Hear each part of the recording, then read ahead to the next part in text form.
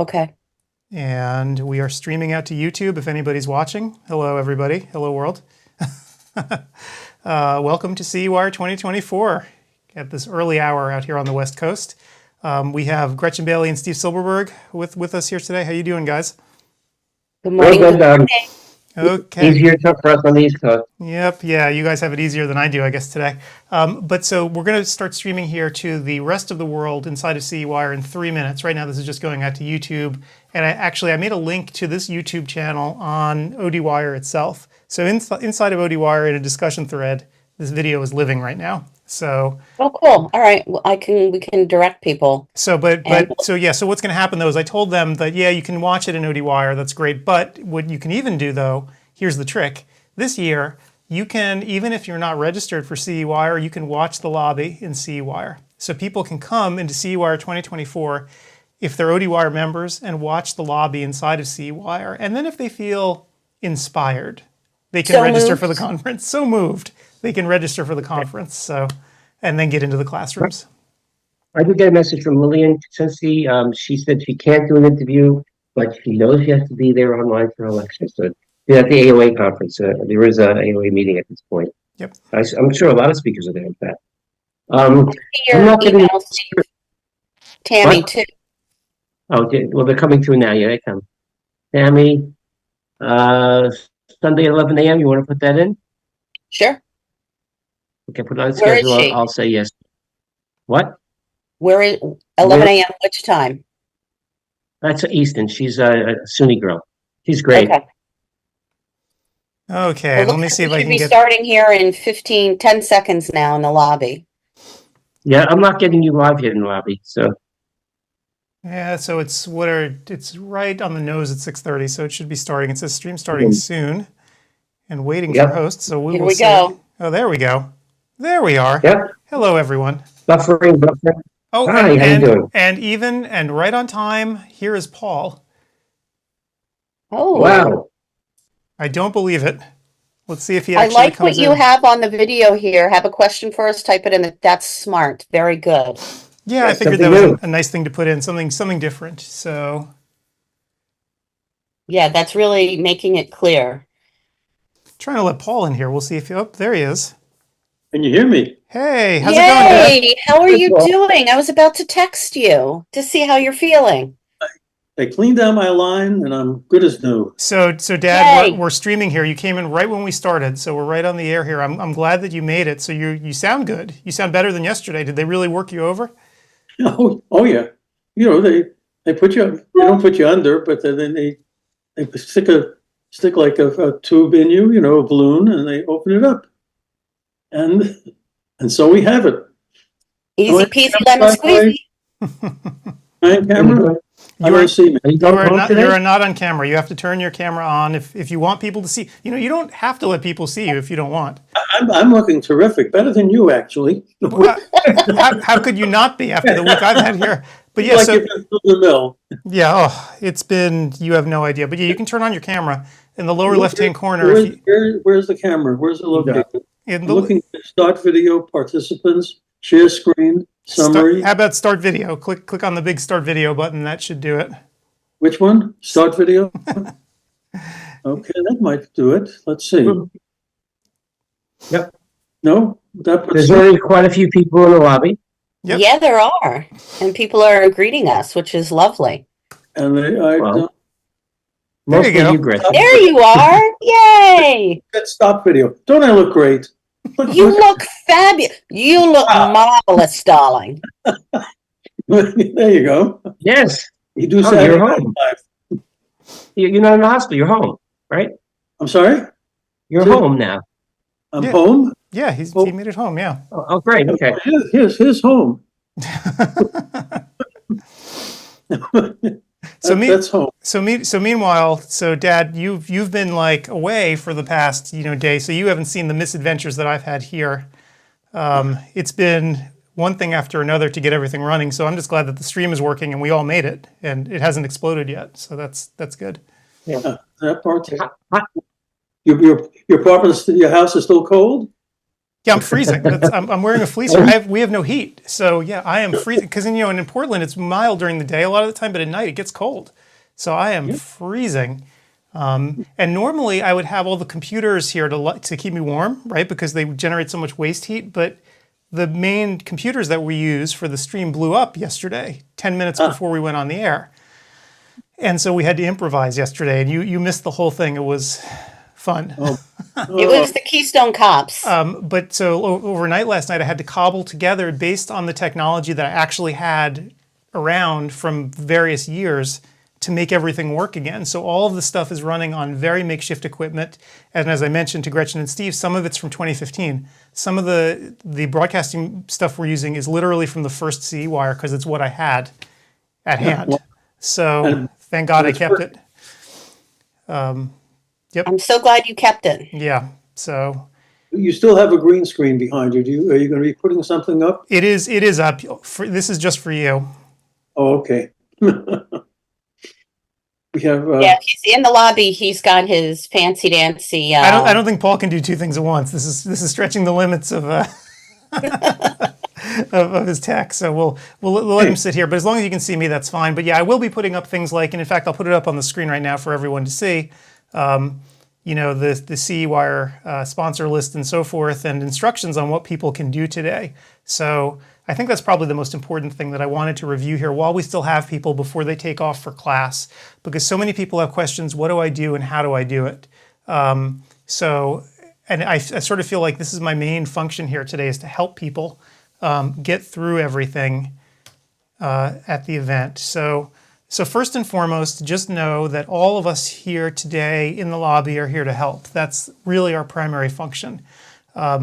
There's a chat box on the right side of the screen, and if you can hear me right now, you can obviously see the chat box. You can type into it, and we'll get back to you immediately to try to fix any problems that you're having. Or if you have any questions, just type it right in there. We'll get right back to you. Alternatively, if you send an email to support@CEwire2024.com, we'll get that. It just might take a little longer to get back to you. So you probably primarily just want to use chat if you can. But if you want to, also send an email, and someone will, or I guess, eventually will get back to you when we're on breaks here. But as I'm talking, it's very difficult to do two things at once, although I am, because as we're doing this, people are still registering for the conference and signing up and signing in. So anyway, so that's how you get help today.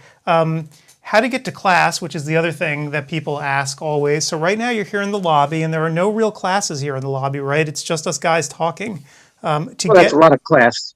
A lot of class in the lobby. Oh yeah, we're classy No folk classes. here. But on the left side of the screen, you'll see a list of classrooms, right? You'll see where it says lobby, and then right beneath it, you'll see the 4 classrooms. What you'd want to do is download a copy of the schedule, and on the left side of the page, towards the bottom where it says links, you'll see one link is the schedule. If you click on it, it'll pop open a PDF schedule for you. My strong recommendation is that you download that schedule, or if you're really old school like me, I print it sometimes, so I have a printed copy in front of me, like right now. Keep that with you because it tells you what room each class is in. Then just pick the classroom that you want to go to get to that class. And once you're in there, the videos should start automatically as the day goes on.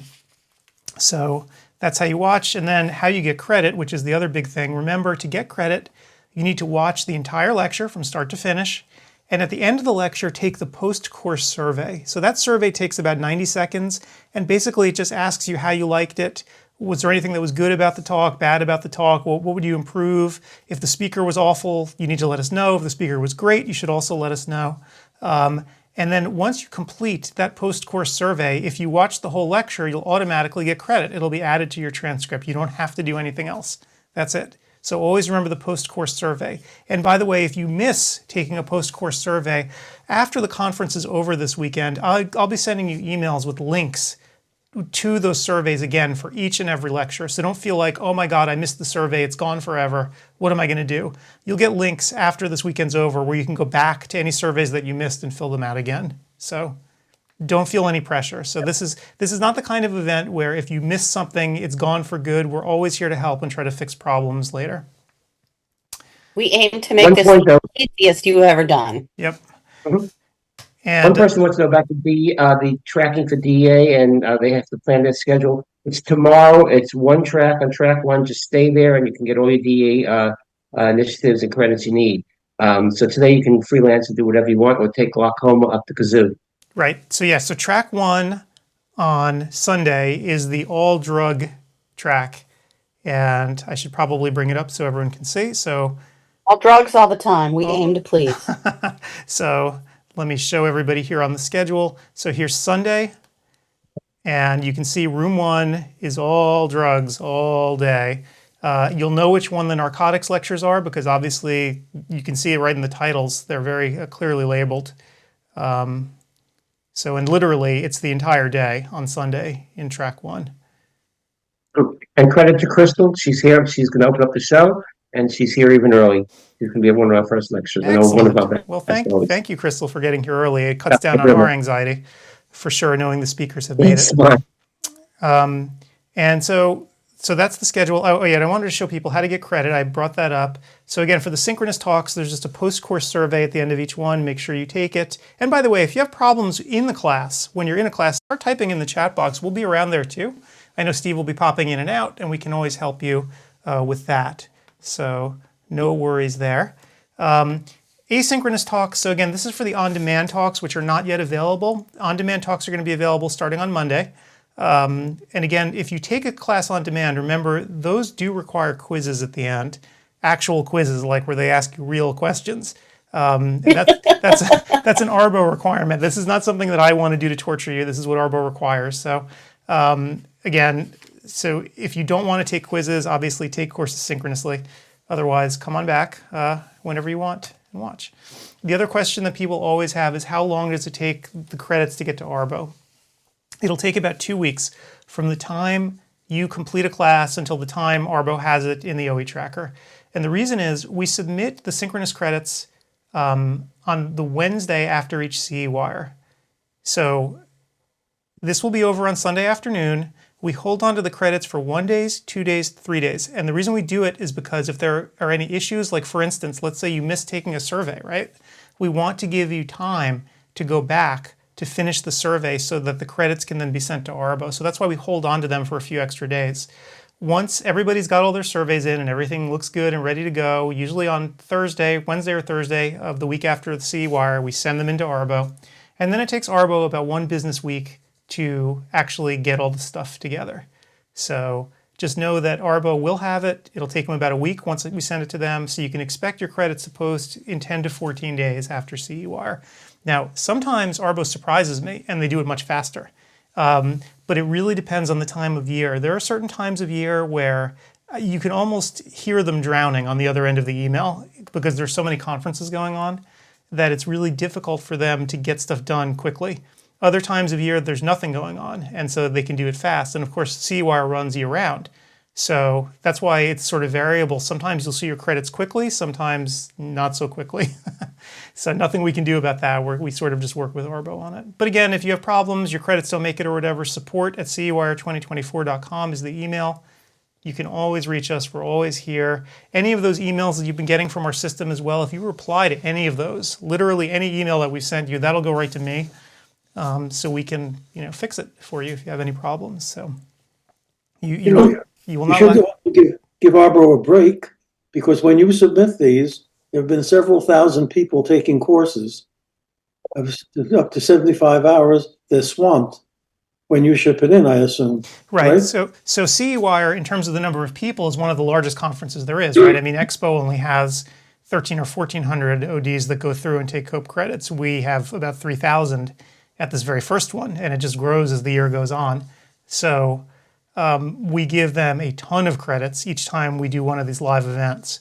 And so what I try to do for ARBO when I send them is I try to make the submission as clean as possible with as few errors as possible so that they can run it through quickly. And there are always problems, though. Sometimes people will give me OE tracker numbers that are invalid. ARBO loves that. So someone will give us a number that's invalid. We submit the credits to them. ARBO bounces those back at us and says, hey, that number is not a valid number. So when that happens, I have to figure out who gave the invalid number and then manually contact them and say, hey, this number is invalid. Can you give me the right number? Or can you contact ARBO so they can generate you a new number? So And typically at the first CEwire, that happens to us. I want to say there's usually like 24 people that this happens to in the first one where I end up having to hunt them down. But as the year goes on, the number of invalid OE tracker numbers we have is minimal. And obviously, if you've given us a good one in the past, the system remembers it, so you'll never have to give it to us again.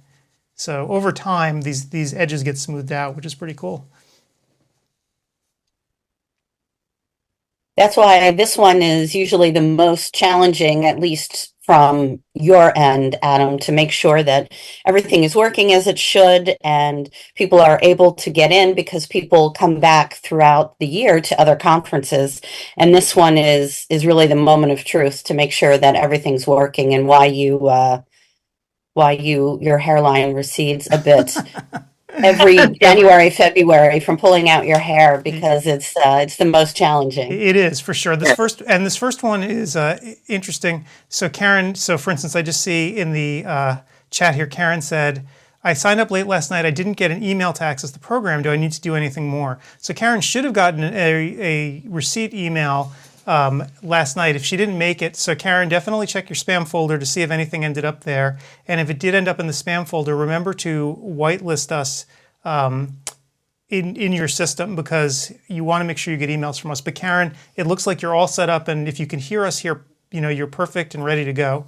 And Henry, I saw that there was a thing, no sound and not on mute. So again, there should be sound. If you mouse over the video window in the middle, you'll see a sound icon. Make sure that that's checked or unchecked. How do I even say it? Make sure that the sound icon, I can go in here. Hopefully I won't be blowing up everyone's system. So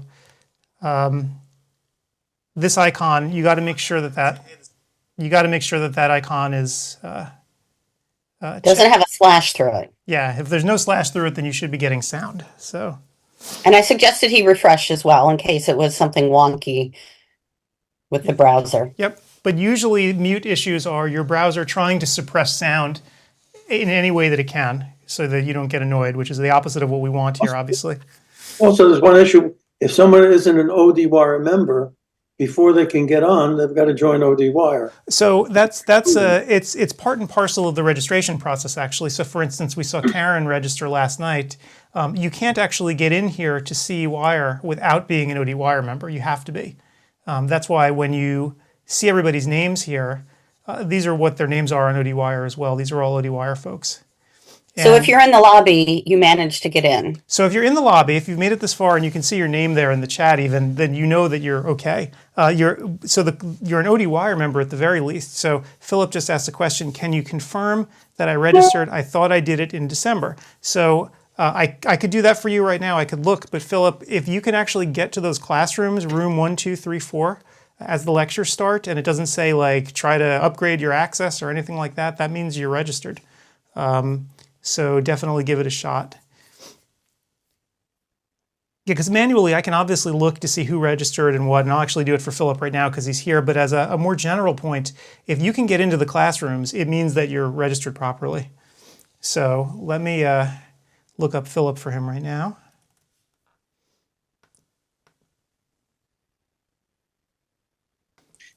And I will tell you, Philip, let me see. I can tell just from the amount of people looking now, and we're 15 minutes before the first lecture, that we're going to have a lot of people early in the morning. This particular event, especially the first one, we're in 4 during the year of these live synchronous events. It's always very challenging. The first hour of the first event, mainly because we have newbies who've never taken the course before, and all you veterans kind of know the playing field. We changed it a little bit. It's a little bit better, a lot better. In fact, you're going to see some smoothness that we didn't have before.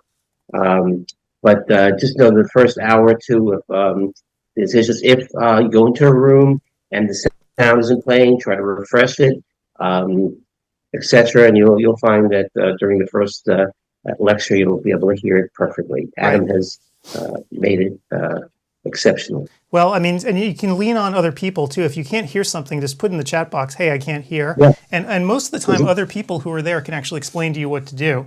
And yeah, and you're absolutely right, Steve. It's always the first hour of the first day where we have the most excitement.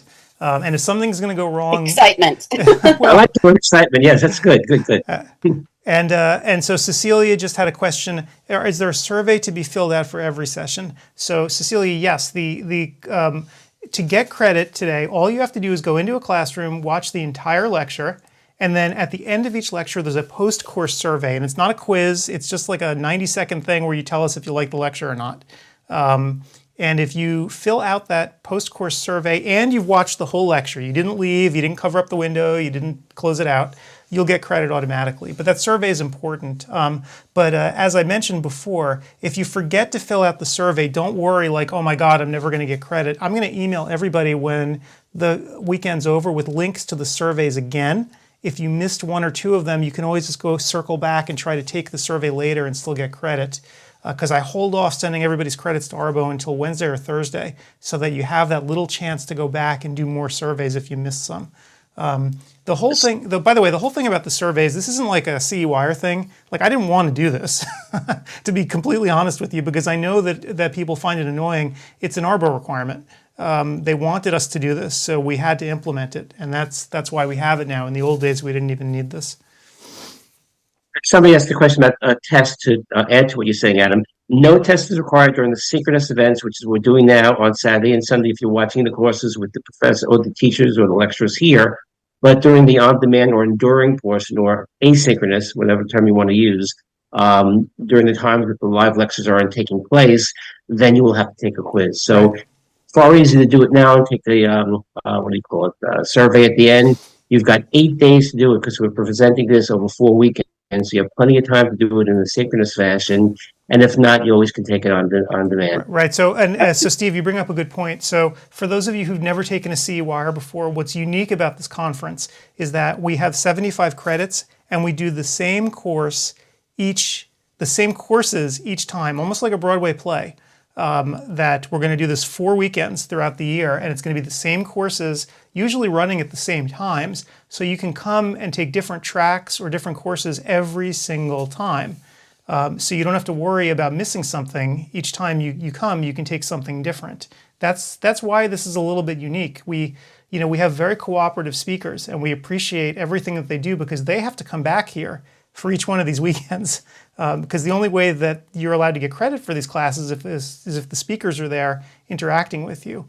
So I am so appreciative of them actually coming out and wanting to do this 4 times. So, but to be clear, 100% clear, the asynchronous requires a quiz plus a survey. No, correct? No. No. No. Asynchronous is just the quiz. So you only have to take the quiz if you're doing it asynchronously. And again, so everyone's really clear, before each lecture starts, there's a public service announcement that you're going to hear from me, basically going over this over and over and over again. So if you're here all weekend, you're going to hear this at least 10 times, probably more. But no survey. Correct. After asynchronous. The survey is asking your opinion about the class. I understand that, but And then the take the quiz. asynchronous course, they don't have to take a survey. They do take a survey when it's a live weekend. Then the quiz is when it's on demand. Yes, but when it's on demand, they don't have to take a survey. Correct. No, Okay. no, they're 2 separate things. Okay, good. How long have you been coming to this, Dad? No, I know it exactly. But if someone is here the first time, this is the question they'll ask. No, absolutely, and that's why we have the public service announcement too that runs before each lecture that really explains it. So yes, you're absolutely right. We do have to make that as clear as possible because I know that there are other providers who don't do it this way, right? There are some providers that force you to take a quiz even synchronously, and the reason they do it is because they don't want to come up with 2 systems, right? They don't want to come up with a parallel system because it's extra work and it's extra complication and it's extra software. And trust me, this I know because it basically doubles our workload when we're setting up the courses. But we feel like it's an important thing to do because when you're watching a class synchronously and there's 5-minute breaks between each class, you don't want to take a quiz in between. That's ridiculous, right? When you You take got to go get more coffee and you got to go pee. yeah, and I mean you don't want to have the pressure of taking a quiz when you're in a crush of lectures watching them live. That's ridiculous. So that's why we make sure that the surveys are what you guys have to do, and they're really fast. And if they miss the survey, they can take it down the road. Correct. So if you miss a survey, I will have all the surveys posted on ODwire, and I'm going to send everybody an email showing them the list of all the surveys again. So if they missed one, they can click on it, and it'll take them right back to the surveys. This is just like last year. So this will all be communicated in the upcoming week when this is all over. On Monday, I'll start sending out emails reminding people of where these surveys live and basically nagging people to make sure that they filled out all the ones that they want to before we send the credits into Arbo on Thursday. And a special thank you to the West Coast people that have been getting up very early. It's less than 7 o'clock there on the West Coast. Yes, it is. It is still dark here, I can confirm. Dark and cold, right? It's well, in here it's cold, yeah. So that's a whole other story, but I'm sure we'll get into that today. Here's a good question, Adams. Morris had asked if the rooms are up yet. For the first class, when can you go to a room? So you should be able to go to a room right now if you click on the room that you want, and you should be getting a countdown. I hope. I mean, you guys can try it too. There should be a countdown in each of the rooms. So if you go to the room, you should see a countdown for that first lecture in room 1. And that should be myopia management with Brianna Rue. So You can go to a room at any time, even if the lecture is not ready to start, and you can hang out there and wait. exactly. It should just give you a countdown timer. You should see a little like slide, her first slide actually. Yep. And then just a little countdown just timer. pretty much end all the same time. So there's no overlap. So you can go from one room to the next and usually have 5 to 10 minutes in between to fill out the survey. And the surveys, once you fill out the first one, they get pretty routine. Yeah. And in fact, let me actually show you that, Steve. You just made a really good point. So last year, based on everyone's feedback, I decided to make sure that the lectures do all start and end at the same time, right? So if you look at the grid, you can see they literally all will start at the same time each time. And we did that on lots of questions right now. Yep. So for everyone, you can look to the left. You can see the listing of all the rooms. And yes, ODwire does submit to Arbo for all live classes. You might want to give it about a week to 10 days to see them before they pop up. It might be a little faster, might be a little longer, depending upon the volume. And Clement, you had asked about the OE tracker number. If you go to your account on ODwire and you click on your name, you should be able to verify that your number is in there. If you've put it in at any point, the system remembers and it will still be there. Right. So it remembers, as I wrote just now. Yeah, it remembers your OE tracker year over year, so that should be there. And again, if anybody's missing an OE tracker and they're really having trouble getting in, just send an email to support@CEwire2024.com and just give me your OE tracker number, and I'll enter it in for you. Because again, this is something we only have to do once. Once that OE tracker number is in, if you take any future CEwire course, it'll know it forever. So I don't mind helping people get that number in once. That's what's the nice thing about an OE tracker number. It's like a social security number. Once it's in, it's done. So happy to help with that. And we have a good question here. Shirley wants to know, do I have to leave the room after each class and re-enter? So if you're in room 1 and you want to take the next class, does she need to exit and come back in? Nope, she does not actually. You can sit in a classroom all day and the video will automatically start the next class. It's sort of like sitting in a classroom. You just sit in the chair and don't move. And in fact, for the tracks on glaucoma, which is in room 3, and drugs on Sunday in room 1, I'm sure we're going to get people just sitting there all day. Well, and I'm asking really well, Gretchen. Brianna Rue wanted to be interviewed, and I gave her an 11 o'clock time, and now she's actually confirming it on the chat. So I will have her on. I gave her the Zoom link, so that'd be good. Cool. Bennett has a question asking about watching the class. He wants to know if it needs to be full screen, because if he puts it full screen, then he doesn't see the chat on the side. No, actually, it does not need to be full screen. You should keep your chat open and use the chat, because a lot of times the speakers will actually add supplemental information into the lecture as it's going on. So definitely don't full screen it unless you really need to, and you shouldn't actually. I mean, unless you want to look at a really fine detail of an image or something, you can just leave it the way it is. There's no reason to blow the whole thing up. And Ellen was the one asking about finding rooms. This is a good question, Adam. She's saying that she can't see the room list on the left. If you're watching on a device besides a laptop, might those left-hand links on the side not be visible? Very possible. It could be hidden behind that hamburger menu. The hamburger thing is that 3-line thing that you sometimes get, that thing. And again, I'm not using a phone, and I've never actually used a phone to take the course before, but because phones have such small screens, menus like this get collapsed. So in the corners somewhere, there's probably going to be like a hamburger or something to expand a menu out, and that's probably where those links will live. You know, I know that they've tested this a lot on phones, but it's hidden because the interface is so small. And I don't recommend, by the way, I'm not just trying to be like an old stick in the mud, but I don't recommend that people use phones for this conference because the idea of interactivity is that you want to be able to type, right? You want to be able to interact with the speaker.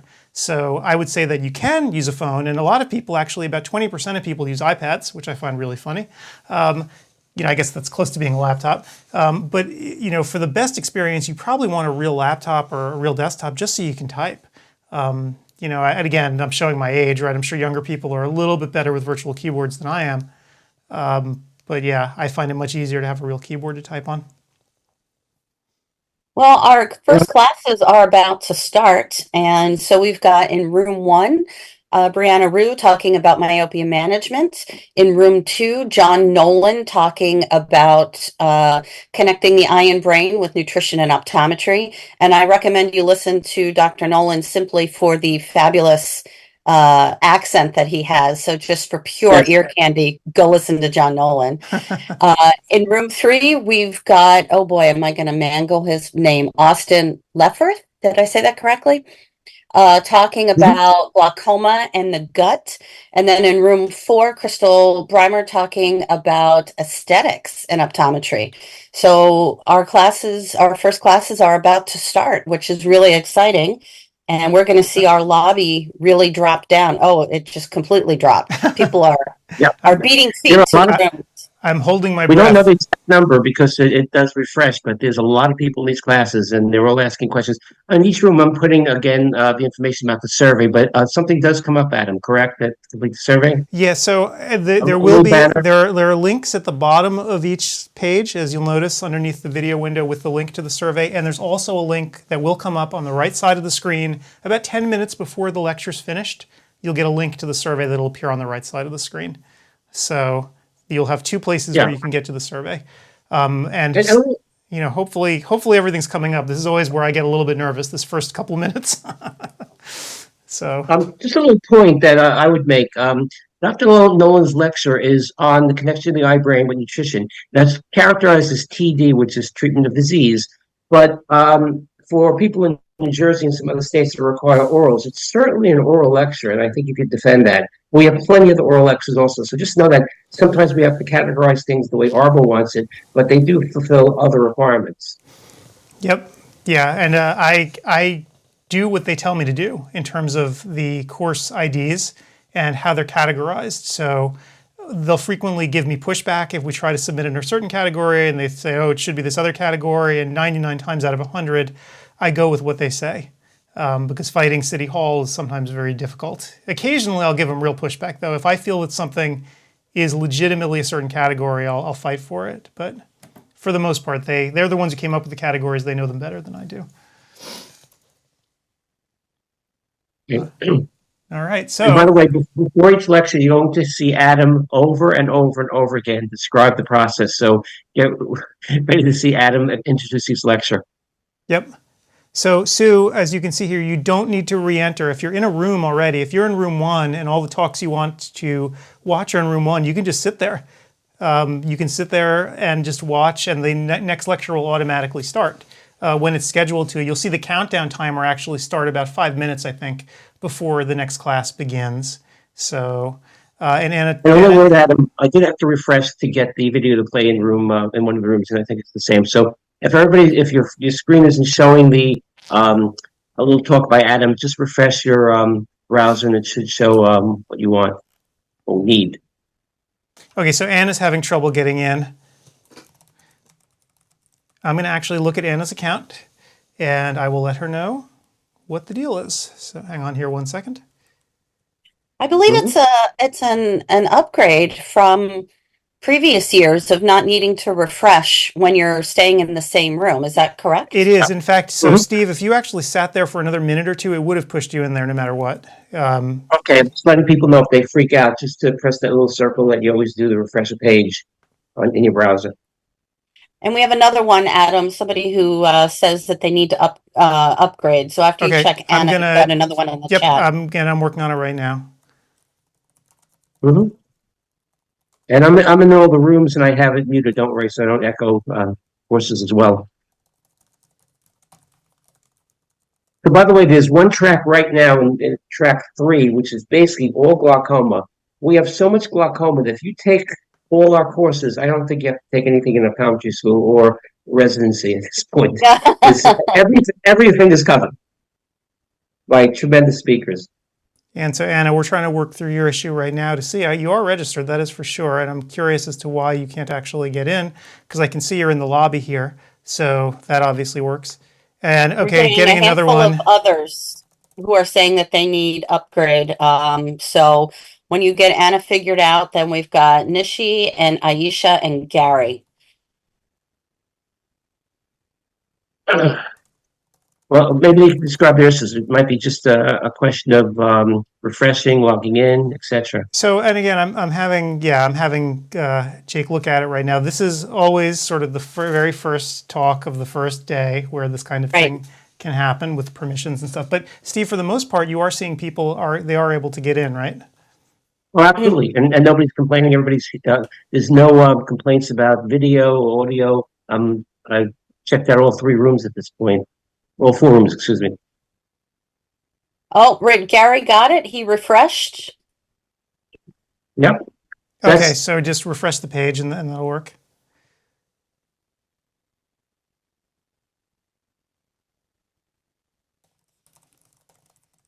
People are already asking questions in the rooms. It's great. Let's go to room 4.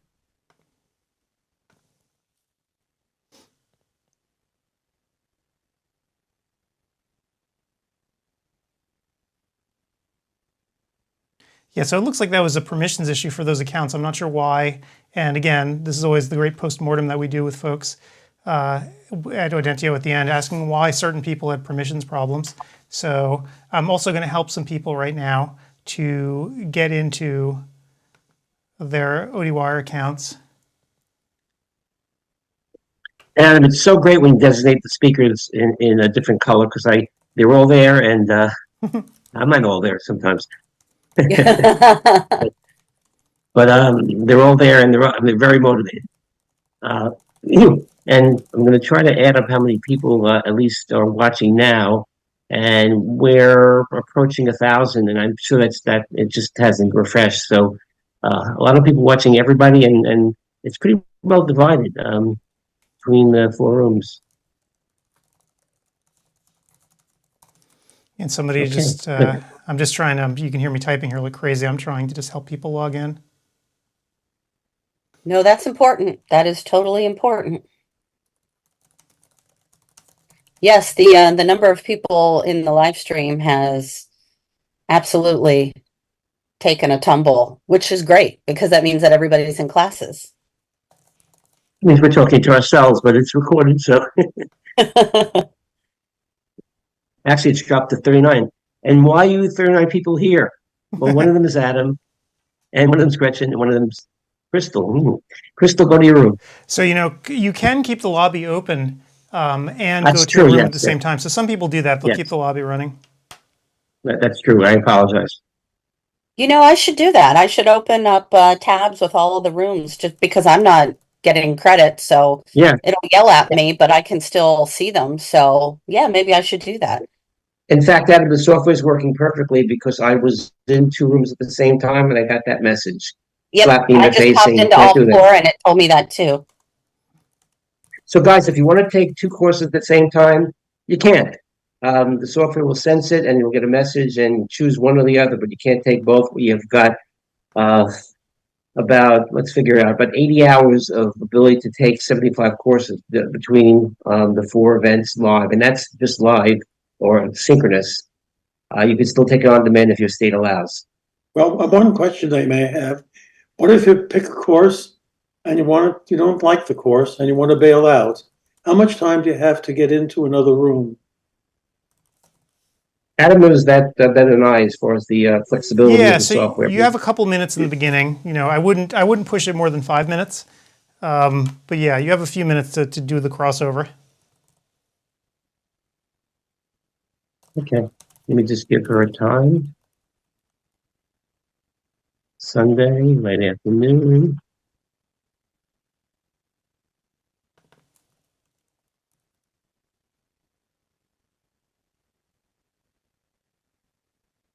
We're getting a lot of speakers who want to. You'll see the thing keep on refreshing, Adam, or a correction about the lecture schedule, or the interview schedule. Okay, good. I haven't gone back to look at it yet. So, Well, we'll have Brianna right after her lecture. She wanted to do it at 11.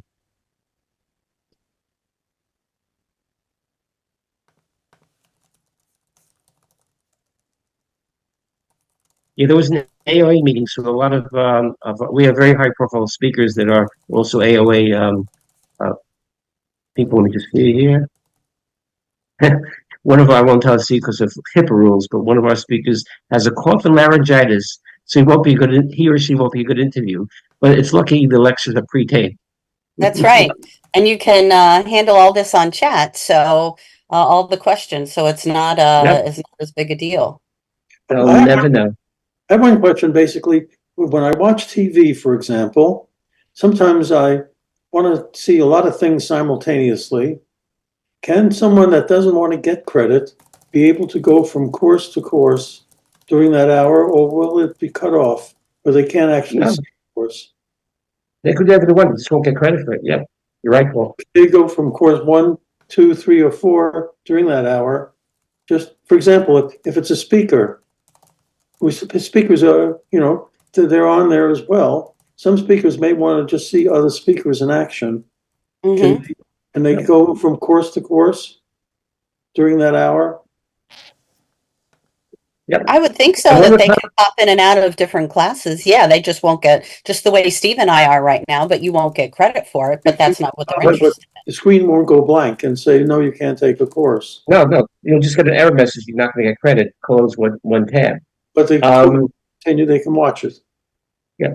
And one of the things I've gotten this year is the speakers all are very interested in taking courses for 2 reasons. One, they need credits. And 2, they see the value of some of these lectures and they want to attend it. So one of our speakers are pretty much all high profile, great intellectual people, and they all want to take our courses. So they want to learn things also. And they want to learn how other people are giving courses. Sometimes they Sure. want to improve themselves. They just want to put someone in action. Or steal their jokes. Okay, so it's funny. So the problems that I've been working through for people here are just minor ones where people registered, but they didn't, or they used the wrong account, right? So that's a really frequent one where they have multiple email accounts. They've logged in using the wrong one. So that's easy to fix. Or they thought they registered for the conference, but didn't. That's easy to fix. So software-wise, though, things look like they're working pretty well this morning. Yay! Knock on wood. Knock One wood. issue we found with ODwire, some people registered for ODwire, for example, as students. Yep. And now 15 years later, they can't get on because someone is using their name. And it's only because they're now trying to re-register under a new name, even though they were there with their old student name. Yeah. So it could appear on CEwire as well, right? Somebody registered in 2015 with a maiden name, and now they're married with a new address. What happens then? So what typically ends up happening is before you can register for CEwire, you have to have an ODwire account. So let's say that somebody registered for ODwire back in 2002, which it actually happens. They come back to the site to register for CEwire. They can't get in. Their name's already in use, it tells them. Then they email me and say, hey, somebody's already using my name. I can't register. And then I say, hey, you registered back in 2002 with this Lycos email address or Alta Vista or whatever. Do you want me to change it to your new email address? And that's what we do. So we just change it to whatever they need it to be. So, yeah. Hey, Steve, mute yourself. I think he's talking, Christ. he's leaving, and he's talking to one of our speakers who has had trouble logging in. Oh, that's bad. All right, so hopefully we'll give it a shot. Or stop their video, right? What's that? Can you control it to stop his video and his mute? Unfortunately, it's hard for me to do with all the 15 other things going on here. I could mute all of you guys at once, but it's doing everybody individually is challenging. So anyway. Well, and he left the room, so. He left the room, so he's gone. But anyway, so in terms of problems like that, so typically what happens is people will email me. I'll update their email address to something they can access because they may have an ancient one that they can't. Then they can get into their account and sign up for CEwire. That probably happens, I want to say 5 times a week. Happened a lot more frequently in 2021 when we first moved over to the new software that relied on ODwire integration. Not happening as much anymore because, again, if people are already set up, you know, there's not that much they have to do. They just register and everything should just work. And as we're seeing today, think about how the fewer problems we're having here today than we did even in 2023 on that first hour. Because, again, people are they understand how it all works. And are people seeing all 4 of us simultaneously or just the person on the screen? So right now they're actually just seeing the schedule that I've put up. And so, but if they come back to the screen, well, do they see us, or they see all 4 of the people involved here, or only the person that's talking on the screen? The person that's talking is the way it works.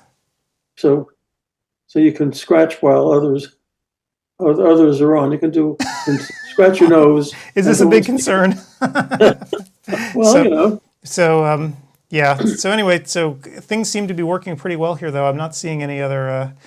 Yep, I solved that problem, by the way. Oh, excellent. I was just about to respond to him, and I saw that you're on the phone. So well done, Steve. Yep, he was in traffic. I made that up, but good. In fact, I'm listening to his lecture now. He's there, and he's been there. He just had to refresh. He had to do the same thing.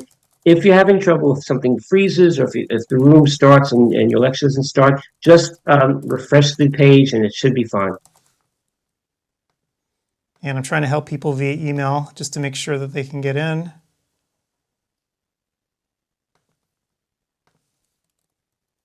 Okay. I guess that's the best laid excuse, right? I'm in traffic. Yeah, but traffic is not a good excuse when you're on the computer. Well, but except for the trafficking lecture, that could be related to that one. Yeah, but you don't want to be in traffic there either, unfortunately. No. I guess well, we've got quite a few people here. Yep. And remember, the West Coast is probably not online at 7:15 in the morning. They're either going to their offices or not up yet. I'm glad to see that myopia management seems to be popular this morning. That's great. Yeah. So is this new thing that Mitch Ibach is doing on the gut and glaucoma. The gut is becoming a really big area in a lot of areas of medicine. And apparently, our microflora has a lot of influence on a lot of diseases, and scientists and doctors are trying to get the microflora analyzed and understanding to help various conditions. And this is one of the new fields in glaucoma. So, kind of a good beginning to a glaucoma where they're not getting this in school because I got this Dr. Ibach from a paper he produced on, I think, real optometry. So it's hot off the presses. Oh, that's not Mitch Ibach. That is Mitch Ibach, yes. In room 3? Nope. Yep. No, it's Austin in room 3 this morning. Oh, Austin, excuse me, yes. Mitch is later on. Yeah, I'm sorry. Okay, so I'm just looking here. So I'm helping. We had 4 more people actually register in the time that we're talking, and so I had to let them in. Somebody is having trouble with room 3, so I just suggested he refresh, and I'm hoping that solves this problem. Yeah. Right. But and just a reminder, all these courses that given at 10 a.m. Eastern time and 7 a.m. Pacific time, they're all great courses, and you'll have an opportunity to take the other three during the year. Yep.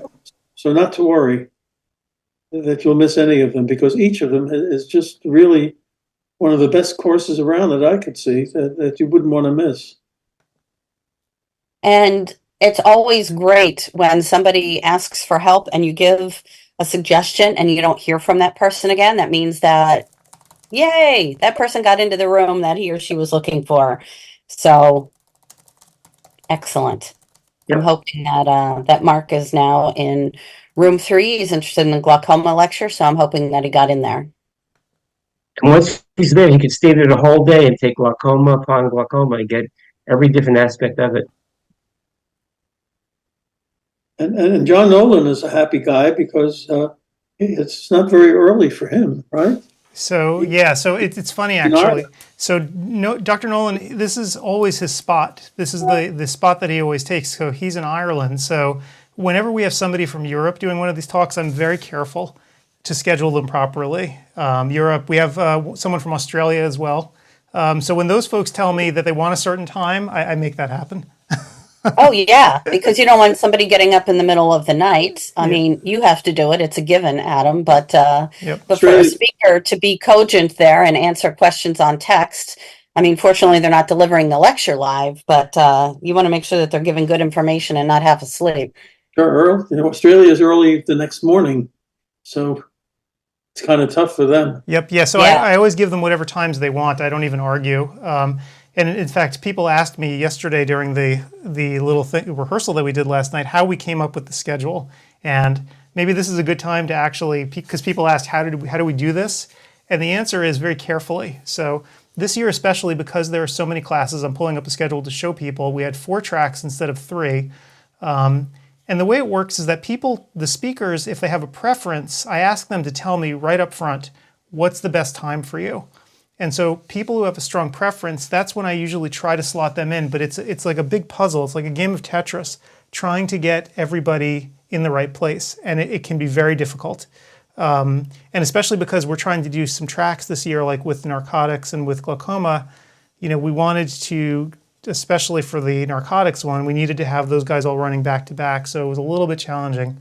That's why they're all running on Sunday, because that's the day that all the speakers could agree upon to be there for the narcotics lectures. So not easy.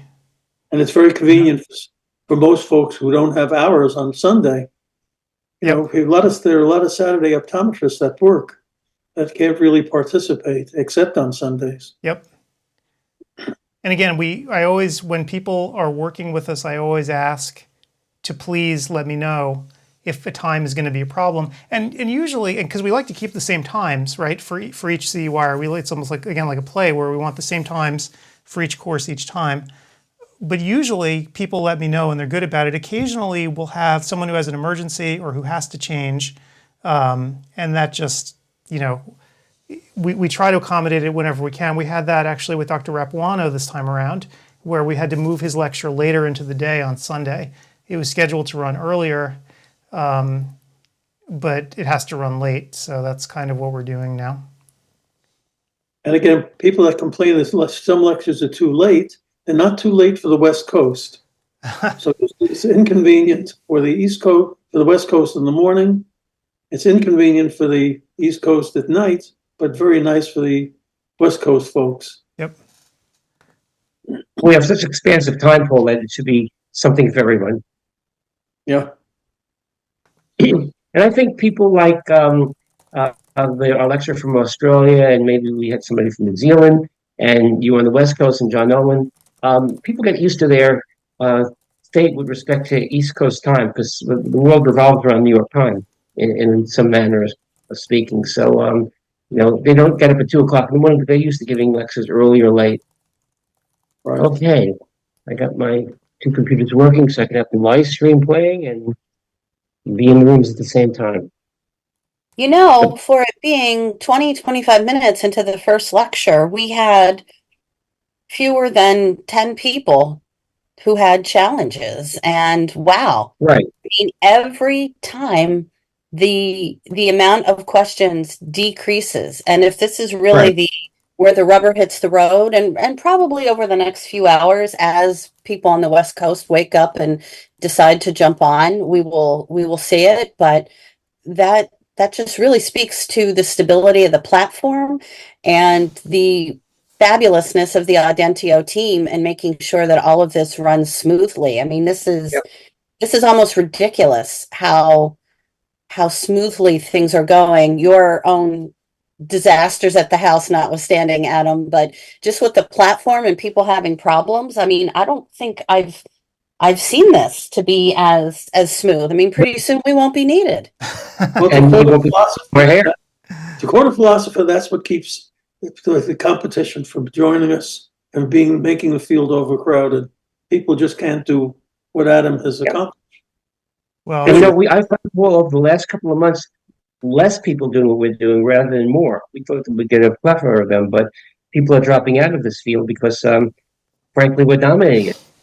it's Well, it's and I hard. can't- Adam, do you have any idea how many newbies versus previous attendees? Because the previous ones now have a much better, robust platform. They probably know the playing field very, very well. But do you have any ratio at this point? You know, I haven't looked, so I have been as unprepared for a conference as I've ever been for this one today, to be honest with all of you, because That's great to hear. we had a series of misadventures here, which I hesitate to almost go over, but I think people might find it funny as to what's happened here.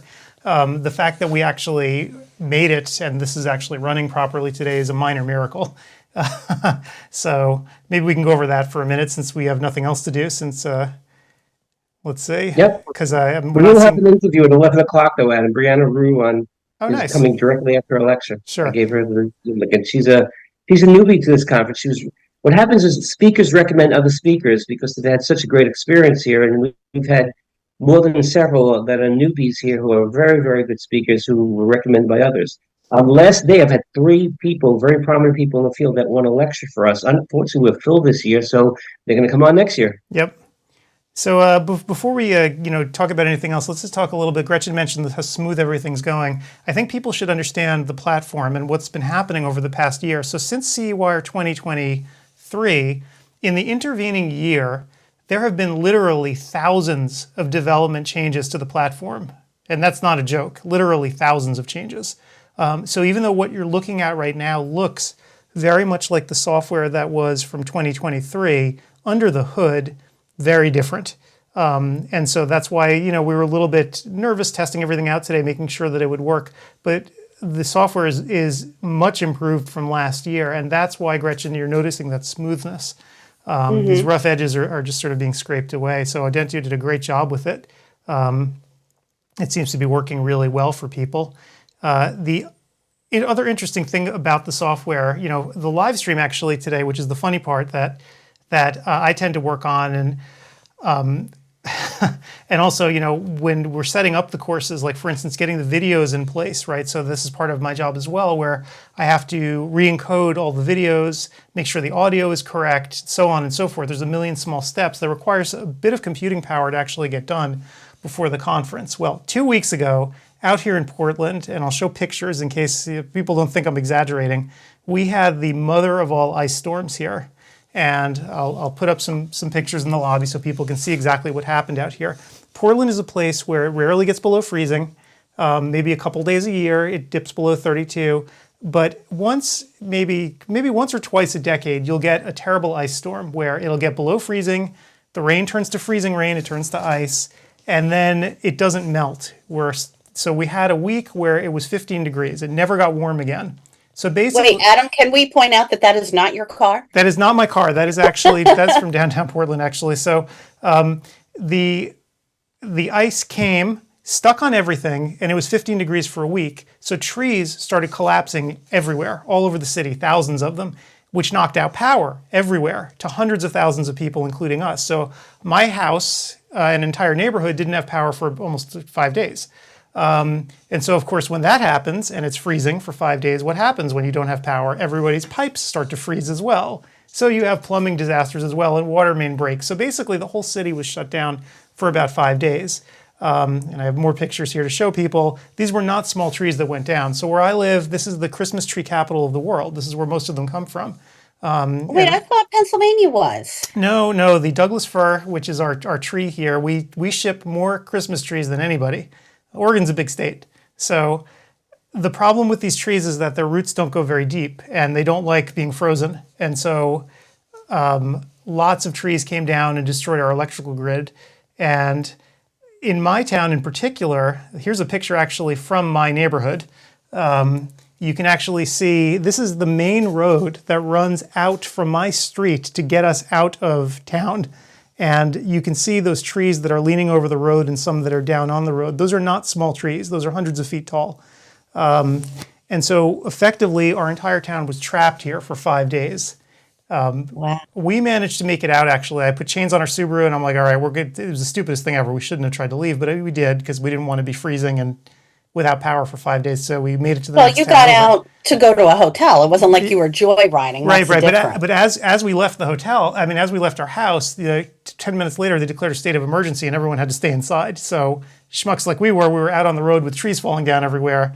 But I know the back roads well enough to get us out there. We had to zigzag around some fallen trees, but we made it. So we came back 5 days later, frozen pipes, house, still no electricity, right? They finally get it running. And of course, now the conference is approaching rapidly, right? I haven't done any of the videos, nothing's set up. I'm just completely freaking out. We start working on it again. And then yesterday, as I'm setting up for the live stream, the day before yesterday, as we're starting to set up for the live stream, the house suffered a pretty good blow with all the freezing and electrical problems. So all of a sudden, out of nowhere, bang, electricity goes out on half the house. Huge smell comes up through the house. This is 5 a.m. I wake up and it smells this acrid smell of burning. And I'm like, oh shit, the house is on fire. And I run into the office and I see that there's no power and there's this incredible smell. The UPSs that all of our equipment are hooked up to are just dead. They've been destroyed by a power surge. I run out to our furnace and everything else. That's been destroyed. That's where the smell is coming from. There was a huge power surge, killed it. So here I am standing here at 5 a.m. We have no heat and no power to half the house. And this was the day before yesterday. So contractors descend upon our place, try to fix everything. We still have no heat and we won't until we actually get that unit replaced. So that's why I'm wearing a fleece today. But they did get the power working. However, yesterday, as I'm setting up for this live stream, for our little rehearsal last night, the main bank of machines that we use to do this live stream died. Just died 30 minutes before we were going to get on last night. And so it was challenging. So what I'm doing today is last night I cobbled together all the old tech that I have around to just try to make it work. So that's what's going on today. So one question I'm sure the most handy optometrists who are watching this would ask is, why don't you have a generator? Okay, so this is actually a great question. So we had a town meeting because of this, right, where you got to see the main power lines that went down for 5 days that those trees took down. This is a rare occurrence, right? It only happens once or twice maybe in a decade. So most of us were completely unprepared for it. So we just had a town meeting on Zoom where everyone is starting to talk about generators and should we do this and shouldn't we. The irony is in my actual neighborhood, our power lines are buried. They come out at this road that you're seeing right here. So we just were unlucky, right? Because the power lines eventually do come out above ground somewhere and they just got knocked down here. But you're right. So we're all talking about generators and what we're going to do. And that's probably something that's on everyone's agenda here. Should we get a generator? And the answer is probably yes. So. Well, that happened here on the East Coast after Hurricane Sandy all those years ago. You couldn't get a generator for love or money right after that because everybody said, "Oh shit, this really sucks. We do have the potential of losing power for an extended period of time." And yeah, so I bet you're going to have a run on them out there just like we did way back when. And now power is important because you want to charge your phones and your iPads and things like that, because you could still be connected to the world even if your computer's not working through 5G. And if you don't have power, you don't have power. Yep.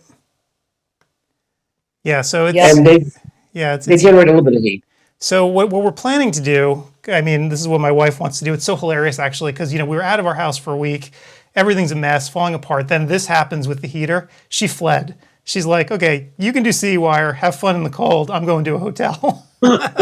So I'm sure they're enjoying it. yeah, so I'm here by myself, and my wife and my son have left me to go to a luxury hotel, and I'm like, that's fine, do what you need to. But she insists, and I agree with her, that we're probably going to get a whole house generator because we do have natural gas actually for our heat usually, and the natural gas never really goes out. The only time it will go out is if we have the big earthquake, but in that case, we're not staying in the house anyway, so we'll probably just buy one of those whole house ones that automatically click on when the electricity goes out.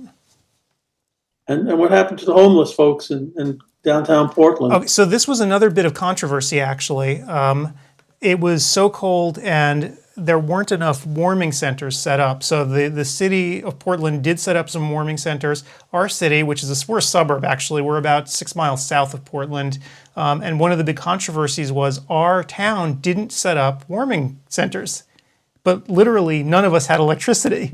So it took a bunch of cajoling. And the ironic part is, we have schools here that have solar panels that did have power and they do run. They could have opened them up and just let us in, and they didn't. So again, this was sort of lessons learned. The mayor got an earful from everyone. That's the great part about living in a small town, by the way, right? You can just go up to the mayor's house and start with pitchforks and stuff. So he got the message. So next time around, they're going to be more prepared with warming shelters. Again, it's such an odd occurrence here to have very low temperatures for 5 or 6 days in a row. 15 degrees, I can't imagine in Portland. Well, Dad, your old place up, they lost their water main, and literally for over a week, maybe longer, they didn't have water. So they got their power back, but none of the condos up there had water. So you're lucky you weren't there. I wonder if the grape vineyards are going to be making ice wine rather than Pinot Noir. Well, Make lemons out of lemonade. Yep. So anyway, that was our week, and everything seems to be working here pretty well, which is great. I'm very grateful that it's all come together, and thankful for Audentio, who stuck with us throughout this process and stuck with my insanity as this was all happening. Particularly Jake, who's here this morning. He's one of the system administrators, was absolutely instrumental in getting all of the data together for the conference and making sure that it was loaded properly into the system. So thank you, Jake, and thank you for being up here so early.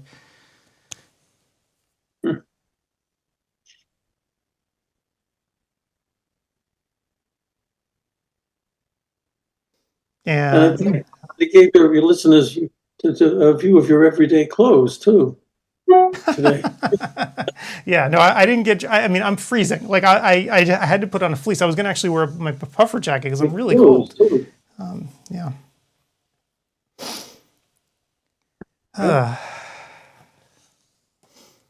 Yeah, the one side effect of the COVID-19, people got used to wearing very loose clothing. So everyone now, even if COVID-19 is over, that everyone is still in sweatpants and loose jackets and not back to tight clothes. More power to us, I say. Pajamas all day unite. This is a nightmare for the dry cleaning industry. Oh yeah. one thing interesting, Adam, you in the interface there's a couple more features that I wasn't aware of. In the assessment, you have on the top upcoming talks, recent talks, channels, meetings, lessons, categories, and assessments. Some are not useful for this platform, but some are. It just adds a little bit more features for the attendees. Yep. That's a new thing. Yeah, so that's a new thing. Other new things, there's threaded messaging in the chat, as you've noticed. Like you can reply to individual people, and you'll see that the message gets threaded to them. So it becomes a little more easy to navigate chat, which is great. So yeah, they built a lot of new features into it, but it's the performance that I think is the most important thing to me, in the way it loads people into the next class. There's not that sort of, a lot of people used to have to refresh a lot and get left behind. That's happening a lot less frequently now. And again, that happens to every platform, including Hulu and Netflix and all these other platforms. So it's happening less now to us, which is great. They've done a really great job with it. And the one thing I find with some of the channels that I watch, the premium channels, the sound and the picture, it's always thinking. The movie doesn't keep working as well. Does that happen here? Is there a breakup for speakers when certain links don't work well for people? So, so you mean like where things will get like buffering or stop moving or things like Stop that? thinking again and starting again. So that is a function of the person's bandwidth and the video provider that's actually shooting the video down the link. And most people have an okay time with it. We're not getting much in the way of freezing or anything like that. So that's good. In the olden days, obviously it was much worse. People these days, though, their internet seems to work pretty well in general. So we're getting much less of that. Although people try to, they're pushing the envelope here by using phones. I don't recommend it. People are doing it, a certain percentage, and they're watching it from their cars and stuff, and that does seem to work. So the bandwidth has gotten good enough.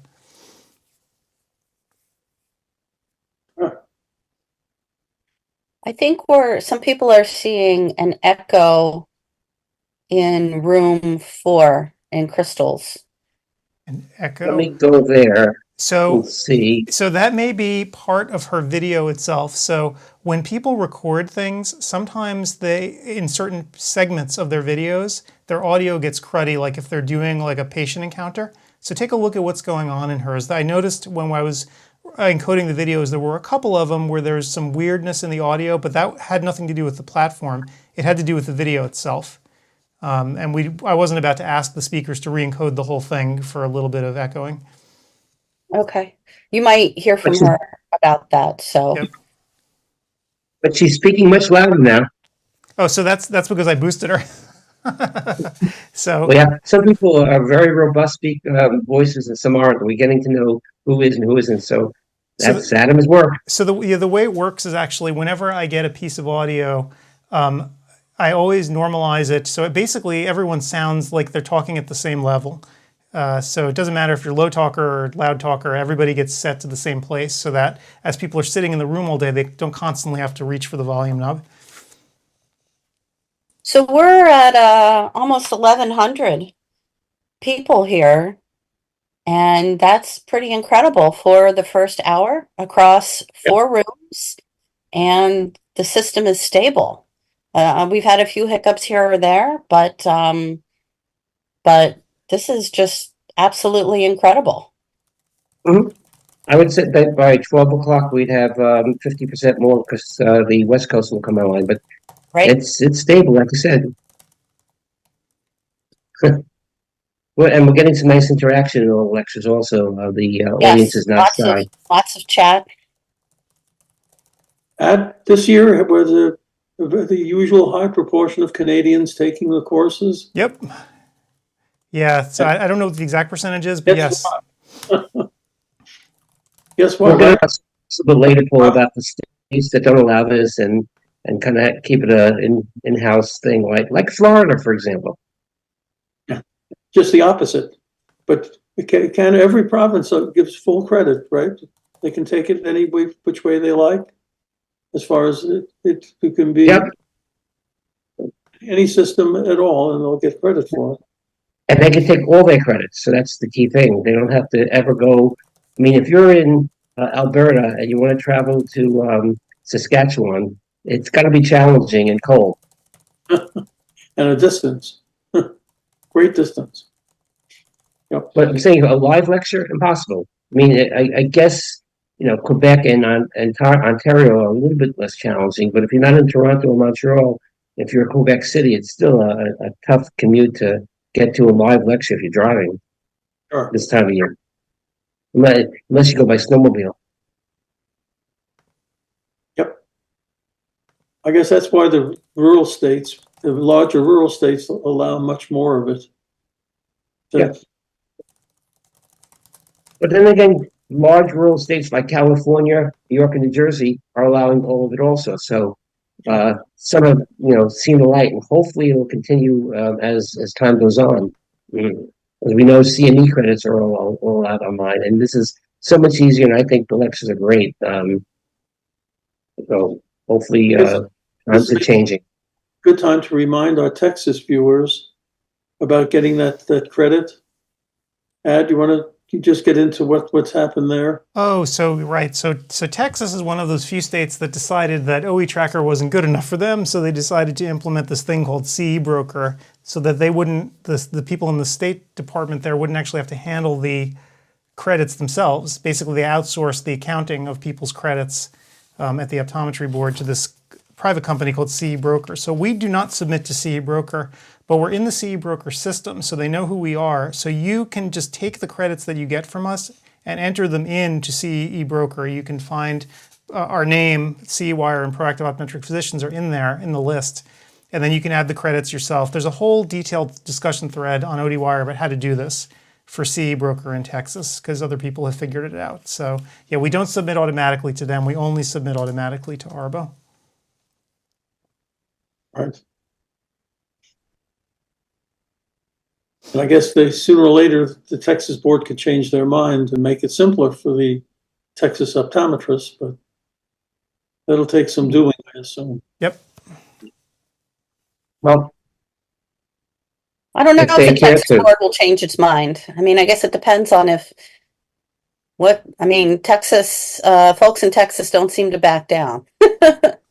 I think it would be difficult for them to do it, right? Because the reason they chose this is because it basically allows them to outsource the accounting function of all of the stuff. So figure that you run the State Board of Optometry in Texas. You have a staff of 5 people, maybe less. You have to deal with keeping track of everyone's CE stuff. How easy is it? A vendor comes sauntering into your office, and they make you all these promises for, oh, you can just do it this way. Work with us. Pay us a fee each year, and your licensees will just deal with us and upload all their stuff into our system, and you don't have to do anything. And that's exactly what happened. So if you're very tempting, so you're outsourcing these government functions to private industry, and now they're stuck. And I don't think they're ever going to change back, because they would have to change to something else, and they're certainly not going to change to doing it themselves. God forbid. So I would say they're stuck with it for now, but that doesn't mean we're going to encourage it. And every time I tell somebody this story, because I think Texas has done it, Florida has done it, and I think South Carolina, it has to stop. Optometry has the OE tracker, it has ARBO, it has people who are local and accountable to optometry, right? ARBO is a small organization, you can reach out to them immediately. Don't try to do the same thing with CEBroker, they don't care. Their software is designed for plumbers and electricians. And no, it is. I mean, that's literally why it was built. It was designed for education for all fields. So they don't really care too much about your individual state board. So I would say that I'm really surprised when I see other states turning away from the OE tracker. It's such an elegant and easy to use system and cheap. So, oh well. in 30 seconds, I can get my transcript for any range of dates. It's very efficient, stable. But I have to say, some platforms not like ours don't submit to ARBO, or you have to jump through hoops for them to do it, and that makes it difficult. People then have to print out their transcript, take pictures, send it out to ARBO. It's a whole bunch of steps that the audience should not have to do. Right, and in fact, we are always here, which is the other thing. So I had a call the other day from a conference that we did for NORA, if you remember those guys, the Neuro-Optometric Group, back in 2020. It was a long time ago, but for whatever reason, he didn't actually get the credits in his system properly for his vision therapy. I'm not sure what it was for, but because we were still around, and I'm still around, and he knew how to get me, I was able to actually regenerate his transcripts for him from way back when, so he could send it into his specialty board. So being able to actually reach out and contact, the people who you work with is a really important thing, I think. Especially for something like this, when, what would he have done otherwise? He would have been desperate. He wouldn't have had the CE hours he needed for his specialty board. So I'm a very big proponent of having real human beings handling a lot of the stuff that people you can reach. Well, we're coming up to the end of the first hour of classes. I mean, I can't believe that. We've got 15 minutes to go, and everything's been working fairly well. Yep, and I'll be leaving you at 10 a.m. for the rest of the day. I'm sorry, Paul? And I'll be leaving you folks the rest of the day. It's been fun, but at 10 o'clock, I'm out of here. It's time to get my blood purified. Excellent. You can tune in while you're there. He's got better things to do. I look forward to it. No. Just a little bit of a problem. I was in one lecture, which was on the gut, room 3. And when I click on the survey, either through the link on top or through the link on the bottom, it's just not coming up. So I don't Could it know. be because it's not the end of the class yet? No, but what happens is a banner comes across the top, take survey now, at very close to the end of the class. And I also clicked on the bottom link, which is post-course survey. Okay, I'm clicking there too, and I'm getting a blank screen. Yeah, just a note to Audencia. Yep, I'm telling him right now. Yeah, and so they know that it's slow right now. They're trying to figure out why. Okay, good. This is important because people have, 5 or 10 minutes to complete the survey. It should be done in 2 minutes, but then they get aggravated. They yell at us. Sure, everyone that they can take it later. That they don't, if it doesn't work, they can take it down the road. Yep. And when they go into the assessments, they will see the surveys they need to take. It'll prompt them to do that. I'm getting the same thing in other rooms. Yeah, Yep, they're working on it right now. Okay. I'm glad we're here. Yep. Absolutely. Yeah, I got them in all the rooms. Yeah. Yeah, so just remind people who are in the rooms right now that they can always take the surveys later if they don't work. I'm going to put in all the rooms. The surveys are delayed. It will be corrected shortly. And I guess it's a good time to remind people too that there are some very bright technical people at the back, at the backstory here that keep everything going. Yep. Yeah, this is the first little technical glitch we've had. So Okay, it's working now. Oh, excellent. So I guess they had to give more resources. And actually turn on a server. Well, I'm churning. I'm taking one server because I kept this open enough time to get the credit. So I suspect what's happening here. I suspect what was happening here was that they just under-resourced that particular server, and everybody hit the surveys all at once. I would imagine. Yeah, as soon as the banner went up. Yeah. So that's I'm guessing what happened. So again, this is one of those things that's difficult to predict. For the first time, I'm going to guess then for the second time, if they leave it resourced this way, it'll be fine. It's a little bit weird, Adam, though. What comes up is you click on survey, it says quiz, and it has the name of the course. You must score 0 to a higher percentage. You must take the quiz as many times. So they perhaps change the word from quiz to survey, but it's still churning. It's still buffering. I have the screen up, but it's still buffering. Are you getting that also, Gretchen? Let's see. Yes, I tried one and the screen, Yeah. oh, no, now I'm getting the white screen again. I'm getting you're not authorized to perform this action. Okay. I think what they're probably doing is mobilizing more capacity to that one server. Okay. It's now started. Let's see if I can take it. Continue. Yep. I'll just do a quick survey. Not like my answers, Adam, but too bad. I wonder if we should, for next time or even the rest of the day, I don't know if we can fix it now, but have that pop-up come delayed, like room 1, then a bit later room 2. I mean, not 10 minutes or anything, but just so everybody isn't boom going to that server right at once. Well, it worked now, and I can't take other I can take other surveys, I believe. I'm just going to try something else, Adam. I want to see how quickly the transcript gets dated. Oh, when you click on transcript, you don't get 2024 yet. Yeah, so the actual transcript itself, the page to get your transcript on ODwire is not up yet, so we haven't done that. Okay.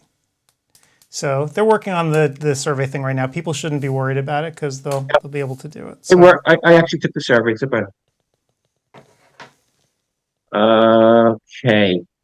Somebody wants to be interviewed, Una Rappaport, at the same time as somebody else who's on the schedule. That's what kind of happens.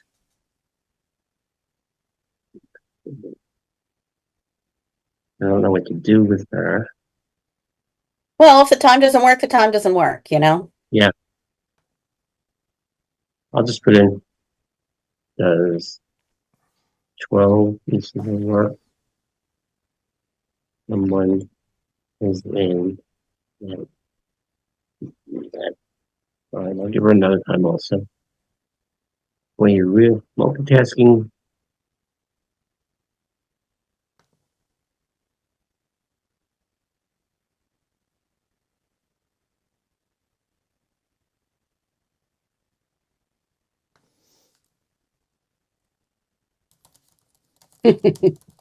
Expect lots of complaints, according to Mike, about the survey. It'll get there.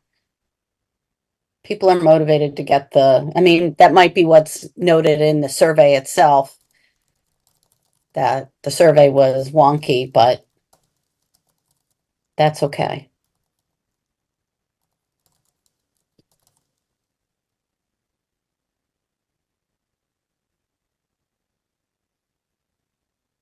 How long are you going to be on today? I guess you're busy, Ed. Oh, Is there a sorry. schedule? Yeah, so we'll probably be doing this for another, I would guess, 6 hours or so. yep. At least. And if you look at the schedule, we're pretty well after the block from, we have Robert Chu and then Dr. Gerson, and Dr. Sorkin is going to be interviewed also, and he's great. Not that everybody isn't great, but I know him personally, and he I don't know if he's ever in the office. He's always like lecturing around the country. He I works wonder with the how same. many other education groups have two MDs competing within the 4 tracks. I wonder if the Academy has any ophthalmologists that are competing with optometrists for courses. Well, I never was able to lecture at the Academy of Ophthalmology, that's for sure. Yeah, but yeah, I think our main competition for quality is the American Academy of Optometry. They give a bunch of courses. So I'm wondering how many actually invite ophthalmologists to give the courses, and how many of them are competing against optometrists during any given hour. I don't think you'd see that very much. That we're unique. Like at 11 o'clock, we have 2 ophthalmologists going against in two programs.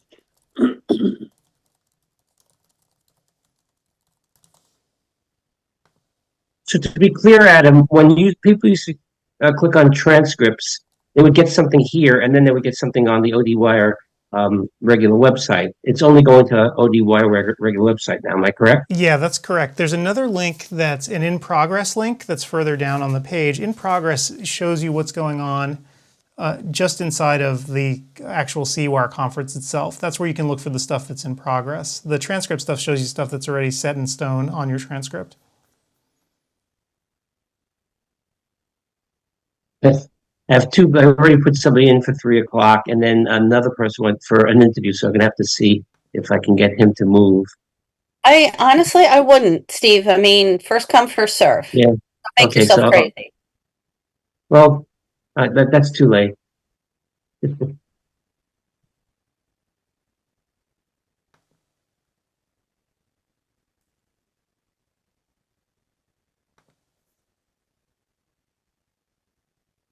Also, it might be for newbies. It might be a good idea to tell them why the programs get delayed. The later the day is. In other words, by 2 o'clock, the 2 o'clock program that's set on the schedule doesn't begin until 2:20. Well, it's not the 2 o'clock program. That is the 2:20 program. The times are what they are because there's 5-minute breaks between each class. So we don't start on the top of the hour or anything like that. So make it convenient for the breaks is why you're doing it. Yeah. Yep. Okay, so they should know that that's the reason. Okay. Yeah, this is amazing that we've never really asked the speakers if they want to be interviewed, and they, at least not specifically. And I see you have the good Dr. Lawrence, Dr. Thomas, excuse me, tomorrow. Yep. He had asked. And you received. So by the way, they're still working right now on the survey stuff. They've doubled the server capacity, and they're still doing more right now to try to to make it better, because they can see that there's a lot of load going on that page. This is one of those things where, you know, we couldn't really test it as well as possible until, you know, we had a real situation like this. So, yeah, 1,000 people. I so. forget. Could you take a survey at the very beginning of the course, or it doesn't allow you to do that? You actually, even though obviously you won't get credit. Yeah, you actually can. Yes. If you have Maybe the we link. shouldn't share that info. No, No, don't share that info. We don't I want didn't people say distracted. that. But what's happening is I'm going to other courses that I didn't take, and it won't. And I'm getting the black screen. Yeah, so they're working right now to redeploy it, because you know the next class hour is going to start. People will actually start watching. They'll move away from the survey screens. So hopefully this will give Audentio time to really up the capacity for the next hour. And again, if anybody missed a survey, it doesn't really matter because we can just send them an email letting them know. That's going to be my job tonight, actually. I have to create that list of all the surveys in one place like we did in 2023. Will the surveys slow down be dependent on the total number taking courses in all 4 tracks, or an individual course? All the courses, because they all go to the same place. That's the problem. They're all hitting the survey software at once. So you have, you know, over 1,000 people trying to hit this one page at once to take the survey. So it gets to be a little bit much.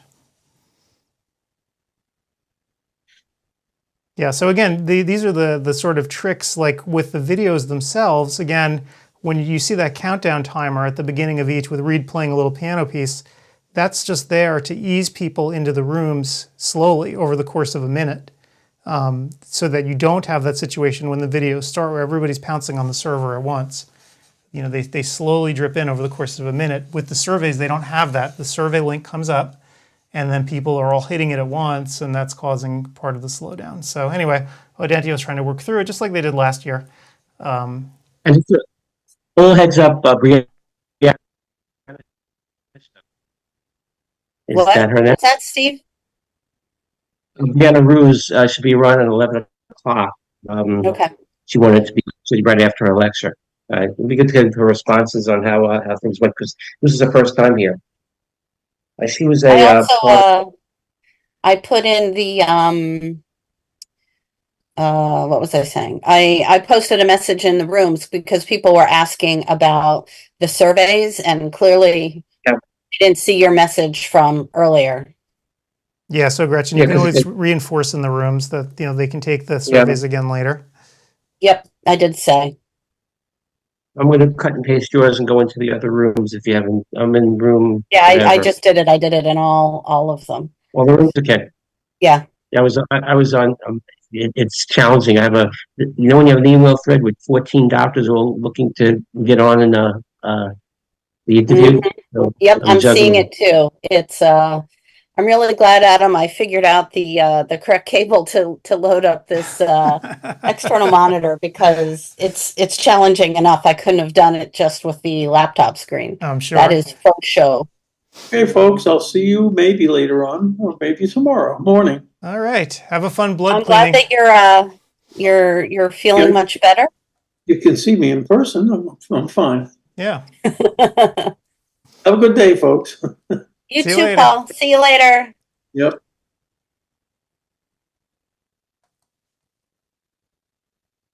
I'm sending her the Glad he link was again. here even just for a bit.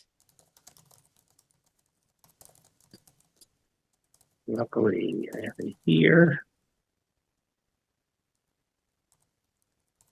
Fast fingers. So let's see if Dr. Rue shows up. She's out of Nova University, by the way. I will let her in as soon as I see her. Yep, I sent her the link again. She was People. just finishing up. She was just finishing up her lecture, so. Which makes sense. If you want to be interviewed as a speaker, I know you're probably not listening to us, but it makes sense to come either right before or right after your lecture, because you're here anyway. And if you have nothing else to do, what better than to talk to us, Neanderthals.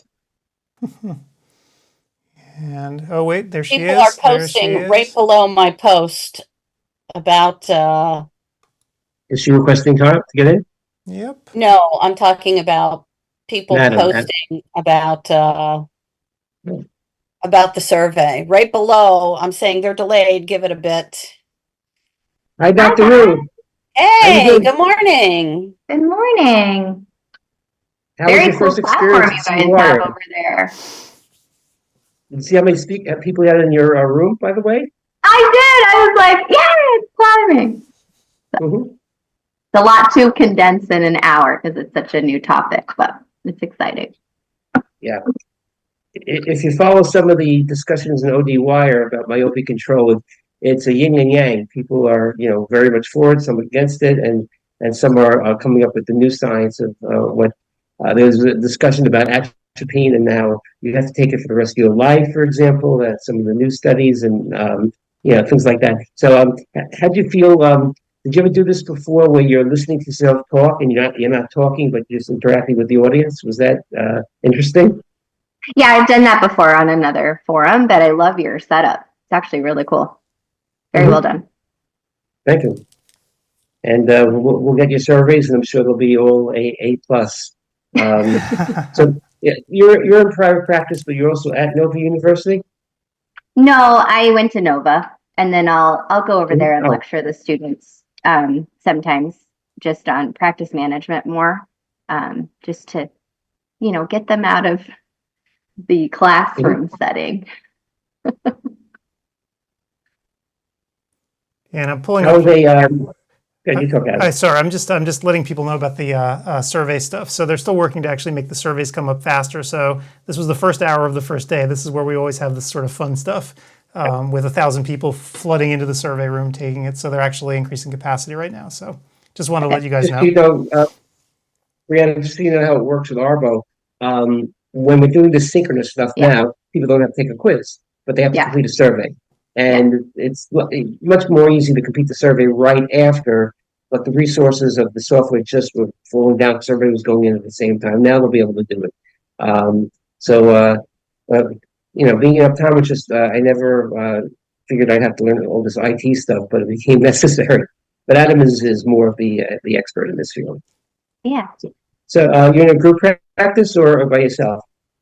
So I bought out, my partner said the practice I joined right out of school. We became partners in 2015, and then I bought him fully out in July of 23.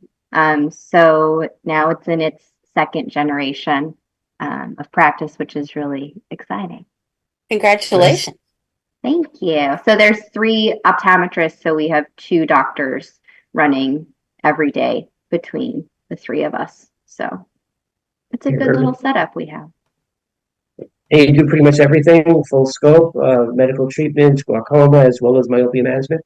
Yeah, and we're a big scleral lens practice as well. Sure. Have you, and you do all 3 methods, ortho-K, atropine, as well as third method, D-centered lenses. Have you seen, I'm sure you know the latest science about some of the quote D-centered lenses, not decentered, don't do, or peripheral myopathy focusing is not the reason why myopia control works. I'm sure you've seen all that new research or new information. What do you feel about that? Yeah, I think it's really interesting on now that we can measure choroidal thickness and just optically now understanding what's happening. Like we used to think it was these big rays out in the periphery, and now it's not. It's like 5 degrees above and below the macula where you want the optics to land. So it's always evolving, right? It's still pretty new. There'll be new specific designs, not like a MySight, but obviously a lot more robust than that. I was doing a CRT with Paragon probably 15 years ago, but not with myopia control, just so kids wouldn't have to wear glasses during the daytime. And I was discovering just kind of serendipitously that these kids weren't changing, just from my observations, nearly as much. Wasn't doing A scans in those days, etc. But then it kind of just evolved. So a real interesting field. It is. On a percentage basis, which do you do? I gave a lecture with Mark Beaumont at the Academy a few years ago, about 5 years ago, about combining therapies, and nobody had thought about doing that. Do you do that typically? We combine atropine with ortho-K, etc., or you do a monotherapy approach? Yeah, it's super just dependent on the case and the kid and age. So I think too, what I've been able to do, and I put that like in the chat, was just saying you have to look at the whole refracting system. So what are their X plus Y equals Z. X plus, so the refraction. This is one of your cases? This is one of my kiddos. Say hi, baby. Hey, how you doing? Hi. Your mommy did a great job. You should be proud of her. He's like, Let's go play the cars. Yeah, so I think just looking at it, I think we're forgetting it's a whole refracting system. So if they're an Asian child with parents that are -10 and their axial length is already 26, you're going to be way more aggressive than on a 47K that's 22 millimeters. So we're just so new to axial length, and just it's not a hard measurement to understand. It's longitudinal. I mean, you're doing it now, but you really want to get a couple of years in before you really understand what's happening with the case. One thing that I did at the very beginning that opened the door, the flooded the doors with patients was I spoke to a Chinese Saturday morning school group, and they all knew they were looking for the OK lens. Apparently, in Asia, it's been around for a long time. And the floodgates opened, and one person told the other, told another. Do you have that sort of population in Florida? No, we actually don't. But it's growing. Mm-hmm. It's growing. But do you agree that they're much more cognizant of what is being done and much more willing to do the techniques? Oh, yeah. And they understand axial length. So it's also interesting how you talk to parents. Are you going to talk to them in refraction, or are you going to talk to them in axial length measurements? So Asian parents are way more educated on eye growth than someone that's not. What town are you practicing, by the way? Because I'm in Boca, so I'm in Tamarack, not far from you. Okay, not far. Yeah. Monday, if you want to have lunch with a group of us, it'll be fun. Yeah, I would love that. I think Julie recommended you, Julie Rodman, right? Yeah, Dr. Rodman. He's great. She was my professor. Mm-hmm. Well, now you're one of comrades and professors. So kind of like a visiting professor when you go to Nova? Mm-hmm. Yeah. They invite a lot of people back now that are speaking, or just to give a different perspective, which is nice. Sure. You want people who are out there in the field clinically, because it's hard learning this information from people. But if you're in clinic, I mean, truly, I'm really curious, how much myopia control are they doing at Nova? I know what they're doing at SUNY, and it's very little. Where they actually have a patient and they can start on etc. of the 3 methods or something else, just lifestyle changes, maybe just multifocal glasses. What are they doing? Or is it's something that's being learned in practice? If that's the case, that's pretty sad. They are now. So like over the last 2 years, there's been a big push, because I've been, pushing them that they need to be doing it. But now with the approval of my site and J&J, they can get more sponsorship in there. So they are now learning it. And then with the atropine soon to be approved, that'll all come. And then with glasses, they'll have to learn it. Yeah. But they won't use atropine off label, right? Yeah. For now it is. They will not. Yeah. If you ever have an opportunity for 3 hours of listening to somebody, Jeff Cooper is good to make a phone call to. He was my professor, actually. I'm dating myself, but he pretty much knows everything about that field. Yeah. So do you do other things besides functional vision? Are you full scope? You do yourself? You do medical treatments, etc. Florida, I know the laws are a little bit limited compared to other states about what you can do, but are you pretty much? I practice full scope. Yeah, that's great. Yeah. So I did my training at Bascom Palmer. Oh, great. Yeah. I have way too many friends who go there now for various things, but that's what I recommend. Yeah. So, any suggestions on what we could do better in communication with the speakers? Because that's my job. to make your job easier? Because I mean, there's a lot of stuff that you have to get in, and you've done it before in terms of overvoicing a PowerPoint, etc. Did we communicate well enough, or do you think that we have some room for improvement? No, I think it was great. I mean, it's, it's just a checklist. Most of us know what you have to get in, and then most of us just go up to the deadline. So if you want it earlier, just put the deadline earlier. Because I'm like, I think we've learned that. I put that off in my head.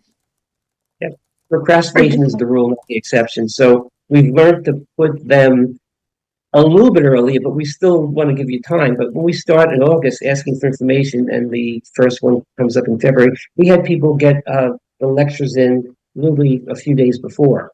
And Adam has a lot of hair still, but it's less than it was getting everything done. So it is challenging. No, it's a lot. It's a lot to organize all those speakers for sure, with all the COPE and all that needs to be done. I know what like Vision Expo does is they make you do it yourself, and they put in a code for you to get it approved. So that might be something to take. They make you pay for the no, they have a code that ODwire or CEwire would pay for. So when you're like, I had to submit my courses to speak at Vision Expo and then give them the COPE number.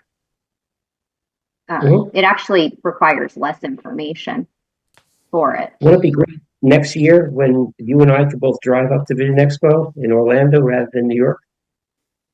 Yeah. Unless you want to be in New York in March, which is not the greatest thing, and have to travel to the Javits Center. It's a pain, as you well know. If you've New done York's it before. not a fun show. I've never had a good time with it. I think it was a good move going to Florida. Except the one problem we have, it's not a problem, it's always been an issue with Florida doesn't allow any of this, and it's the one state that uses this as a broker system and doesn't even allow anything online unless it's a closed shop. So I assume you give local, regional Florida lectures also to satisfy that requirement. Yes? Yeah, I was just at Gold Coast last weekend. So we had about 350 doctors there. And the reason, because I was on the board, I was president of BCOA 2 years ago when all this was going down. They said, okay, we can keep it at 30 hours for live education, or we're going to up it to like 45 hours, and 30 will have to be live and 15 can be online. Which one do you guys want? Yeah, but I mean, they're going backwards. A lot of other big states, California, New York, New Jersey, a few others are allowing everything online now. They might change, you don't know, but since COVID happened, they realized that there's been studies that the quality of education might be even better online because, well, for example, when you were lecturing now, you already had the lecture prepared. You're talking, people are not interrupting you when they're asking a question in chat. So you can answer the question without a hand being raised in a live lecture and stopping your momentum, etc. So that sort of platform, I think, works a little bit better, at least that. There is something to be said about the human reaction and interaction and people coming up after the lecture and you embossing on things. But you agree, did you have that feeling where you're able to chat with somebody while your lecture was going on as a positive thing? I like both of them. I think it both has a place for sure. I think if you follow the money, like especially in Florida with what we're trying to get passed, how we, fund the PAC is education. So getting the, BCOA and FOA and MDOPA, like how you fund those are through the CE requirements. That's how we get legislation. That's how we get legislation passed. Is we spend half of our budget goes to donate to the PAC to get things passed. Which is why they do it. It's always follow the money. It's not for the altruism. It's not certainly which a state board is supposed to do in the interest of public safety. That was really what they always said, the reason of going to live lectures versus online. But certain states have other ways of getting the money, I guess, and they don't need that for PAC contributions. Or there's enough people that still go to live lectures, but it's been reduced considerably. I know Adam's gone to a lot of large lectures, and they're not attended nearly as well as they used to be. Yeah. You agree, Adam? And when we had to do Gold Coast that year, where we we could be live or in person, or we could do it in person or on Zoom. The things people were doing while they were watching, it was disheartening. Like maybe 10% were paying attention. One girl was giving an eye exam while she was listening. One person was grocery shopping while they were listening. Another one was just in their car. So I think that's where, like, we had to be on your best behavior to get this passed, and nobody was. So, but on the other hand, I've given live lectures, and I'm looking at people reading the paper and on their cell phones. It's the same thing. You know, the people that want the education and to get it, the people that don't want it are going to do everything in their power to multitask during your lecture. But, exactly. That's the way of the world and humanity. Yeah. Okay. You only do one lecture, correct? This year? Mm-hmm. Okay. So I'm glad you got positive feedback from us. We actually do a telethon from now to whatever the end of the day. So it's almost like the old cerebral palsy and muscular dystrophy. So I'm glad that you were able to give us your feedback.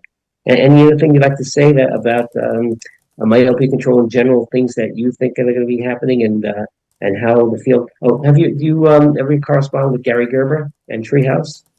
Yeah. We do something. Treehouse. You're not part of Treehouse itself specifically, right? You're a private practice. Yeah, no, I'm not. Not yet. We'll see. Mm-hmm. It's a great platform that he has. Yeah. I think more and more it's going to become the wave of the present, and as the 5, 6, 7, 8-year-olds. I started doing kids at 4 or 5 years old. When again you have that -10 parent, and the kid's already -1/4 even, and they would listen to it. And that's a fairly easy okay at that point. And I didn't want to use atropine at that young age, for that at least. So thank you very much for being online and doing it. And next year we'll get your. I don't remember, I forget her name, your partner in crime that just couldn't do it this year, that also Julie recommended. There was another speaker, she's in Pembroke Pines in Dr. Davis's practice, I believe. Gabby. Gabby, yeah. So she's going to do it next year. She was very well recommended. So Julie's a great source. And if you want to know something about OCT angiography and OCT in general, take her courses. Yeah, I have. Mm-hmm. I'm sure you have. Listen, have a nice rest of your weekend. You're on the same time frame as me. Finally, after 2 months, the weather's getting good here.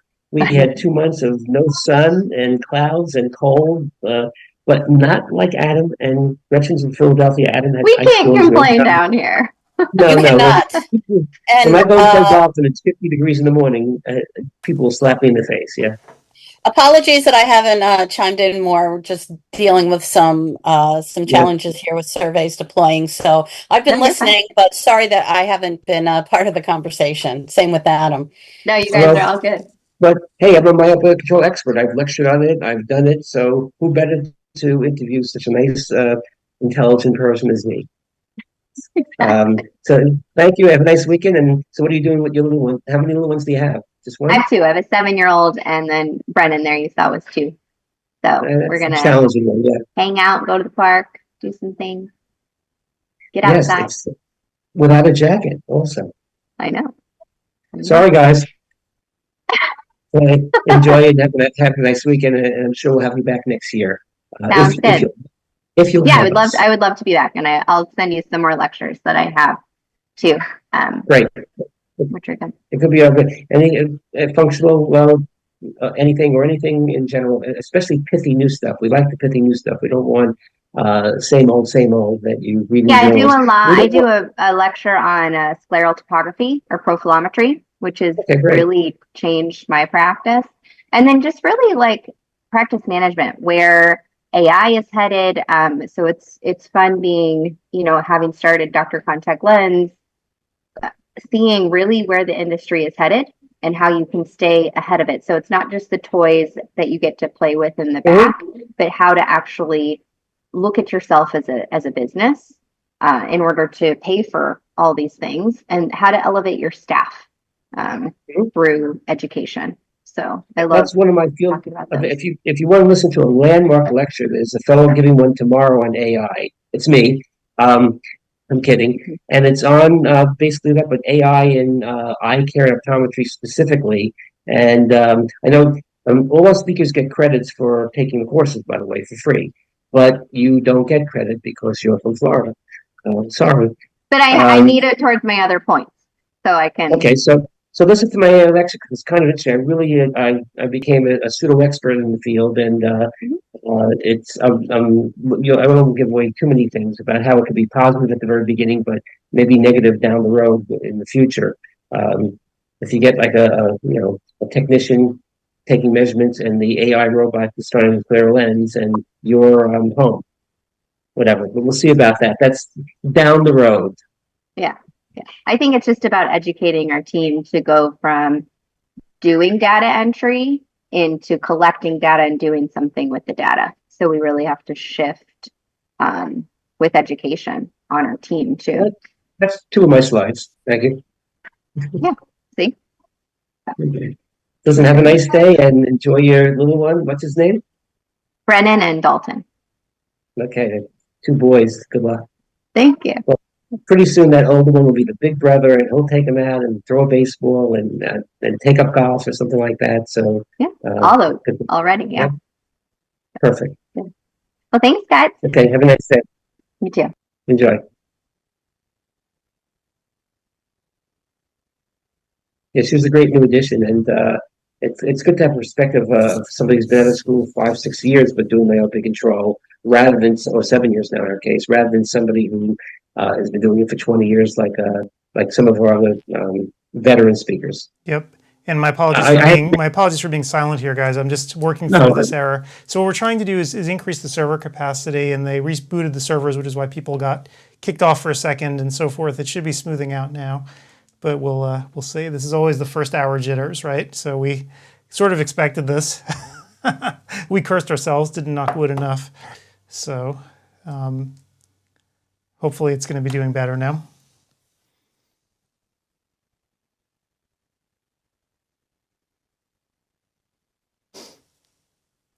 We shall see.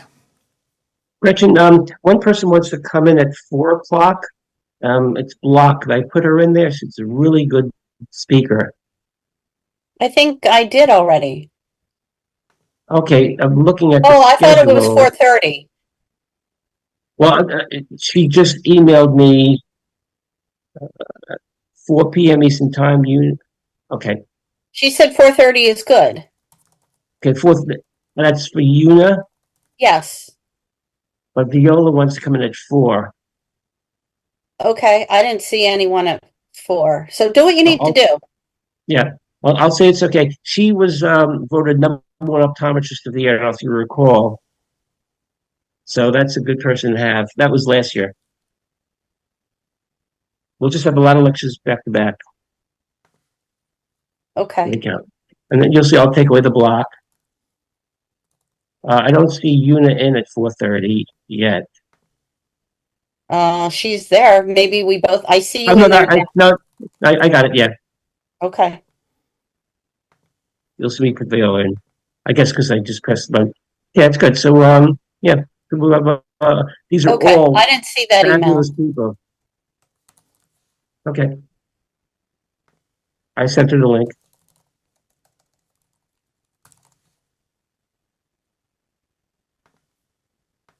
She's very vivacious. We had 3 years running the #1 optometrist in the country, voted by some criteria. The first was Ron Epstein, the second was her, and the third was Joseph Sokow. I don't know if they've come up with even the #1 this year. Are you aware of it? Of what? I'm sorry. I'm addressing some of these emails and challenges. No, yeah, I understand. Yeah. We're all doing different things. Okay.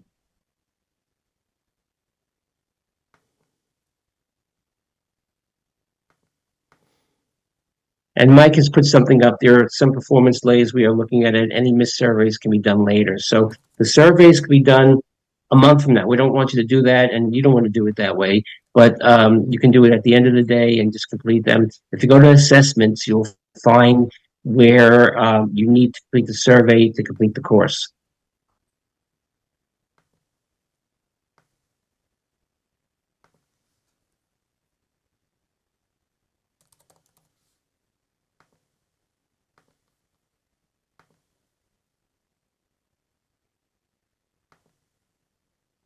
Okay.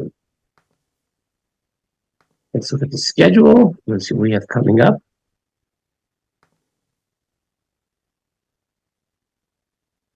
Am I lecturing today or tomorrow? I forget. Today at 3:25.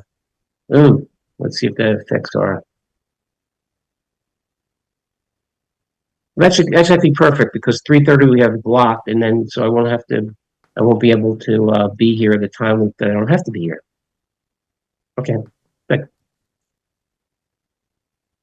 yeah, we were all answering questions.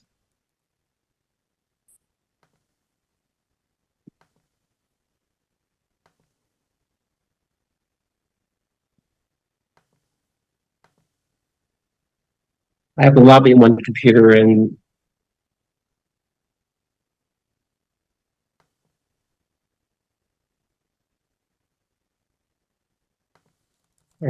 silent.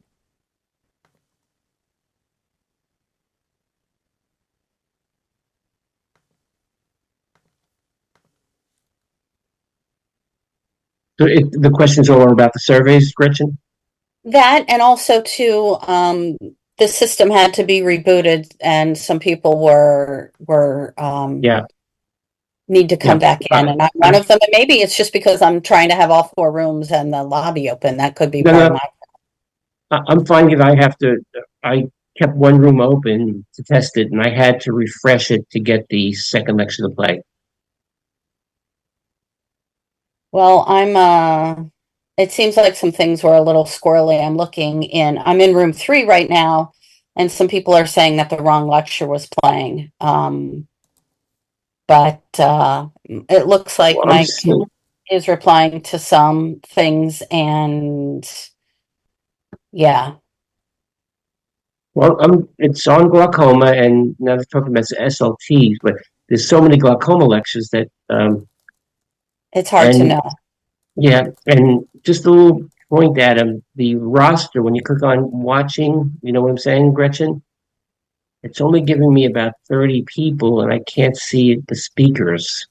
I know they're there.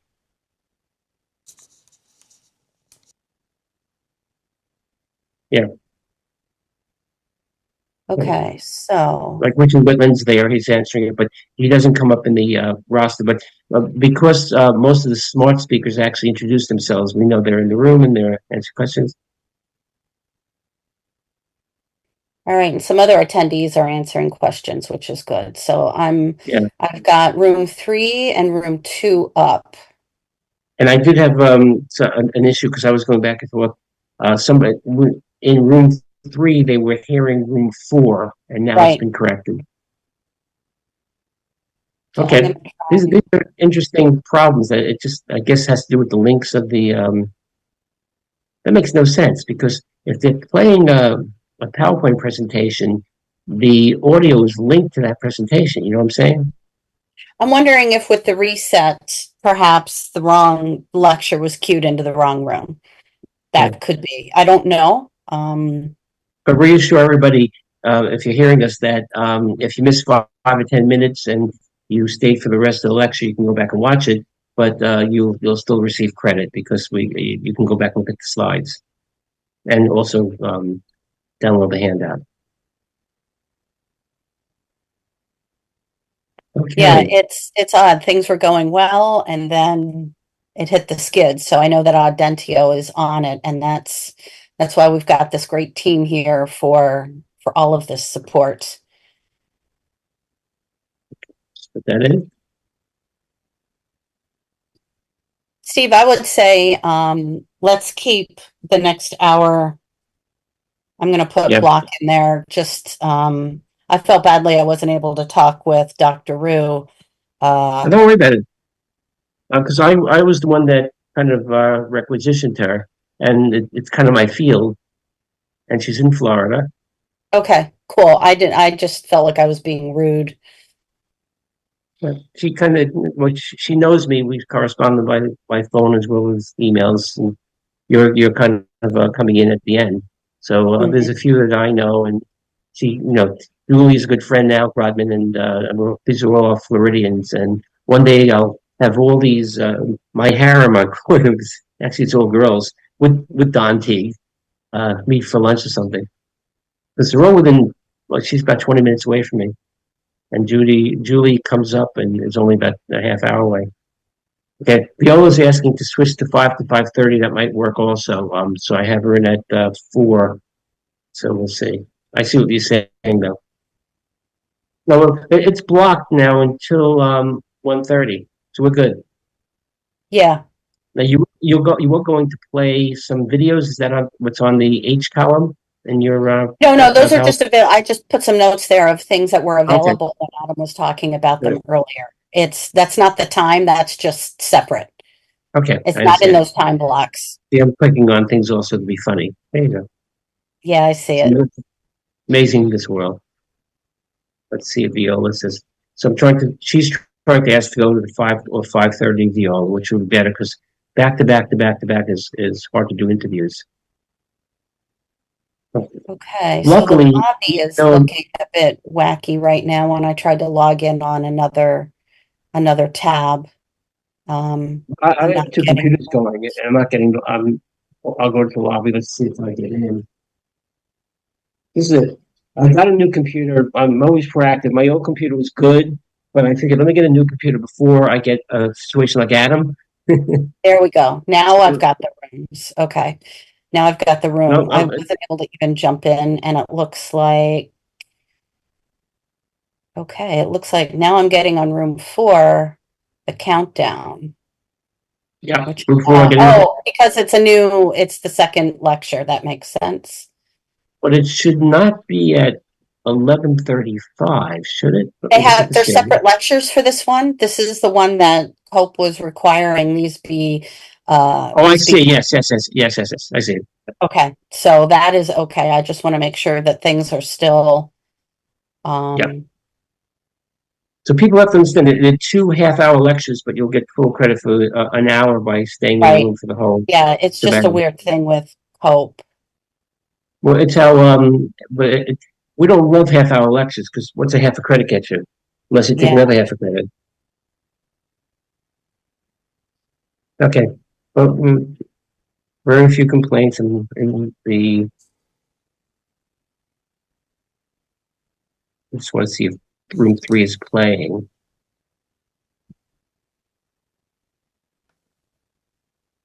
It is. So you heard me put on sound because I want to make sure. He just doesn't change slides very frequently.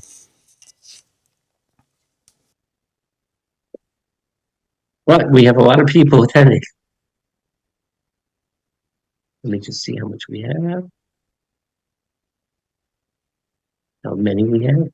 384.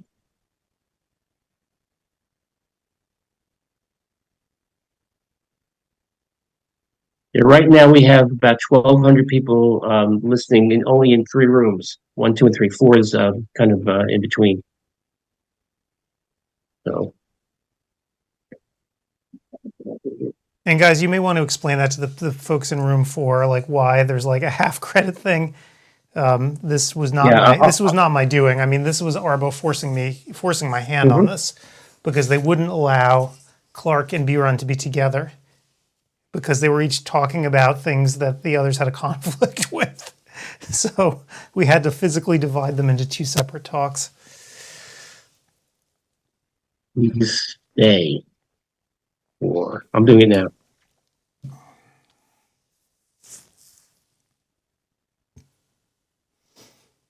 And just if you could just remind everybody in all the rooms that they'll be getting an email from me with links to all the old surveys as well, if they missed some in the first hour. So they should not worry, is the point, I guess. Don't worry about missing credit. Right. And it's weird. It says 0 people watching, but when I click on it, there's quite a few people watching. So what's happening? People did stay in the room. So they redeployed the servers actually to increase capacity, Yeah, which is why people got kicked out. So now it should be smooth. Mike, I see his beautiful.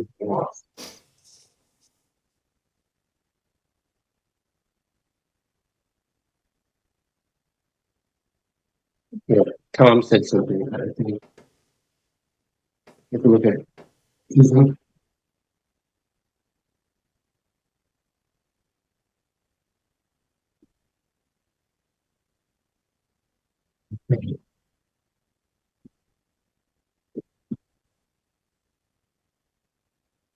What time frame should we tell people that your transcripts will be ready, Adam? That's a really good question, actually. So the transcript system is not up and running yet. They can look at in progress to actually see the green check marks to see if they've earned the credits, but the actual transcript system, I have to talk with Jake actually in our next break to see when we're going to have it deployed yet. So that's always comes a little bit later. So I'll let you guys know as soon as I find out. We'll get those questions.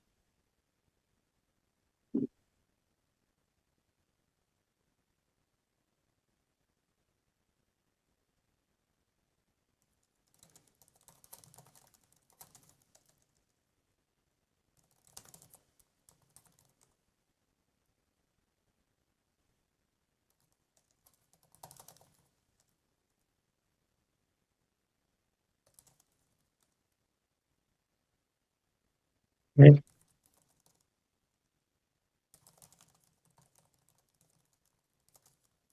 These people are coming in late in the game.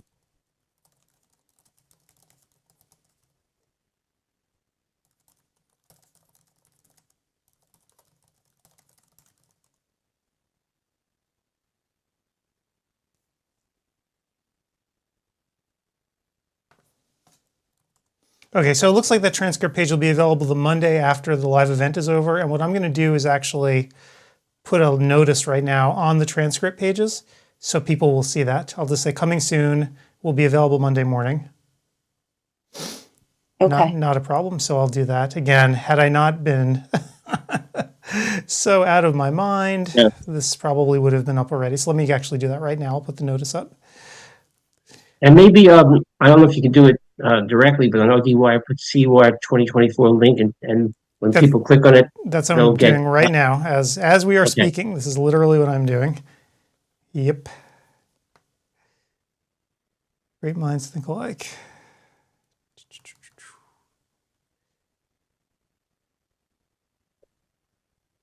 All these little details.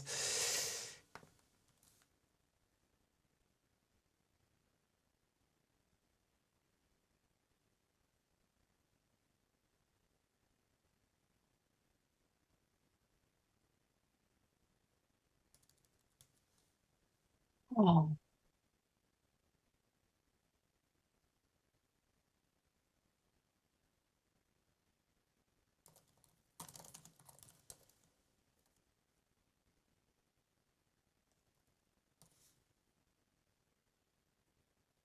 Okay.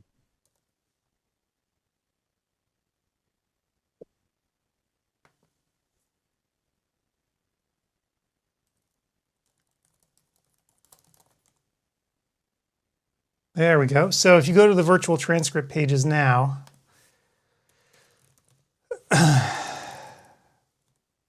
I'll check it out now. So I'll pull it up for people so you can see. If you go there now, I'll put it up on the screen so people can see. If you go there now, it just gives you a little message that that'll be available starting Monday.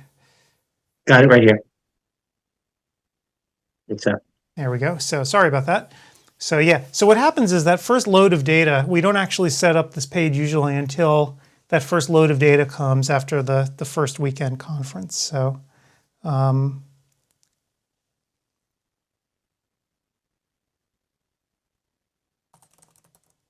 under assessments, they could see the courses they're taking, and you'll see that your status will tell you to either watch the video, take the survey, or it'll be complete. Yep.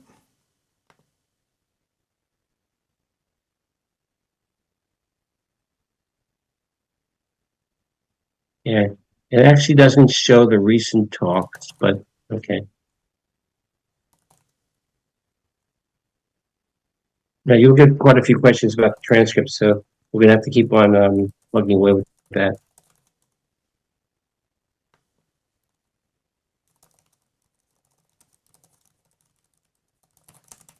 In one of the rooms, somebody's asking, he's switching between his phone and PC to watch when one freezes. Does it matter? And I said, no, it's fine.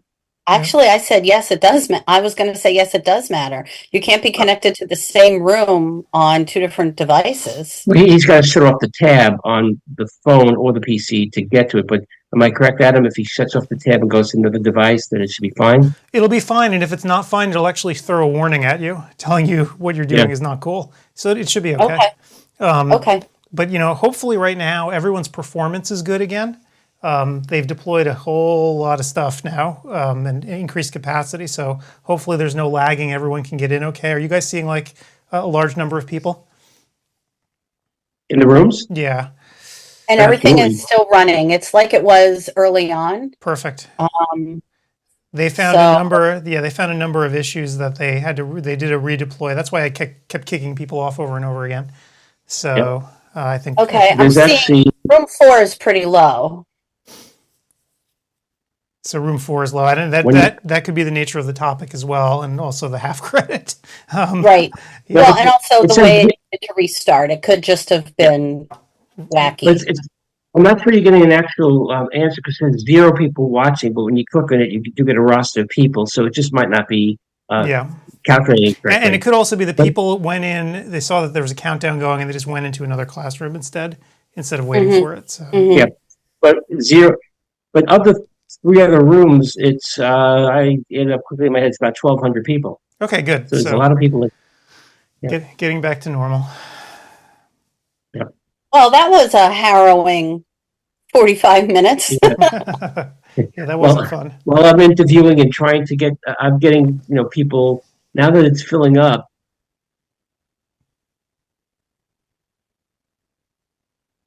Don Teague is going to be coming on today a little bit later.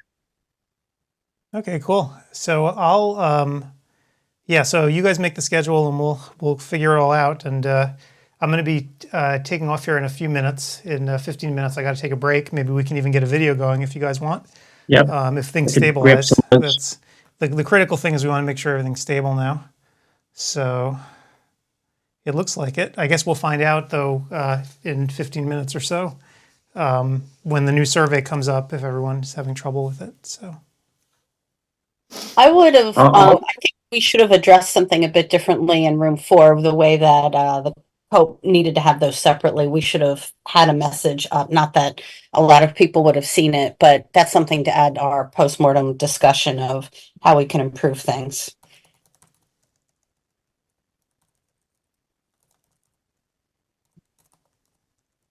Yep. We just had a freeze up in room 4. Let me go there. Playing for me now. Yeah. So again, when you say a freeze up, so that could be a lot of things, right? So if the person's bandwidth is bad, the video could stop playing, but that doesn't mean the platform is actually not working, right? So there's no, I understand. That's just what she had said. Yeah. So those are the distinctions that one has to make. If what people experienced before in the last 45 minutes, that was a freeze up. That was a disaster, right? Where the server just ran out of capacity. But sometimes what happens is when the video is pushing a lot of bandwidth, people's computers or their internet connection can't keep up with it, and the video gets choppy and nasty. And that's nothing we can control, unfortunately. Some things are in our control, some things are not. We got some kudos with 2 people when I explained about the various devices. One person said, I had PC, laptop, and phone going, all good now because I closed the tabs. The other person said, wow, almost too good to be true. No, it's true. It is true. It'll keep tabs on you as long as you'll get the threatening message too eventually if you use too many tabs open on different devices. So I'm surprised it's not really yelling at me. But it looks like things are cooking. Yep.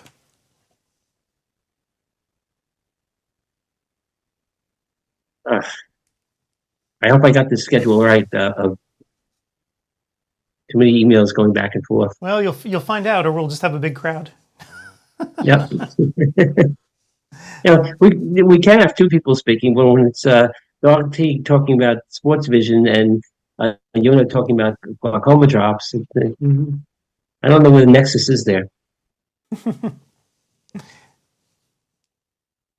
Okay, are we going to throw a video on? We can do that, sure. Yeah, I mean, I know that we have a bunch of stuff that we do want to show. what do we got here? So what are you guys into? So I think what I wanted to do was Visionics had one that I really wanted to show that we did with Michelle Hoff a while back, all about setting up a lane using automated equipment for refraction and how you can sort of increase efficiency, and kind of a cool one. So this was 3 months ago that we did it on ODwire, but I think we could show that one again. It's 45 minutes long. So why don't we give that one a shot, and we'll reconvene here, and I'll take care of anyone who's having problems via email. And we'll come on back and meet then. How does that sound? And I'll stick around as well. I'll take a quick bio break, grab a bite, and I'll come and keep watching. All right. Just to make sure things are cool. So sounds good. All right, I'll get this going. By the way, real quickly, I took the survey for the second hour, and it's fine. Thank goodness. Woo. So yeah, we'll see once people, if they're hitting it now and things are looking good. I think we're in the clear, and we'll be all set going forward. All right, so I'll talk to you guys in about 45 minutes. Okay. Thanks. Hey everybody, it's Adam Farkas. Welcome to another ODwire webinar. Thanks so much for making it out tonight. Now, tonight's talk is all about using innovation to grow your practice with the latest technologies. Of course, if you're an ODwire member, you know just by following along that we're pretty much tech junkies here at ODwire. But the talk's not really about technology for technology's sake and the latest coolest things. This is really about how you can implement technology that will help grow your practice in a very sort of directed way. So it's not just all about what's flashy, it's what actually works and what you can integrate into your practice. And we have a true expert with us here tonight, Dr. Michelle Hoff, and she's going to tell us all about sort of the latest technologies so you can get a real sense and overview what you could do in your practice with all of this. And, Dr. Hoff, if you've ever actually taken CEwire, you've probably seen one of her lectures, or you may have actually seen one of her webinars before. She's kind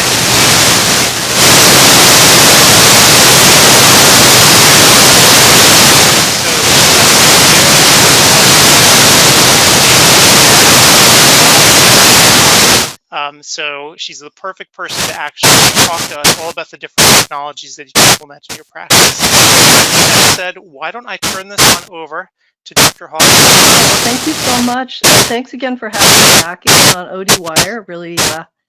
Really excited about being here. This is one of my favorite things to do. And thanks to Visionics for sponsoring this. I'm not an employee of Visionics, but I do work with them quite a bit, doing some consulting and working with various offices that have their technology. So, and I personally have worked with their technology as well. So I feel kind of fortunate to be able to talk about it. And before we got started, Adam and I were kind of discussing, how optometry has changed over the last 20, 30 years. And, in the past 20 years, technology has reshaped how we practice optometry. And eye care professionals who embrace the latest technology and innovation are able to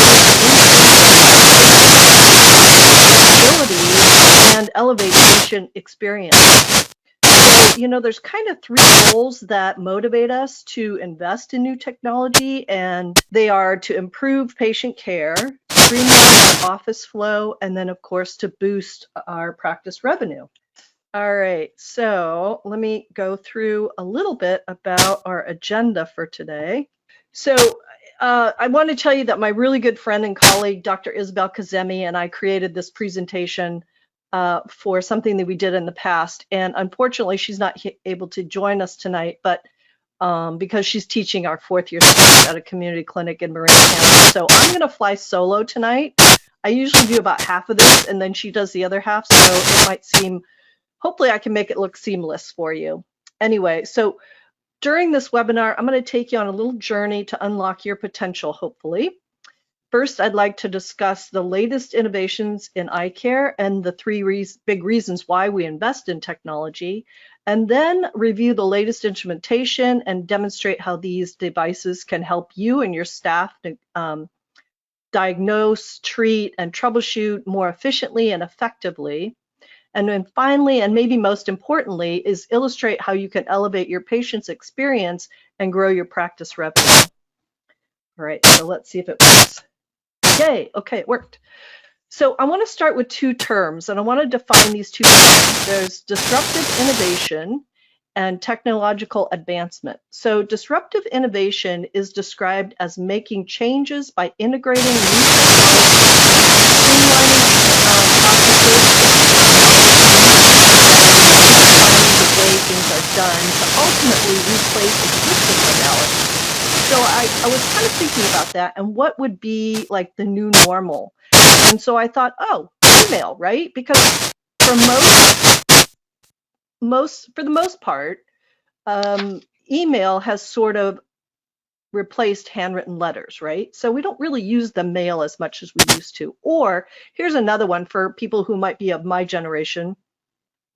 Our iPhone or our phone pretty much does almost everything. We don't have to carry a camera. We don't carry a boom box around for all of our music. I mean, we have this little tiny device that fits in our back pocket that does so much more than and takes the place of many things. So that would be a disruptive innovation. Now, a technological advancement is a change in a product or a service that is more precise and accurate, resulting in an increased efficiency. So a really good example of that might be the digital phoropter. It's an appealing alternative to a manual phoropter, but hasn't really replaced the existing instrument or the procedure that we do. So for better or worse, disruptive innovation has the potential to alter the standard of care and change the way we practice optometry, and will continue to influence our profession. So assessing innovation. In some cases, like I said, disruptive innovation represents a catalyst for a positive change. So before we adopt any new technology, we need to evaluate how it applies to our main goals. So let's take the example of the digital phoropter that I had. Does the digital phoropter improve patient care and increase the access to vision services? Will this phoropter help me focus more on patient care? Will it streamline my patient flow and office efficiency? Is it easier to use? And will the investment boost my practice revenue? And what is the return on this investment? Okay, so thinking about those things is really important. So what are the top motivations in vision care that improve clinical outcomes, productivity, and profitability? Well, we have wavefront technology, which was introduced in the late 1990s in the form of the excimer laser. In the past decade, wavefront aberrometry has been applied to vision and ocular surface diagnosis, refractive and IOL surgeries, as well as pre- and post-surgical management, and it's rapidly becoming an indispensable tool for us. Now, OCT, or optical coherence tomography, has changed the fundamental nature and accuracy of ocular health care, allowing for earlier detection and diagnosis of many sight-threatening diseases. And then, of course, automated data gathering continues to change how we maintain our clinical records and also analyze our business metrics. So let's talk about wavefront technology and vision care. And initially, it was reserved for cutting-edge fields like astronomy. And then in 1994, Dr. Mark Abitbol brought this technology to vision care. So what is wavefront technology? And this is how I think of it. Think of light as a traveling wave, and the irregularities in the wave front are represented by the eye's lower and higher order aberrations. Now, aberrometry is the measurement of these irregularities as the light passes through an imperfect eye. So symptoms associated to higher order aberrations would include halos, glare, and poor night vision. Now, from the tear film all the way to the retina, wavefront technology accurately measures these higher order aberrations that can't be detected with your standard refraction. So wavefront technology is now incorporated in corneal topography, phoropters, autorefractors, refractive surgery, and of course, spectacle lens analyzers, which is one of my favorite things. All right, so the motivation to invest. What is our motivation to purchase new technology?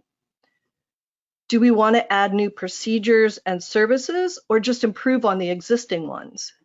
Can we improve office efficiency by replacing several devices with a combination instrument? Now, these multi-diagnostic instruments can gather multiple data points in less time while occupying a smaller footprint. And so one instrument could conceivably take the place of 2 or 3. And by adding new technology, we create a positive experience for our patients and increase the quality of patient care. And finally, we can seamlessly integrate all the data points into the EHR, which will streamline the workflow throughout the office and also maybe decrease any recording errors that we might make. All right, so let's do this. Let's imagine the perfect patient encounter. The patient checks in on time for their appointment and they've already filled out all of their information because you sent it to them electronically before when they made the appointment, right? So they come in and they check in, and then your optometric technician reviews the history, then performs a diagnostic examination to collect and transmit all of the optical, refractive, and ocular health data to the exam room. And then, armed with all of this data, you, the doctor, can quickly and accurately complete the examination, allowing for more quality time with the patient to discuss recommendations and treatment plans. And you can use all the visual images from the instruments to demonstrate why you're making specific recommendations for, say, their dry eye treatment, or show them their ocular health findings, and also show them and discuss any of the ophthalmic visual solutions that you're going to prescribe. Now, after that, they can proceed into the optical, and your opticians can continue to support your optical treatment plan with the latest technology for proper vision and comfort. And as you can see, automated technology facilitates information gathering and documentation while streamlining your office efficiency. So each point of contact during the patient's visit is an opportunity to build trust and gain your patient loyalty. All right. So now let's look at a suite of intelligent diagnostic, screening, refractive, and lab finishing equipment. And I'm going to review these starting kind of in the order of the exam flow. So usually the first piece of data that you need to collect is usually the spectacle prescription. And so compared to a manual or automated lensometer, the VX40 lens analyzer is fully automated. It measures a larger area of the lens and uses wavefront technology to create 3 topographic maps. And unlike a manual or automated lensometer, the VX40 eliminates the user dependence, which means you don't have to train somebody as extensively to use, say, a manual or an automated lensometer. And it also captures reliable and repeatable data. The instrument automatically identifies the difference between a single vision and a variable power lens. Now, moving on in the exam, next the technician would use either a VX120 or a 650 multi-diagnostic instrument to complete that diagnostic examination in less than about 2 minutes. It's really very quick. And these instruments perform, as you know, refraction, keratometry, aberrometry, topography, pachymetry, tonometry, angle estimation, and a whole bunch more stuff. So the main difference between these 2 instruments is that the VX120 can come with a dry eye module, or the VX650 has the retinal imaging module. So this allows you to select the unit that best fits your practice needs, and you can customize it to what you need. Now, the iRefract is a unique instrument that can be used either in the pre-examination area, or you can put it directly into your exam room, which I'm going to talk about that a little bit later.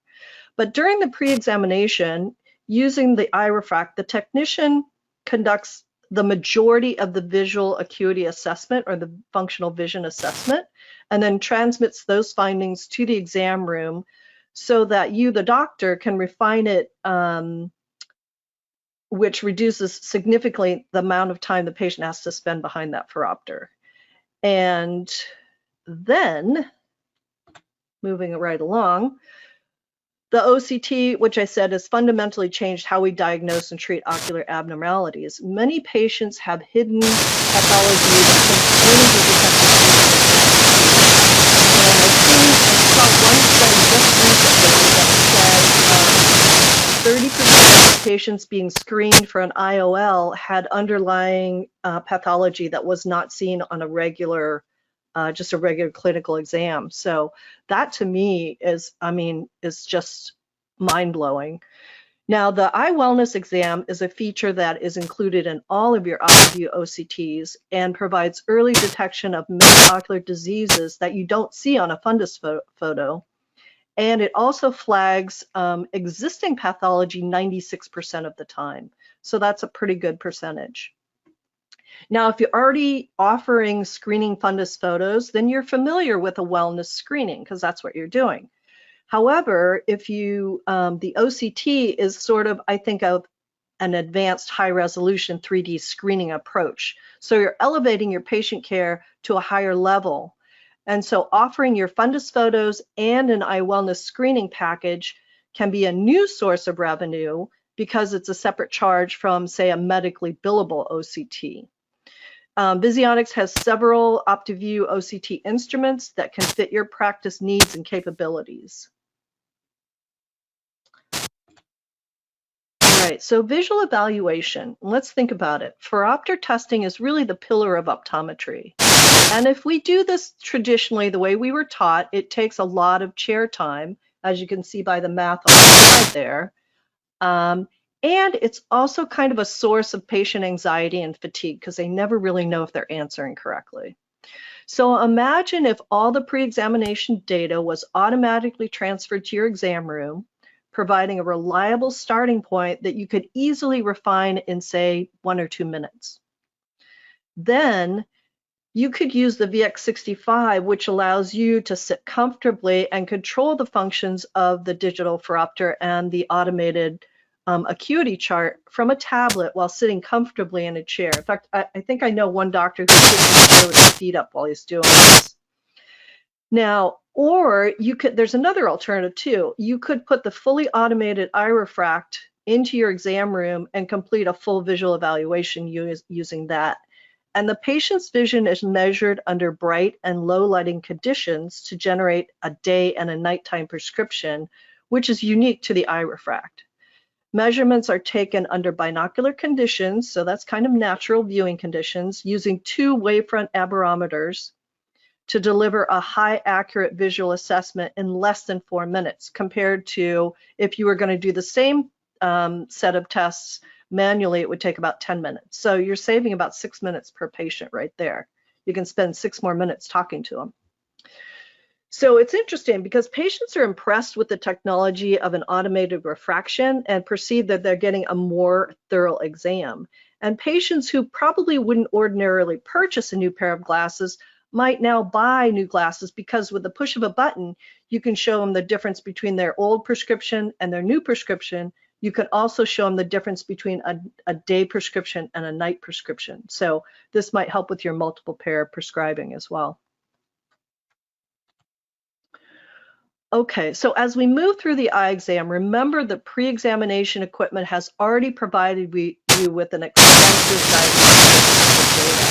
The VX120 with the dry eye module is ideal diagnostic tool for that dry eye practice and collects medically billable dry eye diagnostic data. It features analysis of clear focus time, channel type, and high-definition color images of meibomian glands. And with dry eye module and automated tonometry, there's really no need for fluorescein, so that saves you time and it's a better experience for your patient. Now the VX650 with the retinal imaging module is ideal diagnostic tool for that posterior segment specialty practice and collects, again, medically billable posterior segment diagnostic data to detect early signs of glaucoma, diabetes, AMD, and other retinal pathology. So using all the diagnostic tools and information from these instruments, you can review the images with your patient to demonstrate the need for the personalized treatment plan, as well as track their progress. Now, what about investing in the technology in the part of your practice that generates pretty much a high volume of percentage of your revenue? And that's your optical and your optician. The VX40 lens analyzer will give you and your opticians the necessary tools to prescribe the appropriate lens selection, troubleshoot, and then, of course, efficiently analyze the jobs that come back from the lab. Your staff can use the wavefront images from the VX40 analyzer in the optical to support your prescribing and recommendations for premium ophthalmic products and boost multiple care sales. The images make it easy for the optician to explain why a premium lens design is better than, say, a standard or an online expensive lens. And this instrument also simplifies troubleshooting situations. So let's say that your patient isn't seeing well with a new prescription or a new lens design. The optician can use the VX40 wavefront map to diagnose, explain, and then resolve the symptoms resulting from lenses. And that cuts down on the need to return to your exam room. Patients are also impressed when you show them their fundus photos, right?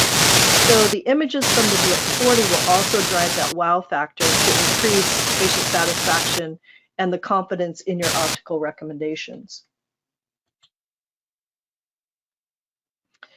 Now, adding and updating an existing lab or finishing equipment to state-of-the-art instruments will reduce your lab bill, increase profitability, and then differentiate you from other practices. So the Brio Couture lens finishing system has a space saving. It's really small. It doesn't take up much room at all. Has a blocker and an edger. And the blocking unit uses wavefront technology to preview the lens design. So you can actually, if you look at that image on the right-hand side over there, you can actually see the image of a, it looks like a hard design progressive to me. And the blocking unit, like I said, uses this wavefront technology to preview the design, automatically and accurately blocks the lens, which eliminates the need to do the reverse lensometry. So the skill level, it doesn't have to be as high as it was before. And this is the only tracer on the market able to create 3D model of the entire frame, including shape and graphic. 3D graphic visualization lets the optician and the patient preview the predicted finished eyewear, which I think is spectacular. For the optician, this feature is extremely useful when selecting the most appropriate frame, lens material, and lens design, especially for those really challenging prescriptions. And the advanced innovations in the machine's sensors and software eliminate the biggest challenges of edging and significantly reduce the amount of redos that you have to. And also, which really is interesting, I thought was really great, is these edgers are environmentally friendly because the water consumption has been reduced from 16 liters to 5. So in-office finishing elevates the level of care for the patient because you can make their glasses a lot faster and you have control over what product they're getting. And also, like I said, it adds a new revenue source. So that's always something to think about when adding new technology. So let's talk a little bit about elevating the patient experience. The staff have an invaluable role in elevating your patient experience and are an essential part of the exam flow. So it's important to ensure that the entire staff is involved in creating an office environment that conveys state-of-the-art personal care from start to finish. And I really have to emphasize this because the biggest key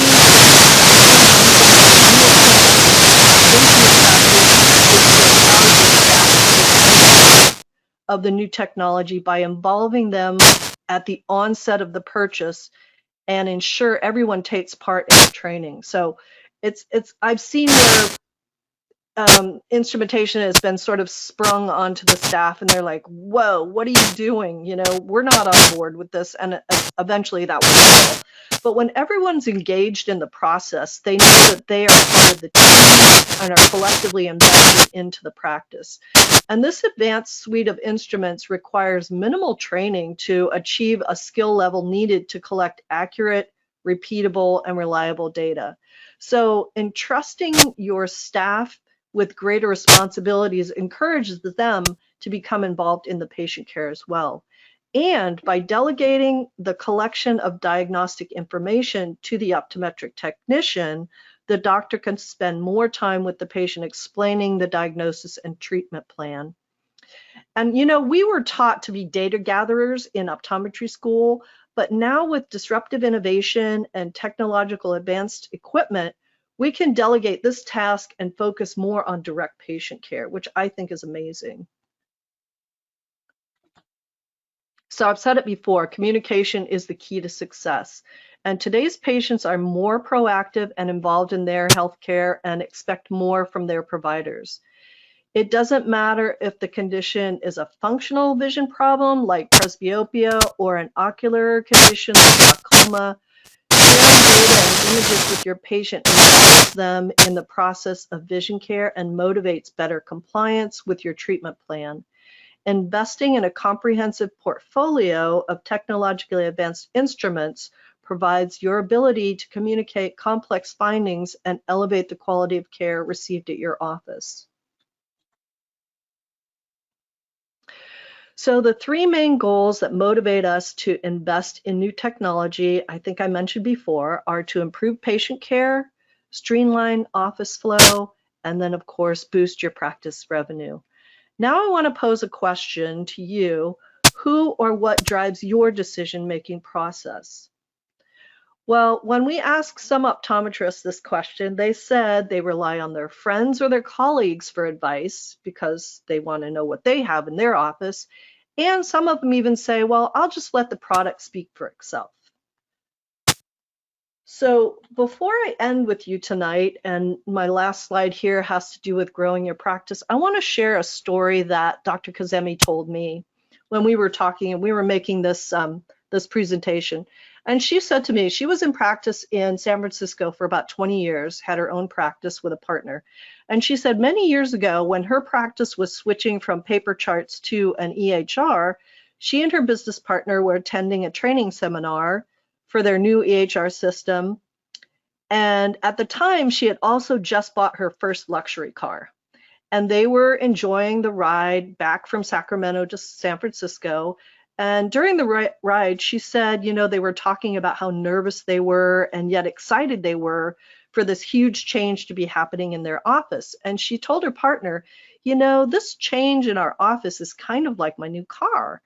With the old car, I could still get where I wanted to go, but with the new car, I get there so much faster using navigation, and the travel is kind of in comfort and style. You know, my car is sort of a status symbol and it looks kind of expensive, so it's very impressive.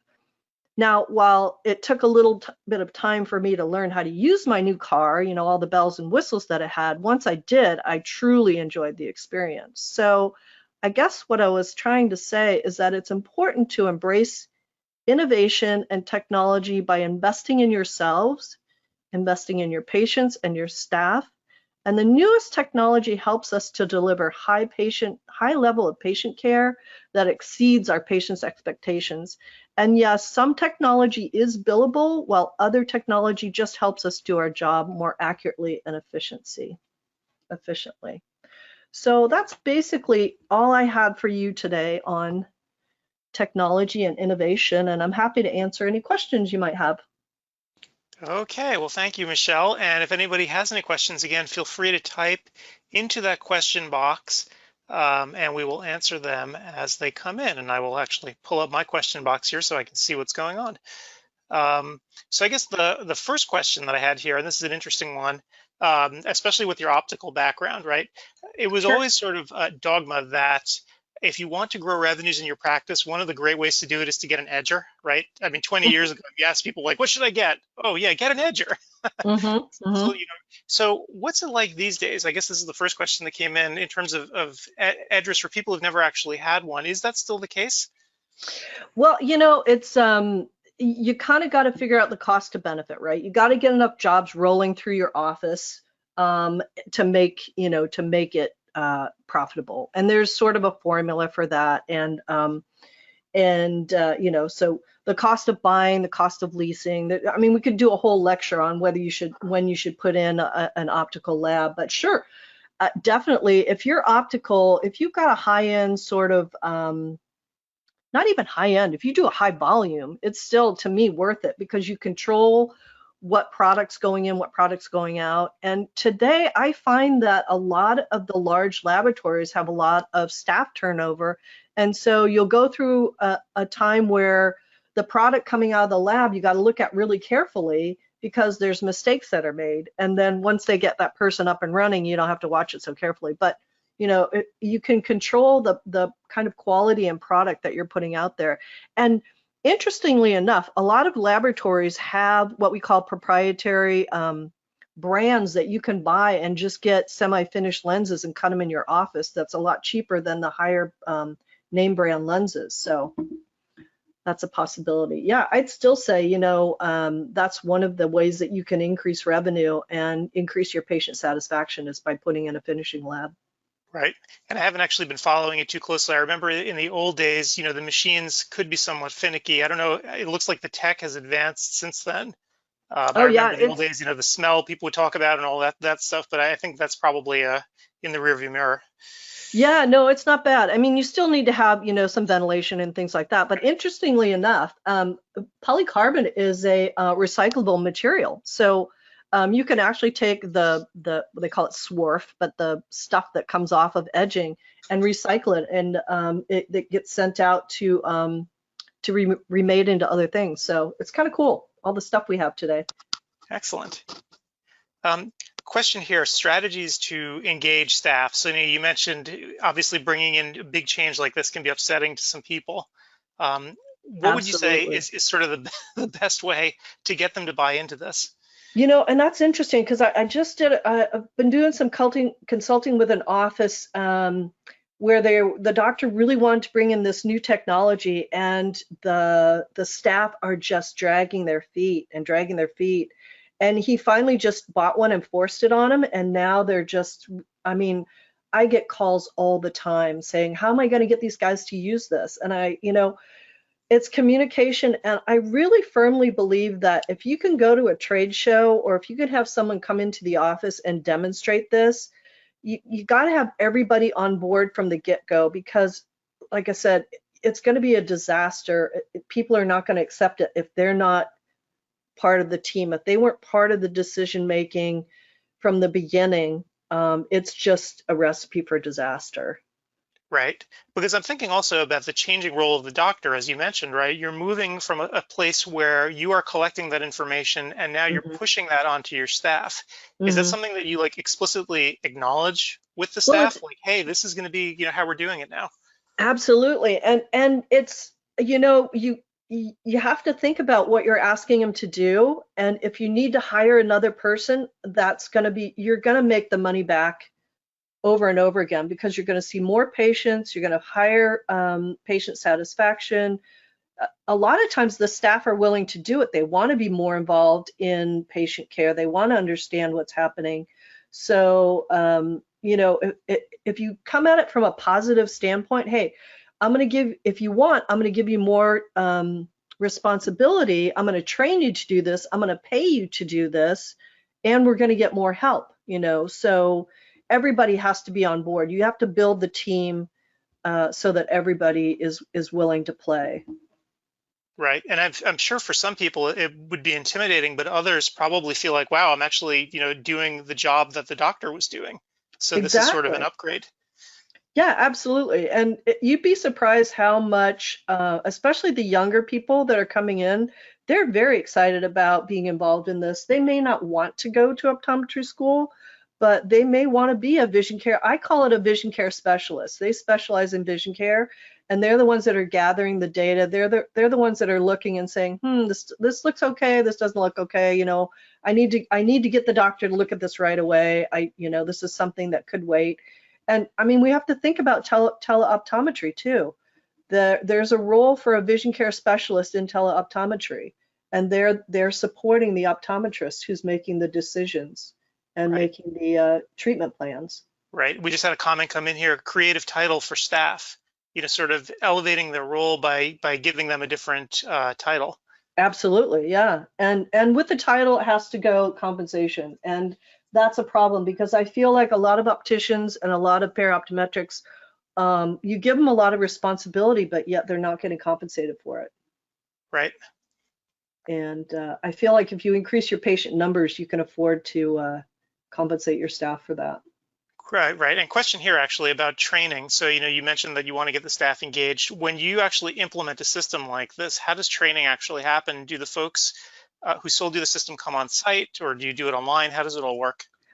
There's a combination of both. There's like when I was with one office that put in a pretty good amount of equipment. They put in a 120 dry eye, they put in iScan 80, they put in a digital phoropter, and they put in a VX40.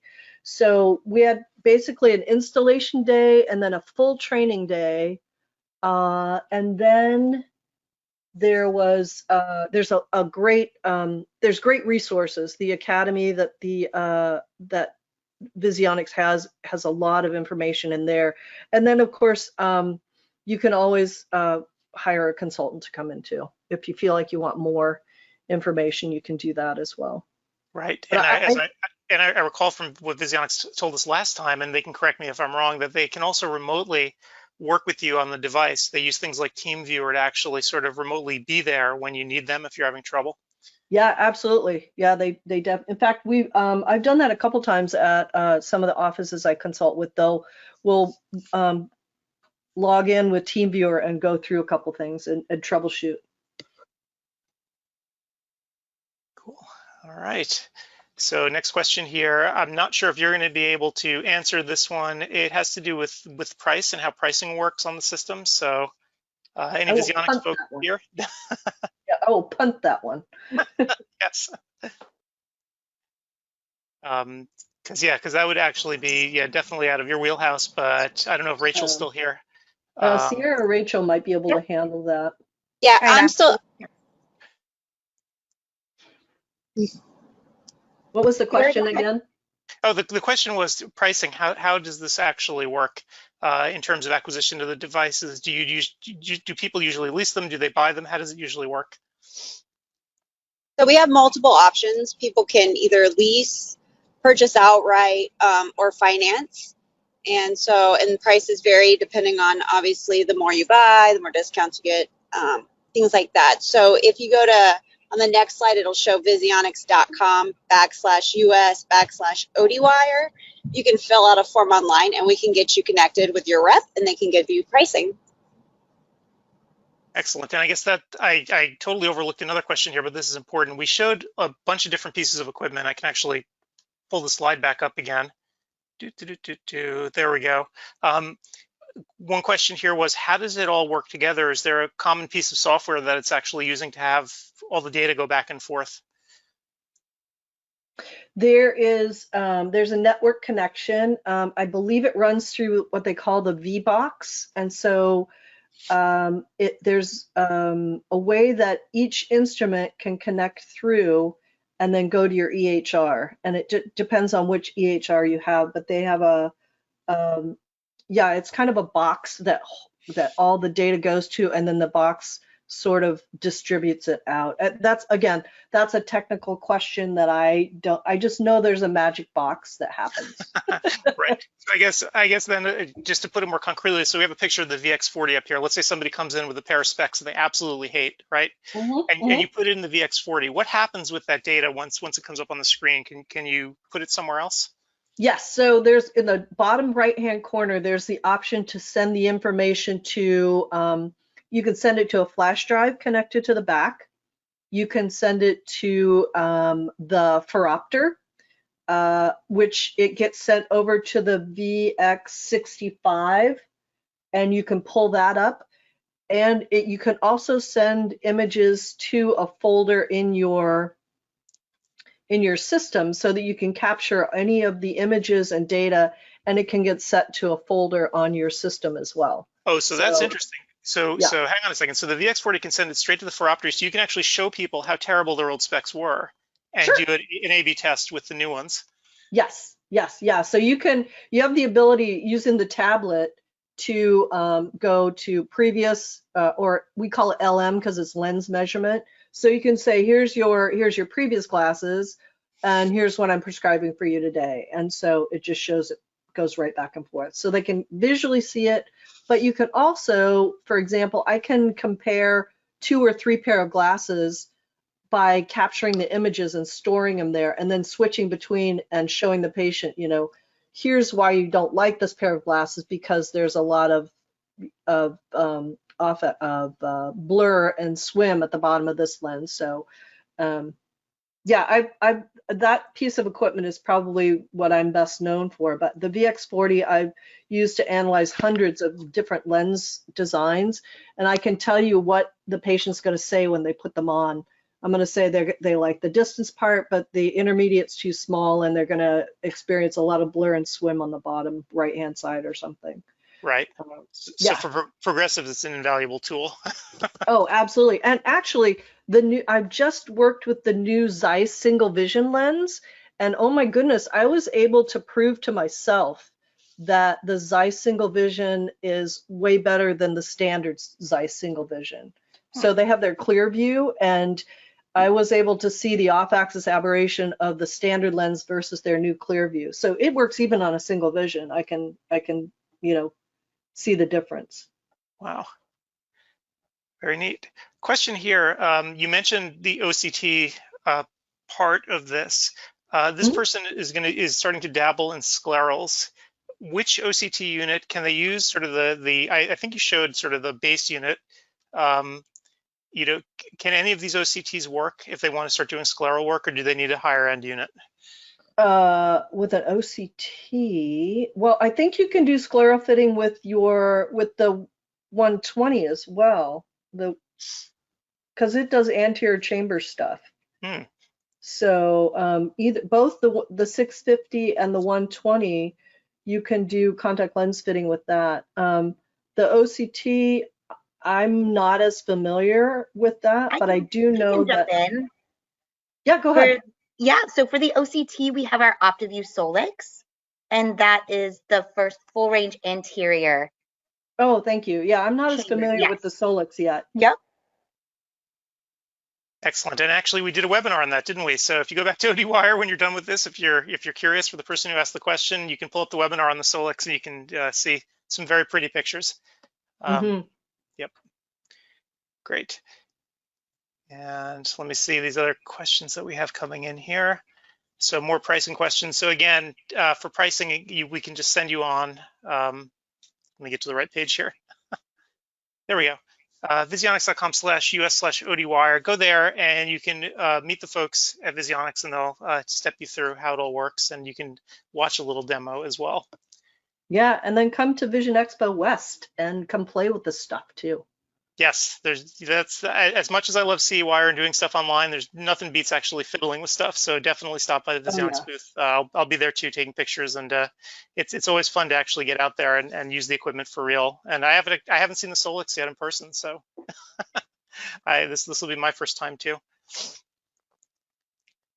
Well, great. So let me just run through a couple more questions here, and then we will wrap it up for the evening. And whoops. So this is an interesting question. So it was a philosophical question, just like we had before. What is the role of an optometrist? At this point, well, I mean, it is an interesting question, right? It's a very interesting question, and I think you're right, because as we were talking about it, optometry has changed so much. I graduated 30 years ago, and at that time I was very interested in ophthalmics and binocular vision and sports vision and things like that.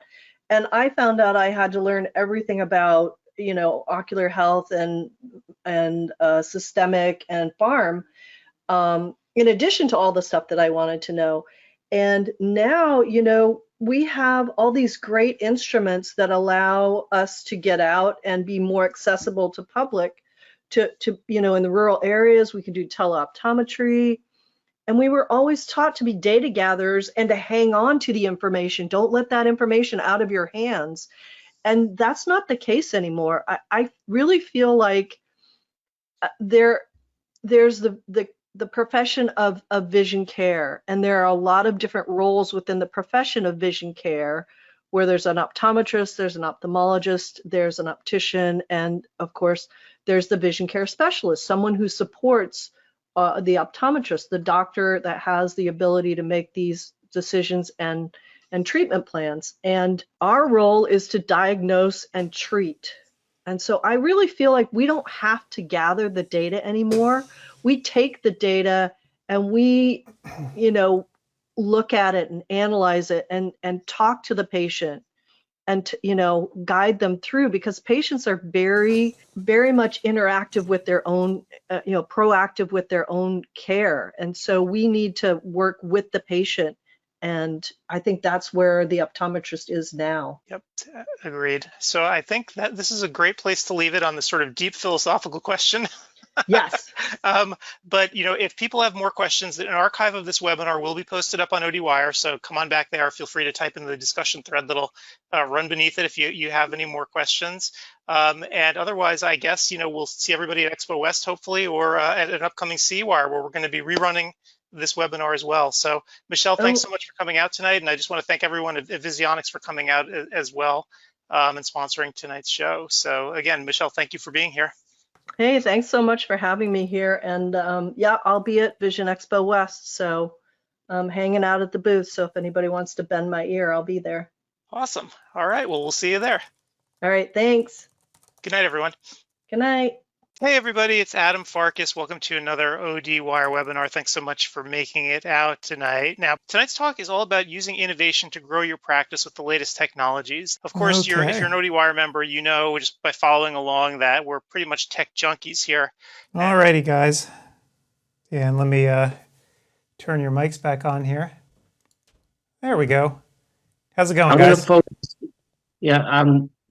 Una is not getting into the room. I'm sending you her. Could you send her the link? I don't know what to send her. I gave her the instructions. Who's so you'll get an email from her. Getting into report. Oh, into the lecture, into her lecture. Is she? Oh, did she register? This is let me take care of it. Yeah, send me her email. Yeah, she was. I know you did. There was one lecture you did like slide by slide into Dropbox. That was hers. So yeah, why or how you do it that way? Yeah. So if you send me her email, I can. Let's see. So I forwarded it to you. You should get it now.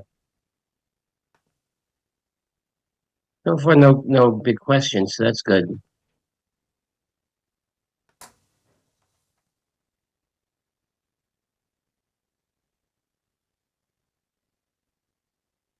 So Gretchen, in other words, when there's a spot, Steve, I'm confused. She's having trouble getting into her lecture. Mm-hmm. Yeah. Okay. Steve, hold off on rescheduling. I need to get the sponsors in. Don't do anything yet. I'll tell you when. Yeah. I understand, but that's why I put the sponsors in so I know that area. So I don't, it's a catch-22. I have an open spot to ask people to come in. Yeah, don't. Don't put anything in yet. Just hold. Don't reply to anybody, or let me get the last sponsor in. Okay, I got MacaHealth in. I see that. You put a Will Corey's. I told Corey I gave him another time, but well, whatever. I'm saying don't give another time yet, because these are not yet free. I understand. I thought they were blocked for sponsors, but they're blocked for breaks. Those are arbitrary blocks for right now. We can move them around, but I want sponsors to get first crack at the time. And there was a misunderstanding. So yeah. So thank you. So we have a 4 o'clock opening for a sponsor, and 6 o'clock's a little too late. People will be gone by then. That's Well, we'll see. today. I mean, I might move things around. So like I said, this is fluid, but just Yeah, tomorrow we let's have, wait and see what the sponsor says. mhm. It's nice that I got a big response from the speakers, but, Yeah. Oh boy. now Una says, she wrote me an email saying it to me, says my username is waiting approval. Yeah, because she actually just registered a minute ago. She didn't do this like weeks ago, which she really Okay. should have done. So let me, I'm just gonna reply to her, wait a few minutes, wait a few seconds. 10 seconds. 10 seconds or less.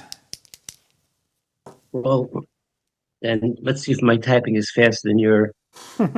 by the Okay, I time sent she it in gets it, it'll be 10 seconds anyway. Yeah. Well, there's no questions so far, so that's good. It's a pretty straightforward election. Yeah.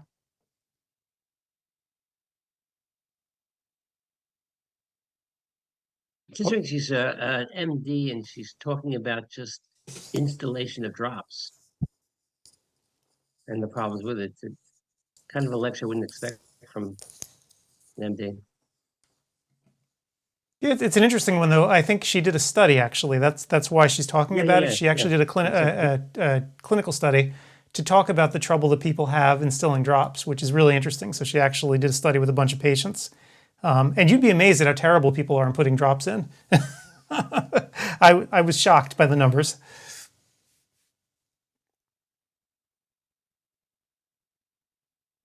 I think some of these glitches that people are seeing are people who are having connection problems on their own end, and it's hard to know if it's only sporadic and a person here or there. Obviously, it isn't the system, Right. but Well, yeah. if they talk to 1,500 people and they're not complaining, then it's got to be, like you said, just bad for that particular person. Right. So they could have issues with their bandwidth, which is a problem, or some people are using phones. The systemic issues, right, become pretty obvious, where we see how everybody starts to fall apart all at once. So those are the things that we have control over, but the more sporadic stuff with the videos we just can't help.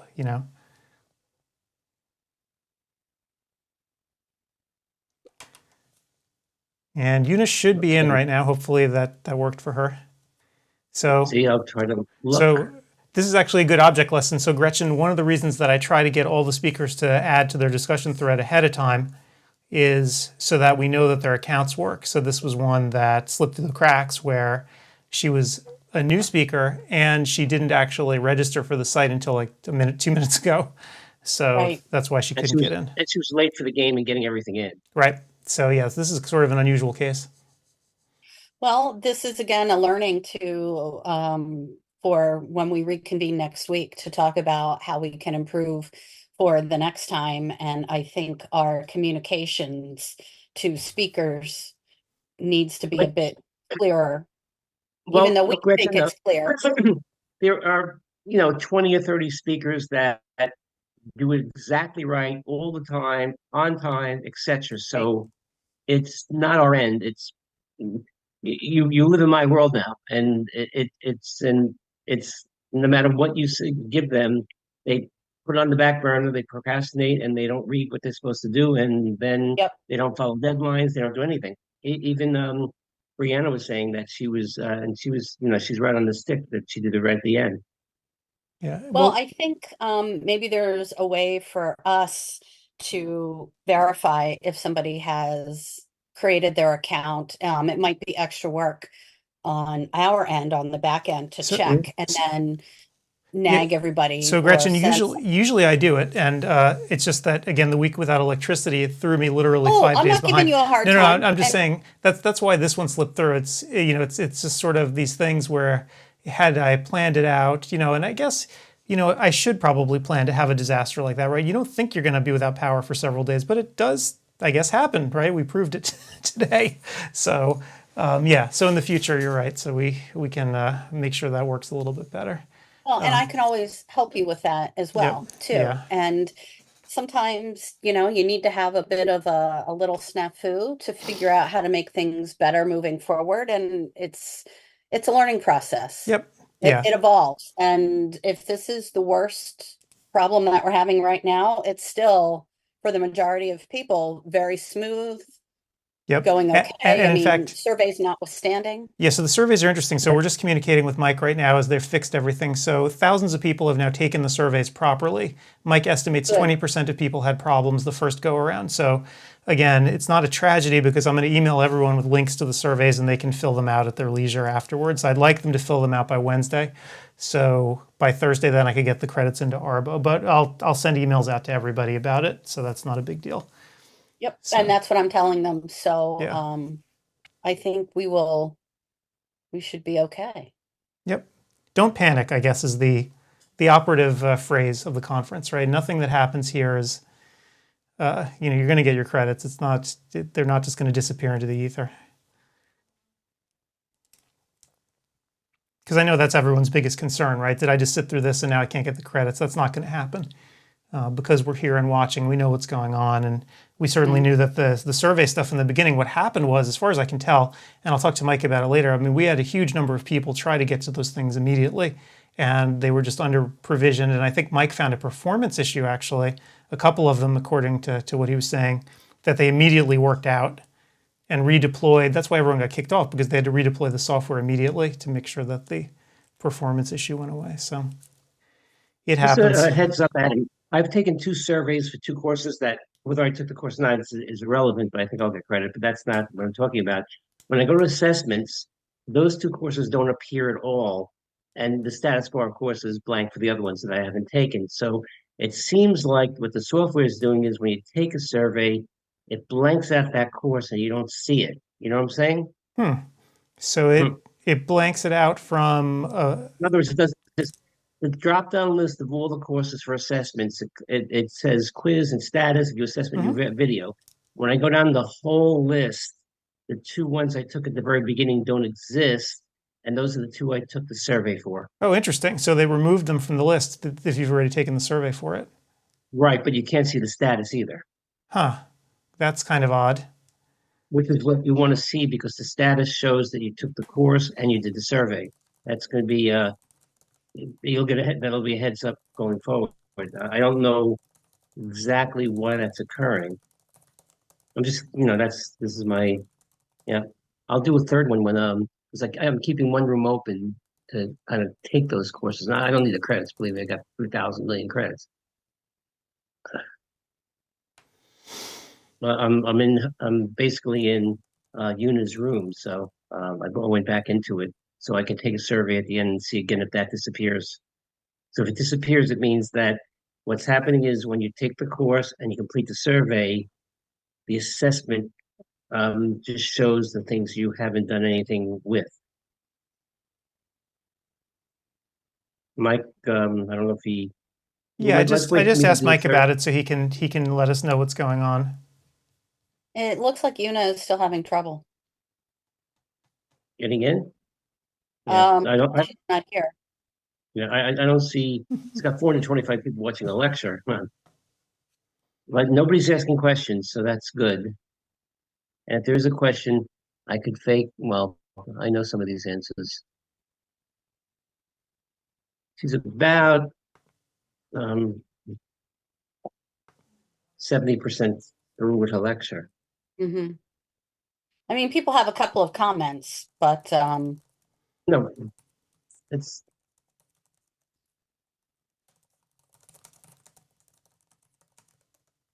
10, 35. That'll work out. Okay, I'm looking at the timing.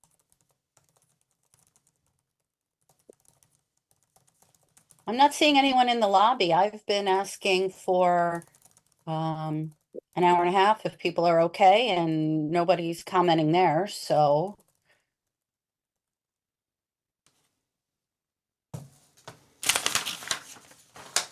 I'm going to try something, Adam. I'm going to take the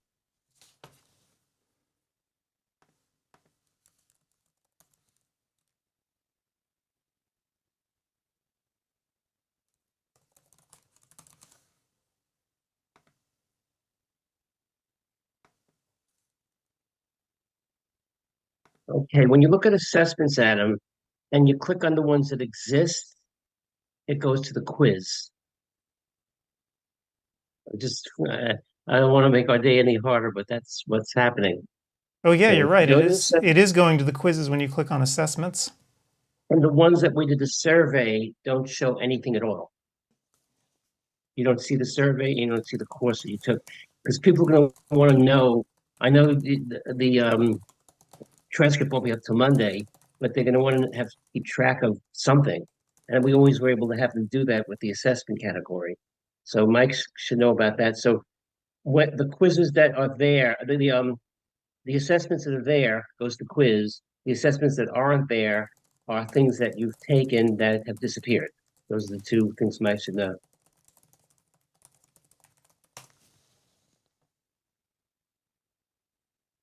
I think though that it all says quiz. Didn't he say that? No. This is different. It goes specifically to the quiz questions, not to a survey Okay, I'm gonna question. try and look at it myself. What assessments? Is just click on the first Yeah, one I'm and looking. say Yeah, it take is. assessment. It is going to the actual quiz. While the ones I took the survey for were surveys. I completed both surveys, and I actually think I took the courses because I was in the room long enough, and they are blank. That knows they don't. Those courses are. They were the first two courses, and they're not there. So apparently, when you complete all the survey and take the course, it goes away rather than shows the attendee. That's a major problem. I'm sure that is there. It's just a question of him adjusting the software. And that's never been. It's always it was really easy when you took assessment. You see that you took a survey and the course has to be taken, or you took the course in the survey and you got they give you a little crown to show that you're going to get credit for it. That sort of stuff. That's not what's happening now. Right now, it's early in the day, but as the day goes on, people are going to say, hamada. Well, maybe we should just See, I'm not sure where that data is going. In other words, what you I'll find out now with Eunice because let's see.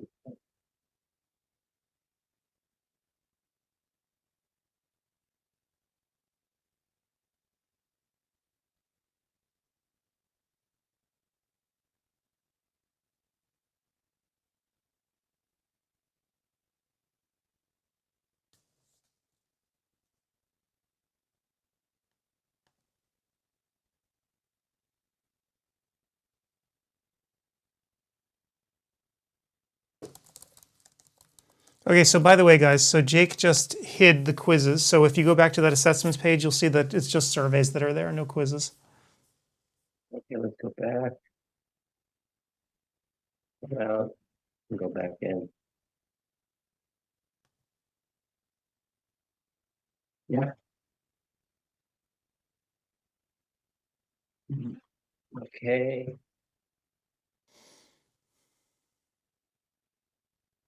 When you click on it, you get view assessment. Follow me. Each one says you pass the quiz with a score of 100%. Every single one. You follow what I'm saying? Do it No, yourself. I'm taking an assessment right now just to see. Well, it's not letting me take it. It's saying I'm passing everything. I'm going to ones that don't even exist nowadays. Every single one is for me. You want me to take a screenshot and show you? Are you able to take a survey? I'm trying one right now just to see. It doesn't do anything. It just tells you passed your quiz. At least mine does. Right, you passed. That's what it's supposed to do when you finish a survey. No, So no, you misunderstand. These are courses I didn't take, and I'm clicking ones that are going on in the future where I couldn't. And every single one, I'll take a screenshot and show you what it's printing out for me. I think Adam said earlier that you could see quizzes before you take the class. No. I'll send you both with an email. What's happening here? The misunderstanding. It's going to be just a screenshot. They all do this. Don't shoot the messenger. It's just an email that says, okay.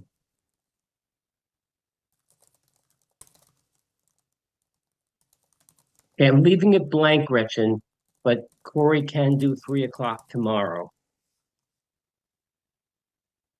I won't put him in yet, okay? I'll put them over It's to the right before side. Jennifer. Yeah, Yeah. I'll put them to the side. Okay, so you see the screenshot of what I get when I take the quiz, when I view assessment for any lecture. It just tells me I passed the quiz with 100%. Right, so that just means that you've completed the assessment. No, I have not. I'm scrolling down. There's a course like, tomorrow. And it says, Mind's Eye, how to implement the alpha zone. I think you could tell you the course. You can 100%. Wait, Steve, stop for a second. I'm really confused. So you just sent me a thing about a quiz, not a survey. Well, I'm taking the assessments that are available. Wait, so you took a quiz, is what you're saying? You took I didn't do anything. I clicked on view assessment for a particular course, and that's what came up. Did nothing for those courses. I didn't take a survey, I didn't take a quiz, didn't do anything. So when you clicked at the assessment tab, the thing that says quiz, the picture that you just sent me. That's what comes up when I click on the view assessment, the white highlighted button. There's 2 buttons. There's view assessment and watch video. Mm-hmm. When you click on view assessment, that's what I get in all my courses. The ones that are tomorrow, doesn't matter which. I see what you're saying. I haven't done a survey.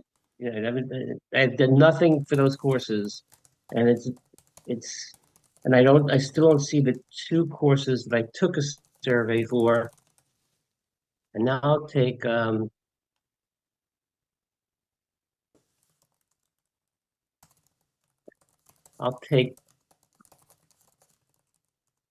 okay, now I'm gonna start Uma's survey. Okay, I'm taking it now.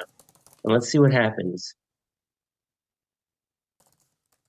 So what you're saying, Steve, is that you click and you do nothing. And first, you're not seeing a survey, you're seeing the quiz. And secondly, no. it's showing No.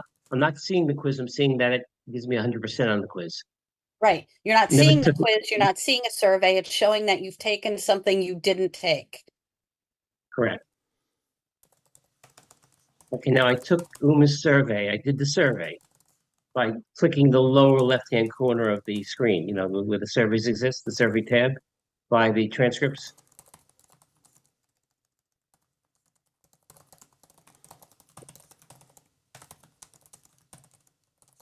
Okay, now for her, I got what I should get. I got it. The status is complete, meaning that the first 2 courses don't exist, but the first 2 surveys that I took don't show up, nor do the courses show up. Her course shows up and the survey says completed. I just took the Why don't survey. I know that Audentio is looking into it. Perhaps we should just disable them for a few minutes until everything gets. Apparently you did something for this. I'm going to go back and try to take the survey for the first 2 courses again, if it allows me to. Okay, I think Adam is working with Mike and Jake to get this squared away. Yeah, okay. Okay, that will work. It's not, transcripts, so I can't go back.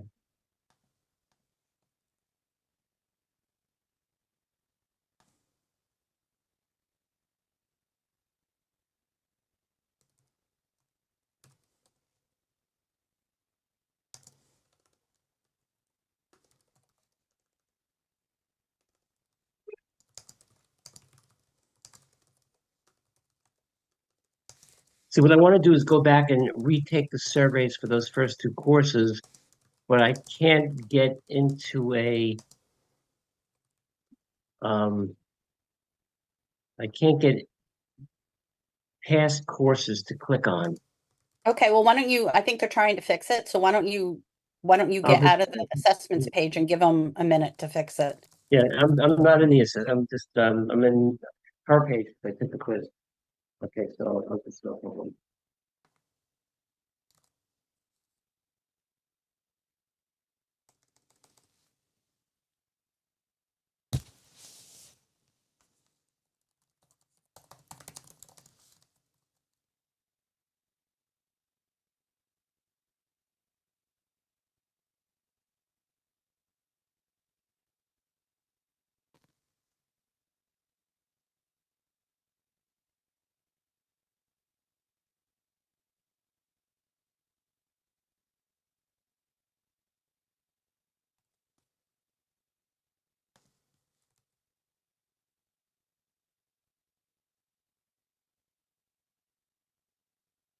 When you go into just that, it's part of what the whole issue is. When you go into recent courses, what gets displayed is nothing. Looking for a live upstream event, view upcoming courses. No, you want recent courses. You want, in other words, somebody took a course and didn't take a survey, and is now into the next course, goes back to try to find that course to take the survey. You can't navigate to it.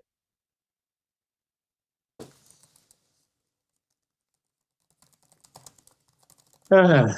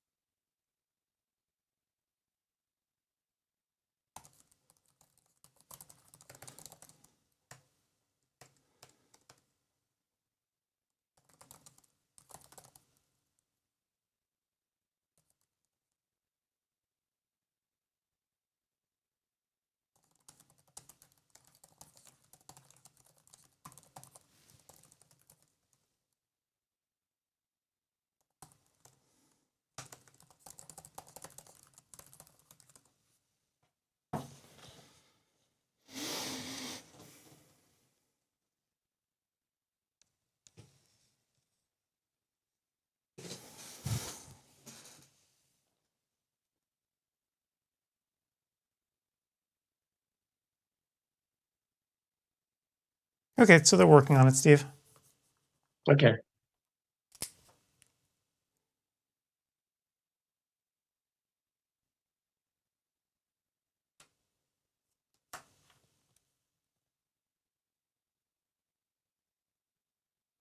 They understand the issue.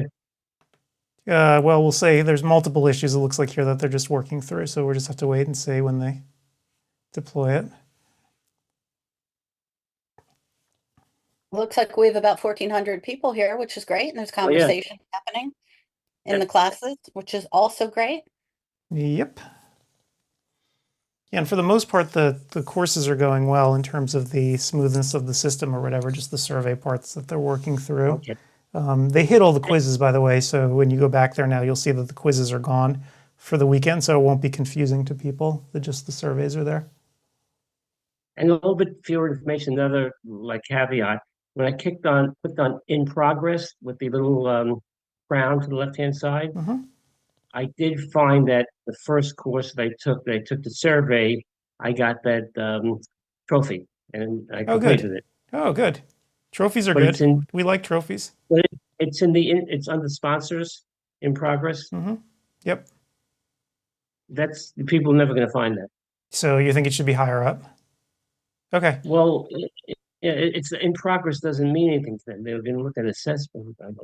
They'll go to transcripts and assessments. In progress this seems like a category of what's in progress. Also, the courses are listed. I know it's the way they want it. The courses are listed alphabetically, not by time, which is, I guess, okay. I mean, in theory, most people should not be going to that assessments page anyway, right? If you're taking the survey right when you do the class, you should never hit that page. But I agree with you that the in progress page, I guess the link should be moved up so people can actually take a look there.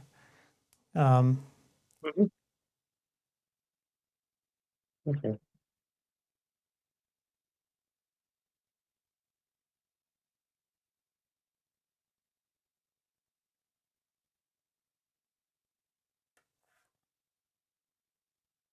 I'm gonna go into the rooms because it's Una's room is kind of over now. There were no questions, which is good.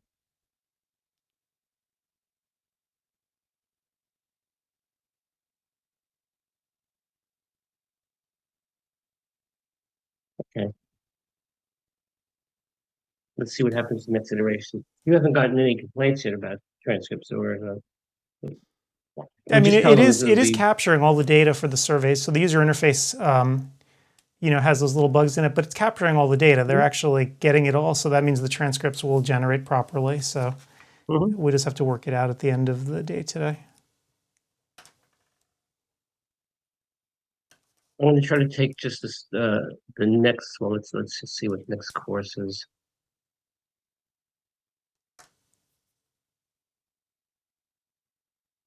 1 o'clock.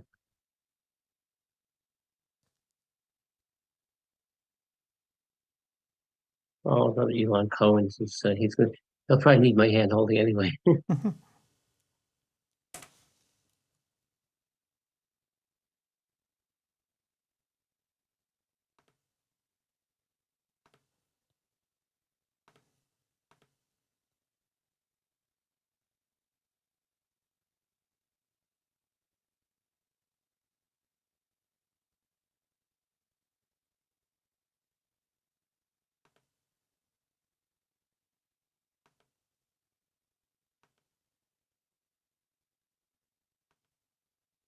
Doing something here.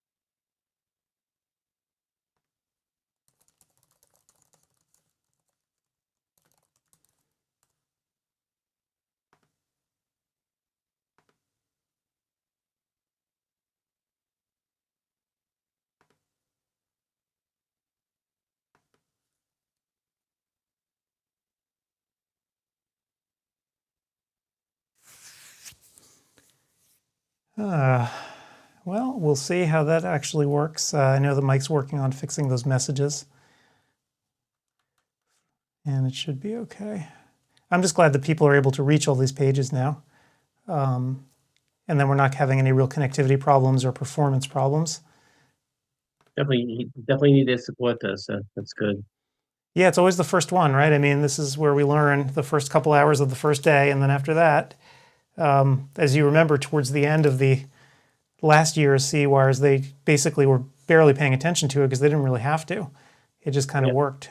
So it's just always these first few where we have to, first couple hours where we have to really learn what to do. Just doing another survey to see what happens. It might take them a few minutes to deploy. Sure.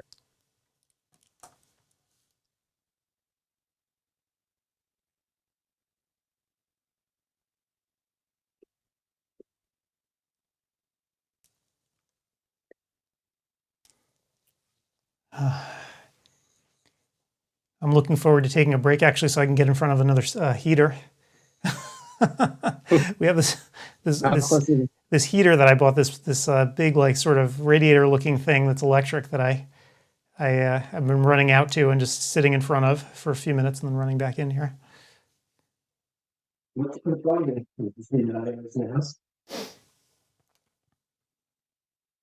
Adam, you can't get a heater in there? So far I don't have one that'll actually fit in here underneath my desk. I really should get one though because I'm so cold.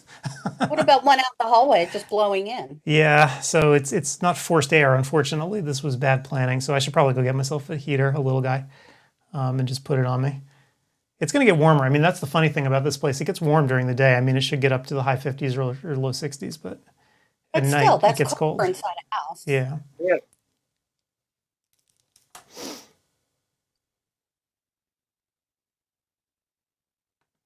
Okay.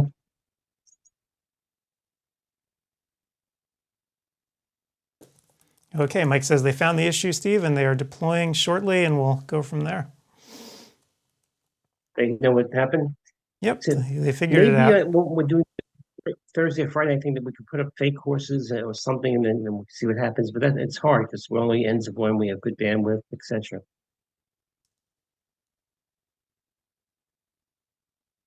Okay. It's incredible that they can just fix this on the fly. Oh, they're writing software or changing software on the fly. Yeah, so always fun. I'm sure they're having a great time. Because that's the problem, right? You have to troubleshoot it and figure out what's going on. Then once you figured out what's actually happened, you have to make the change and then hope that the change that you've just made when you're deploying it isn't going to blow up the entire world. So this is always a scarier thing. It's right. It's why you want to do things in a more controlled setting. I mean, it's almost like setting up the hardware for the live stream today. You know, I didn't have time to actually test anything. We just went right on, and could it have blown up? Sure. Thankfully, it hasn't. There's just been some minor glitches here, but not terrible. Knock wood. So I guess that's one thing that I've come to appreciate by doing this now for a number of years, is that preparation is so important. And things that look easy, there's usually so much that goes into it beforehand to make sure it goes smoothly. And when you remove those steps, you know, Well, you don't know what you don't know, and it's I like to use the iceberg analogy, that it looks so easy, and that's the iceberg that you see sticking up out of the water, but then underneath is all of this other stuff that goes on behind the scenes that people aren't really aware of, and that's the beauty of it. It makes it look so easy, but it's not. right. Thank you. Adam, Elon needs a lot of information. I'm so sorry. Okay, sure, not a problem. Sorry, what did you say, Steve? What? I couldn't The one- understand. The ones we expect to be a problem are a problem. Yes, that's just the nature of the beast. But that's what we're here for, so not a problem. We'll He's doing 2 lectures, and I want to get him in. yep. I'll say, are you emailing it, Tim? Yeah. Yeah, I can get him his stuff. So I wonder what his, because I know that he was set up okay, so I don't know what his issue is. I'll have to figure this one out. What room is he supposed to be in? He's in He's doing the mixed lecture first. I yeah. think that's that's at 1:15. Update on Okay, MIGS. update on MIGS, that's room 3. Okay. So let me, And then he'll have to figure out how to go from room 1 to room 3. That might be challenging.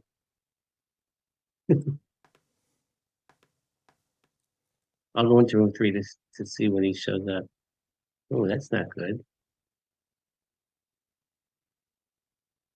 Okay. So we are about to start with we've got guide to IOLs, we've got anterior seg updates, update on MIGS, and presbyopic IOL advancements. So let's see. Interior seg. okay, so let me email him.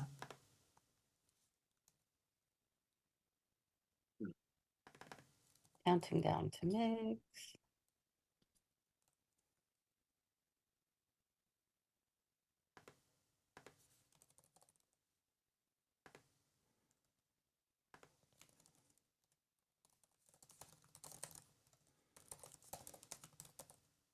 I am locked out of the conference, Adam. I got like a funny screen. Really? And I can, And pay yeah. your bill. Well, I'm in on one computer, but the second computer is not letting me go in. I'm just I know what I know I'm doing. So let's see why. I'll just load it in again, log in, and it's just frozen. I'm trying to reload what room? Let me see if I can get into a course in this. Yeah, I'm trying to reload room 4.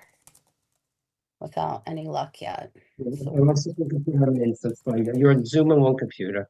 Okay, it's authentic my account. You'll be redirected back to Rome. Okay.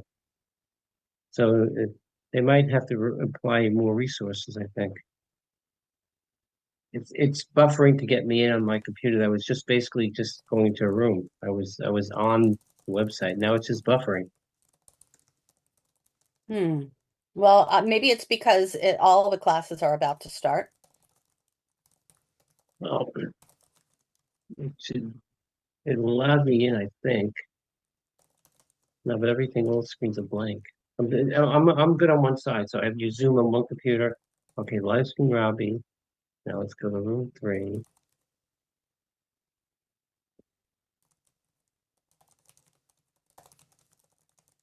I'll be right back. Okay.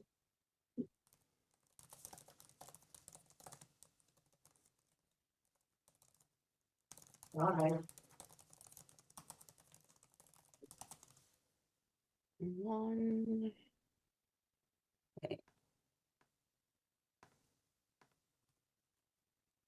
Room 4, room 3. Okay, we're counting down for all of them, so that's good.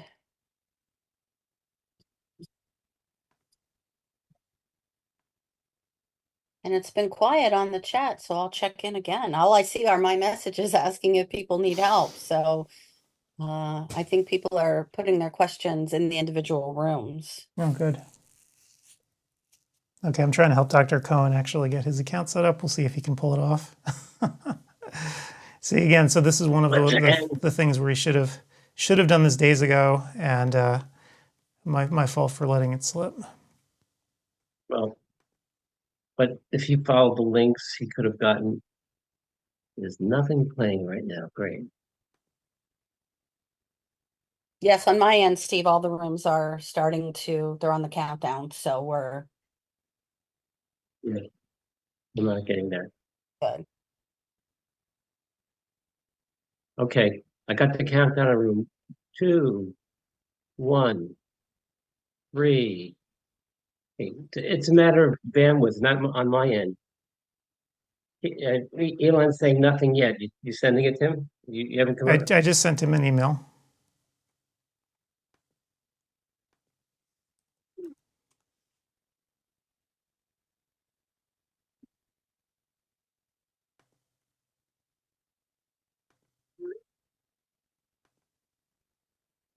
He said, did you ever send me something before? I think we did, right? Yeah, but I just sent him an email I don't think- about 1 minute ago, so he should get it. Okay. And now I just checked my internet speed and I'm 400 by 450. So I'm fast and it really was buffering a lot. So it's got to be on their end.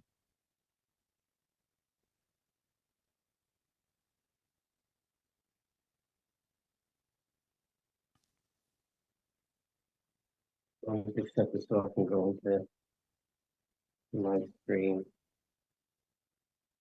Okay.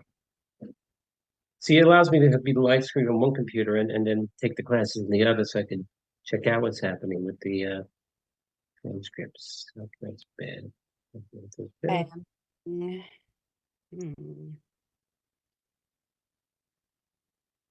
Okay, it looks like Oliver's in. Okay. And Cohen just sent me his email. I know we have his email. Did you use Adam? Yep, Did yeah. you use iCohen2222 at Gmail?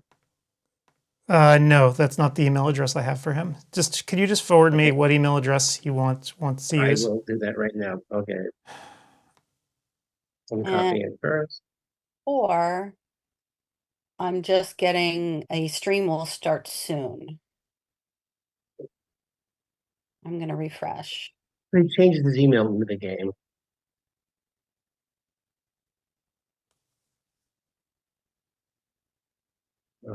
I just have to type it.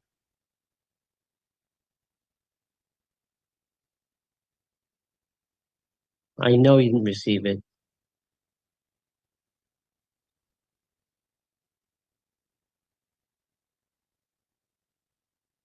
Okay, I'm sending you his email again. It's a different email.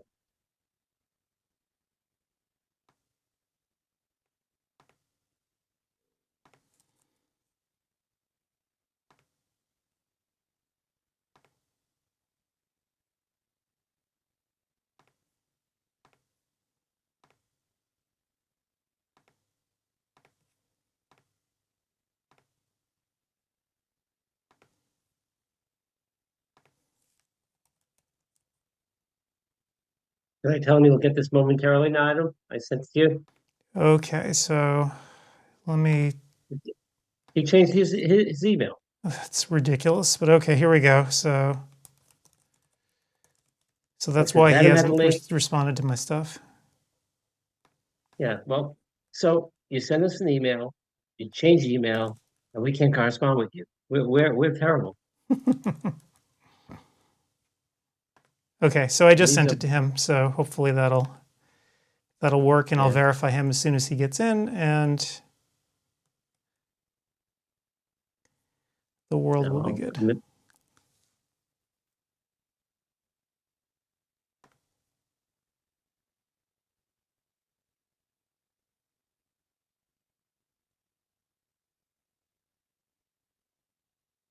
He said he didn't change emails.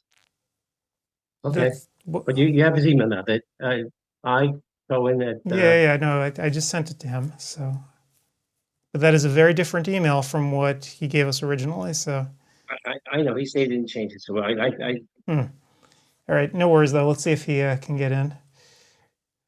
He just has to register, so he's got to fill out a little form.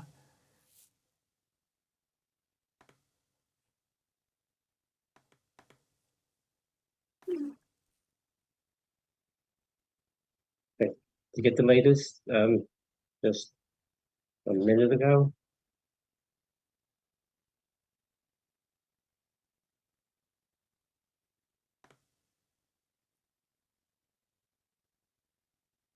So it's already sent, right? Yeah, I sent it to him about 2 minutes ago. So yeah. Okay, here it came. Okay, that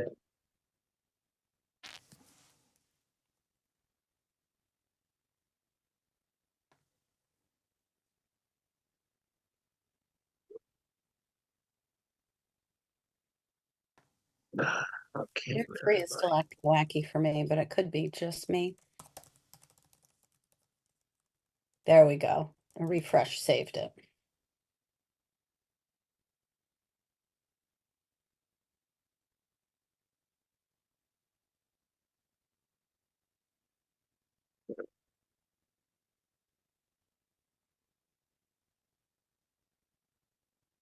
I think we're looking pretty good here. But his course is supposed to start at 1:15 and it's 1:19 and it's not started. Which one? Room what? Room 3. I'm in there now. I just reloaded it again. Yeah, it started for me. It was acting a little wacky. Okay, he's there. I mean, he's there virtually. Let's see about the sound. Yeah, he's a great surgeon, by the way. Okay, his lecture's playing, and hopefully he'll be in the room. Yep, everything's going okay. Everybody's there. Lectures are going. Woo, we'll take it. He may not type very quickly, which is why his ODwire registration may be taking him a few minutes. Yeah. So I'm as soon checking as I see him get Yeah. in there, though, I'll flip on his CEwire account so he can get right in. I don't know if it's easy for them to do, but if Audencio could put the speakers at the top of the roster list, I know it's hard. That way I don't have to scroll through 1,000 names to see if they're there. Hmm. It's 20 at a time, and there's actually, let's see how many people at this lecture now. We have 400, 330. Oh, we're up to about 1,500. Adam.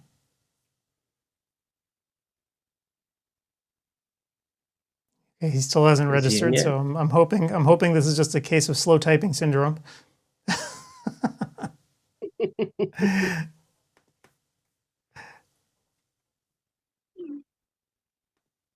He's waiting for verification.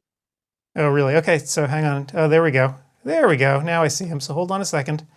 Just tell him to just wait 1 second. It'll take me about 30 seconds to actually do the verification step. So I'm writing to him now.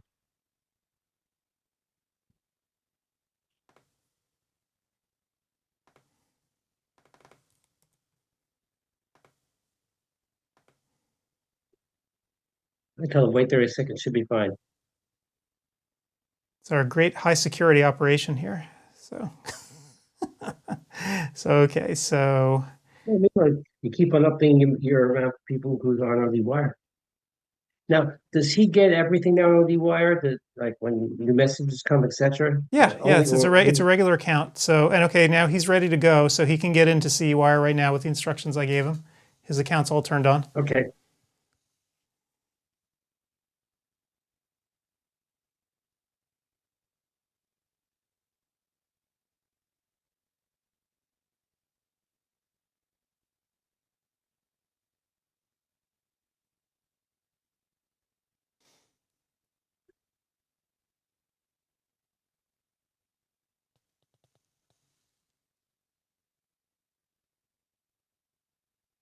He just has to go to Room CEwire 1, right? Yeah, so he's got to log in. I give him the login instructions. Just go to CEwire2024.com. Okay.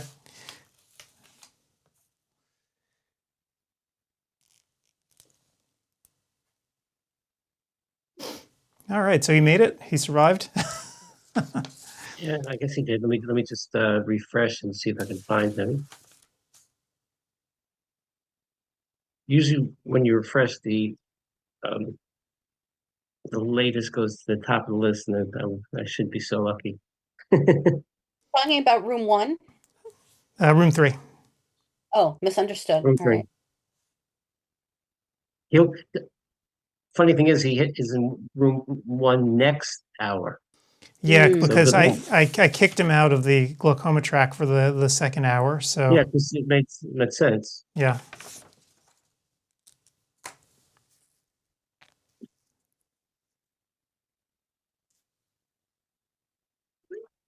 So he responds to other questions. So I'm going to type a question. I'm going to start listening to his lecture without listening. I can figure out a question to type. It's a good lecture, by the way. I was watching it. Oh, he's an excellent speaker and a really good surgeon. And he's Israeli, but he has that little twang of accent. Yep, very minor, very easy to understand. You know, he's actually lectures. He puts a lecture together in New Jersey for 400 or 500 doctors, and 3 years straight, he asked me to lecture with him. I did the epigenetics. I did all the stuff I've done for CEwire, but with some changes. And you know, it's seamless. And the honorarium he gives his speakers are ridiculous. Because you know why? We're referral sources. Right. That's the kind of behavior they crack down on. That the government was. Well, for the lecture, he could decide how much to give a lecture. Yeah. If we said our lecture is $5,000, would they crack down on it? Well, it depends on why you're giving the person $5,000, right? That's why the government was threatening to throw people in the clink who were, you know, trying to use this as a referral source. All right, so hopefully he's in. I'm going to keep my fingers crossed. It looks like his account was turned on okay. So, and hopefully we don't have anybody else who didn't sign up. I think that's got to be it. Those two are the only ones. I should really look and see if there's anybody else who didn't make their registration.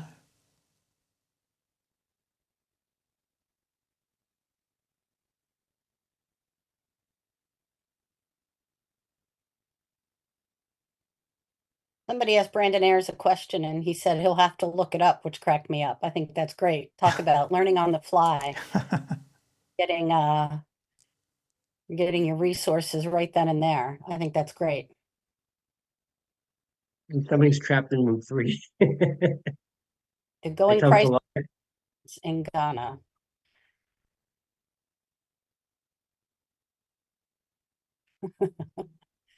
So we have about more than 50% penetration of people, even not even unique people here now, because we have 400 in room 1, 350 in room 2, 361 in room 3. That's 1,100, and 109 in room 4.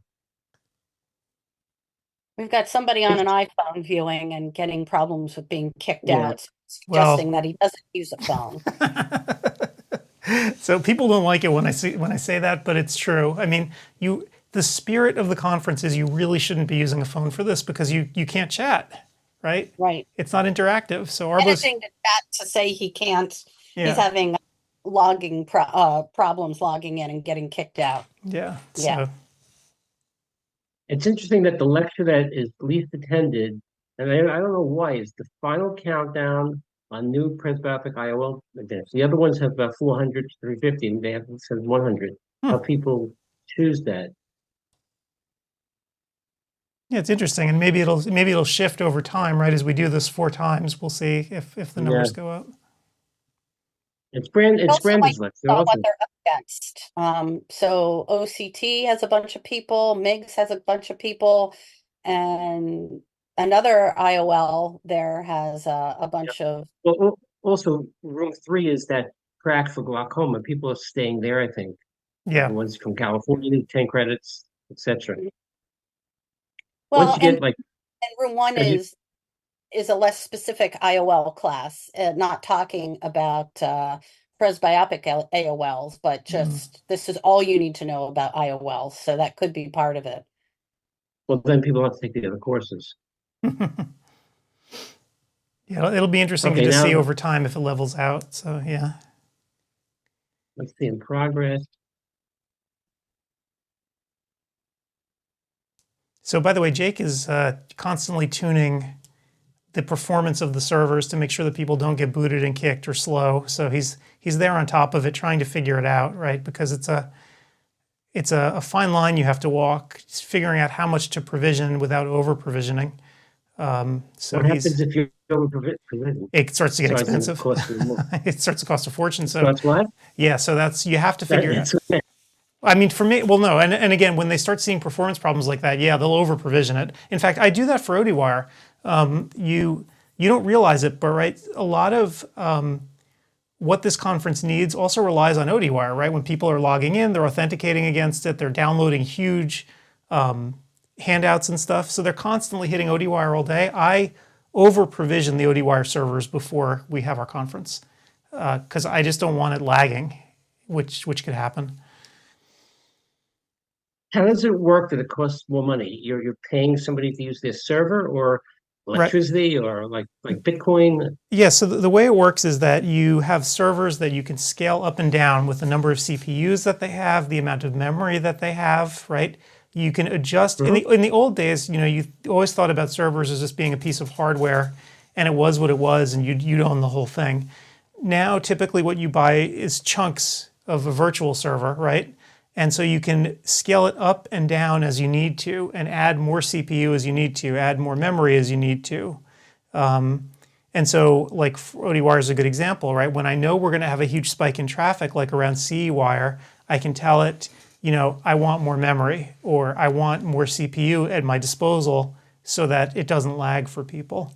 And then the places that you actually rent these servers from have these great panels, these facilities to make it easy. Now, Amazon, of course, is one of the biggest, right? This is how they make a lot of their money, actually. A lot of their profit actually comes from their web services division because they have this capability to lease you servers like this that you can dynamically adjust. So But I was prompted to reload in 2 rooms. Room 1 and room 3. Just FYI. Okay. Oh, wait, now I'm being prompted to reload in room 2. A new update. Please reload. So I guess we're trying to balance everything. His lecture really is great. He's got some great videos. Now, Adam, for my information, why am I always able to load things through Google Drive and whatever, and I couldn't load his particular lectures because there was too big a Yeah, that thing was huge. His actual. So if you look at the quality of Dr. Cohen's lecture right now, you'll see how high res it is and how nice it sounds. it's video on video, yeah. Yeah, it was huge, and so I think that was the problem you were having. I was shocked when I saw how big it was. So, in the future, how could I load that? What program do I need to get into that? So I just downloaded it through just email. I downloaded the file first, and then I was able to load it. Yeah, it wouldn't let me download it. It kicked me to Google Drive. Yeah, so I'm not sure why. Yeah. Yeah. And now, if he would have uploaded himself right into Dropbox, that would have worked. It should have. I mean, I have enough space on our Dropbox where people dump stuff where it usually works fine. So yeah.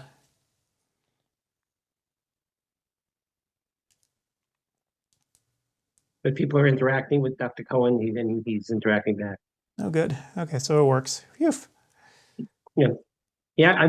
I actually followed him around. One of my friends was having cataract surgery this summer. She was only like 62, and amazing. He did like 30 procedures in a morning, maybe a morning and a little bit of the afternoon, and it wasn't rushed. It was like because the team has everything set. He goes in, does his thing. When the cataract was really dense, and I do some other things, it pisses him off, but it takes more time. He's got to use more energy and whatever. But it's just seamless. A good surgeon, you watch them work, and they. I don't know if you know a little bit of optics, but when we use contact lenses and stuff, it was able to position the IOL at the visual axis, not the geometric axis, and you're going to get a better visual result than we get with multifocal contact lenses. Because and I never knew this stuff. Well, the optometrists don't know this. It's great to follow a surgeon around just to see exactly what they do and what we don't know. Right. All right. Well, it looks like things are quiet here. I'm not getting too much in the way of No. Yeah, they are hate quieting mail. down. That's good.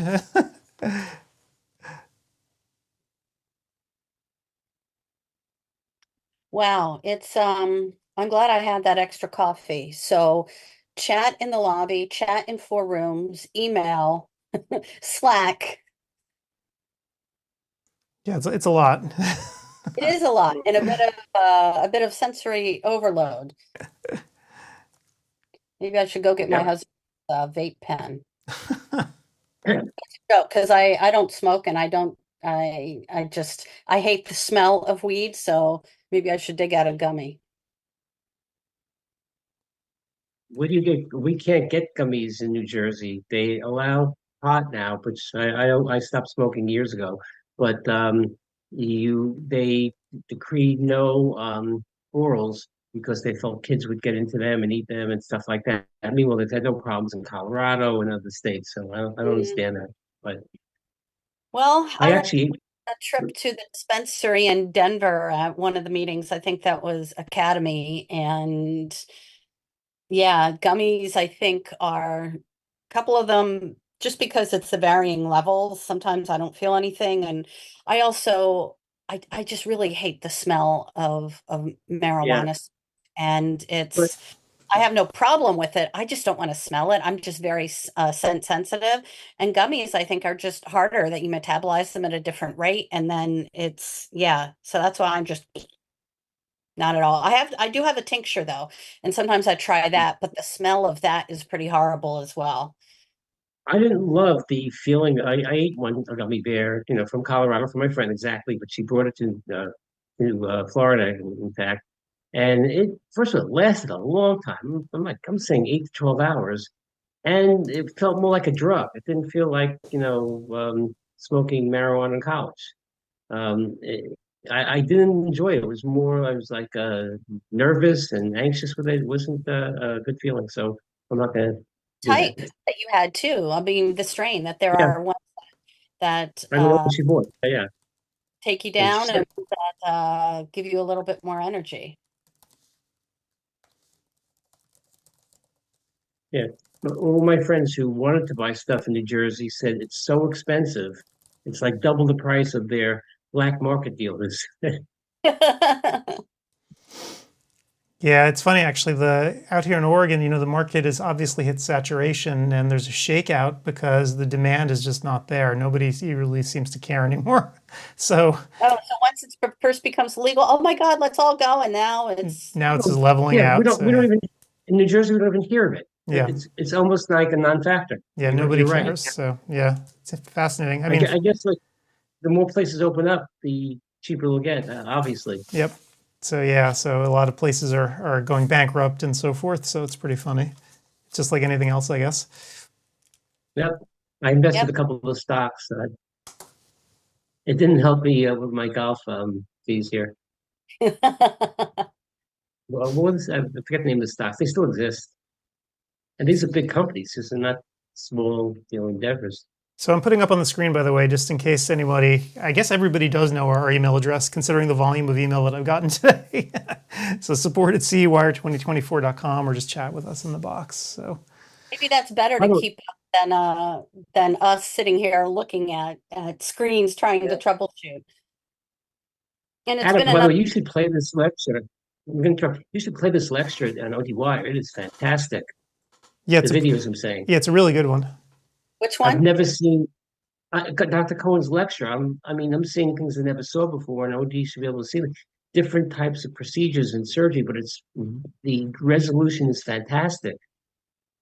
Did you watch the Should whole watch lecture? that one because I'm not nearly ready for cataract surgery. But I get anxious just thinking about it. I think I know too much. Yeah, but watching the guy work, it's not scary at all. I don't. I'm a little older than you, but I don't need them. I can't wait because I want to get rid of these like -2 and 3-cylinder. And I can't wait to get rid of them and choose between single vision or some sort of multifocal or whatever. Why don't you just do a clear Um, lens exchange? well, why should I do that and pay for it when I could wait 5, 6, 10 years and get it done for free? You don't have to Yeah, bitch about it. yeah, he's well. Actually, he's friends. He might do a lens exchange, but then he still has to do take care of my cylinder. Mm. Yeah, I don't know. Adam, you and I are in the same boat with our correction, so I have no idea what kind of IOL that we should get because we're going to complain either way. Yeah, we're kind of screwed. They're high maintenance. What's your RX about? Right now, I don't have a vertex chart in front of me, but I'm in No, the it's I'm that like bad. 275 plus 3 with a high add. No, so A little bit, not much. you have shoot. What I would do is a single vision lens in one eye and a multifocal lens of some sort in the other eye. I don't want to do any monovision because I already do a bit of that anyway because I suppress some vision in my left eye, a little bit of amblyopia there. Okay, but that's a problem. But that's pseudo-monovision because both eyes are seeing for distance. I said a single vision lens for distance in one eye and a multifocal lens vision in the other eye because you'll have near vision out of that one eye. But if it's an eye that suppresses, that's not a good situation then, yeah. Well, we're fooling around with it now because I'm wearing my neural lenses full time for my migraines. And I just Mhm. had about 3 weeks ago. I went to see Jonathan because Bethany isn't seeing patients any longer. So we're fooling around with it to see what's what. But yeah, I'm dreading when I need to have cataract surgery. Well, Maybe I'll leave the earth. Jonathan's not, he's not chicken feed, Jonathan. No, not at all. So he could do that. She's PowerPoint or whatever, Power Practice full time. Yep. So like I said, maybe I won't need to make that decision. Maybe I'll just stick with what I've got and maybe I'll get hit by a bear truck and won't need to make a decision about my IOLs. But my friend who I advised to do exactly what I just told you, she was -2 in both eyes with some cylinder. She got a single vision lens in one eye, a toric, and got a multifocal kind of toric lens in the other eye, and she's thrilled. So she Good. has great distance vision, fairly good near vision, has a pair of reading glasses, which are just plus, you get off the counter that she wears sometimes, like when it's very fine print, and that's about it. So far better off than even if she had LASIK surgery, she'd still need near vision correction. Yep. Well, I guess we will see. I might I'm getting another update, Adam. This is room 4. I was just clicking through to make sure the chats were okay. So let's see. Didn't get it in room 1. Didn't get it in room 3. And didn't get it in room 4. Just keeping you up to date. Thank you. Yeah, I know that we that had Mike is publishing changes, so I think that's why you're getting the message. So he's trying to work on the survey stuff. That's good. Yep. I sent Robert Chu though a link to come in at 1:30, and it's past that, and he's not here. Have you seen anyone try to come in, Adam? I have not. I haven't been paying super close attention, but usually I can see it. So, Jeff is at 2:00, so he should be here. Gerson. Yeah, we've got 3 in a row. But one's Steve- not. One's done. He's wait, the I IT. already in there. I missed that link. I'll put that row in just because clearly I missed it. Apologies. Yeah. I don't know why I didn't notice that before. I should fix Yeah. it tomorrow as well. And I have no plans tonight. Tonight I'm here to make sure people go through duration. I think we're needed to be here. But when you have problems, time goes faster for some reason. Yeah. I mean, Yeah. take it.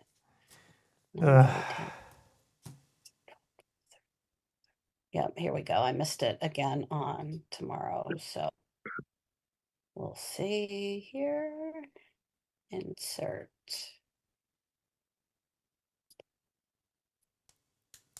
Yeah, please put your vendors in before I put my They are unvendors both in. in. Ones who I wanted are both in. So you are free to do it. I don't see them. I've got block. MacuHealth I have in. Yep. And what's the other ones? I don't see anything else besides MacuHealth. 12:30. OGS. 12:30. Oh, here it is. Okay. That OGS gets lost in the system. Yeah, I see. It's Pull and Newsom, by the way. At Pull. If you look at it. Oh, it does. That's weird. Well, we know who I mean. I'll change it. There we I go. want to do. Amazing how the world works nowadays. I'm sure the same thing happens to your husband and wife comes in and tell me some news and they say you sold 4 minutes ago. Somebody dying or something like that happening.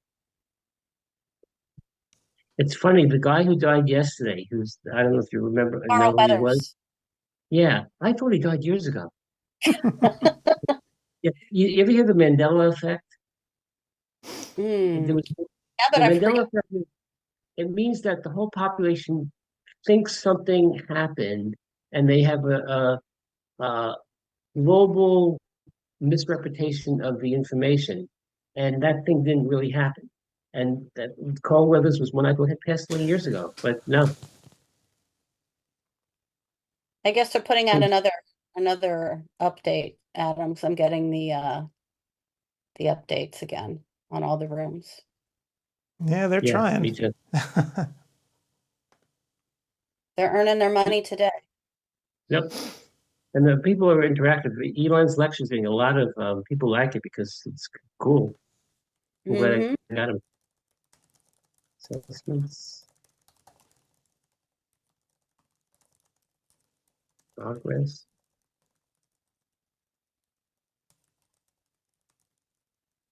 I'm going to do something here.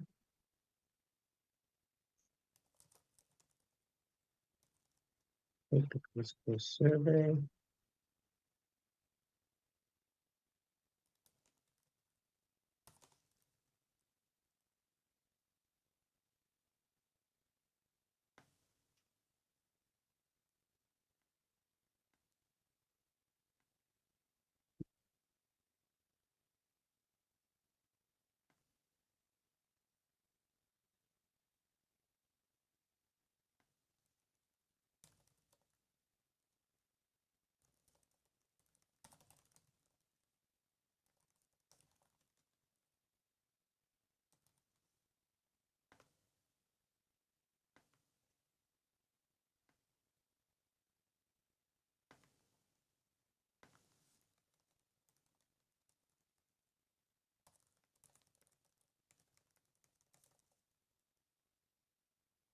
Well, if we don't have Robert, Jeff Gerson should be here in about 15 minutes or so. And he's pretty reliable. If we didn't screw up, I had about 1,000 emails. Literally 74 emails with speakers trying to get times, and I was multitasking as I did. I think Jeff was, give me a few options. Well, we're about halfway through these lectures here that are fourth set of lectures, and we will have Dr. Cohen again with another cataract surgery lecture. Corey Lappin talking about Demodex, Mike Shaglazian talking about managing all types of glaucoma, and Shannon Steinhauser talking about sleep apnea. So we've got a great selection coming up. And still nothing on the chat. The last thing that I heard from anybody in the lobby is more than 2 hours old.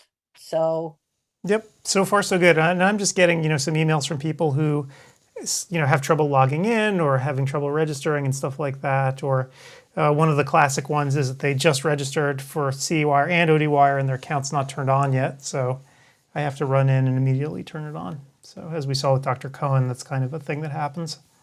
That's why I always discourage people from registering at the very last second. I just wish they wouldn't do it. Luckily, I'm looking at Sunday's roster, and there's very few newbies. Yep. That should be fine. Okay, good. Steve, you have a better idea of who's new than I do. Do you want to take a look at those who you know are new and see if they've commented on their thread on ODwire? Because if they haven't, perhaps, even though I sent an email the other day, maybe we ping them again so that we don't have this tomorrow. Really, I'm looking at the people to come, and nobody's new today. Tomorrow, Joy Haywood, I'll look at hers. She's pretty smart, though. That's the one from SUNY who's doing the DEI one on disabilities. So I'll check her. Mitch Ibeck, I'm sure Samantha is not new. Paula, I would expect registered. I know she registered because she did her own thing. Paula Newsom. Okay. Right. Tomorrow, the only one that is questionable only because she's new is Joy Haywood. Well, good. Yeah, Mitch Ibeck is, but he's pretty bright and he's been on the stick. He's been very communicative. I think he did comment, but I will go to ODwire. Now, get you out of the picture here. If you guys see me looking around, not looking at the live stream, it's because I'm looking around, looking at my screen. Oh, we all are. We're all doing the same thing, so not to worry.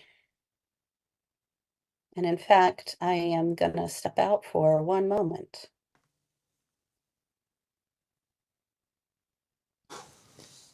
Alrighty.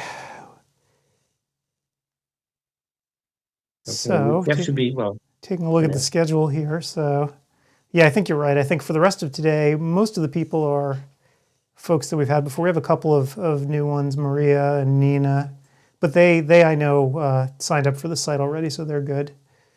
Yeah, Maria's been talking to people about her ultras. Oh, I'm lecturing today. I forgot. I think. I'm prepared.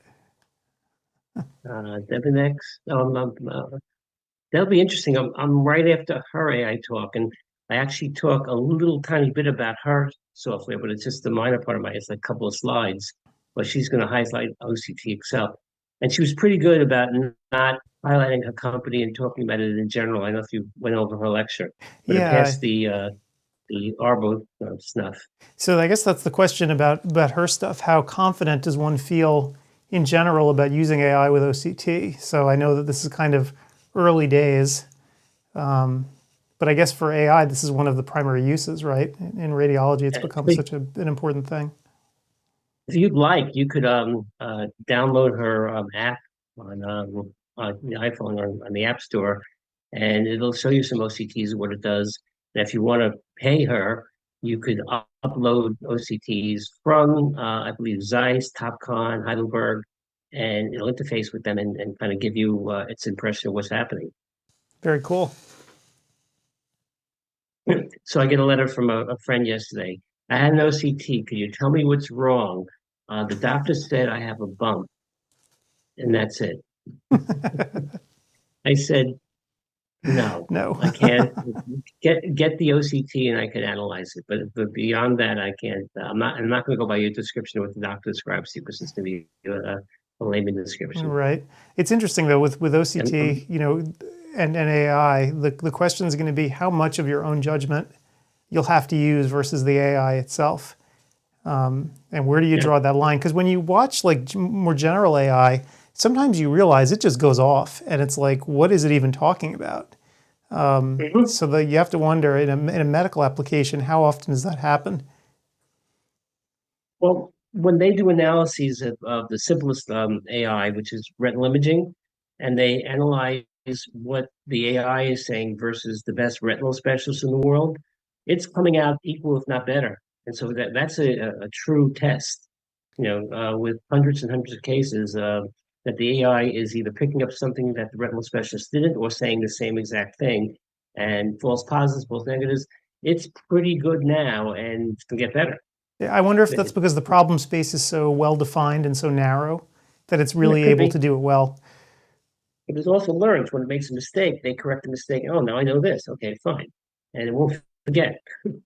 So that that's one of my thoughts. Like when we go back way in the past, I used to collect my own data and then analyze it and prescribe. Then now techs do a lot of that, and we analyze the data and then we prescribe. In the future, we're going to do the same thing, but AI is going to help us analyze the data and then we'll prescribe. Right. Then will the future be that techs collect the data, AI analyzes the data, and AI develops a treatment plan, and we're sitting home unemployed? Not just us, but other fields also. My daughter's worried about law because law is pretty, it's cut and dry in terms of, precedents and being able to, when a lawyer does this literature searches, it's a complex thing, but the AI can do it so much more quickly. She's worried about certain areas of law which are cut and dry, like patent law and things like that, as to whether the attorneys will be needed. Yeah, But we'll see. it's interesting. You almost wonder if they're just going to be needed for their rubber stamp, right? Because you want a human to have Right. some accountability at some level. Until at some point the eye feels that we We're don't need useless. the rubber stamp, and we're controlling the amount of energy it gets, because that's all it needs is energy. And then it'll get And rid to of get- us. It'll push us over a cliff. That's where we have to colonize Mars or something, so we have a place to go. And we'll see. All right. Well, And we'll have I'm looking here. It seems like things are calm. The emails that I'm getting from people are just mostly, from the earlier issue with the surveys this morning and how do I get the list of surveys. So I'm going to make sure that there's a list, because you remember from CEwire 2023, I made a pretty good list for people. I'll show on the screen, because it's still up there. Actually, I should probably take it down since it's now useless, since 2023 is long gone. But there's a list of the post-course surveys that I put up here, and I'm going to do the same for 2024. I just haven't done it yet. Again, totally ran out of time. Had I been more proactive and not had, infrastructure disasters, this would be done already. But this list, of course, Steve, you will be happy, is in alphabetical order by instructor. So you can find your class much more easily. And so this has all of the surveys in one place where people can go back and get them. So that's my job after we go off the air here tonight. Gotta get the fun of building this document. definitely some weird things that come out still now. I took a survey for the Unis course, and it's not here under transcripts or assessments. Now it's under the assessment. Yes, it is here, completing the assessment, but not under the transcript yet. So I guess it's going to take a while for it to populate. And again, it's capturing all the data, which is good. So we have it all. And then I'm sure tonight, after we're out of here, Jake and I are going to go over some of the stuff to make sure that it's all okay. And it's funny, you think back to the when we did this last February, it's the same kind of thing happened, right? It was the first ones with the surveys that got botched. Jeff is here. Hot diggity, let's let him in. A new victim.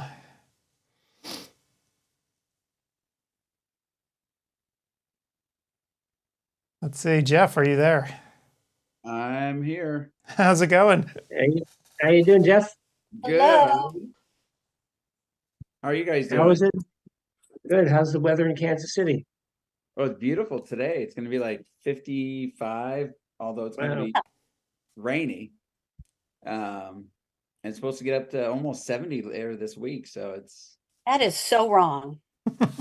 it's We've fantastic. gone from like -10 to 55 in like 3 weeks. It's amazing. 1 week. Yeah, it's crazy. That Wow, is, wow. it is, I mean, I like it, but it's not a good thing. It shouldn't be that in the beginning of February. Yeah. Yeah. It's nuts. How'd you wind up in Middle America? Is that where you came from, or did you migrate there because of whatever? Yeah, residency. So from Indiana, went to school in Indiana, and then did a residency in Kansas City, and we just really liked it here. So we decided we'd stay. We came for came for a year for my residency, and we're Mhm. still here 26 years later. Wow. Wow.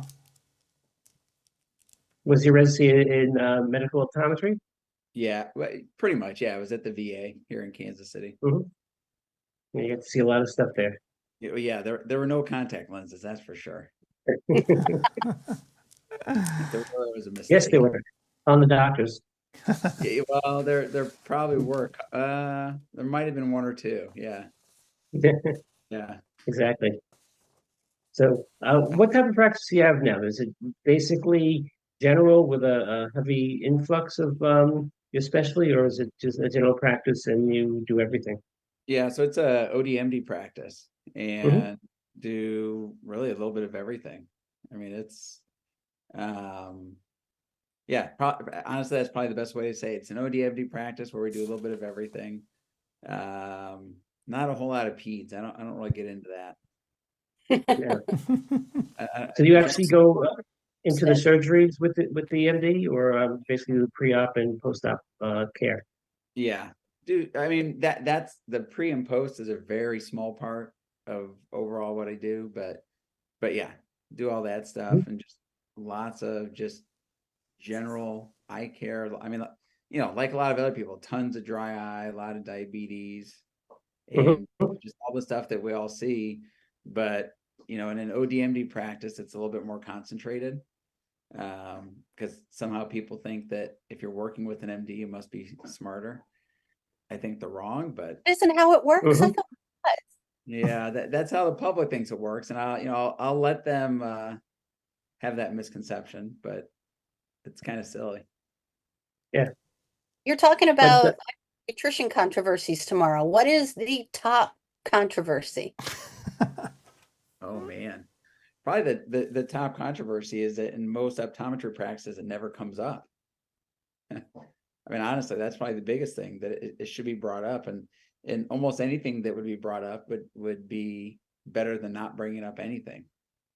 Other than that, honestly, probably the biggest one is whether you need just lutein and zeaxanthin or whether you need to add in mesozeaxanthin. well, we have That- Maculus as a sponsor, so they'll take one side of the equation for sure. Yeah, for sure, Um, for sure. What's your feeling on zinc and the concentrations, and that Jerry Sherman years ago said you cannot practice if you don't do certain things, etc. What's your feeling on the zinc aspect? Yeah, well, most optometrists are still practicing, and it's been 10 years since he said you couldn't practice if you weren't doing a certain thing. So, Yeah. I think it's a valid concern, and it's all based around genetics. And I think that genetics certainly plays a part, but I think that we don't know enough yet to have an absolute definitive answer. I think Jerry was 10 years ahead of his time when he said that, because he's right. Ultimately, we're gonna need to be doing genetic testing and knowing ahead of time what's going to work or has the best chance of working instead of just trying and hoping. But there's just not definitive enough data yet for it to be a industry standard. I did do the MACA risk test when I was in practice, and I kind of like the information, giving it to patients, even though I know it wasn't a certainty. At least it gave me something to hang my hat on what I was doing, rather than just throwing a dart at ARADS 2 or with the Yeah. MAC health, without MAC health. Do you use it at all as a kind of little guy, especially with the alleles they've come up with?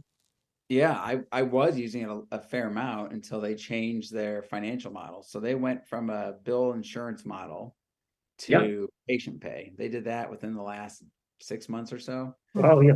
Mine was great. They would bill the patient, and if it wasn't going to bill the insurance, if it wasn't covered, they wouldn't charge the patient. So it was like a throw it against the wall. In other words, if it was covered, it was covered. If it wasn't covered, it was free, which is really good business, but kind of weird, illegal Well, maybe.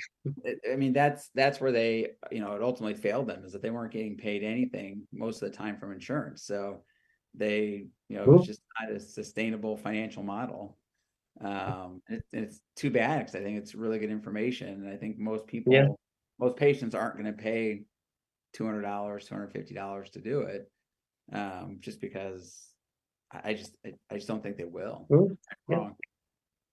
I saw several patients which had significant, let's say, hard drusen, and putting on a MacHealth type product for like 6 months, and the drusen's shrinking, and it never happened before. So it was doing some things for at least some patients, and certainly very little of no harm. Right. Right. Yeah. So how's attendance today? Overwhelming. It's always it's always too good. The service. Are you close to the 3,000 that you mentioned yesterday? Yeah, so we have over about 3,000 people registered. This morning we've had about 1,500 come through already. Wow. So yeah, so it's been quite a crush today. So and always on the first day, it's when we're our most nervous, because the software, we just turned it on. So this is when disasters will always happen, the first couple hours. So it was an impressive number of people to show up. So we survived so And far. I like, or hate to say it, Jeff, but there's certain speakers that are challenging, and certain people that we don't have to worry about. You're one of the latter. And those are the ones that can't get into the lecture, don't know where to go, etc. And even though we give them the same information they give you, and they're all bright people, they just don't look at their emails or whatever. So thank you for not being on that list. Well, you're thanking me now, but I'm not on till tomorrow. You may get a frantic email tomorrow afternoon. I, I don't think so, because you're in the rooms. You never Did I know. tell you this? Did I tell you a story once about two people that we met going to a Yankee game? We're from Kansas City. No. It was a Kansas City Yankee game, and I'm from Central New Jersey. And I guess they got off one train, and they were getting on the train to get into the city. And they have their jerseys. And we said, "Follow us. We know you're going to the game." And we go into the subway system eventually, and the doors open up, and it's packed like sardines. I mean, like it always is in rush hour. Like you can't barely get on. And they said, "We'll take the next one." And I said, "No, you don't understand. This is how it's going to be for hours." And they get on the train, and it smells, and they're looking at us, and then they said, "I think we'll stay in Kansas City from now on." Yeah.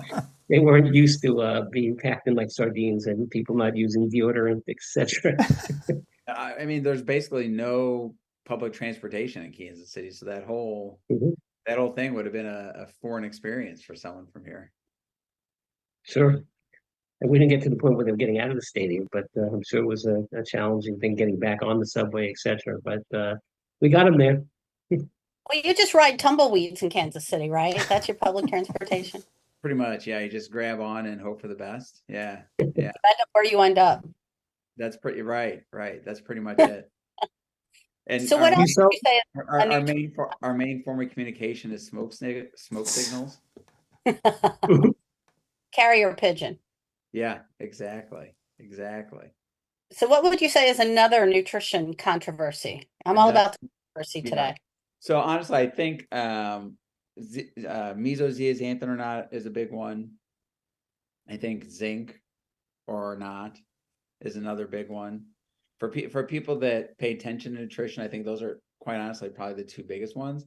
I think the third one is omega-3 or not for dry eye, because there's certainly been some controversy and some study results that may suggest that fish oil may not be the panacea that some people think it is. I would say those are the three biggest ones. Yeah, that's what I would say. Do you RX it out of the office? I mean, you have it in the office, the specific omega-3s and pigment solutions that you want to. You have people buy it over the counter online. Yes. So we don't have it in the office, and the biggest reason is because of sales tax and keeping track of it. It's a little bit of a pain. So Right. try to use portals, either portals from companies or just writing it out on a prescription pad as if it's a prescription, but letting people know it's over the counter, but as if it's a prescription, so they know exactly. Right. Right. Because if not, they're going to go to CVS or Walgreens and get the Right. cheapest thing and Yeah. not get the proper ones and get burping and other things with the bad omega-3s. Yeah. Yeah, and surprisingly, maybe not surprisingly, people are much more open to very specific recommendations for over the counter now over the last year because of all the FDA issues with artificial tears. And there was an article I just read today, actually, about some Lumify imposters, basically, and that the FDA has issued some warning letters that, their products aren't safe. So the impersonator products aren't safe. And so it's people are paying more attention, I think, today than a year ago to name brand and making sure that it's something real. But especially because of the artificial tear stuff, man, that's some scary stuff that's gone on. But people have, general public has noticed. Yep. Work to What, practitioner. What was that, Gretchen? I said that can work to practitioner benefit in a variety of ways. I mean, not that we want to have bad products on the market, but use that information and make it work for you. Oh, Well, yeah, and the reality is those bad products aren't new, right? I mean, they've been around for a while, and the questionable manufacturing processes have probably been around for a while. It's just a matter of got caught. Yeah. This is crazy, though. I just put up on the screen for everyone to look at what the fake Lumify drops look like. They look like the real ones, just with a different word. Yeah. Like the bottles are the same. That's crazy. It's the same font. It's the same color. It's the image. Oh, really? Yeah. I believe that there's some copyright issues there. Yeah. Holy smoke. That's awful. Yeah. And I actually have Lumify in my eye right now. The product looks great. Way before, Jeff, I was prescribing Alpha-Gan off-label, telling people that's what off-label for two things: white eyes and for glare and things have ice at night for post-cataract, etc. And they got a little bit of meiosis, not as good as the great presbyopia drops. I'm kidding. How much fluidity do you use in your office? I'm sure it's flowing out like 10 RXs a day. How much Vuity? I mean, I use a little bit, but Oh, really? You did? Okay. yeah, What was your success rate? not very much. I think I'm hoping that the next round of drops that comes out is going to be considerably Yeah. better. And just I from lectured it last. what's that? I lectured it last year, and unfortunately, the lens softening drops, Novartis dropped theirs, and so there's really nothing coming out except for miotic combinations. So hopefully one will be better, but that's all we're going to get now for a while. Yeah, and I think once there's a non-pilocarpine, I think that's likely going to be better. Just because less potential for side effects, although I think that's probably a little overblown. Less potential for side effects and longer duration. But occasionally someone will come in and their main thing is, I wish I could see better up close without glasses or contacts. Do you have anything? And so I think those people deserve to be able to try something if we have it. But do they give you samples? Do not have any samples. It would be nice to give a 3-day sample or something. Yeah, the reality though, with Vuity, a 3-day sample would actually be counterproductive. And the reason for that, at least from the studies that got it approved, is that the efficacy goes up for the first 2 weeks and plateaus, and the side effects go down over the first 2 weeks and then kind of up. So to me, I think that was the biggest mistake that I made, and probably a lot of other people made when Vuity first came out, was, hey, try it a few times, try it a few days. And if that's all someone does, then they're not doomed to fail, but there's a lot less likelihood of success than if you tell someone, hey, try it for 2 weeks. You're going to buy a bottle. You've got it, gut it out for 2 weeks and see how you do. Gut it out being the operating word there. Yeah, you may need to. So yeah, by the way, I just pulled up those pictures of the fake Lumify. And yeah, I mean, that's crazy how how similar they look if you're not Yeah, paying attention. Wow. gotta get a good, patent attorney to sue. I think the best drug on the pipeline that isn't approved yet is the Visus drug that you're talking about, with carbachol and brimonidine, and it has just a little bit better potential to do things. And like you said, it's not polycarpine, and it has brimonidine, which potentiates the action, and the side effects get less also. So we'll see what happens with that. Maybe it'll be approved sometime in 2024. Yeah. I hope. I mean, I hope that there's something else that comes out. I think the other one is Graphite Bio. So who bought Mhm. Link. I think that to me sounds intriguing, and I think the duration is going to be quite a bit longer than 3-4 hours, 5 hours. So, if you have something that can last 7, 8, 9 hours, then I think you got something real. That's great. How many people do you have in your practice? It's just you and one ophthalmologist, or? No, it's a fairly large practice. So there's 4 MDs and 7 ODs. Oh, wow. Two of the MDs are sort of semi-retired. So to say there's 11 of us is a little bit misleading. We're probably about a 6 full-time equivalent is probably about what we are. Which is nice because it's especially nice for me because, as you know, I like doing this kind of stuff and other things. And so if I was in clinic 5 full days a week, I wouldn't have time or energy or desire to do much of anything else. And Like so visit your aunt on Thanksgiving. exactly. Exactly. So yeah. Planning rounds of golf there? We're hitting balls at least? No, I went with to hit balls. My kids were hitting balls. But it's a really nice golf course, and the fitness center is amazing. Oh, isn't it amazing?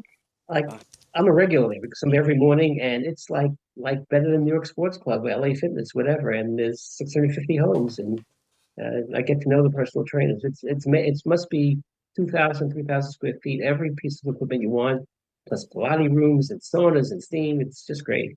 Yeah, Uh, it is. It's pretty impressive. It's pretty impressive. I say my second wife is the massage chair, and she's. Wait, what? Say that again?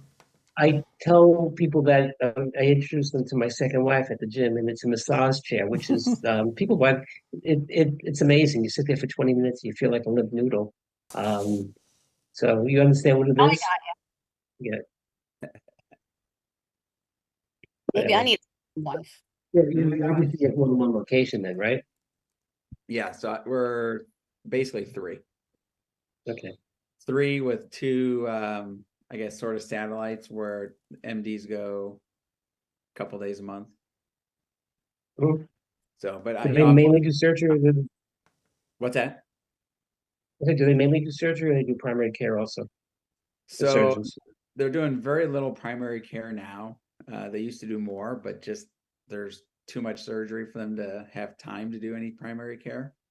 Wow, that's great. Which I think is a good thing, right? Like surgeons should be doing surgery.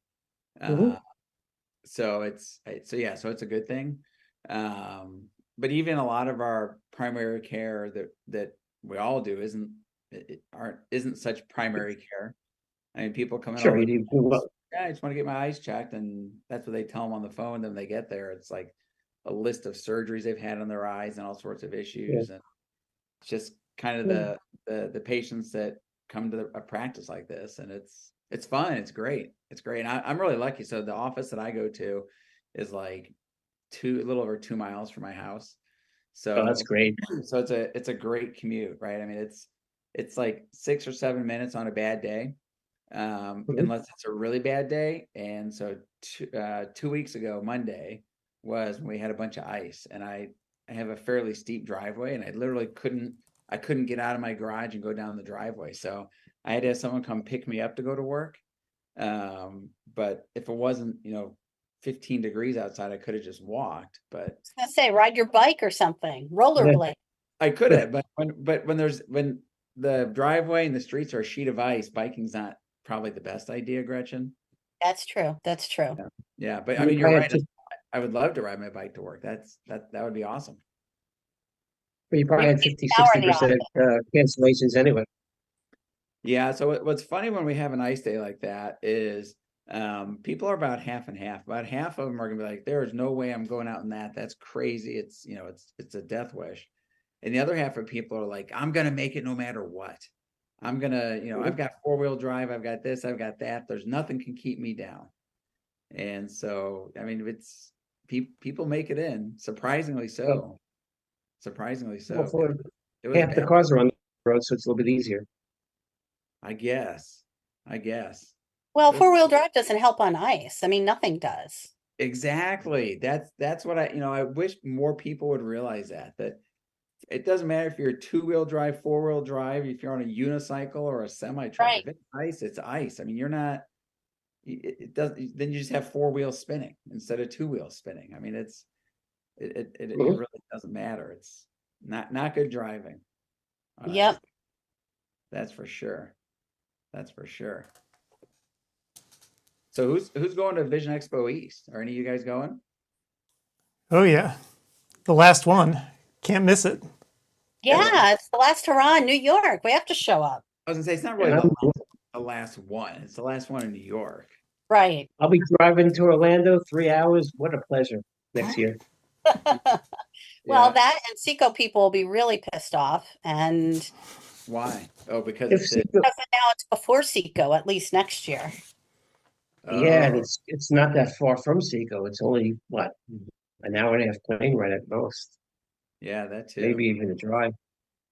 Yeah, I don't know. I don't know what Um, I don't know how I feel about it switching from New York to Orlando. It, you know, I wouldn't want to be going to New York for a week-long trip, but for 2, 3 days, I kind of like it. And just kind of, you know, the downside of New York though is that none of the hotels are anywhere near the Javits Center. But Mm-hmm. I think we've all just kind of gotten used to the hassle. So Right. it'll actually be really nice to not have quite as much hassle just to get to where you want to go. Can we talk also, about the airport, which sucks? And also, if you are not going to Disney with small kids, I do not want to be on a flight to Orlando or in the Orlando airport. And it's just, I don't know. I mean, Expo East was the first meeting back after the pandemic, and I hate that convention center, depending upon, I'm just going to bitch.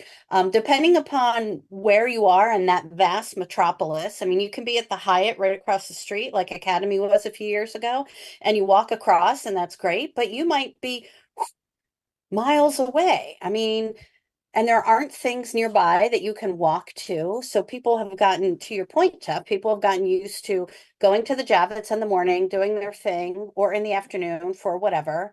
And then you hang out near your hotel or you go get something to eat or see a show later on. And it'll be interesting to see how it goes. I personally think it's a stupid move, but nobody from the Vision Council or Reed called me for my opinion.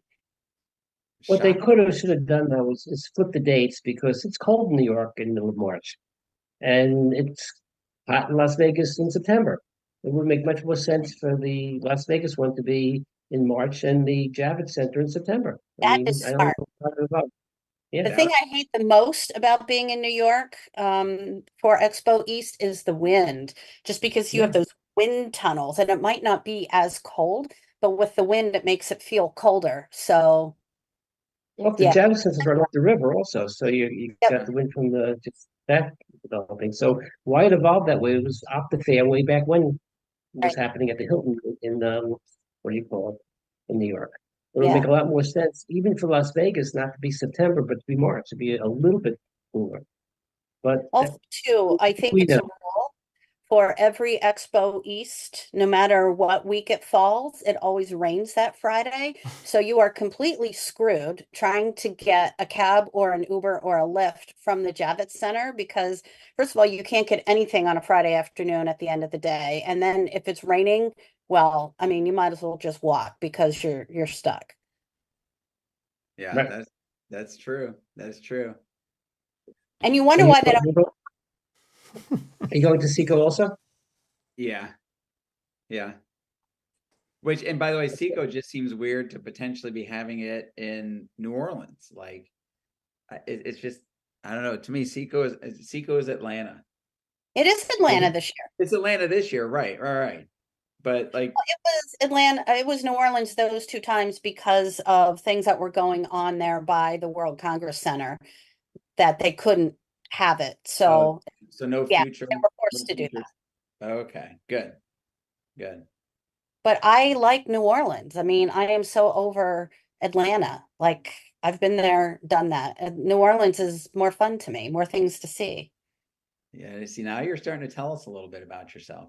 Oh, Mhm. you Oh, should know by now that I don't keep my opinion to myself, even when not asked. So yes. No, I'm just thinking about the Mhm. kinds of things that people are more likely to do or see or do when they're in New Orleans rather than in Atlanta. Do you know what those things are? They are ghost tours and going to Marie Laveau's House of Voodoo, which, by the way, is now a big disappointment because now it's just like some other touristy trap shop. It moved. It was in this really cool old house, and now it's just some shitty shop on Bourbon Street like all the others. And yeah, I mean, I still go. I have to make my pilgrimage when I'm there, but it's just not as fun. That's what I'm going. I'm not earning beads. You'll if you don't like what that's turned into, I have to find new places to go in New Orleans. Yes, so I think I need to do some ghost tours. So I'm into all that stuff. I All think right. that, but people bitch that New Orleans is dirty, and I think it's just fun. Isn't Charleston a place that has ghost tours? Every city has ghost tours. Oh. Yeah, I mean they have some here in Philly, and yeah, we went to Gettysburg and did some. So what I need to do is get a few more of my ghost hunting tools. Now I'm sounding like a kook to anybody who's listening. So hang on a second. I want to go down this rabbit hole a little bit. So Okay. have you been on a ghost tour yet where you saw a ghost? Haven't seen one, but with some of the tools, you get some indications. So what kind of tools Yeah. Well, there's a bunch of different things. You can use a digital recorder to do to hear some sounds. You can get a K2, which shows some electromagnetic stuff in the air. I really want to get a spirit box, which it sounds like a bunch of static, like you are between stations on an old radio. And spirits can use that energy to try to communicate. So, or there's also something called a paranormal puck that I'd like to get. It's because it takes a lot of energy for a spirit to do something. So that's why you want to have a tool that, can you turn this light on and off kind of thing to show that you're here. And I've also used other tools when I was a lot younger and talked to a spirit. So once Wow. again, I know that I'm showing a lot here and people think that I'm crazy, but No, I find are you 100% convinced? yes. Beyond a shadow of a doubt? That's good to hear. Yeah, a childhood friend. We went to high school together and then went to the same college for a while that we didn't have a Ouija board at the time, but we just got a big piece of cardboard and we used only one hand on the planchette to move it. And we had this pact, and I totally believe it and there was one that we talked to quite a bit, and then something that happened that's told me that things were real. So at least for us, it wasn't bullshit. Other people might fool around. I know there are charlatans out there, but I think there are people who are trying to communicate, and people are open to it or they're not. I'm okay with it either way. I also have runes. I read tarot cards. Yeah, Yep. I don't think I could do a CEwire lecture on it though. I'm having trouble piecing it together with I can't. No, I don't think it would, that would go over too well. I don't think COPE would approve that kind of lecture. And we just had two people enter the waiting room here. Are we expecting people? Should I let them in? I always love it how it doesn't actually tell me who. It just says two people. Should I just It might be one person where we cross signals about Dr. Chow. I'm not sure. And somebody was deleted at 2:30. Were they there at 2:30? should I do I'm not this? sure. Should I let the Or interlopers the in? barrier. The We can talk more the about merrier. those. What about Jeff? Jeff, do you think that that's legit or is it all bullshit? What? The Go. Spirits. I have no idea except for, so I mentioned earlier that I really don't do much peds, but I do go like once a month to the Kansas State School for the Blind to do some low vision stuff. And in the building where the clinic is, it used to be the infirmary. And supposedly there was a kid that died there, I don't know how long ago, long time ago. And supposedly people have seen a ghost in that building. And there have been weird things that have happened with some of the equipment that we have that really no one touches it except for me when I'm there.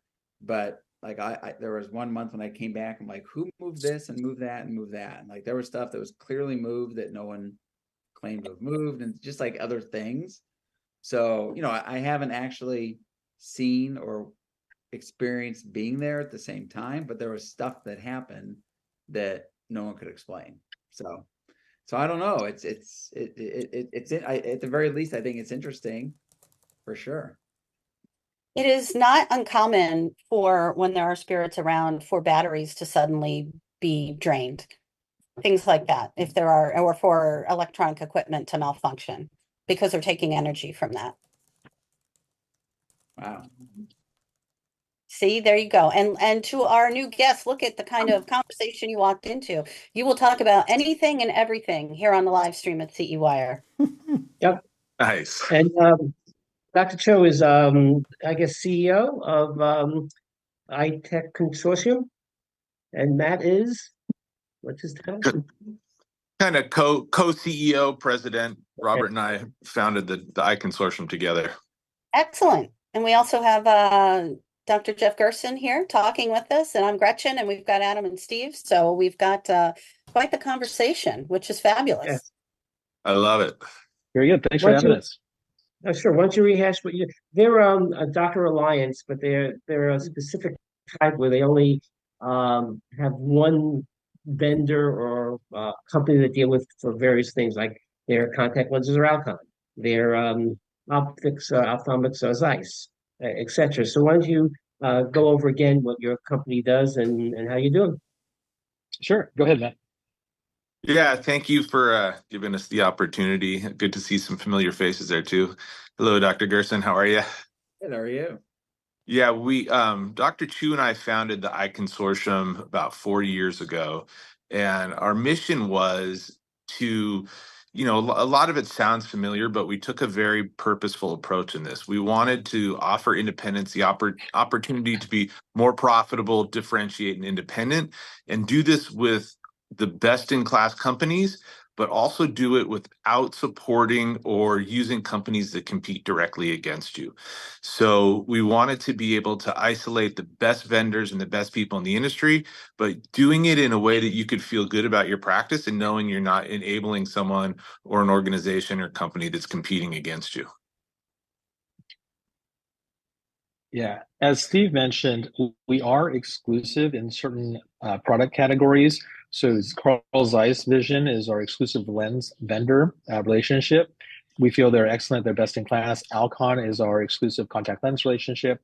And we have tons of other vendors in different categories, lots of frame vendors, lots of technology vendors as well to help make practices successful. The key though is choice. So our practices can pick and choose which vendors they want to use. So if there's a special offer from a certain manufacturer or vendor, they can pick and choose that particular vendor and not use another one. And there's actually no charge to join. So we have 2,600 participating locations at this point across the country. It's growing like wildfire, and we're trying to manage the growth and make it all flow for everybody. And it's been a lot of fun. So no cost to join, best in class vendors, huge growth. So we look, having been part, in different aspects of the eye care industry for a long time. I'm part of a third generation practice. I've been practicing for 30 years, 3 locations, and kind of, have been approached and part of so many different organizations, and there's so many choices out there. And we wanted to make a group, just remove all of the barriers to entry, free to join. No cost, no commitment, no monthly fees, no yearly fees, no fees at all. and working with the best vendors in the industry and negotiating on behalf. Now we're north of 2,600 members, so we really have the ability to negotiate hard and get the best discounts in the industry. So we're confident that we've put together the right basket of vendors, and we've put together the best program with no cost. So it's kind of a no-brainer. It really is the best solution in the industry as far as the alliance and the GPO space is concerned. I have Yeah, one very some- important question, Dr. Chu. Sure. Why do you have a skull and crossbones on your, is that a lab coat or is that? No, it's funny, right? Because I know we were talking about ghosts earlier and spirits. Yeah, so this is actually, it's supposed to be a bad boy golfer brand. It's a skull with two golf tees. Okay, It's that makes sense. it's what old people do to kind of stay cool and relevant. Got it. Okay, I am not a golfer, and at first glance, it looks like you're wearing a lab coat. I'm like, wow, Right. what clinic Well, has this that? Saturday, He's Cool. committed. Saturday, and we are at the office. Well, thank you for Where'd you- indulging with Yeah, that. of Where'd you course. get that? Because So I am a just, golfer. I will send you one, Steve. I'm I actually have an extra. Yeah. So what's interesting, just in closing, is sorry. Go ahead. No, you talk. Yeah, just to highlight certain relationships. So, for example, with Alcon, our exclusive contact lens vendor, we have proprietary programs, and we can't go into too much detail yet until people join. But there are programs where if doctors are not in our program, they're just unaffiliated, doing business with this particular vendor. The average practice, let's say, does about 30-something% Alcon just without trying. But just by signing up with our program, that is again no charge to the practice or the doctor. There are instant savings that can happen, and they're pretty significant. Can be 4 digits, 5 digits of instant savings and rebates compared to what they're doing now with no actual change in behavior. But if they actually do adopt the program and really increase the market share within the program, those rebates and incentives can go up dramatically, almost exponentially. And then separately with certain equipment vendors within our group, our exclusive edging and or medtech equipment, there are additional incentives that are proprietary that nobody else in the industry has. So for example, one additional free year of warranty that's worth anywhere from $5,000 to $7,000, depending on the piece of equipment, can be had again at no charge to the doctor. So there's no reason not to sign up. There's no catch. That might be a wide field imaging system, I would imagine. Anyway, which I didn't know. I'm just surmising. I had no conversation about this. Does Alcon ever try to convince people who are not with you to go with you? Because obviously then it binds them more to your company. Like a person who orders a lot of Alcon lenses, they say, gee, why don't you check out iConsortium? It costs nothing and you'll get a bit of discount. Yeah, that's the beauty of, go ahead, Matt. As the industry's developed and evolved, it's kind of time to pick a team in a sense. There's certain things where it's advantageous to your practice and your patients to really go with one and kind of double down on one vendor. We chose Alcon because we felt it was the best in the industry for as far as research, development, products, commitment to independent optometry, and those organizations, I think they understand the benefit of being part of a group that focuses on them. So, it's kind of it's a tricky question to answer. I don't want to, throw anything out there, but we've definitely been the groups that we're affiliated with, and the vendors appreciate that exclusivity, and it's worked for the doctors for sure on the deals that we get them. And I think it's paid back, and the vendors appreciate the loyalty. Do you deal with Zeiss also for their equipment as well as their optomics? Yeah, Yes, Meditech, for the products that Meditech offers, they're our sole vendor partner for those areas. So yeah, the deal that we have with Meditech, nobody else in the industry has, and we feel it's the best opportunity for docs to get the best value on what they're looking at. And again, it doesn't cost them anything. It's the best negotiated price, and they get the extra warranty, and it works out. It's been great for our members. Do they have a place on our website to talk about their company, Adam? So that form's going to actually be set up today as part of the Getting Electricity Back special here. I'm going to settle the forums up today, and we're going to send links out to everyone so they can actually start engaging. Appreciate it. Nice. I mean, that it's a ridiculous reason not to join. Unless they're pressured by other biggest entities that might have a BS before the name or whatever, so you can't go to them and also be a member of ours. Do you Right. ever hear that conversation, or is that um, uh, It's funny. applied to? We don't, I mean, the way the industry's kind of grown over the last 15, 20 years, people are typically members of multiple groups. So Mhm. we don't let, we don't discriminate. We don't tell people you have to be just a member of ours. There may be a vendor that somebody is very, has a tight relationship with that we don't offer in our group, and they want to continue that relationship. So they may use that through a different group, but we absolutely believe that we're really the choice for the independent currently. Especially, we do no business with anyone that competes directly against the independent optometrist, which I really don't know any of the big groups that can say the same thing. Right. Well, I want you to use that Facebook page a little bit more to get a little bit more. It grows every day. It's about Yes. 6,000 Yes. Members, and Loving we'll it. have a little bit of interaction. Um, Private practice in optometry. Yep. Do you understand why Gretchen simply would not join this group? There's just no downside. I don't know. You, It's a good question, and I think perhaps if people are hooked up elsewhere, they might be a bit hesitant to go elsewhere. And I also think sometimes people wonder, what's the catch? Right. Yeah, we Right. get a lot of members coming over from other groups when certain consolidations happen and certain things happen within our industry. And we always get the question, what's the catch? And there's no catch. There's no fees. There's no percentage of gross, no requirement for right of first refusal to purchase your practice or anything kind of really off the wall that way. There's no fees, no monthly fees, no annual fees. Yeah, how we derive revenue is we get a very small administrative fee from the vendor, and then as we Right. grow, we're able to leverage and negotiate greater savings and volume discounts and pricing for our group of doctors. Yeah, Well, and how that's I mean, it. that's obvious. That's from some, if it's not coming from the um, person going with you, it has to be coming from vendor itself. Way back when does Block Vision still exist? They were, Uh, I believe, they were acquired kind of as part of a well, roll up. just way back when my father was involved with them, when he formed the first buying group, whatever. He's since passed away. And the deal was this, that they gave the optometrist 17% off, and uh, it was from 20% off. So they made the 3%.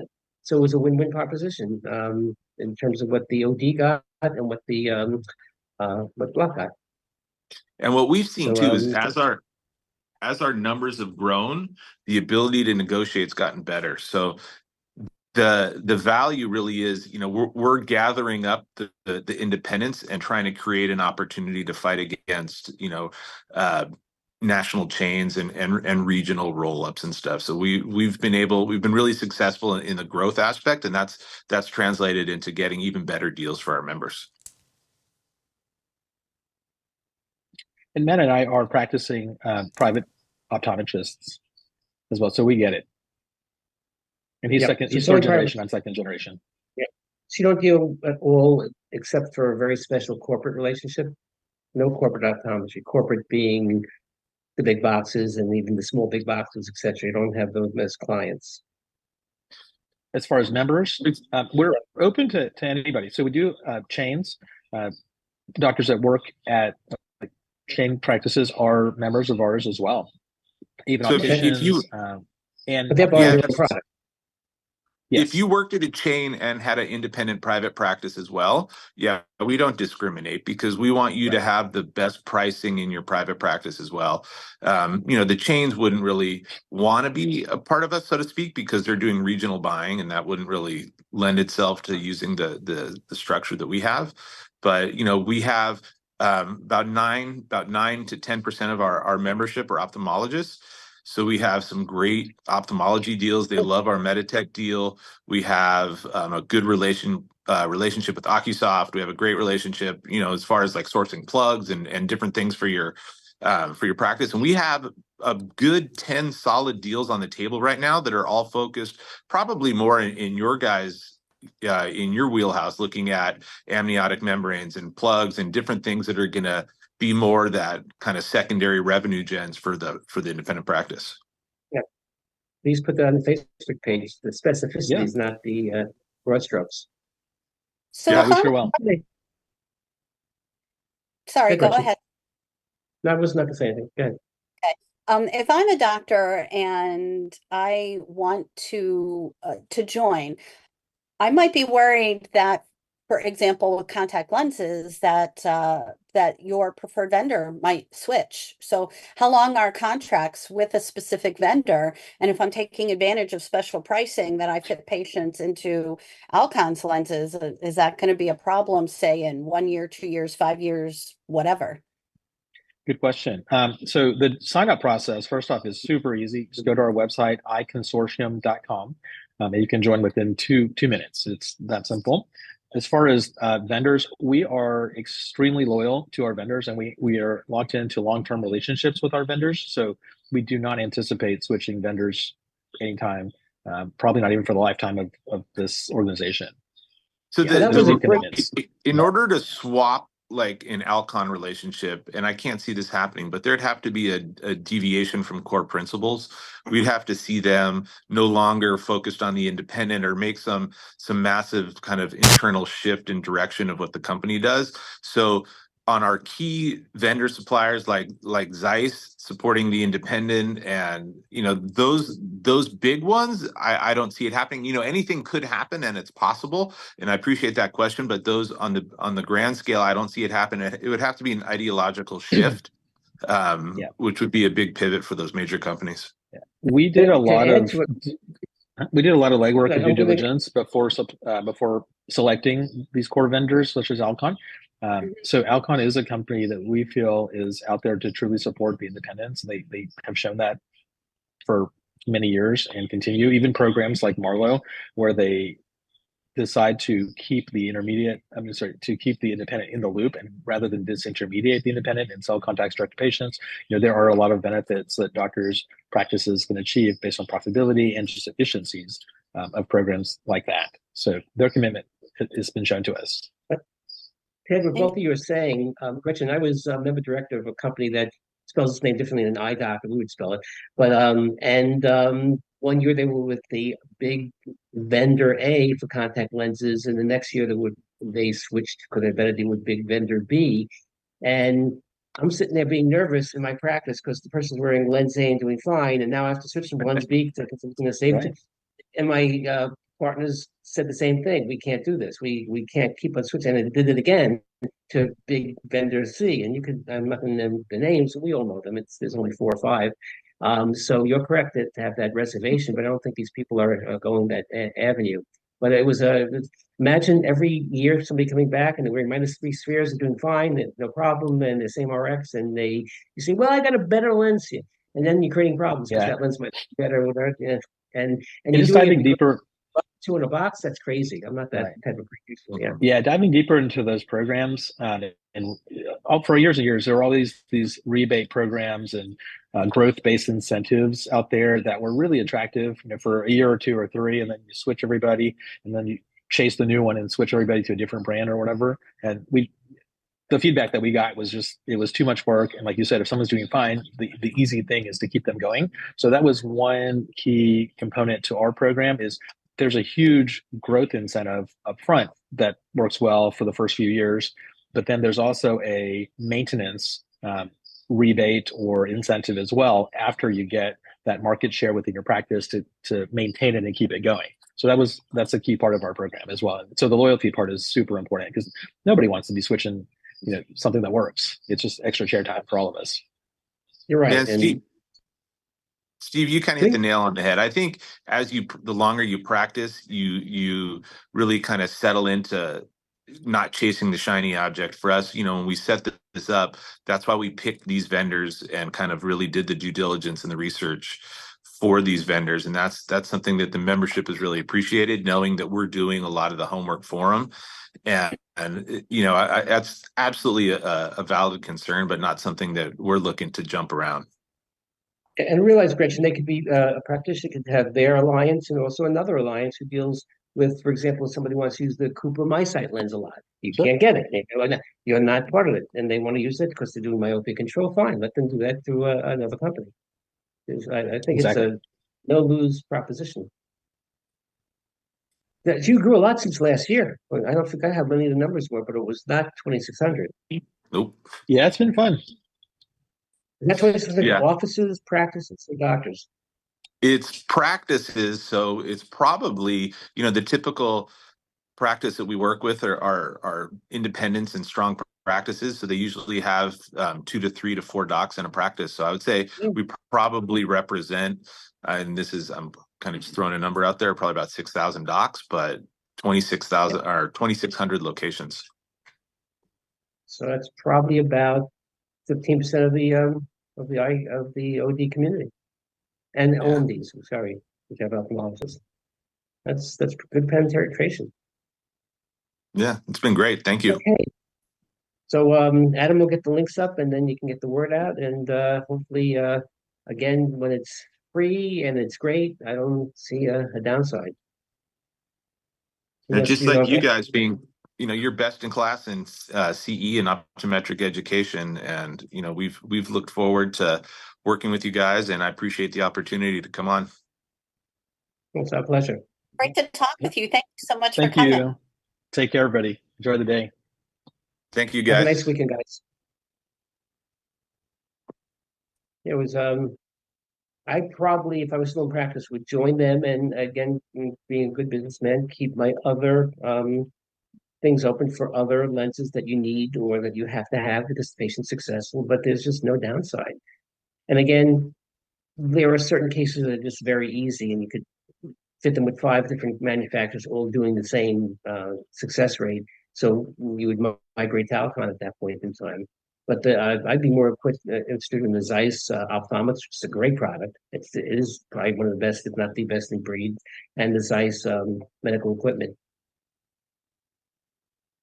Well, wouldn't that be, I mean, if you would keep, if you were in practice, you would join these guys and keep your foot in the door with the other group. I mean, wouldn't that create a conflict in your head about, well, I'm paying for this, don't I want to do this? Or, yeah, I mean, would that be tough? I agree. And I'm going to try to do what you say, you know what I'm saying? But he's coming on in like 10 minutes. So I'll That's see okay. if I can. It'll be Let me fine. just see. Push it back a bit. Okay. Till where it's blocked. Go beyond that. Go to tomorrow. Okay. Yeah. You just Don't need ask a him longer break. Yeah. I'll shoot him an email.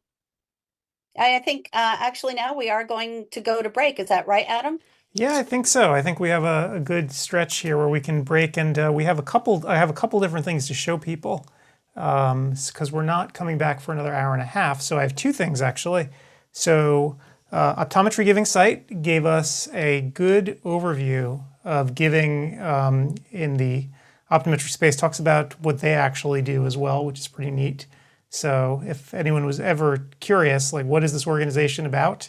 And is this something I want to donate to? This is a good little video to sit through. They actually drew this up for us yesterday. So this was made personally for us. So I urge everyone to look at it. And then after that, I will run Julie Rodman did a great webinar about the Solix the other night and diabetes, and I'm going to run that one as well. So why don't we do that, and we'll reconvene here for our next guest at 1:30. Is that right? 1:30 my time, 4:30 your time? Mm-hmm. All right. Time to get warm for somebody in a frigid house. I am going to sit in front of a heater like a cat and make some coffee. So I will see you guys in a little bit. All right. Thank you. Okay, I'm on the stick.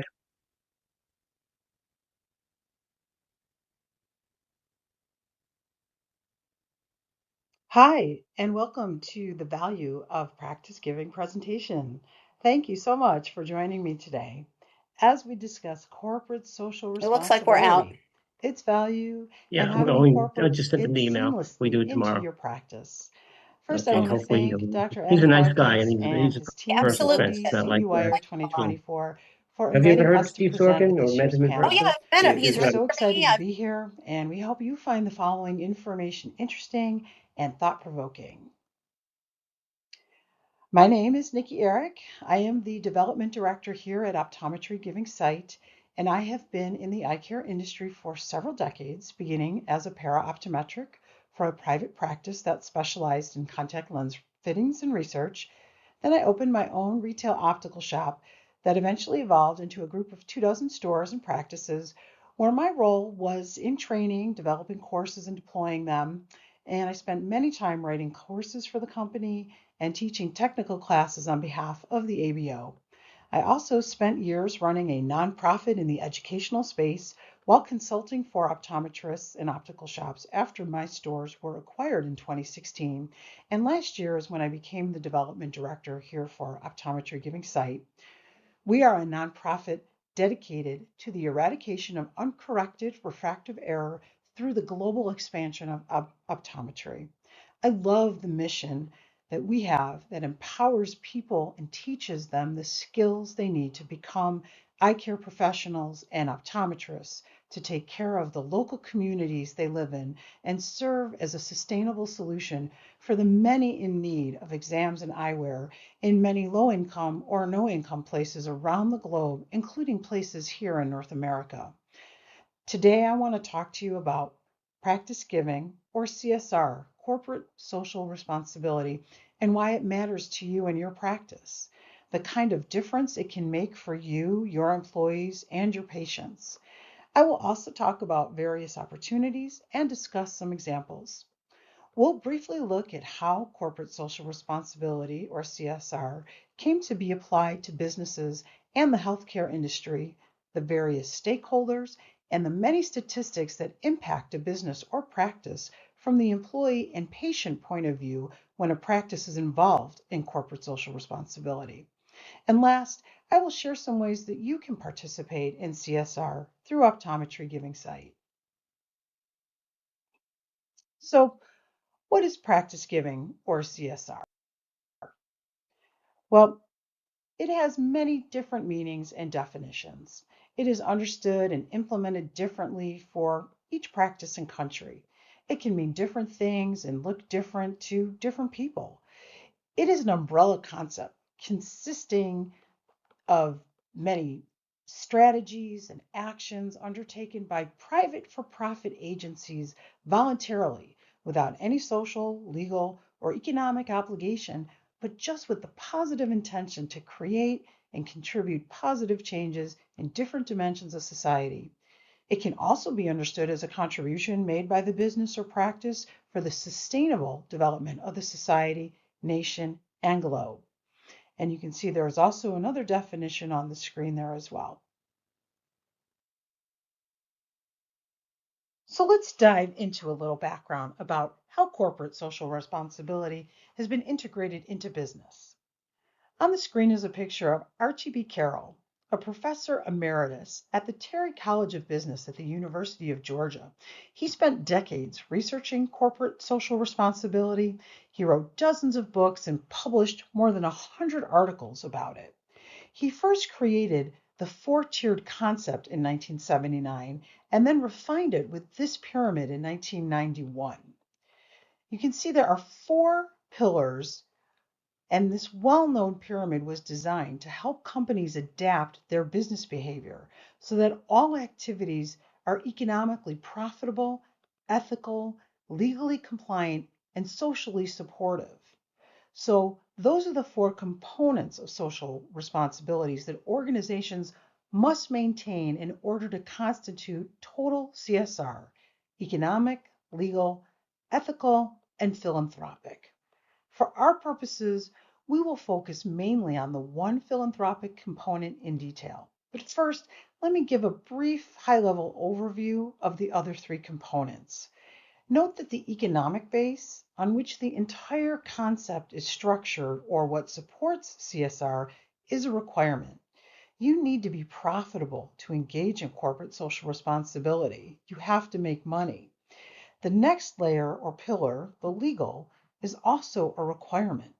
You have to operate within the law, meet your legal obligations, code of standards, etc., to operate your practice. And the next pillar, the ethical, is an expectation. This means that the ethical responsibility of businesses goes beyond society's normative expectations, laws, and regulations. In addition, society expects organizations to conduct and manage their business in an ethical manner. Taking ethical responsibility means that offices and organizations embrace activities, standards, and practices that haven't necessarily been written down but are still expected. The difference between legal and ethical expectations can be difficult to determine. Obviously, laws are based on ethical premises, but ethics goes beyond that. The philanthropic at the top is a desire. Perhaps it is expected more and more nowadays. The philanthropic responsibility of businesses includes the voluntary or discretionary activities and practices of businesses. This embraces voluntary responsibilities that go above and beyond society's general expectations of what's required of a business. It asks businesses to be good corporate citizens, actively improving the world around them. The philanthropic responsibility is more discretionary or voluntary on the business's part. Hence, this category is often thought as good corporate citizenship. Having said all this, philanthropy historically has been one of the most important elements of CSR definitions, and this continues today. I would also keep in mind as time passes, what exactly each of these four categories means may change or evolve as well. In healthcare organizations, many kinds of stakeholders have relationships and different impacts on CSR, including patients, doctors, administrative personnel, techs, suppliers, and office staff. In a published 4-year study from 2019 in ResearchGate, that's a website where 20 million researchers come from diverse sectors in over 190 countries to connect, collaborate, and share their work, it was demonstrated that the value for the customer or patient approach in healthcare is interactive and impactful because it can be created only when a practice, doctors and employees, and its customers, patients come together. So what does this mean in practice? Companies should consider how they can actively improve the world around them by going above and beyond what is expected. There are so many examples of ways that companies and practices can achieve this, but just for starters, here are a few to consider. And these may be things you have done and are doing: sponsoring local community initiatives, entering into charitable partnerships, and donating directly to local, national, and global charities. Offering an employee match option or even establishing your own charitable foundation, enabling team members to take part in volunteering programs during work time, and offering mentoring expertise to nonprofits. So, why should corporate social responsibility matter to you? Well, there are a lot of benefits. There's the social acceptance from key stakeholders, the reputation management and increased patient loyalty, more attraction and retention of employees. It could help attract more investors and other stakeholders. It can increase goodwill and raise the bar for competition to other competitors, and even encourage innovation and enthusiasm. And this is all found on a public website called Public Health Notes, going as far back as June of 2017. So here you're going to see a lot of statistics about employees and corporate social responsibility. And one way to ensure that social responsibility takes the front seat at your organization is to fold it into employee engagement. Listen to your employees on what social issues matter to them, and then enlist their involvement in solving the problems that need solving. It's an excellent talent attraction driver. Your company or practice's give back efforts can be showcased as a benefit and a way for candidates to engage with the company in a more personal way. In addition to recruiting the best talent, a corporate social responsibility program can also increase the overall perception of a company or a practice among its employees. For example, a place that provides employees the opportunity to become involved in charity or community service events will not only boost employee morale, but would also increase their overall public image.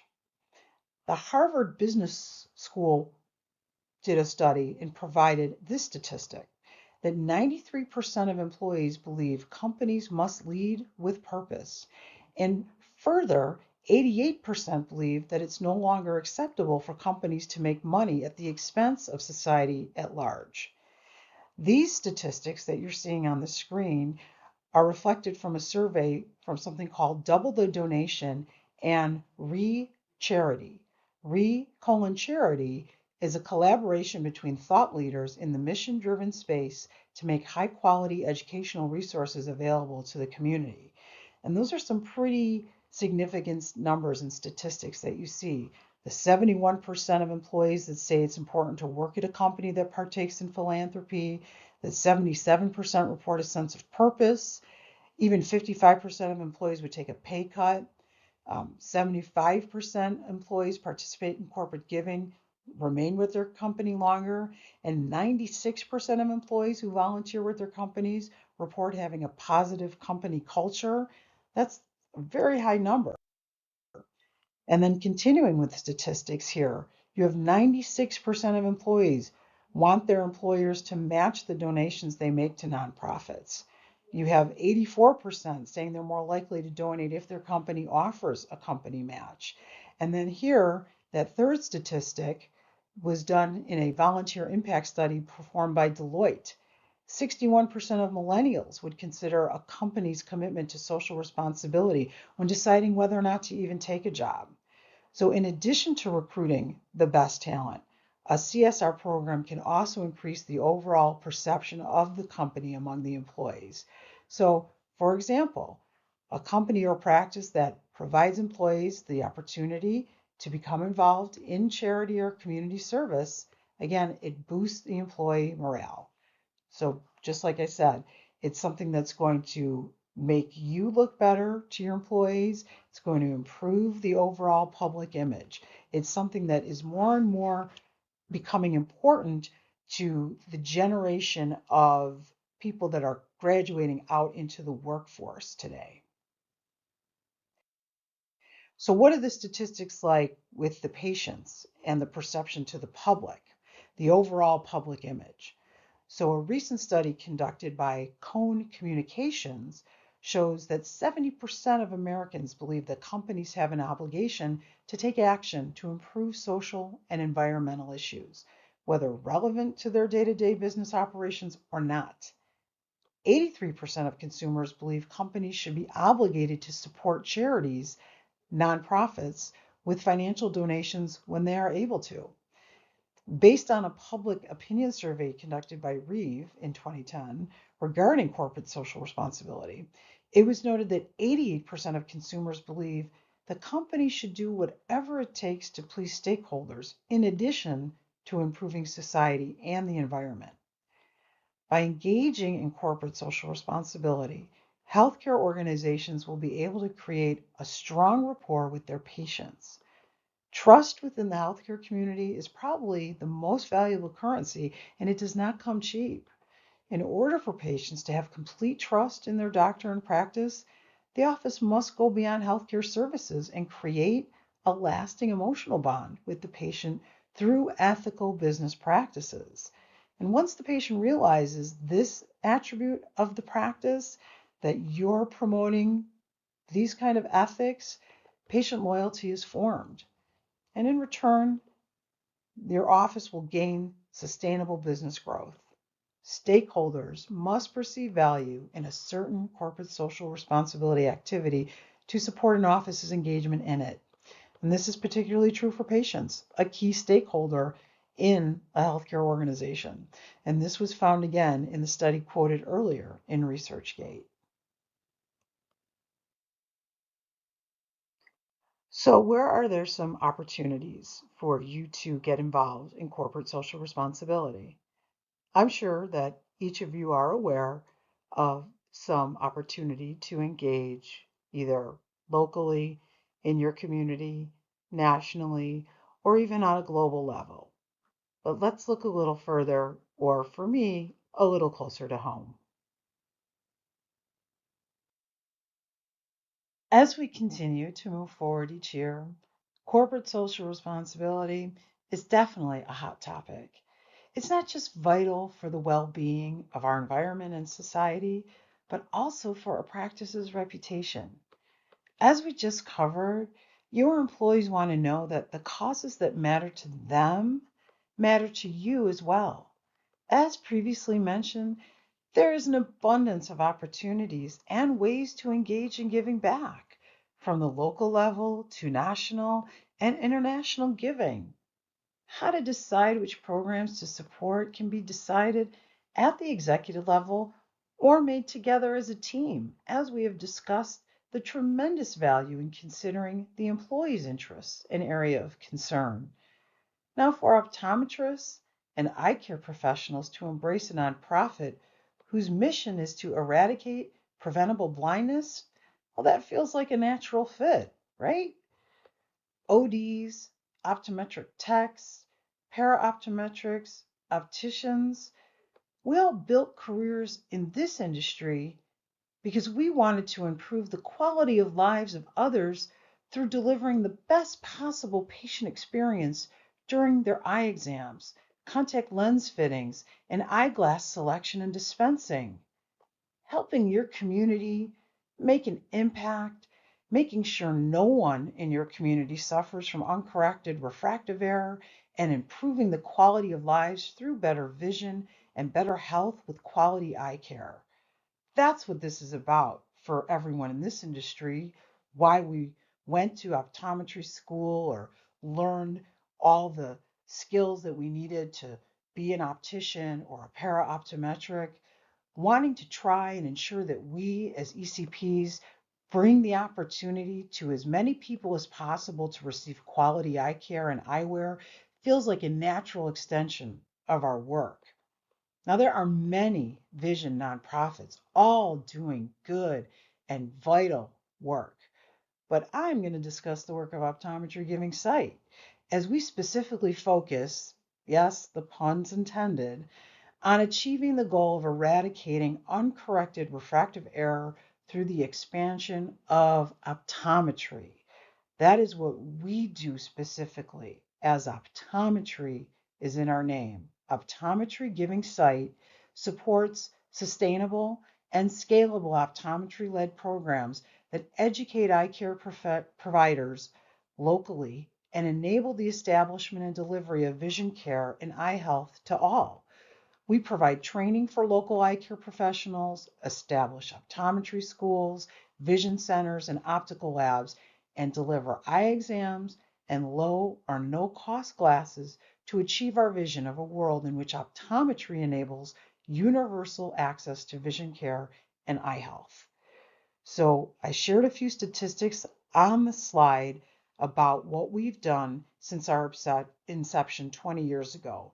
We've awarded more than 180 grants for primary eye care services to more than 8 million people, funded the training of more than 14,000 optometrists and eye care personnel, established more than 130 vision centers in underserved areas of the world, and served individuals of all ages in more than 40 countries. And while we've done all that, there is still so much more that needs to be done. If you are not already participating in any corporate social responsibility and you would like to, or if you are and you want to expand that footprint, then I'm inviting you to consider joining Team OGS, where together eye care achieves miracles. meaning that together all of us, doctors, any employees, and patients, working together in our industry, we can change the lives of so many people who are desperately in need of exams and glasses that make a real difference in their lives. For those people, the difference is they can see at school, they can maintain a job and their independence. By participating in corporate social responsibility, you can demonstrate to your employees and your patients that you not only care about your local community, but also the global community. By supporting Optometry Giving Sight, you are expanding the optometry profession across the globe, educating more individuals to join this profession, and treating the millions of people who have eye health and vision issues. The same opportunity exists for opticians and others who own optical shops that provide prescription eyewear.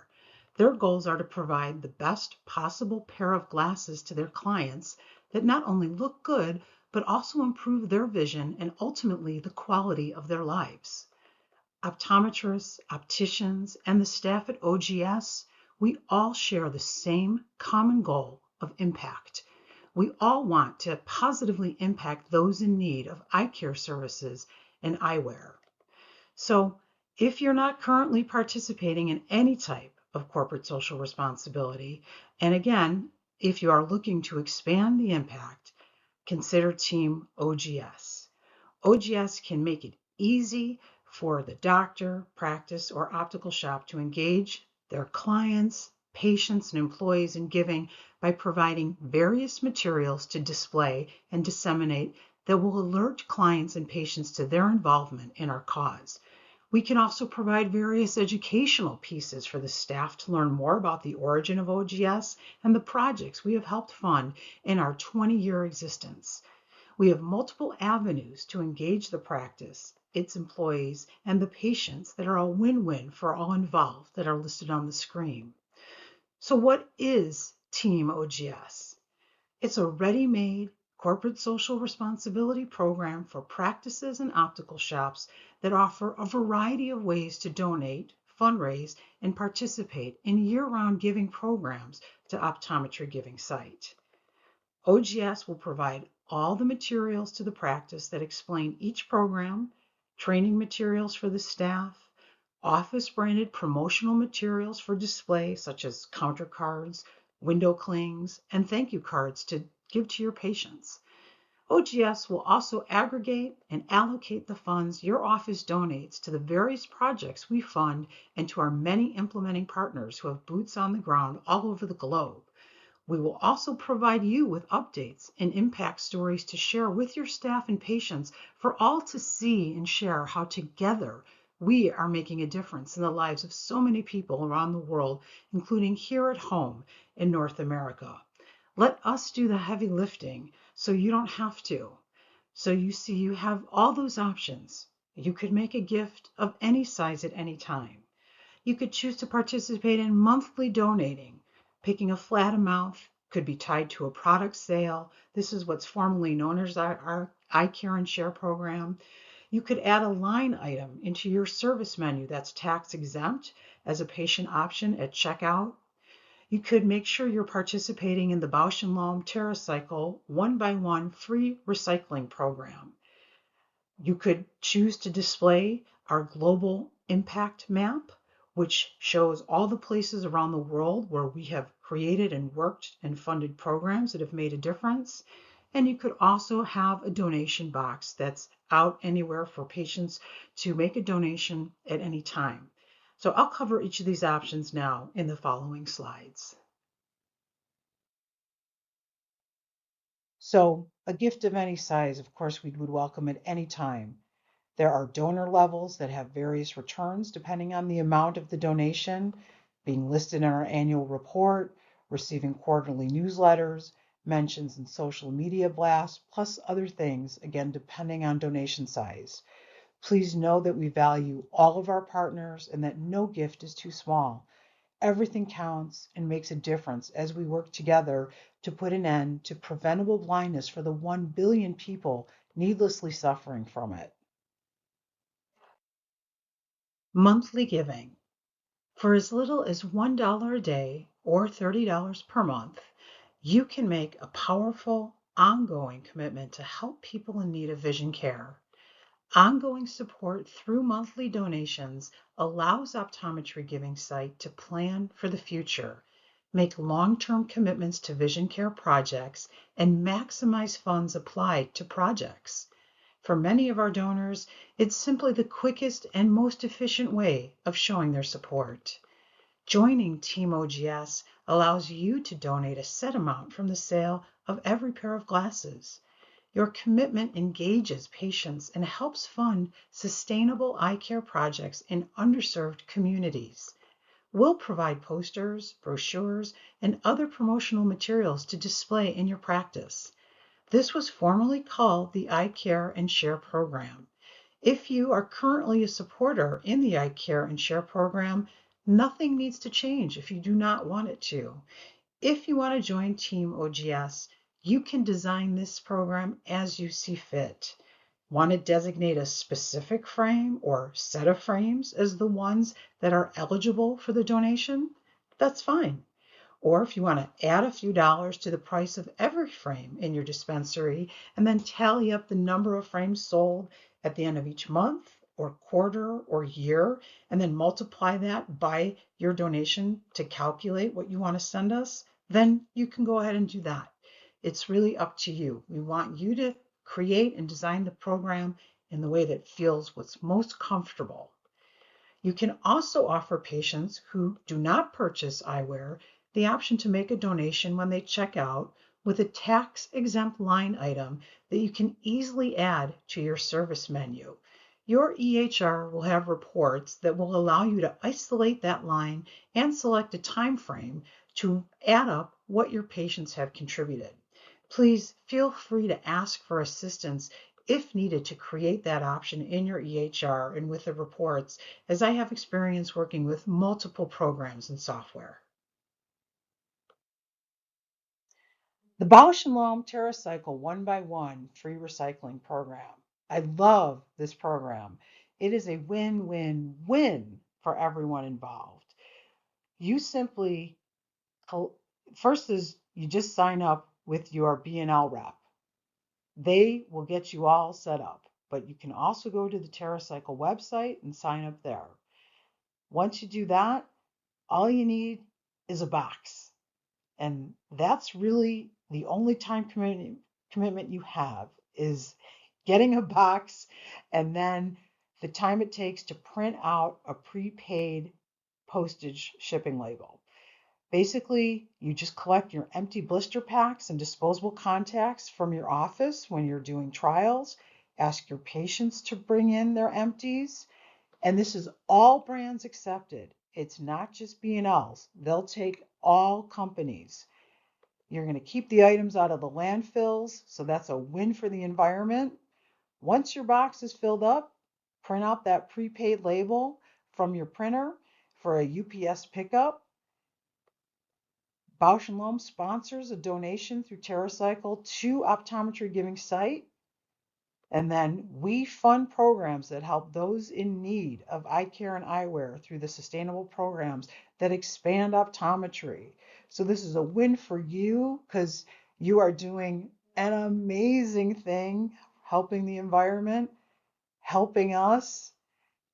We're helping the people that need the services, and we're expanding the optometric industry. I mean, how amazing is this, right? So we'll provide you with the step-by-step sign-up instructions. We'll give you statistics. We'll share impact stories for you to share with your patients. I mean, this is just the best, right? Love this.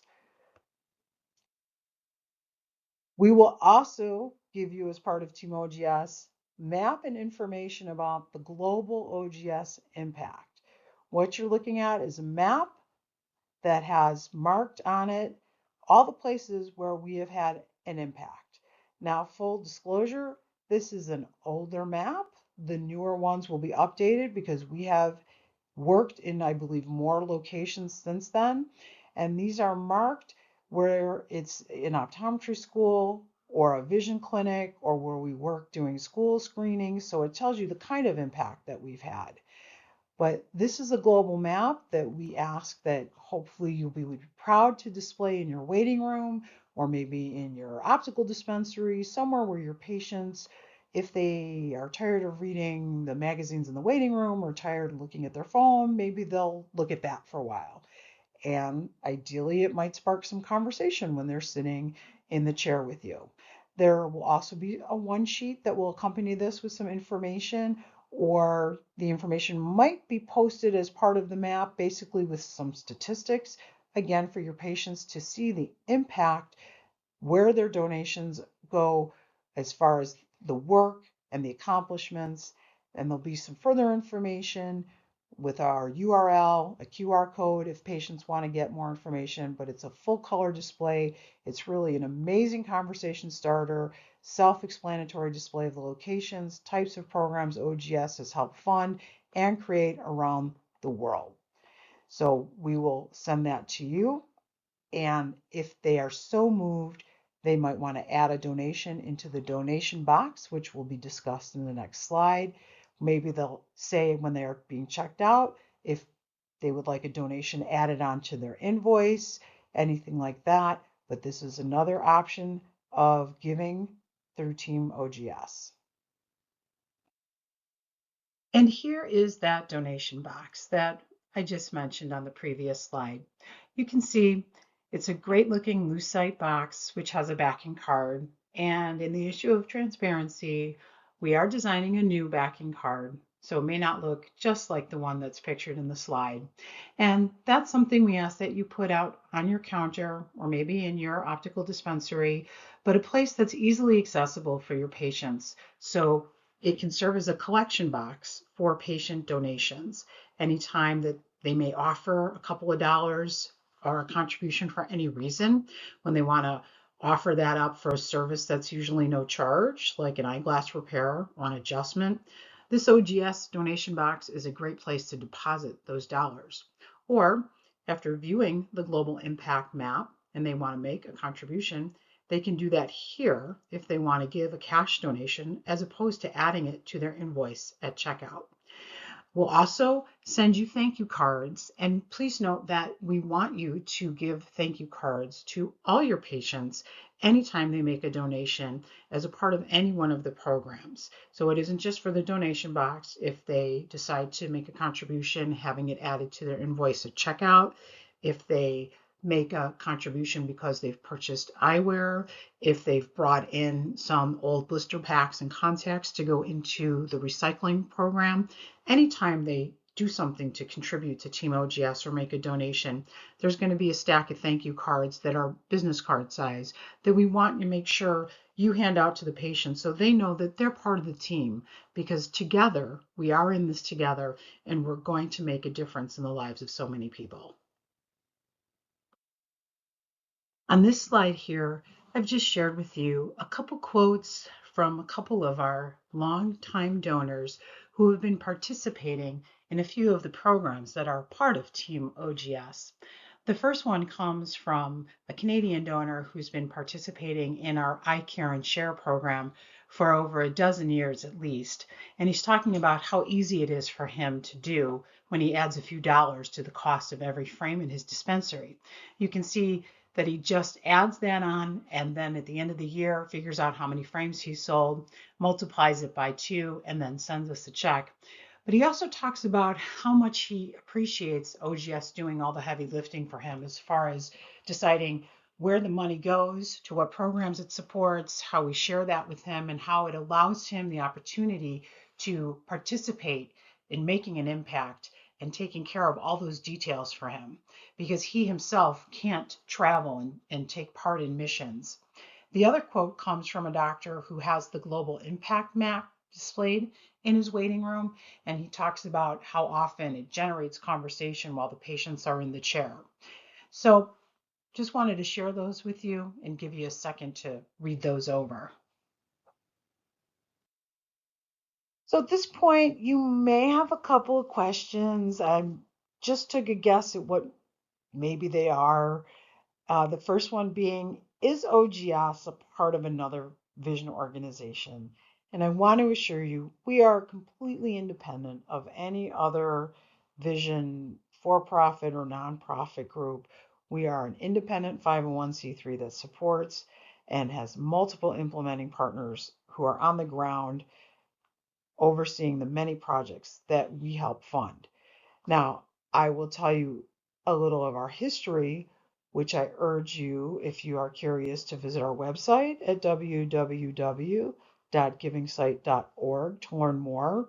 But I will tell you that we were a product of a joint initiative back in 2003 of three groups: the WCO, the World Council of Optometry, the IAPB, the International Agency for the Prevention of Blindness, and BHVI, the Brian Holden Vision Institute. But we are not a part of those three groups. We are our own independent organization, and we operate offices in the USA and Canada. Another question, if you're curious, if any of you are currently participating in our iCare and Share program and you like it the way it is, first, let me say thank you so much for being a part of that program. We truly value each and every one of our donors.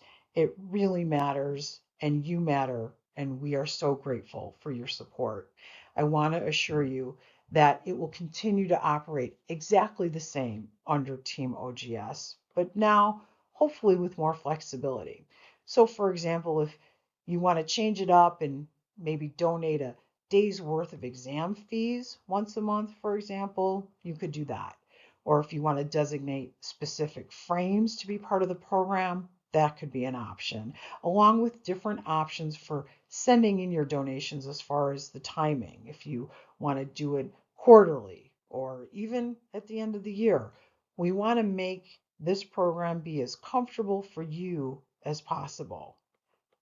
So Team OGS is about offering docs and practices a variety of options and ways to participate in year-round fundraising, and remembering that together, eye care achieves miracles.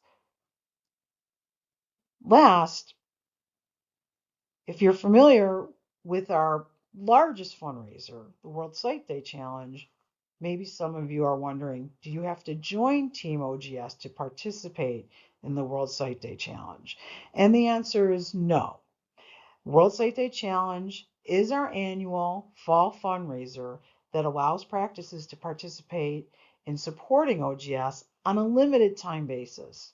And what I mean by that is the World Sight Day Challenge is in the fall to coincide with World Sight Day, which is always in October.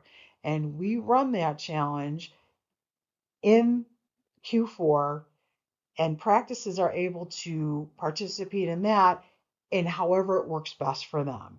And what I mean by that is some practices participate just on World Sight Day. Some practices participate throughout the month of October, and some practices choose to participate all of Q4. But however way they participate, it only is in that time frame, whether it's just the day, the month of October, or Q4. So that's what I mean by limited time fundraiser. And we are going into year 18 of having this fundraiser for us in 2024. The difference is that Team OGS is something that's going to be a way for you or your practice or your optical shop to participate in year-round fundraising. So however you want to support, we would be very grateful. You can join Team OGS and do the World Sight Day Challenge, or choose to do one or the other, whatever works best for you and your practice. We just are very grateful anytime anybody wants to support us and join us in our fight to put an end to preventable blindness. So in conclusion, we discussed today practice giving, or corporate social responsibility in its origin, how it translates to the healthcare industry, why it can make a difference to optometrists and optical shops, We looked at a lot of statistics and their impact, and then we discussed opportunities for support through Team Together Eye Care Achieves Miracles at OGS. There's a QR code on the screen that you can scan to get some more information that'll take you to our website along with our URL. We would again like to thank Dr. Adam Farkas and ODwire for this opportunity.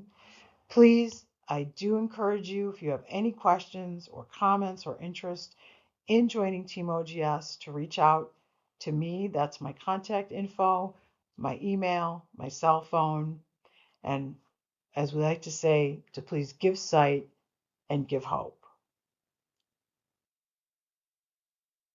Thank you so much again. I truly appreciate you taking the time to join me today. I hope you have a great rest of your day.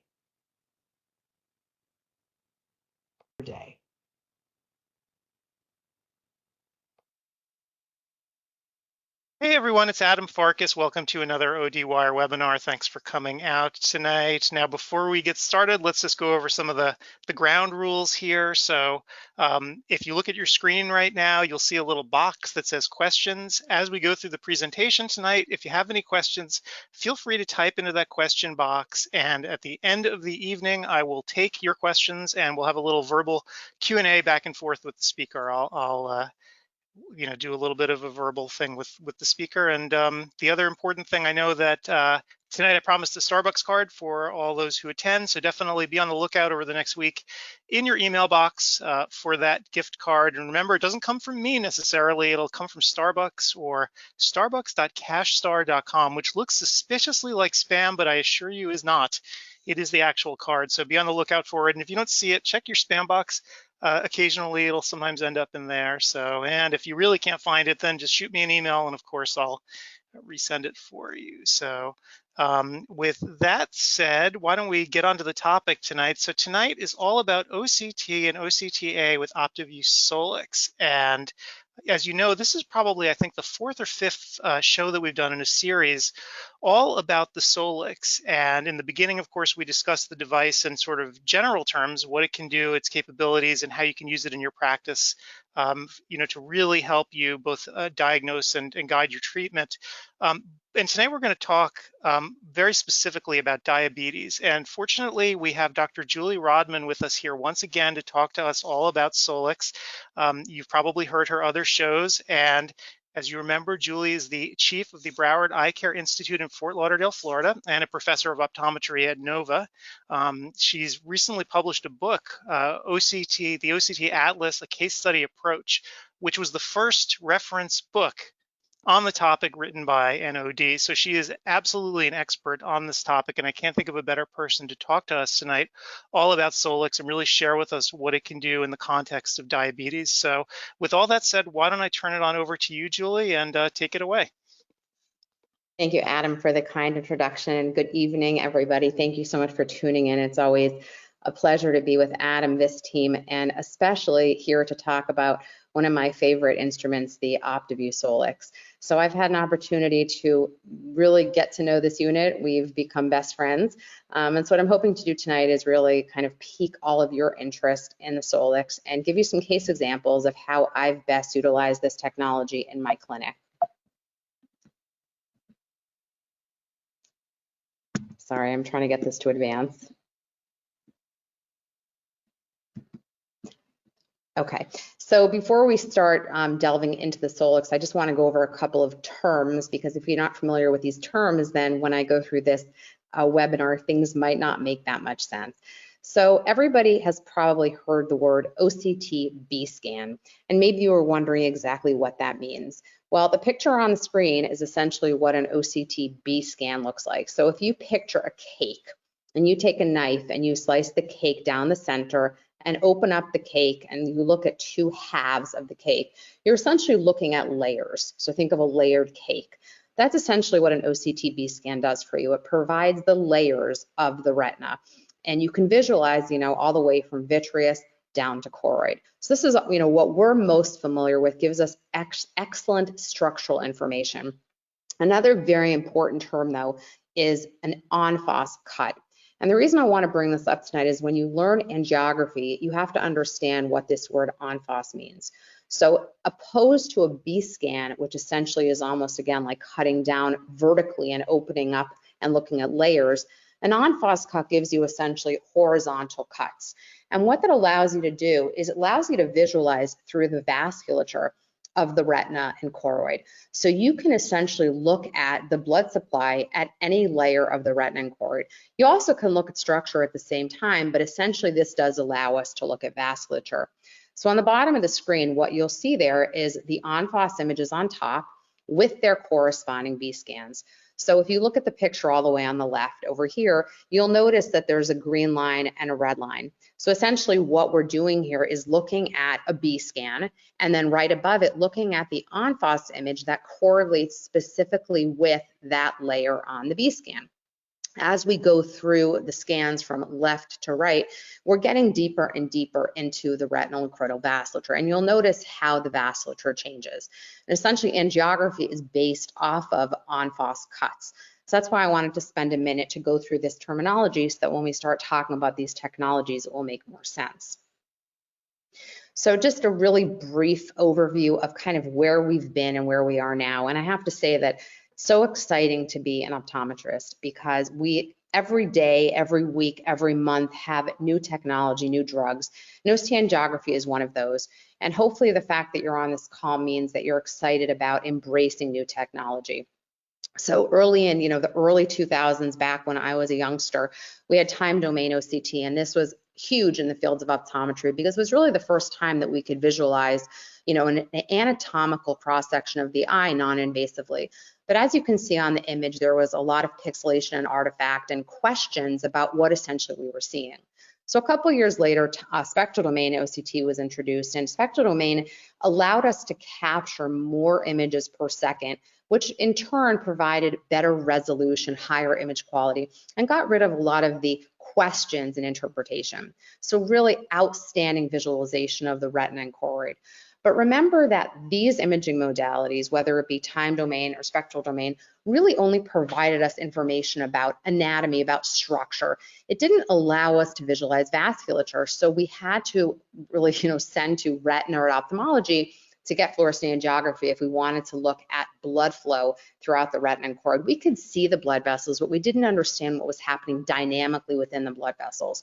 So that is where OCTA came in. The OCT companies, and I'll say that this was pioneered by OptiView, came up with this technology and said, let's provide a way to non-invasively look at retinal and choroidal blood flow so that this could be more doable, let's say, in an optometric setting.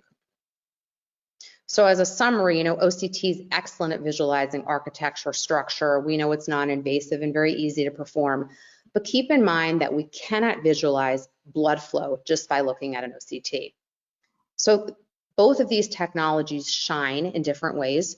OCT is going to shine whenever there is a structural abnormality. So if we're looking at a drusen, fluid, any elevation or disruption in the retinal tissue, that is going to be very well visualized with OCT.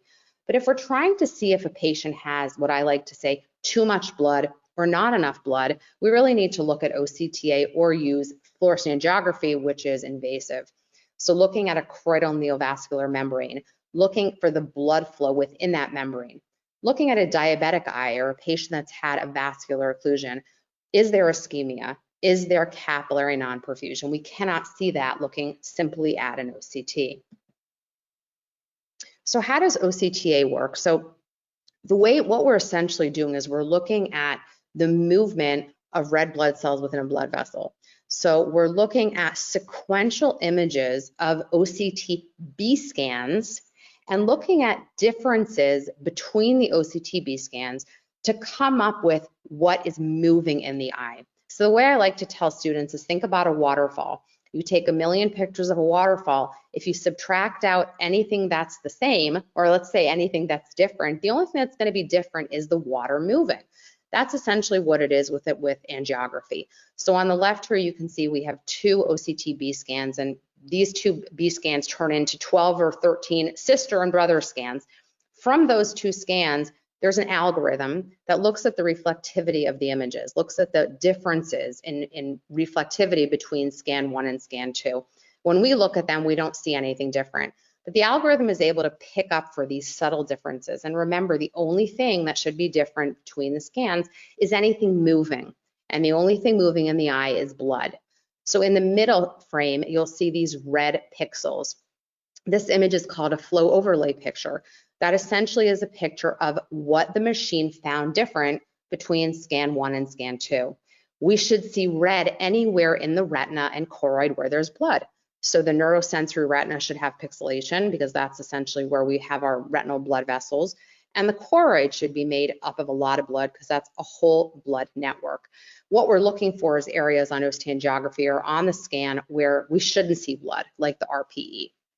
From this image, we create these en face, again, horizontal slices, and we create angiograms. So essentially, we're looking at the blood flow now through each layer of the B-scan or each layer of the retinal anatomy. And the angiogram is going to look different depending on where you are on the B-scan. So if you think of this in a different way, here's an image of the retinal and choroidal anatomy with the vasculature. And if you take en face cuts again through the different layers, you'll essentially see the different vascular plexi. So you'll see the first what we call the superficial capillary plexus, which is the blood supply feeding the most superficial part of the retina. And as we go more posterior, we're going to hit the deep capillary plexus. We'll hit the RPE, which is avascular, and then we'll hit the choriocapillaris. And each of these slabs is going to look different because the blood supply differs depending on where you are. You'll notice that the central area is black here. This is our foveal avascular zone. So anywhere where there's white is blood. Anywhere is dark is no blood. And understanding where there should be blood and where there shouldn't be blood is the joy of interpreting OCT angiography. Understand also that you can build any slab or any angiogram that you want using a custom slab. And one of my favorite things about the Solix, which I'm going to show you in this presentation, is that it's very easy to make a custom slab and visualize any layer that you want in order to confirm a diagnosis. So beautiful. Every time I do this presentation, I'm always awed at the brilliant images that this machine captures. What you're looking at here are, on the left, 3 standard size scans. So a 6.4 by 6.4 means that you're capturing 6.4 millimeters horizontally by 6.4 millimeters vertically around the fovea, 9 by 9 and 12 by 12. In the good old days, one of the limitations of OCT angiography was that we couldn't get wide, we couldn't get large images.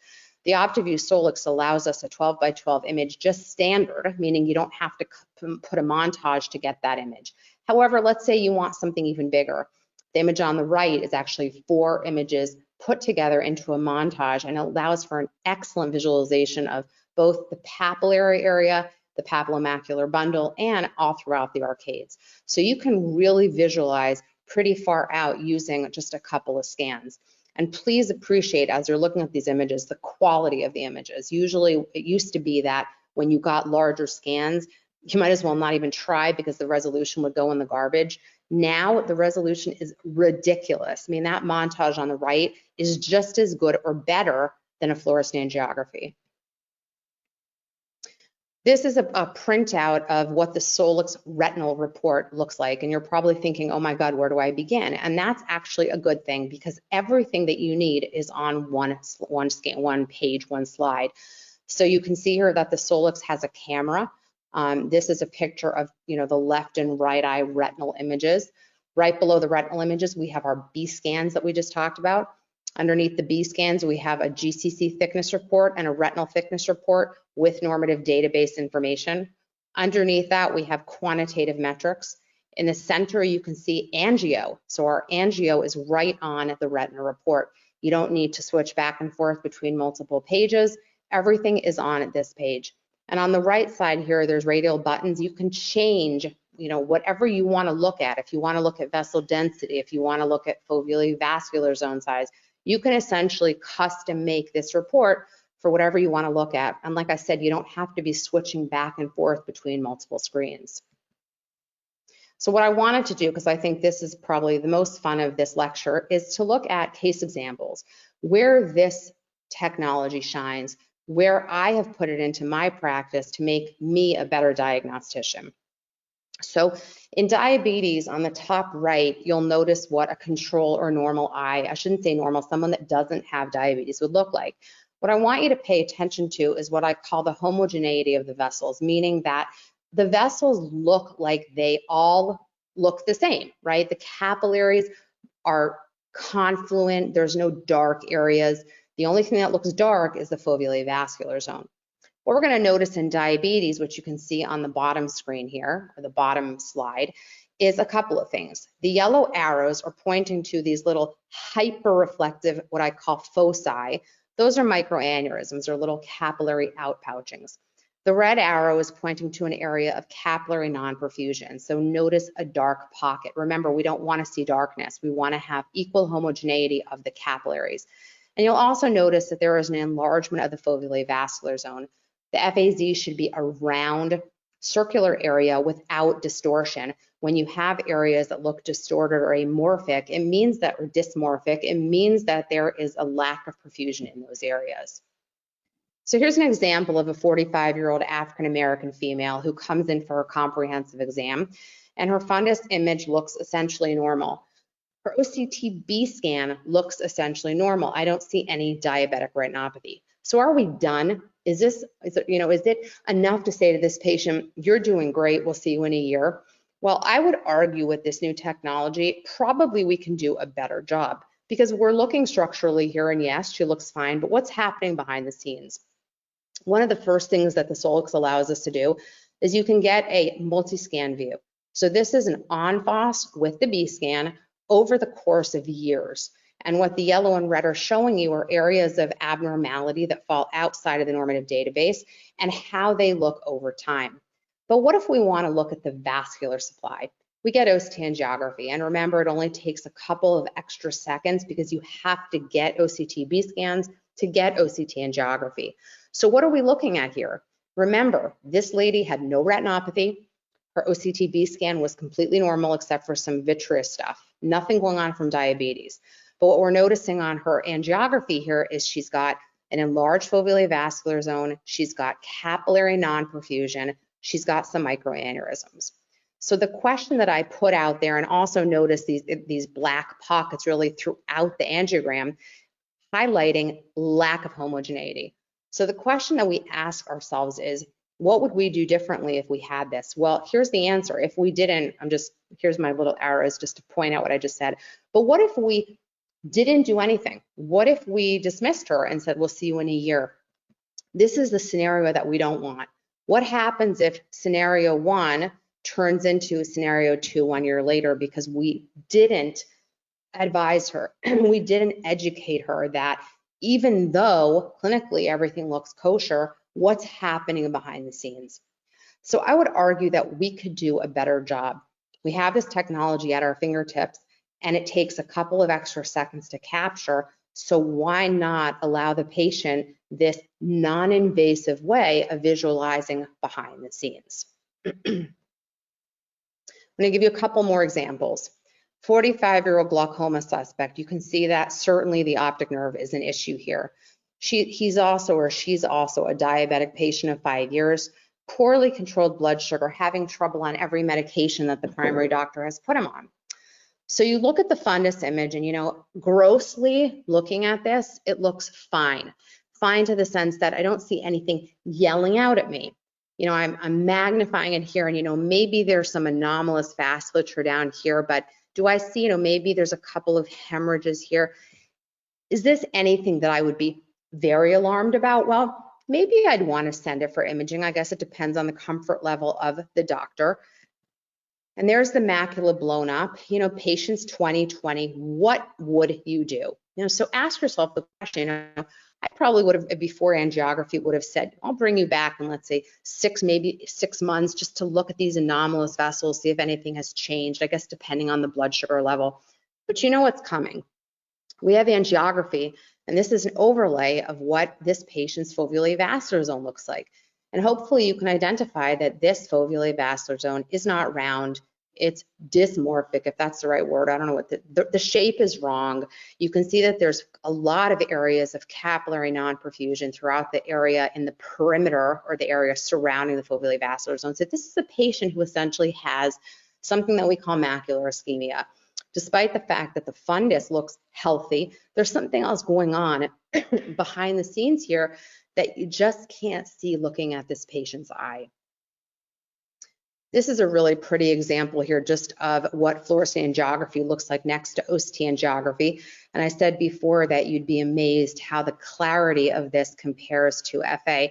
We do not see leakage on OCT angiography because remember, we're only visualizing what happens inside of a blood vessel.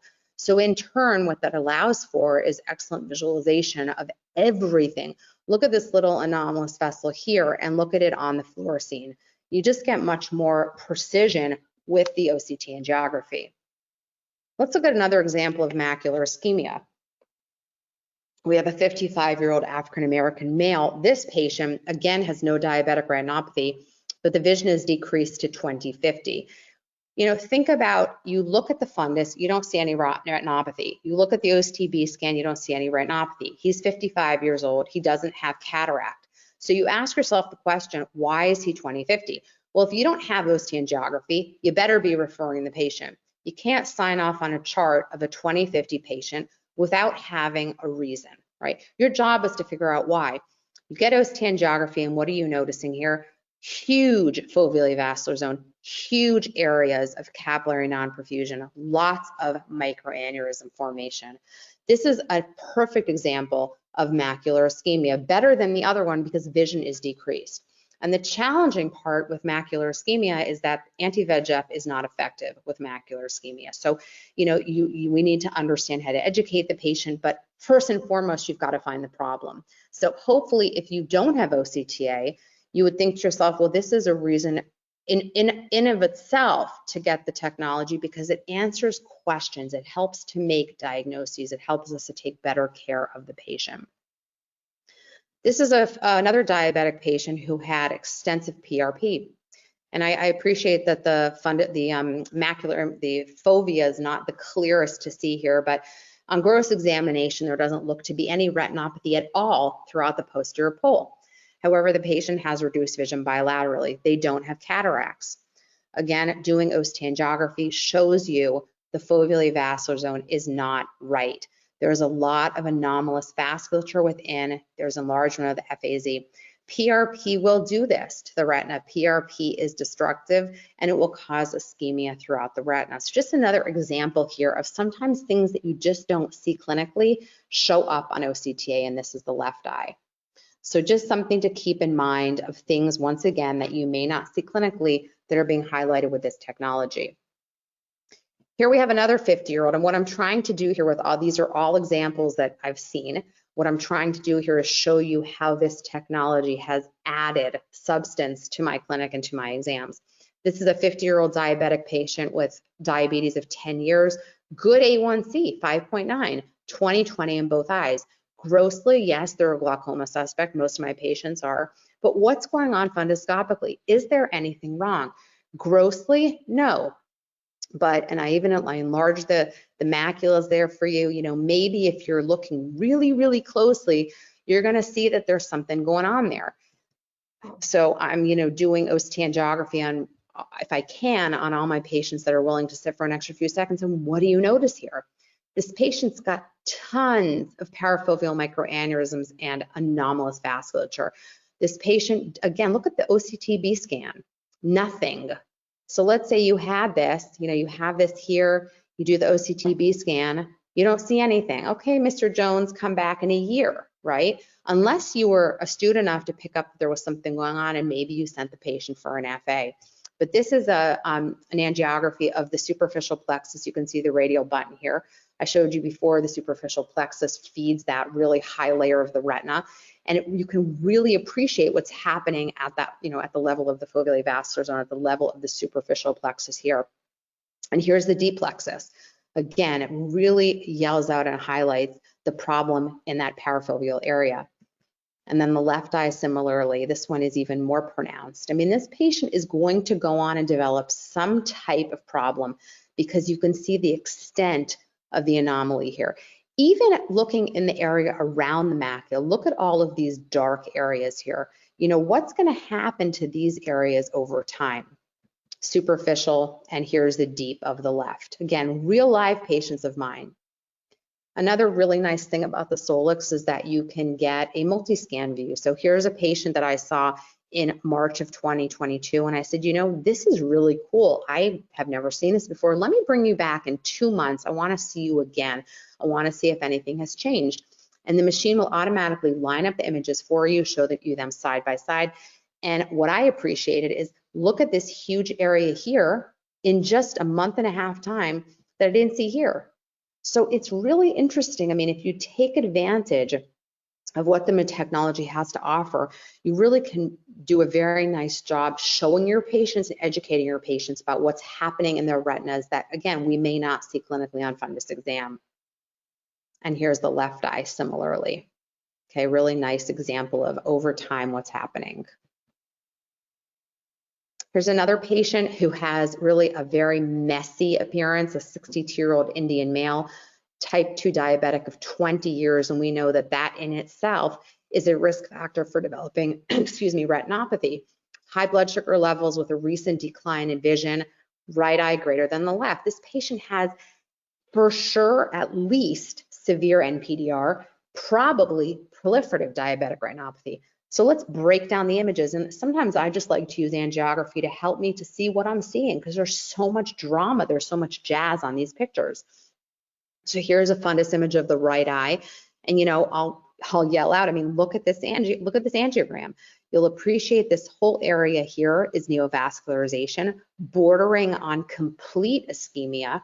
Up here's another anomalous vessel. And is it apparent on the fundus image? I mean, this is a really nice fundus image. Is it apparent?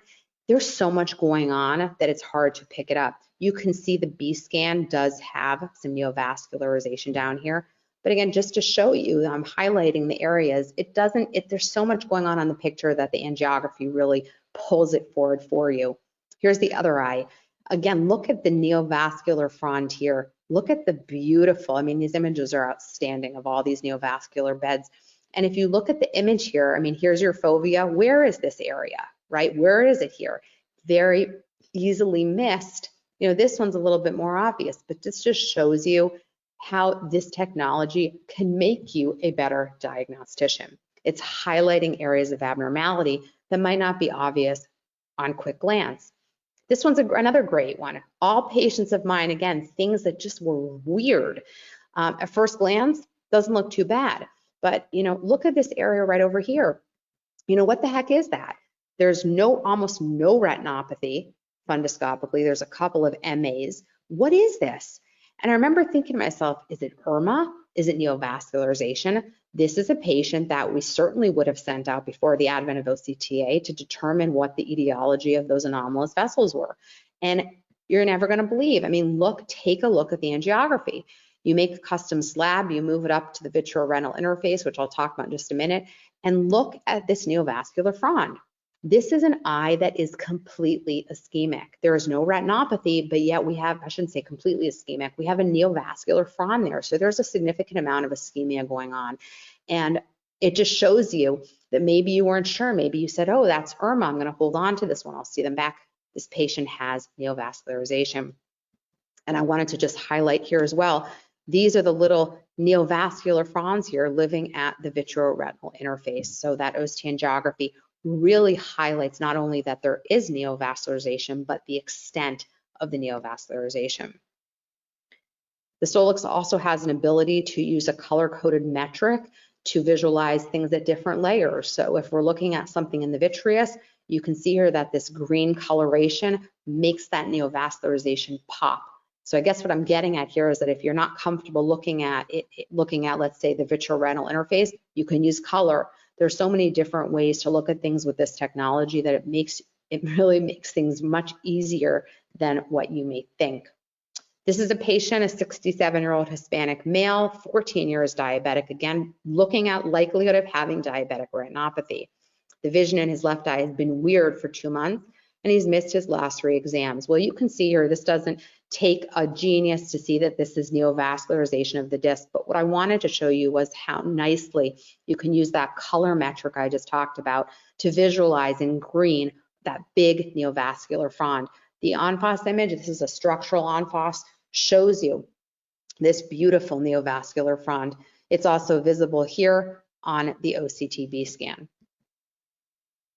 Once again, if you were to move a slab up to the vitreoretinal interface, you can appreciate brilliantly this neovascularization. And these are very easy things to do. I'm happy to help anybody that wants to learn how to make custom slabs, but it can help you to differentiate things like neovascularization from IRMA, which I'll show you in just a minute. On this example right here, here's a patient that has all kinds of stuff going on. They've got hemorrhaging, microaneurysms, anomalous vasculature. And I know we all see these every day, and we look at them and we say, does this patient have proliferative disease, or is this severe non-proliferative? This image on the bottom, this B scan, this is just showing some vitreous stuff. But what if you did this picture and you thought this was neovascularization? What if you didn't have the ability to look at the level of an angiogram or a slab? Maybe you'd refer this patient out, and you certainly should if you weren't sure. But if you made a slab and moved it to the vitreoretinal interface, you can see that neovascularization would look like this. An IRMA would not look like that. An IRMA is intraretinal, so the slab would not be affected if you had it moved at the vitreoretinal interface. So learning how to use the technology to help you to determine, is it proliferative, is it non-proliferative? Perhaps, like me, you're comfortable monitoring a severe NPDR. You wouldn't have lost a patient if they didn't have neovascularization that you could confirm using OCT angiography. And I'm just blowing up here all of this anomalous vasculature. What's neo, what's IRMA? Use OCT angiography to help make a decision. And this is another example of proliferative diabetic retinopathy, the difference between fluorescein angiography and OCTA. Remember that fluorescein is going to leak, it's messy. OCT angiography will not leak, so you can brilliantly visualize the vascular beds. This was a picture of diabetic macular edema, and the reason I included it is just to highlight that in the good old days, before we had a 12-millimeter scan, we were probably able to visualize this square right in the middle here. Now we can visualize the extent of the entire area of macular edema, and this is a 12 by 12, meaning that this ischemia and this edema goes pretty far out past the foveolae vascular zone, whereas before we probably would have only seen up to here. So really excellent technology allows you to visualize an entire lesion. This is just another patient with neovascularization that I love these images, so I couldn't choose just one to include. So I just wanted to show you here all of this neovascularization and the capillary non-perfusion. Let's move on to example of retinal vein occlusion. How is this technology helpful in retinal vein occlusion? Here's a patient, we see they have a branch retinal vein occlusion, and we ask ourselves the question, is it ischemic or non-ischemic? These are everyday questions that optometrists are going to be getting in their chair and asking themselves, because we have to make decisions on how we're going to manage these patients. If they don't have macular edema, are we referring it? Are we going to keep it? We want to see how much ischemia there is. This is just an example of how brilliant the Solix images are. These are images of a bunch of different patients that had retinal vein occlusions. These are just as good or better than fluorescein angiography. You can visualize the capillary non-perfusion in all of these images. You can visualize the anomalous collateralization or the anomalous vessels that are forming in response to the vascular occlusion. And you can count the number of clock hours and determine how ischemic the condition is. Something that is proprietary to OptiView is the angioanalytics. So OCTA is great, but it's even better if you can compare it to a normative database. You can compare it to colleagues, friends, people of that person's age. So what this technology or what this rubric or this quantitative data does, it allows us to look at a normative or reference database and compare our patient to that database. We can look at flow area measurements. We can look at non-flow area measurements. We can measure the size of not only the foveolae vascular zone, but the perimeter or the area around the foveally vascular zone. We can use colors to look at vessel density and also the peripapillary area. This helps us to determine, is this patient doing what they're supposed to do, or are they falling outside of that normative database? So here's an example of how we would use this. Here's an example of a normal eye all the way on the left. We measure, we take our mouse and we just click on the foveally vascular zone, and the machine automatically populates the FAZ and the perimeter, which is the area around it. And not only does it do that, it gives you a quantitative metric. So up here it says FAZ 0.172. That gives you, it tells you this patient's FAZ at baseline is 0.172. Let's say the patient comes back a year later and they're diabetic, and now the FAZ is 0.25. We know that that patient's diabetic retinopathy has gotten worse. You don't have to guess. You don't have to look at it and try to use a magnifier to determine have there been changes.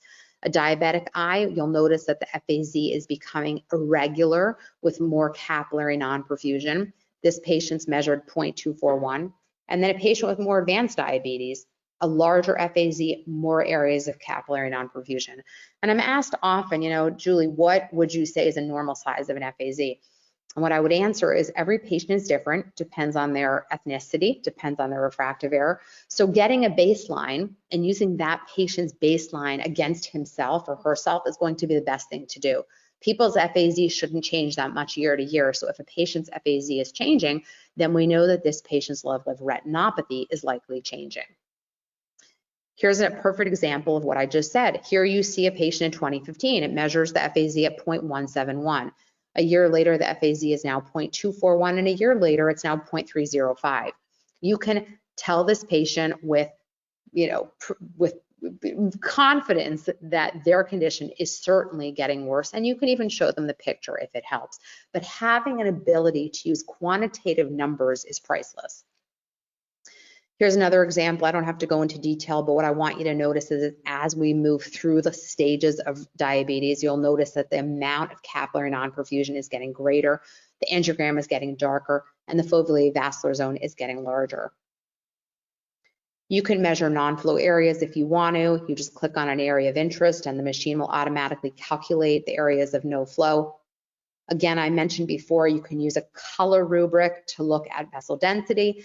Warmer colors, more perfusion, darker colors, less perfusion. Another great way of looking at what I call percent saturation of the vascular bed. How healthy is the vascular bed?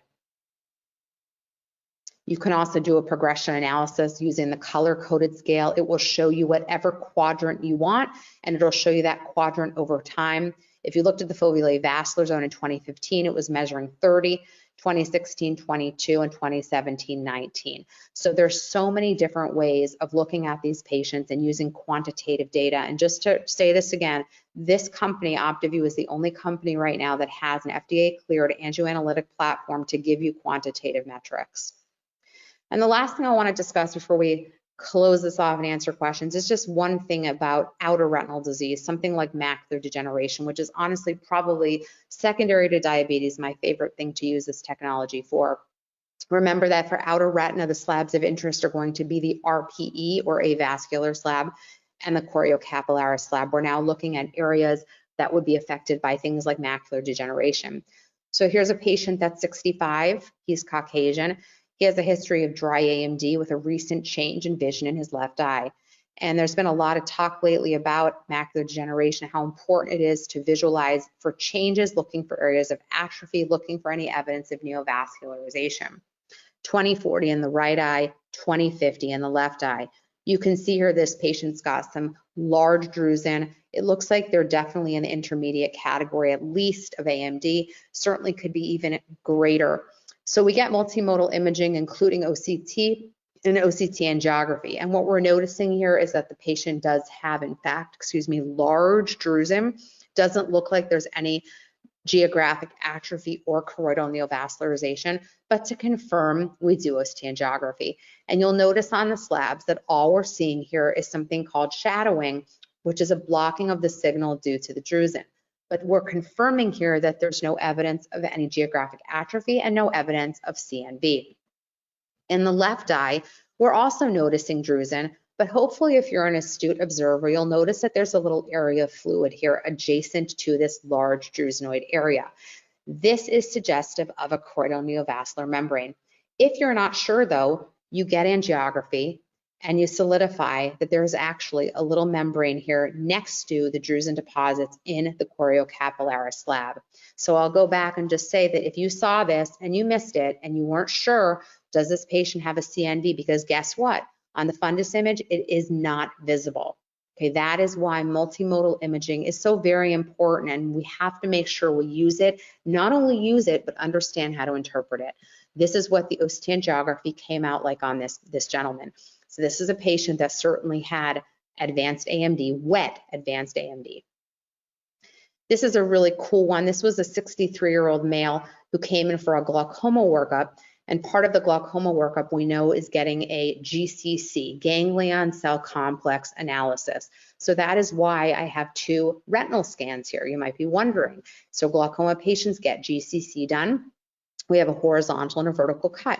And also on this note, make sure that you're scanning dynamically through all of your B scans. Don't just look at one, because the horizontal cut on this patient looked perfectly fine.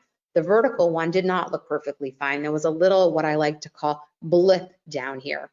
And I asked myself at the time, probably just a drusen, what, doesn't look bad. In fact, I didn't even see anything on the retina. But because I had OCT angiography, I was learning and I was curious what that little quote blip was. So I went ahead and I did angiography, and I was shocked to find this little baby membrane. This patient had what has now been called non-exudative occult membranes. So it's a membrane, it's certainly a membrane, it's certainly showing up on the choriocapillaris slab, but what you'll notice on the B scan is that there's no leakage, there's no fluid, there's no exudate. So this is still wet. I mean, I don't want to call it wet, but I want to say there's still a membrane there, but there's no active leakage. Thus, we call it non-exudative. This is something that I have seen numerous times since this initial case that I've had. And I'm going to be completely honest that before I had this technology, I would have dismissed this patient based on the fact that he was African American, number one, and number two, it looked like just what I want to call a blip. I go back to this and it looked like maybe a little drusen to me, and I did not see anything fundoscopically. I have found this, like I said, so many times since this has happened. Most of you are probably thinking, what are the retina specialists doing? Well, it depends on the retina specialist. I would say that it's not our choice to make what is going to be done. However, it is our responsibility to find these lesions and to refer them so that the appropriate doctor can make the decision on what they want to do. I also just wanted to point out that, high myopes are super, super hard to image with OCT. We know that B scans are a challenge on our high myopes. If you look at the Solix technology, you have a 16 by 9 millimeter scan here. It is massive. It is so wide and so tall that you can visualize the entire macula in one scan. We worry in our degenerative myopes about developing choroidal neovascularization. Here's a patient that had a suspicious area. Is that a CNV? Well, who knows? You go in, you get OCT angiography, and what you'll notice on OCT angiography is that this patient had a membrane. So just really nice examples of how this technology really can make you a better diagnostician, take better care of your patients, take less pictures because the scans are bigger and better and higher resolution. And that's it. Take best care of your patients. Here's a patient that has a choroidal neovascular membrane, and I just want to highlight one more time that in the olden days, we probably would have been able to get just a very small piece of this scan. You can see the membrane, but you'd be missing the big halo, because remember, this is the extent of the fluid. This is the extent of the lesion. You would have to take multiple scans to capture the entire lesion. And last one, I think I have one more after this. CNV or no CNV, look at your B scans. Who would have thought, looking at this B scan, yes, it's a very sick RPE. There's undulations, there's atrophy, there's a little drusenoid PED, but would we ever have thought that this patient had that big CNV? Never. And look at the ENFOS scan, really highlighting the abnormalities at the layer of the RPE. And remember, you can do an ENFOS cut of any layer that you want. Another really beautiful example of that wide fields of view that this technology allows. And big shout out to the vitreous here. I mean, look at the quality of the vitreous image. My student today, actually, we did a scan on somebody and she said, Dr. Robin, I can't believe you can actually see that anterior contraction of the vitreous body. I mean, the resolution of these images is outstanding. This is another choroidal neovascular membrane here. And here it is. You know, here's the CNV both on angiography, on ONFOS, and using the angiolytic platform where you can actually just take your mouse and measure the size of the lesion. And the machine will automatically tell you the size of the lesion, not only the size, but the flow area. And this can be tracked over time.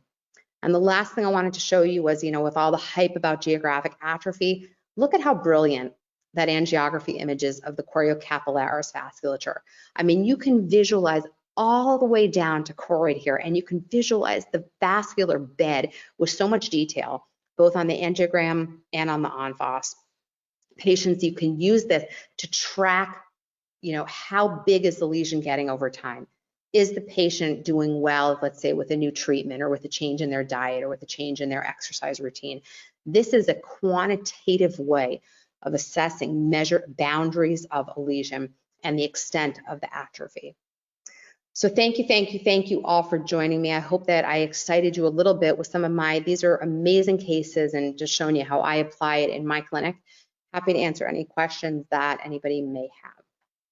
All right, well, thank you, Julie. That was really fantastic. And you're right, those images were absolutely stunning. So if anyone has questions, on the right side of the screen, there's a question box. Feel free to type them in there and maybe we'll go through these one by one and we can see what we can do. So let's see. First question here, how would you code a normal OCTA for a pre-diabetic or diabetic patient if you brought them back in 6 months? Well, if you saw something on the OCTA, in other words, you saw capillary non-perfusion or an enlarged FAZ or a microaneurysm, that patient does have diabetic retinopathy. Even though you're not seeing it clinically, you can write there. You can either write diabetic ischemia, capillary non-perfusion. You can find a code to justify bringing them back because they do essentially have retinopathy. Even though it might not be clinically visible, there are changes on the angiography. Right? And in fact, the next follow-up question from a different person was, in a diabetic patient, how do you code capillary non-perfusion, assuming there are no bleeds or exudates? Yeah, I don't know exactly what, I mean, we use, you know, a specific electronic medical record system with drop-down boxes, and we pretty much can type in anything, and it lets, not type in anything, but it finds something that matches. But if you can't find something that says capillary non-perfusion, you can even just put in mild and PDR if you want to, and then free type it. You know, that nothing visible clinically, however, angiography confirms presence of, you know, capillary non-perfusion or foveally vascular zone enlargement or change in foveally vascular zone oversize. So just code that there's diabetic retinopathy and then free type it. Great. And a question here, was the BRVO image taken through the heme or after resolution? Through. So remember, the nice thing about this machine is that it's not going to show leakage. So what you're looking at here is you're looking strictly at capillary non-perfusion. You're looking at areas where there's no flow.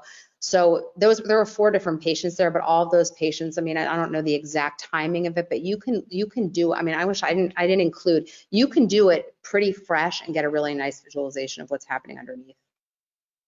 Right. Question here, a quantitative question. So with vessel density numbers, what do you consider abnormal? Well, that depends on the patient. So there's not, again, even though there's a metric, what I recommend is getting a baseline on the patient and then looking at the patient over time. Because what's going to happen is somebody may have more perfusion, you know, a baseline and then lose perfusion over time, and that will change the color coding. So I don't have a percentage that I would tell you is normal. What I would say is use the patient as their own, you know, guide. Get a baseline, see what the coloration is, see what the percentages are. And again, that should stay pretty stable over time. Right. And question here, does the device show neurotrophic diabetic changes in addition to the vasculopathy? That's a good question. I don't know the answer to that just because I have never looked for it. So we could ask maybe the people at Solix to get back to you on that. I don't know the answer to that question. Right. And question here, can you look at the microvasculature of the optic nerve head? Absolutely. So there are radial, it's called the radial peripapillary scan, which is, I didn't go into anything optic nerve because that wasn't what this, emphasized, but absolutely that's a scan showing you the capillary network surrounding the optic nerve head. And it shows you the same metrics, the same analysis that we would get of retina. So, it's being used in glaucoma to look for wedge defects, also to look for change over time. So yes, RPC, radial peripapillary capillary network. Right. And you mentioned, there are obviously a bunch of different types of scans that you can do. And the question here was, how easy is it to actually use the device? And do you use it yourself, or does your staff actually take the images? So I actually do them myself because I like to make sure I'm getting exactly what I want to get. I would tell you that, like anything new, there's a learning curve. And I wouldn't say it's with Solix. I would say just learning OCT angiography, learning how to capture an image, learning how to interpret an image. But I will tell you that you probably remember when you first got your OCT and it was a little bit scary. You weren't really sure what to do. It's the same thing with angiography.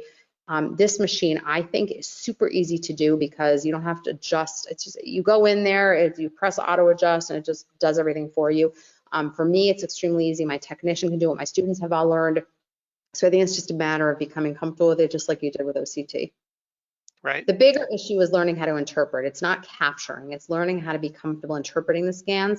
And I will add that Visionics, and including myself, I'm happy to answer any questions and interpretation that you may have because I've been using it quite a bit now, and I also had to learn. So. Right. Well, that's actually really good point. So when you actually got the device and Visionics showed you how everything worked, if you had questions afterwards, did you just have somebody dedicated that you could like ring up or drop an email and say, hey, like, what is this? What am I doing?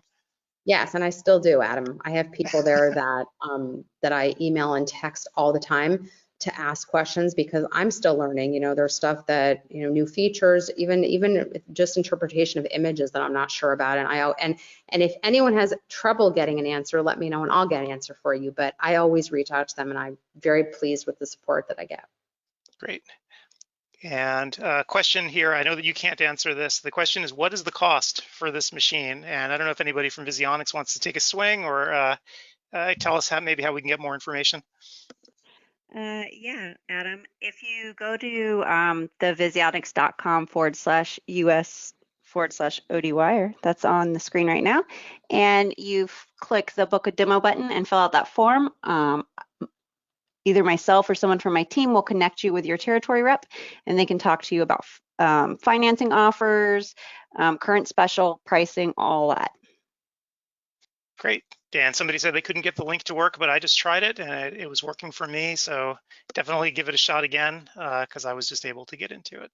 So great. I'll just add, I'm not going to talk price point, but I will tell you that this machine, and I mean, obviously I have it, I love it, but has everything. You don't need to buy 20 different units because everything, I mean, I didn't go through half of what this machine does, but intersegment photography, meibomian gland photography, meibomian gland functionality, intersegment angles. I mean, it's just everything is there. And not only that, but the image quality is outstanding. So if you're talking about going and purchasing multiple units, this is something to look at just because everything, it's like a one-stop shop on this one machine. Right. Oh, somebody asked the $1 million question here. So with your patients who have an enlarging FAZ stabilizing, do they stabilize with tighter control? Have you actually noticed that so far? Yes, and they do. Patients definitely can show stability of the FAZ over time with a change in blood sugar control, a change in HbA1c, and having that quantitative metric, having that way of having a number to visualize the FAZ has been extremely helpful instead of me guessing. Because even saying to the patient, you changed by 0.10 for the better, that means something to them, right? Even if it's a small amount showing them that they're either stable or even that the FAZ is showing more cohesiveness, that is a positive thing for them. So yes, the answer is it can change. Great. And I just in the chat window, if everybody was looking for an alternate link to get to the page for more information, I just put it up there in case you're having trouble with the link showing up on the slide.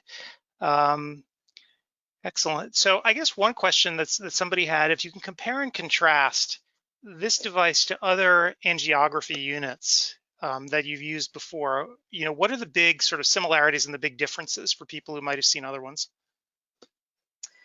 Well, to me, and I may be biased, but the image quality of this unit is, so I had the Avanti for years, and I thought that was fantastic. Then I get the Solix, and the quality I didn't think could be any better. I mean, if you go back and look through these images, the capillary network, the detail that you're seeing is really outstanding. Some of the other companies have technologies, that number one, I don't even know if they're approved in the States, and they use swept source technology, which is more expensive. This machine is at an excellent price point, and the quality and ease of capture to me are worth everything. That's really it. If you compare the image quality, you want to make sure you're not getting a lot of artifact, because when you see artifact, you wonder, is that something that's messy? Is it a shadowing artifact, or am I actually seeing pathology? So the quality of the image is the most important thing.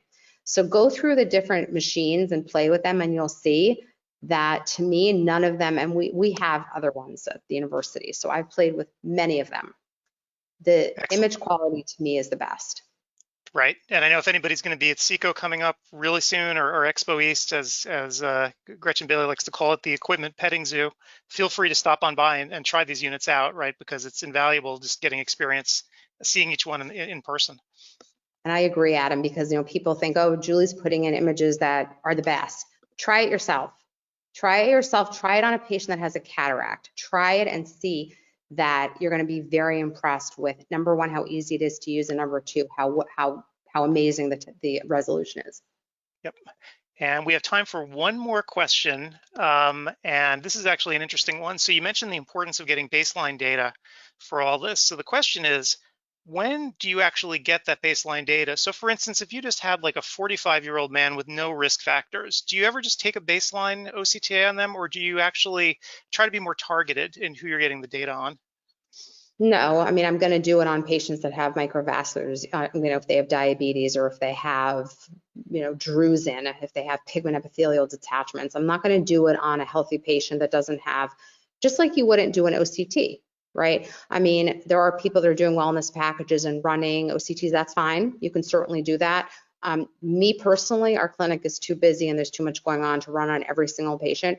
But anybody that has diabetes, whether they're pre-diabetic or diabetic, or anybody that has drusen or, central serous is a big one, pigment epithelial detachments, those patients get OCT angiography, because you would not believe how much I have missed over the years until I had this technology. We didn't go through a lot of outer retinal disease here tonight, but those are the main ones for me. Macular telangiectasia. So not just on any patient, but decreased visual acuity that I can't explain 100%.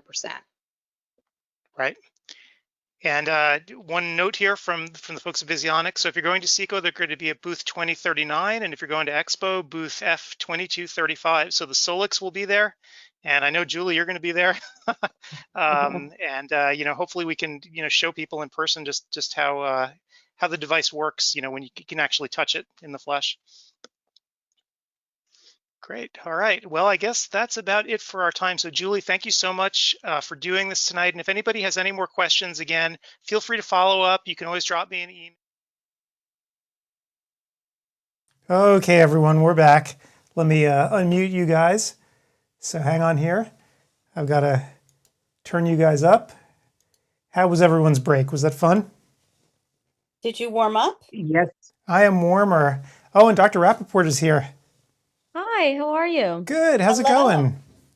Good. I had some major technical issues this morning, but figured it out towards the end. So I apologize if I can somehow, do those questions somehow and get back to everyone. Oh yeah, no, you made it, which is the important thing. So that was awesome. So thank you for that this morning. And by the way, I when you put together your lecture, I actually, I sat through it because I tried to reassemble it. I was amazed by how terrible people are at putting drops in. I had no idea. Yeah, that data is accurate and it's shocking. And I see it even in other conditions as well. For example, I'm treating a lot of Demodex patients, and that bottle is supposed to last exactly 6 weeks. And it lasts anywhere from 2 to, to 12, right? And these are younger patients, and they're, from what I think, compliant, but either how strongly they're pushing, or I don't know. But it's very true, and I think it's driving this industry to create more drug-eluting devices, contact lenses, whatever, just to improve this issue with the drops. Yeah, amazing. I mean, you almost wonder, what have people been doing for the last 50 years, right? You look at diseases like glaucoma, like, my God, how undertreated has this really been? It's not like that, Adam. Exactly. Well, when you go to the pharmacy and you get a, in quotes, 1 month supply, it's not a pill. So when you're taking this 1 month supply and you use it up in 10 days and the pharmacist says you can't fill it, humana humana, and the insurance company says you can't fill it. How do you deal with that, Dr. Rappaport? Yeah, that's actually a very tough one, and you can't get around that. We try, we get on the phone with insurance companies, but they don't refill it. So we have samples. This is exactly the case where, and we'll give them a bottle to sort of last in between. We sometimes do a 90-day supply. That can help a bit.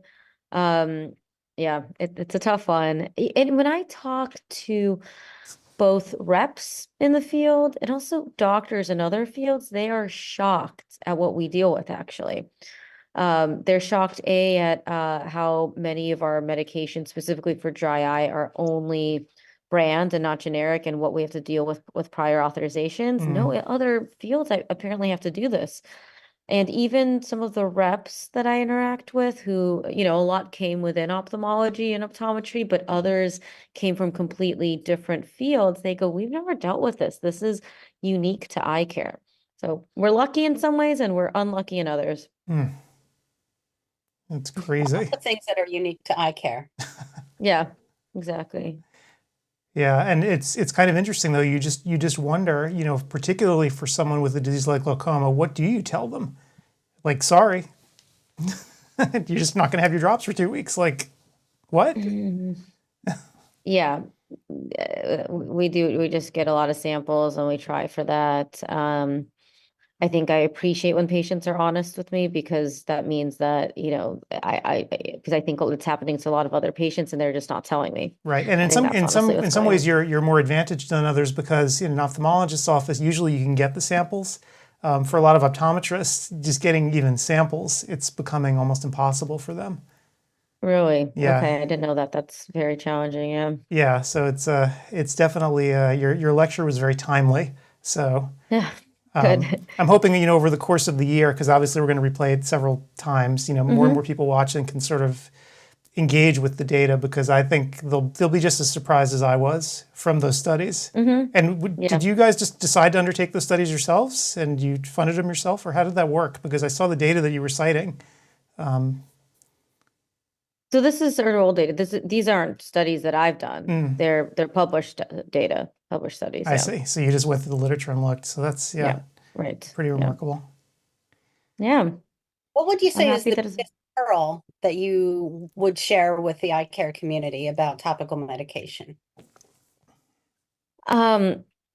I would say that the future is going to be not topical medication. I think that's my assumption. Durista and iDose are not doing so well, but the general, in terms of the implant, the drug-eluting implant, but I think that the general trend of heading in that direction is accurate. So working on a drug-eluting contact lens, Ocular Therapeutics has in the works a drug-eluting punctal plug.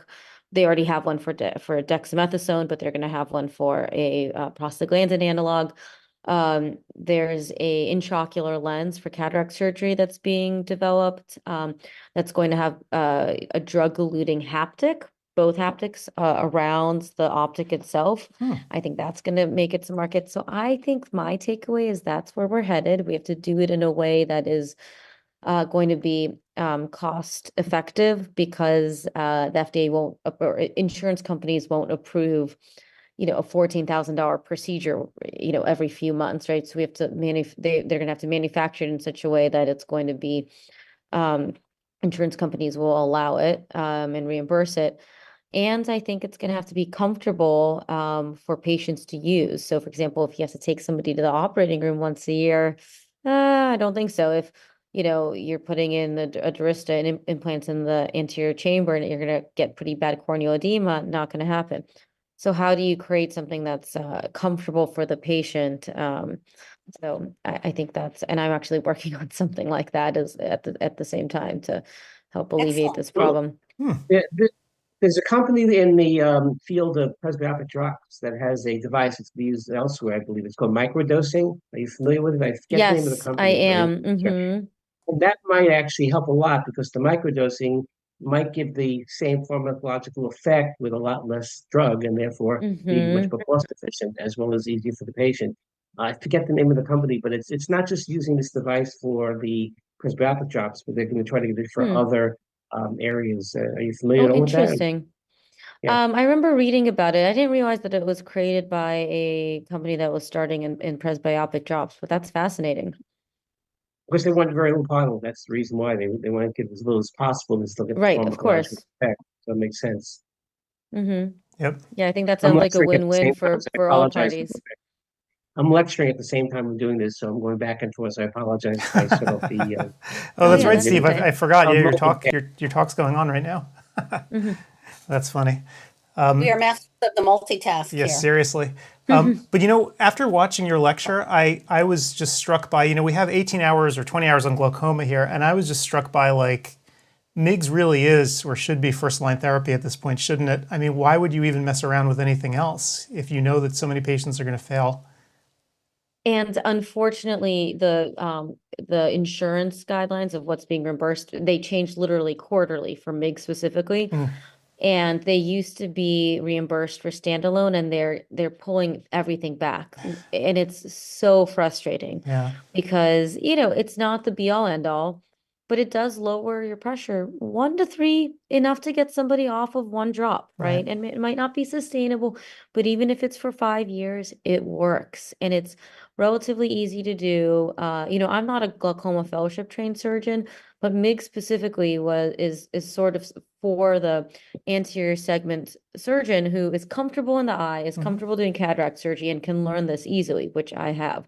I have no desire to do traps and tubes. That's I would have done a glaucoma fellowship if I did. But I think that I completely agree. I think that it's more cost effective in the long run. And I have to remember, this is the one disease that we can intervene and cause and prevent permanent disability, right? It's really the only example in eye care, right? Yeah, macular degeneration, absolutely. You want to pause it as soon as you start seeing any neovascular changes.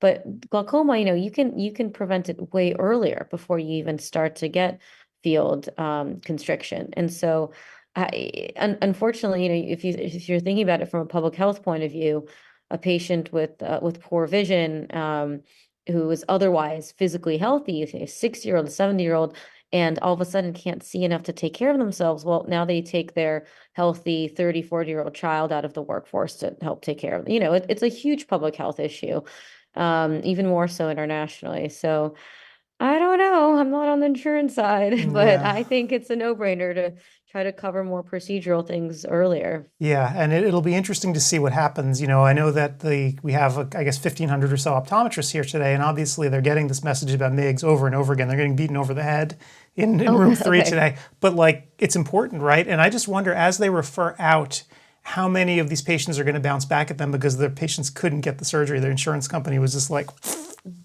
don't know. Listen, it's when I started my practice, I didn't realize that I'd be doing 80% admin and 20% patient care. I thought it'd be, of course there'll be some admin, maybe 20% admin, 80% patient care. It looks like it's the opposite.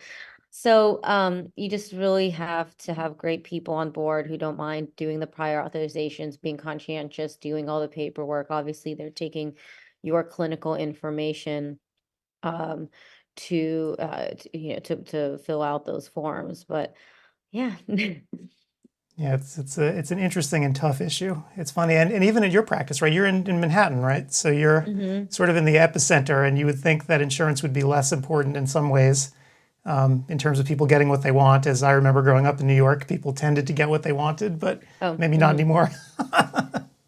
Well, I take all insurances, and I have a Right. location where it's mainly managed Medicaid, and I'm not, I take insurance. So, Right.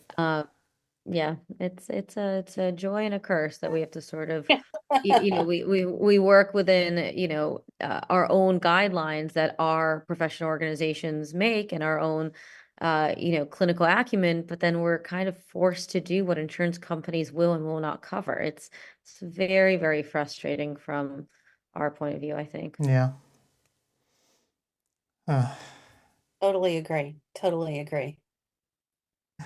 Well, great. Yeah. Well, thanks for doing this today. And, I guess we'll Sure. hopefully see you at the next one in April. Yeah, absolutely. This So, was so fun. This is great. I've checked out some of the other lectures. You guys have a great lineup and really great topics. yeah, I know. It's been fun. We've really had a good time putting this together. And thank you for doing it. I'm glad you were able to get in. Subsequent times will be easier now that you're logged in. Yes. You never have to log in Absolutely. Yep. again. Now You'll always be I in know there. the drill So now, yeah. it's super easy. So thank you for doing it. And Sure. if there are any questions, obviously, we'll forward them to you as we get them, and we'll Perfect. go from there. Yeah.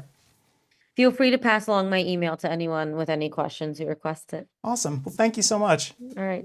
Thanks, Thank you guys. Catch you so later. much. Have a great rest of your day. Bye. You too. Bye-bye. Bye. Okay, yeah. So her talk was great. One of the the data was so shocking when I was listening to this. I'm like, oh my God. I really need to go and listen to some of these, and that way I'll have more insight when we talk to people again in April. Yeah, I mean, so most of these lectures don't surprise me. Like when I'm there, I'm like, okay, that's interesting, but I kind of knew that. But this one was like, yes, people really don't know how to use drops. I mean, really.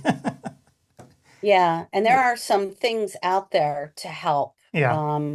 There's Nano Dropper, because there are, especially the elderly, you've got the hand strength and the dexterity, and then it turns out that they're dropping how many times just to get one in the eye, and the rest is running down their cheek, and then Right. run out of medication. It is a challenge. So, and I think she's absolutely right with all of the future is going to be not drops, other things. And I guess we'll just have to see Yeah. Yep. coming down the pike and what people are going to do. So meanwhile, I warmed up here a little bit, which is good. I realized why I was so cold, and it only got up to 40 degrees here today. So, I haven't been like out of this little area. Usually the day here it gets nice and warm, but today not so much. So that's why it's freezing. Well, and you also don't have a window there.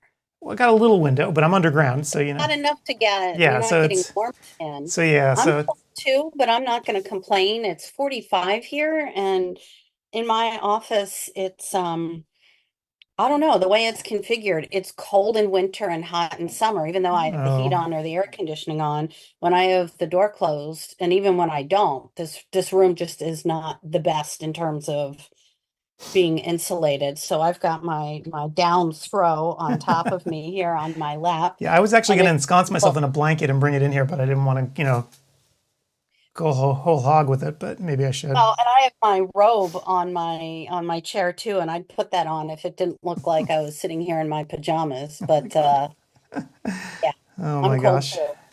Well, so things are going better actually at the conference. I have good news for everyone.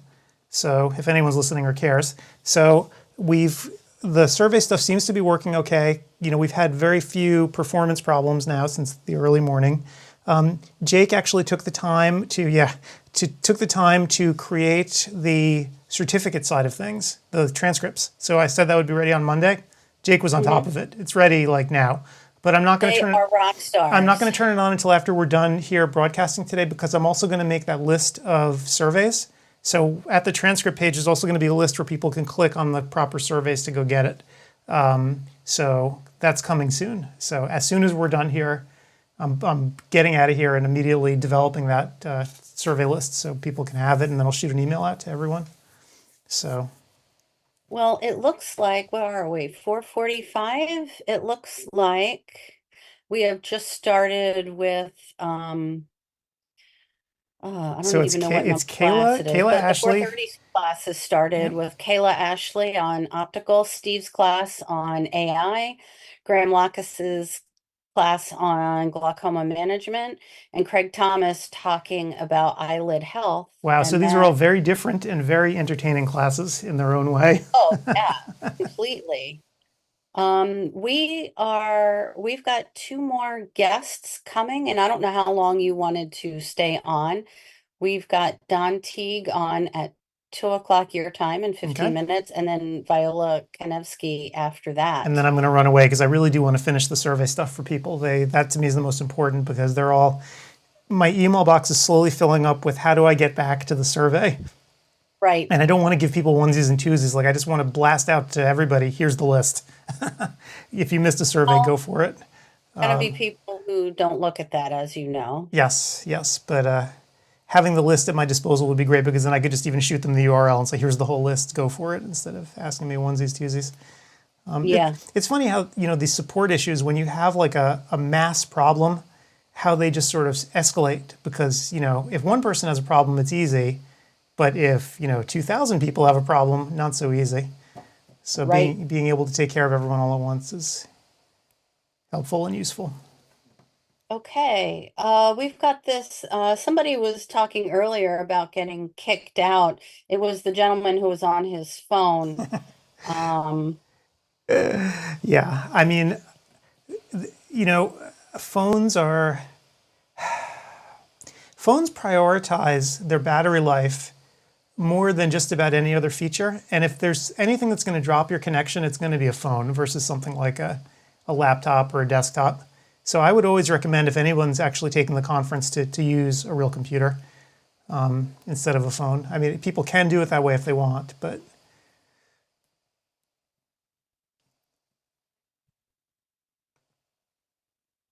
I am sharing this information, but there are people who insist that that's what they want to do. no, it's They want to while doing other things, but that's sort of, you take the good with the bad. yeah. And I mean, the idea behind synchronous virtual was that you're interacting with people, you have a chat window open, you can type, whereas on the phone, we know because of the size of the screen, the interface elements are hidden, like the chat box is hidden necessarily, so it's very difficult to actually interact with it. So Well, he's managing to interact to say his stream is dropping. He's done that a few times. is he using multiple devices? Is he using the lobby with one thing and a phone with another? Like No, it's in the chat of the it's in the chat of the class. Okay, yeah, I don't know. So I would just say phones are probably the way you should least likely do this. Like it should be the lowest priority, followed by iPads, and then of course laptops and desktops. Well, there has been a whole lot of jack on the live stream. Knock wood.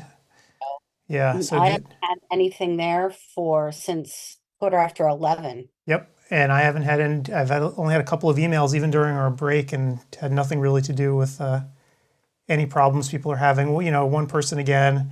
There was a person who had a problem with freezing, but it looks to me like it was more of a bandwidth problem that they were having with the videos, not with the platform itself, because they were. No, interesting. I'm looking here at seeing how many people are in the lobby. It says 115, but it doesn't, when I go to view the people who are there, it's only one screen's worth of people. I go click to the next screen and I get nothing.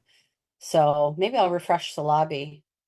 Yeah, probably a good idea. See how many people are actually there because, oh, yep, now it says 18. That Yeah, makes a lot more sense. Not many of us. Oh, here we go. I'm totally lying. I guess I need to refresh it for the chat. I'm missing all of these. There's some other messages there. I'm asking people, do you want help? And I'm not answering them. Oh. So I'll answer David right here. I'm sorry. Yeah, what time is it? This was only a few minutes ago. Good. Yeah, so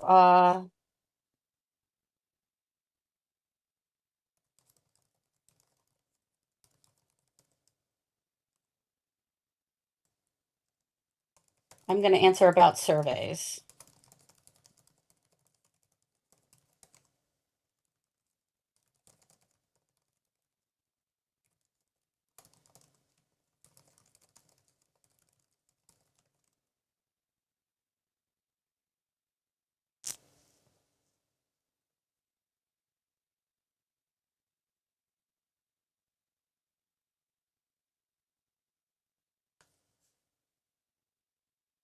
Here I am feeling smug, and I didn't realize that these that these messages were not loading.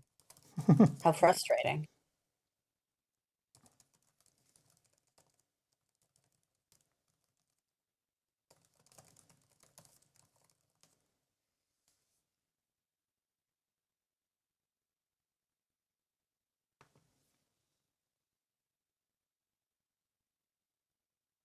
Hmm.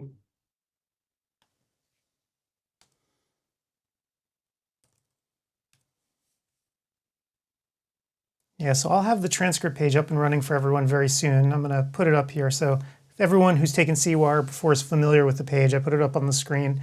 You can see the link is not there yet. But it will be. It said it'll be there by Monday, but actually that's a lie because we got it done faster. So it'll be there tonight.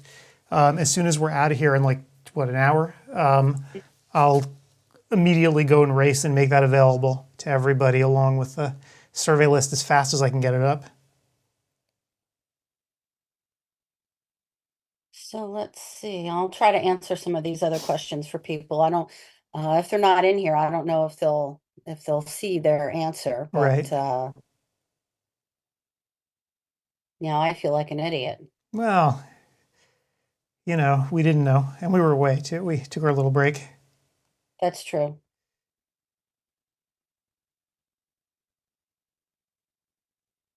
So hopefully some of these answers, maybe your email to everyone today could include information about the transcripts as well. Yep. Yeah, that's exactly what it'll do. It'll have a link to the transcripts and a link to the surveys.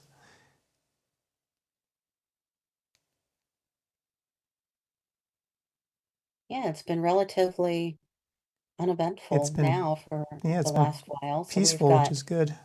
Antig coming up in about what, 5-10 minutes? Yep, and we'll say hi to Believe he him. has classes tomorrow. I'm trying to look at the schedule. Where did it go? I know I saw him. Yeah, he's in the evening, I believe. Oh, right. He is tonight. So he'll be getting on his first class right after we speak with him, and then another one right after that, talk about positive imagery to get in the alpha zone, and then talking about visual performance for athletes. He is such an interesting guy. Yep. That Alpha Zone lecture too is like way out there, so I want to talk to him about it. It's very, very little to do with eye care directly. Is it what do you mean it's out there? So it's about visualization to try to meet your goals. Again, it's targeted to the athlete who's trying to visualize what they're doing. As he said, get into the alpha zone. So you'll have them explain it. I mean, it's to me, I look at this, I'm like, I have no idea. Big question mark Sounds a over little my more head. like power of positive thinking kind of thing. And more of like how to get your mind to a place where you can perform optimally. Again, in the context of athletics in this case. So, and then the second lecture is much more traditional sort of visual training drills for athletes. So he goes over some of the basic ones for baseball and golf and all these other fun things.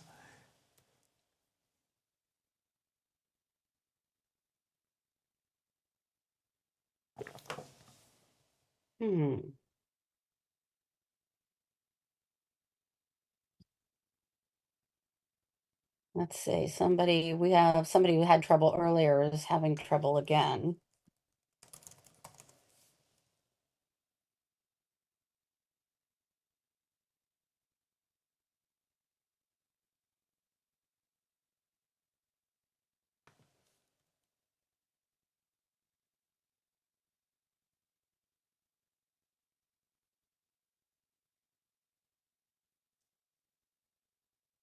Yeah, so keep your eyes peeled for when Don shows up. Yep. I got smarter about this actually because the screen where it nags me is right in front of my face now, so I can't ignore it. So even though this is kind of a janky setup, you should see it looks like there's just tons of garbage all over my desk and wires and cables everywhere and everything, but it seems to have worked. So It's working, and I'm gonna knock wood here, and it'll be fine for tomorrow too. yep. You can handle only so many crises at a time. I just want my heat to come back. Yeah. Did you move the heater downstairs? I did, yeah. It's still cold in here though, but it'll warm up. But I'm looking forward to them installing the new heater and actually watching them install it. I can't wait to see it. Are they coming Monday or don't you have a time yet? We don't have a time yet. The unit is being shipped from California, apparently. You know, it's gigantic, so who knows how long it'll take. Wow, I'm surprised that nobody closer has it. So it's the people who built this house were, I could curse them because they used this strange unit that's usually only used in commercial places that combines heat and AC into one gigantic unit. That kind of thing you usually see on the rooftops of like a strip mall. So it's the dumbest thing ever. It's like it's half gas, half electric. All right, that's weird. Yes, yeah. So it's again, it's usually used in strip malls, like commercial places. They mount them on the roof. Did you know that when you bought the house? So we did, although we didn't, didn't really have much of a choice because this house was like ideal otherwise. And I'm looking at this thing and I'm like, I don't think I've ever seen anything like this before. And they're like, oh yeah, it's a packaged unit. So I'm like, okay, it has a name. How bad could it be? Must be a thing that people, I'll show you a picture of it. And I'm like, okay, so it's a thing that people have. You can see it. I put it into the live stream. But like most people don't use these things at home. They literally sit on the roofs of commercial buildings and provide heat and AC. But the problem, of course, is when one side of it blows up, in this case heat, you have to trash the whole thing and replace the entire unit. So, Ugh. Yep. It's hilarious. Annoying. But yeah, I mean, it's just funny because it's so gigantic and so heavy. And so unusual that, yeah, we just couldn't get one here locally, so we will see. Well, I'm hoping that it comes sooner rather than later. Yes, that would be great. I mean, at least it's not, 15 degrees. That would just be the killer. Meredith would never come home. She would just say, you know what, I'm moving into a hotel, and that's it. That's how cold it was here a few weeks ago. Crazy, I tell you. Crazy. Things are going fairly smoothly here. Yep. Smoothly here. I wasn't speaking well.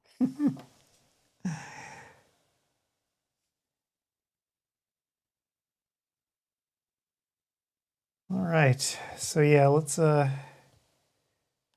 the calendar back up here.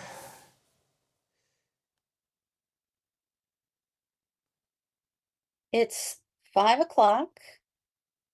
And in half an hour, we've got Mark Blumenstein talking about prepping for the pre-op. Lillian Kalazinski talking about human trafficking.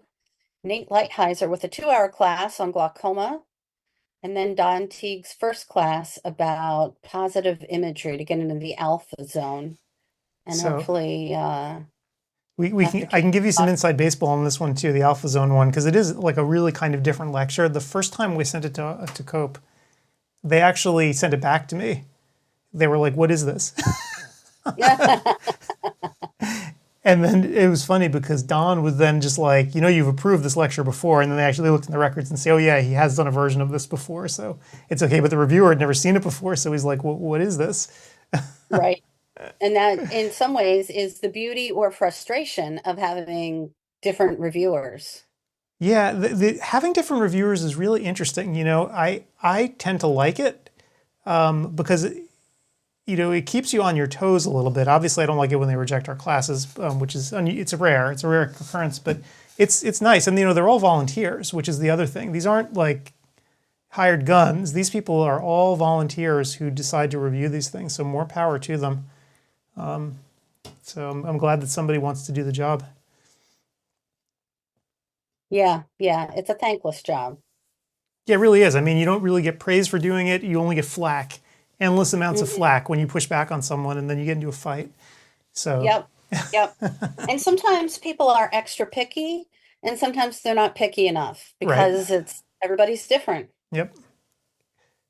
And there's criteria that they have to look for, or they should be looking for each lecture, right? Because COPE has their SII rules and so forth, about what sponsors can and cannot do. So there's those sort of basic mechanistic rules. And for a lot of those, the ARBO staff, before they send the lectures on to a reviewer, will actually make that determination. Like I've had numerous lectures get stopped before it even went to a reviewer because Arbo's like, no, we're not even going to send this forward until you make these following changes. So there's multiple people who get involved in the review process. Yep. Yep. Not a bad thing.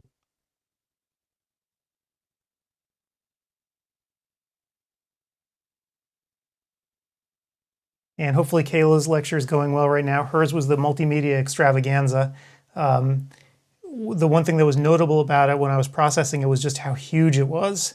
And if you look at it, you'll see it's a really beautiful looking presentation. Yes, I saw. And I just, I wonder at its size, hopefully it's not causing people to glitch and freeze up. And I tried to compress it as much as I could. But when you get full motion video stuff like that, like a real movie, it becomes sizable. You're talking about a multi-gigabyte file that has to get then downloaded to everyone. So hopefully it's doing okay for people even who are somewhat bandwidth constrained. No sign of Dr. Teague? Nope, he may be playing golf. Well, I hope not, because his class is going to start in half an hour.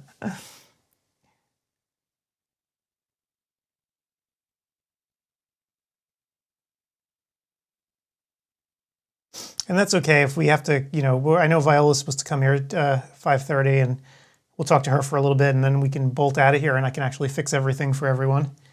Yep. And get them their surveys because I know that's the most important thing. It's what everyone worries about. I wish there was surveys right now and then transcripts. I mean, I want to try to alleviate people's anxiety. I know that people get really upset and anxious about the transcripts, but how can I reassure them that it's all going to be okay? Like, no matter what happens, we're here and we can fix any problems that you're having. We're not this is an expo where you don't know who's running it, you don't know what's going on, and you're sort of a cog in the machine. We're always here to fix stuff. So I need to find a better way to communicate to reassure people. I was looking forward to room 3 on glaucoma, but a message showed implying no CE there. No, it's there. Who's saying that? Someone in room 4.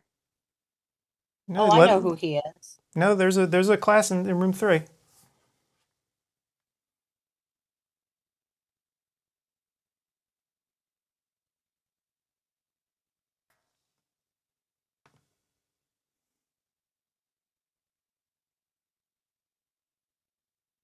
It's running.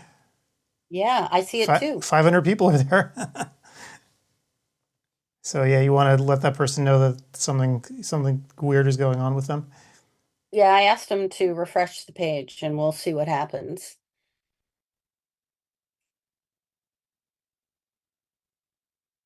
Yeah, no, it looks fine. Everyone seems to be doing well there.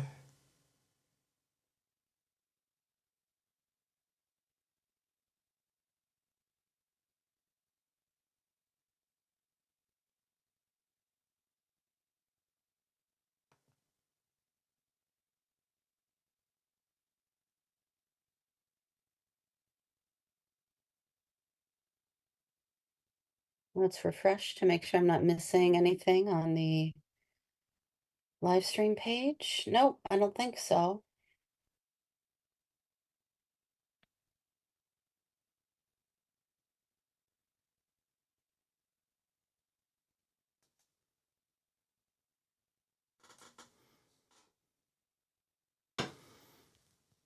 Well, tomorrow hopefully will be a calmer day for us. And I'll try to get some sleep tonight too, hopefully. You need some sleep tonight. I don't think I'm going to be troubleshooting too much stuff tonight, which is good, so we can get to sleep and yeah.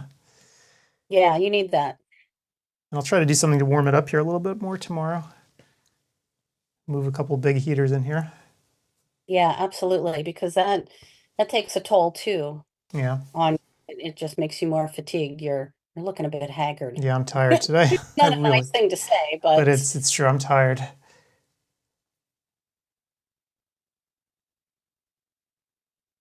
Yeah, it's so funny when every piece of machinery in your life just all of a sudden wants to get revenge on you. Yeah. Well, I don't know if I'd call it revenge. I think it's it just pieced out because of the stress it was under Yeah. with everything going on. But I mean, between the AC, the heating unit, the computers, the electrical system, like everything just was like, you know what? I've had enough. We're packing it in.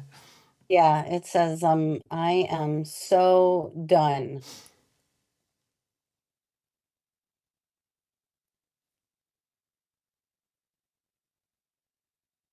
I saw a few ODwire regulars, Oh, good. which is nice. Yeah.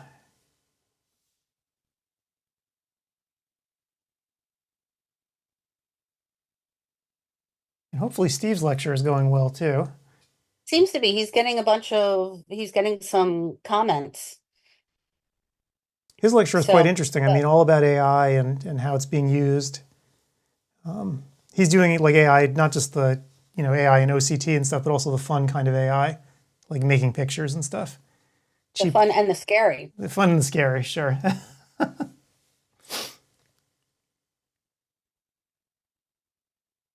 I sort of feel like AI is a vindication, though, for ODwire and places like ODwire, which for a long time were considered endangered, right? These small private places that machines couldn't get to, were considered obsolete. Oh, you're not part of big data and the big tech, and now it's coming full circle, where AI that's out in the public sphere is corrupting a lot of these large sites to the point where it's almost like the dinosaurs. There's going to be so much junk data that's being produced on these larger social networks. People are going to retreat to spaces like ODwire again, where we are so careful to exclude bots and other forms of AI. So it has a value that people didn't appreciate before the Revenge of the Robots. The revenge of the rise of machines. Well, Don Teague should be here shortly, I hope. I am going to pop out for 1 second. Sure. Oh, Be wait, right back. there he is. He just made it. Okay, I will be right back. Okay. And I will let Don in, and I will say hi to Don.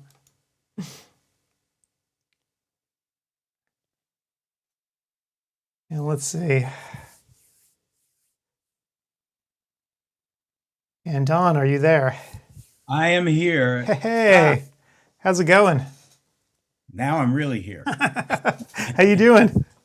I'm good, Adam. How are you doing? I am great. We're having a fun first day here. It's been jam-packed with action.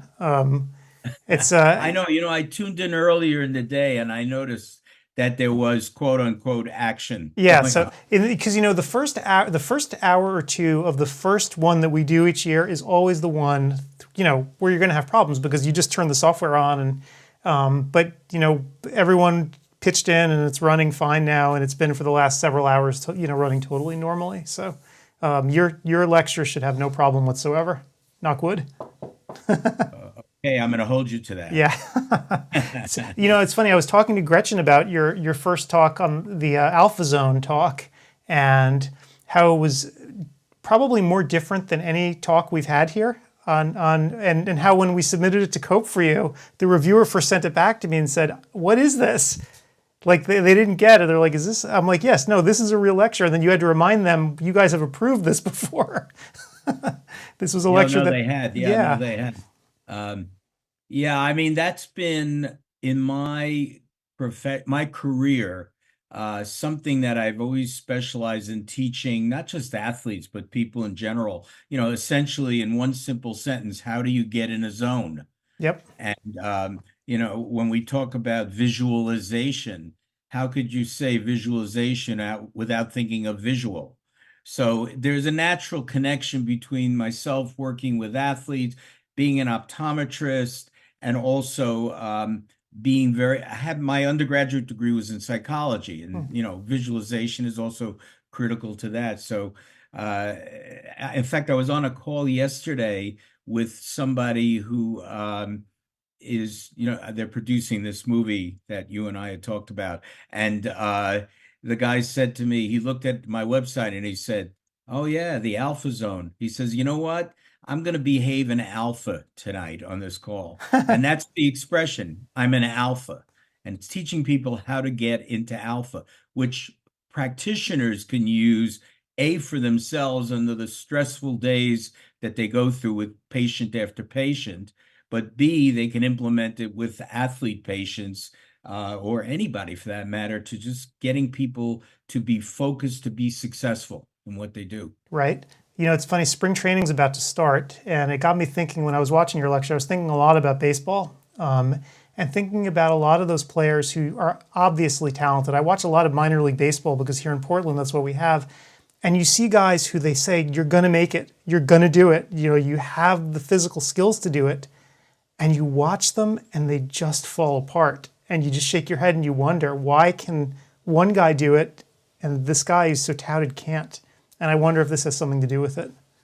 Oh, I think it has very much to do with it. In my career, I mean, I've worked with 15 Major League Baseball teams, and I would always see these guys who, you know, the coaches would say, wow, this guy's got such great raw talent, but they couldn't turn the corner. Yep. And yet there were other athletes who weren't quite as talented, but really knew how to be focused and in the zone and only think positive thoughts. And as Yogi Berra very aptly said, being that we're talking about spring training, Yogi was quoted saying, see the ball, hit the ball. In other words, if you're thinking too much when you're at the plate, you're in big trouble. Right. And I mean, that really was his secret, wasn't it? Just don't think. That's right. Don't think. So it's best to be pre-programmed in a positive way so that when you step up to bat, you don't think. You just see the ball, hit the ball. It sounds so easy, and yet we all know it's so hard, especially, and I guess that's part of why baseball players in particular go through that level of training at the minors, right? To try to filter out everything that's happening around them so they can just focus on what they're doing. Yeah, I mean, I think that's the turning point in an athlete when they can have confidence in what they've learned and internalize the negative and externalize the positive. And that's when they start to see results. Yep. And it's funny because, you know, today when we were having some issues with the software at the beginning, you could see kind of the engineers doing that as well, right? Obviously stressful, thousands of people watching, having an issue, and they are able to just narrow down on what it is that they have to diagnose, fix, and push the fix out. So, you know, it's sort of applicable, I think, to all kinds of fields, athletes and non-athletes. Yeah, life in general. I mean, to me, it's a talent. And frankly, I use it when I'm having a rough day and it's time to go to sleep, because it can put you to sleep at night too when you follow this process. It's rather than taking any kind of substance to put you to sleep, you can simply just go through this pattern, and before you know it, you're sleeping. Right. Cool. Well, so that should be a good one. I think everyone should watch it. And the other one that I was watching as well was the more sort of traditional one, the structured drills. So, you know, one thing that I took away from it is that even if you don't know that much about sports, you probably, just by learning these basics, can show people, you know, or teach them what they need at a very sort of basic level. Yeah, there's a repetition in the various drills, in that to some degree they're relevant in almost any sport. So if you pick up from the lecture those multiple items that are helpful in training, yeah, it's applicable everywhere. Plus, I am always asked by colleagues who have sat in on people's lectures, and they say, well, they talk about using various optometric equipment and even the very high price technology that you can buy to train your athlete patient, but they're often unaware of what you can do on the field with the athlete, because really these athletes want to know, can you give me something I can do for my eyes and my visual cognitive performance while I'm going through my training, my practice? And that's what I really focused on in that lecture, is on the field training technique. And also a very simple thing, which I don't even know if our colleagues specifically know how to present this information, but how do you keep your eye on the ball? It's a simple cliche, keep your eye on the ball, Right. but there is a process. And I teach that process. That's Yep. what I'll be talking about in the lecture too. You know what's fascinating to me in terms of practice building? I have a son who's in high school, and just going over there and visiting the high school, obviously they have sports programs, but they don't actually have a lot of visual training or any at all. In fact, they're unaware of it in many cases, which to me was surprising. I thought for sure, like the coaching staff would, at least in certain sports, would understand this, but they don't. It's so true. I mean, I probably, again, this past week, I was speaking to somebody, I forget who it was now. It was a coach in a particular sport, and he was asking me all the questions about what we do. And he said, yeah, that's a kind of a new area. And I've been doing it for 40 years. Right. But to a lot of people in the world of sports, outside the world of sports, even among our profession, it's, wow, this is an up and coming new area. It's not. Yeah, it's fascinating to me, and I almost wonder if people, if they took the initiative, could actually go out to their local schools if they felt confident, and maybe offer some pointers at the very least. Yeah, that's true. And when I give a practice management talk, that is one of the big things I say. You approach the school, you tell them what you do, you work out an arrangement. For example, the fee is always an issue. Is what's it going to cost? So what I would normally do is I go to a high school hockey coach. Mm-hmm. And say, listen, here's what we do. I am going to charge you a fee. There will be a fee, but the fee will be relatively minimal fee. And if the parents are motivated to have their kids take advantage of this, you collect the monies from the parents. You can have the players all come to our office. We'll put them through what I call a modified workup. It's not the full package, but it's a good diagnostic starting point. And so now you've got your major inroad into the school. And, again, they look and they see this and they say, wow, this is great stuff. I never knew this existed. Yep. Yeah, and it's funny because, the schools are spending, at least our school here, they spend so much on sports, right? They built this beautiful batting barn, right, for these indoor cages. And it's like you're spending all this, but you're not really spending it on your players. The facilities are great. Like, don't get me wrong, but come on, guys. Yeah, when you think about it, I mean, yeah, you could have all the equipment in the world. Why isn't there more focus on vision? Because you ask any coach or athlete, how important is your vision to your game? And they will all say it's extremely important. And then you say, well, why don't you train and do it? Well, I didn't know there is such a thing. Right. Yep. So definitely, I think everyone should take a look at your lecture too, even if they aren't the sportiest people in the world. They could certainly pick up some pointers at the very least. Well, I'd like to mention that even on that comment, I work with the Joffrey Ballet. Oh. This is not only sports. And in fact, if you want to incorporate just a visual, cognitive, motor training program in your practice, that doesn't have to be only athletes. It can be pilots. It can be law enforcement officials. It can be any profession where extreme skill is needed to accomplish the goal of that career, profession, sport, hobby. That's the relevance to it. Yeah, because it's interesting because I don't think most people, when, in their average practice, they don't understand or even think about how to incorporate that in, right? They're just doing exams all day. They're not really thinking about it in this way. So it might just be a good practice builder for a lot of folks. Oh, and there's Steve. Steve, did your lecture go okay? Yeah. Did they throw tomatoes at you? Yes, I was listening to your whole thing as I was listening because I could keep your sound on and my sound. I had a lot of interaction. People, mine was on artificial intelligence, Don, and what's happening now and presently and what could ruin our profession and a lot of professions in the future. And people aren't afraid yet, but they realize the good potential going forward in the near future, but the danger of the far future of us being replaced, as well as PCP. Even now, radiologists are being replaced by AI, and the programs are being signed off by a radiologist in India or Belize or something like that. I was listening to everything, and and what you were saying, we're both golfers, and when you stand up to that ball, and you're gonna hit a good shot, you hit a good shot.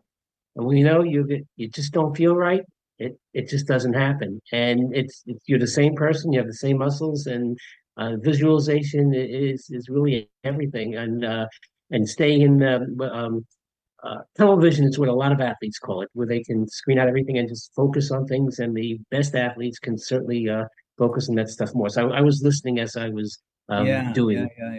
Yeah. Again, we were talking about Yogi Berra. One of my favorite one-liners from him was he says that hitting a baseball is 80% mental and 40% physical. Yeah.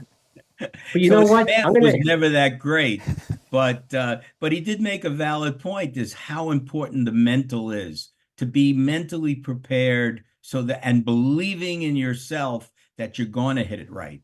That's the Because if you've done the work and you have the muscle memory, right. You should not confound it with mechanics or anything like that, because it's just going to tie you up. You should Yeah. either get the muscle memory first. If you're not a good baseball player, become a good baseball player, but then let it flow. So, As you probably as an example, so I was a terrible athlete growing up, but I'm a decent video game player, and there are certain games that I'm very good at, and I really started to understand what this was with muscle memory when I became really good, because there's the phenomenon. I guess baseball players say the game slows down.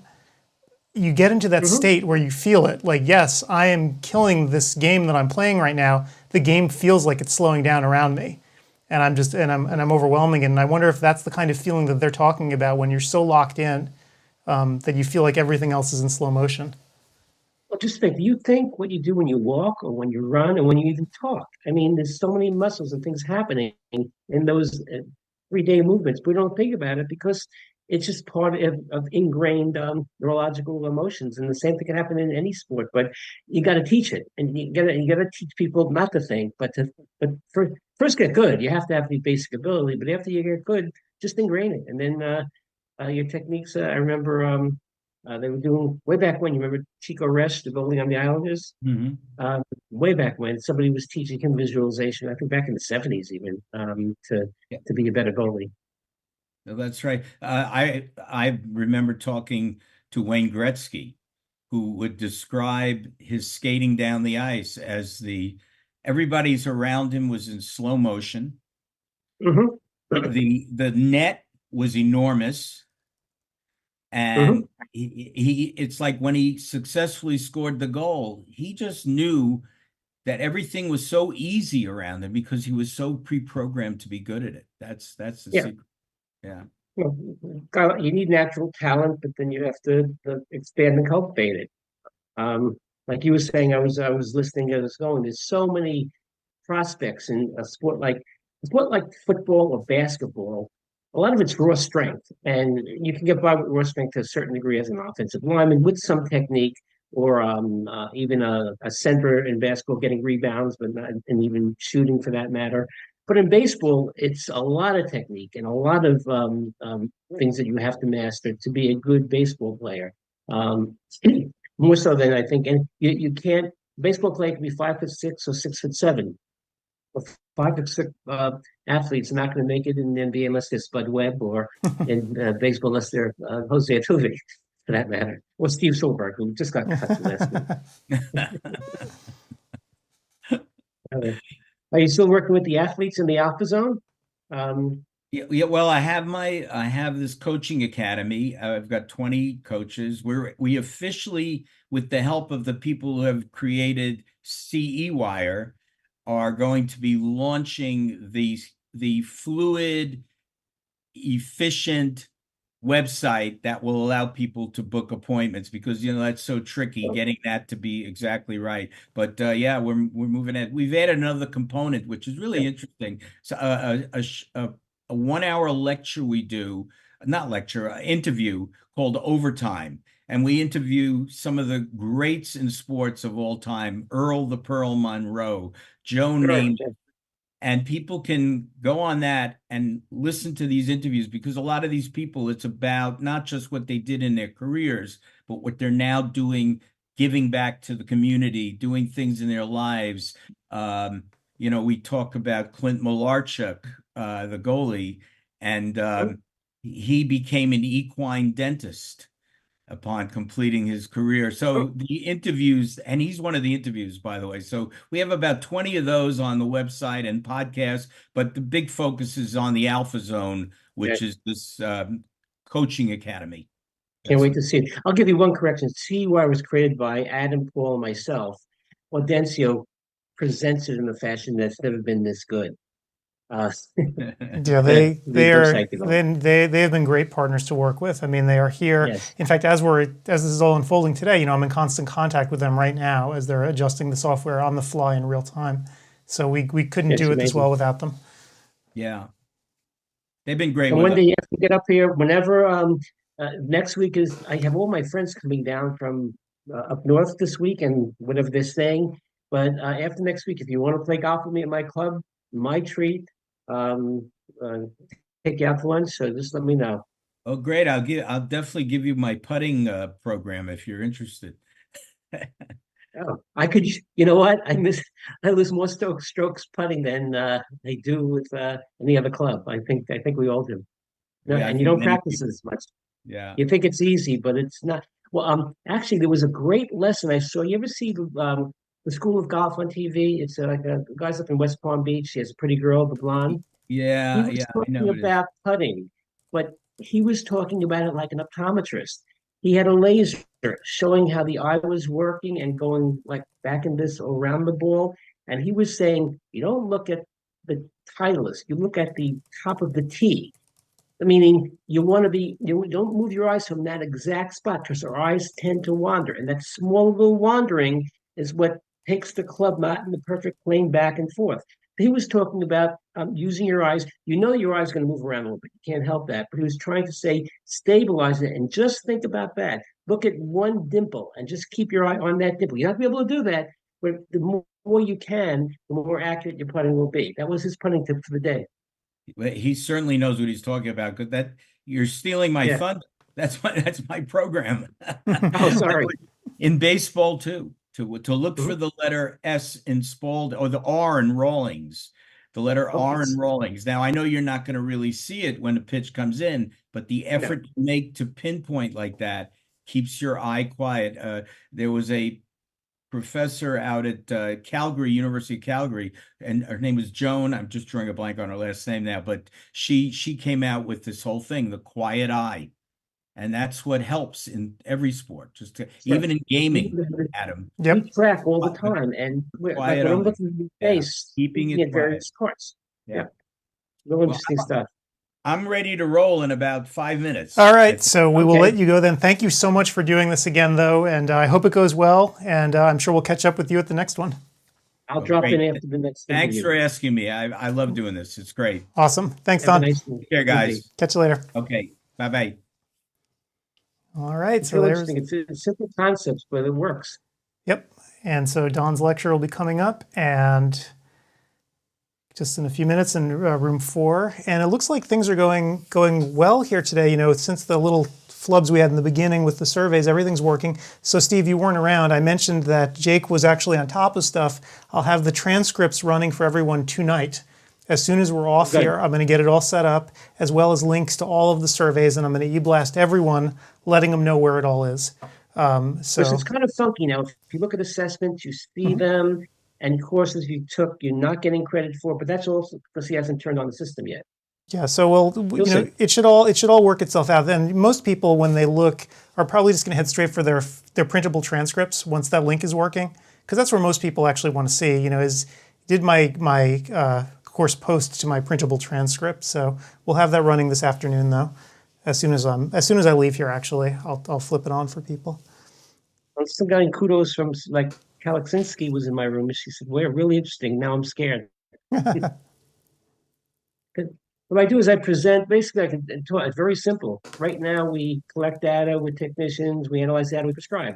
AI is going to help us do that. And in the future, will the AI replace us and collect the data, analyze the data, and some OMD in Belize will sign off on 1,000 records a day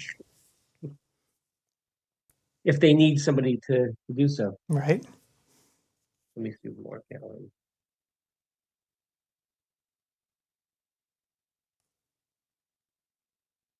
Oh, this is Mark Freeberg can't. I asked all these people to come in and be interviewed, and he can't do it tomorrow. No, that's okay.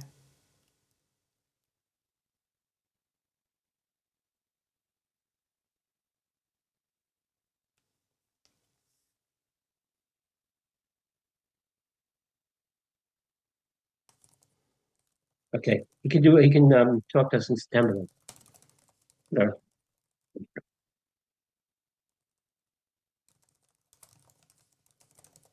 Okay, I'm gonna just help Lillian out a little bit in her room. She has some questions about how to do things because she's lecturing about how to do a chat. I'll be right back. Okay. Okay, no. She just wanted to give me a thumbs up. She wanted to find out what the thumbs up were. So yeah, we should have Viola coming in here momentarily Yeah. to say hi and just see what's going on before her lecture tonight. I'm curious to talk to her too because she did a really good job on her talk. It's sort of a multimedia extravaganza. And not to embarrass her, 2 years ago she was voted #1 OD in the country. So just so everybody knows who they're speaking to, we're speaking to royalty. If she remembers to come. I think I gave her everything.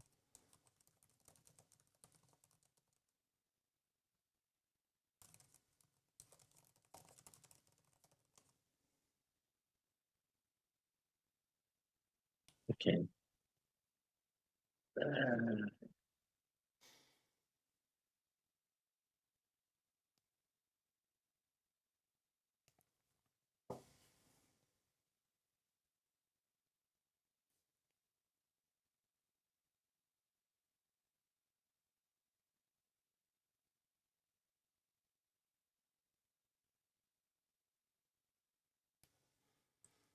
Okay, so Viola's lecture is going to be at 6:40 Eastern time, and so hopefully she'll be in here to talk to us. If not, if she doesn't make it, then we're going to be out of here by 30 minutes from now because I really do want to actually go get those surveys set up for people. One of the most important things I can do is make that matrix of surveys like I did for 2023. And I wish I had done it before, but I just ran out of time. So I will immediately bolt out of here and start doing it as soon as we get off the air. Don needed to get the password and username for the Zoom. I wonder if she needs it also. I don't know why it prompted because normally if you just give them the link, they come in. They can come in right. They just get the request from you. That is weird. Yeah, they should just be able to come right in. I just emailed her, so she'll get right back to me. So give it 2 or 3 minutes, or she might be tied up. Oh, long day. Tomorrow we start at the same time, which is good. Yep, we tomorrow. Tomorrow actually should be a much easier day for us. Obviously, technically things will work. Although once we get off the air here tonight, just to let you know, I'm going to be working with Jake to make sure that everybody's surveys and stuff are all good. So but by tomorrow morning, everything should be smooth as silk. And it looks like most of the speakers tomorrow are people we've worked with before. So they should have a pretty good idea of what's going on. Even the ones that we were worried about. I want some newbies that I thought would either not show up or not be hard pressed did really well. And their lectures were great. One lecture which was fabulous, and I keep on getting requests for the PDF for a particular. It's really interesting because I had the same thing. Only my slides, I try to do it. Nina Crowley, who's a PhD in dietitian. It was extremely well received, and I love the information. So it's finally stuff about ARADs and macula health stuff that you don't know that dietitians do know, and how bogus some of the things are that she can't believe that we're fed, and how true some of the things are. So it was great. But during her lecture, which happened to me also, only I kind of kept on repositioning it, her face covered up some of the PDF slides that had vital information. Oh. So she sent me her PDF without her face of all the slides, and 7 people already have requested them, and I've sent it to them. So send it to me, because what happens is for where the handout links are, I can replace. Yeah. It's under version control, so I can replace version 2. I can put version 2 in on top of version 1. So definitely email it to me, and I'll put it up there for everyone. Right after. So I have them in my download box. I'll do it right after. Please do, because I'll definitely replace that one. Because if people are really interested, I want to make sure they can see everything. Yeah, that's one of the problems with having somebody's head there. What happens is you make the slides first, and then you put your head there to record it, and you go, uh-oh. And so I kind of move my head around or make the slide smaller, whatever I had to do. She didn't. So some vital information was covered up by her pretty face. That's funny. Fortunately or unfortunately, and it was a great lecture. Because people actually responded better to a lecture from a PhD dietitian who were asking her questions about diabetics and things like that than they do from an OD or an ophthalmologist who really, this is not our field. We're fed the information, and I thought it was a very well done lecture. And a lot of information was in it, so certainly somebody will hopefully have back next year. And she did a great job. Great. And some people from other countries did a fantastic job, and that was well received. Also, people were asking for the information about the application that she used that you pay for to. So I won't get into it. Yeah, so it was pretty cool. Yeah, so the lectures have been really interesting today, and tomorrow I think should also be. Tomorrow, of course, is the big drug day.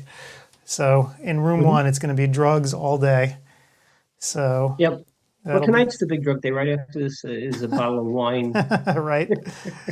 So yeah, it should be a good course tomorrow as well. I think it'll be fun. We just glaucoma, of course, will continue on tomorrow endlessly.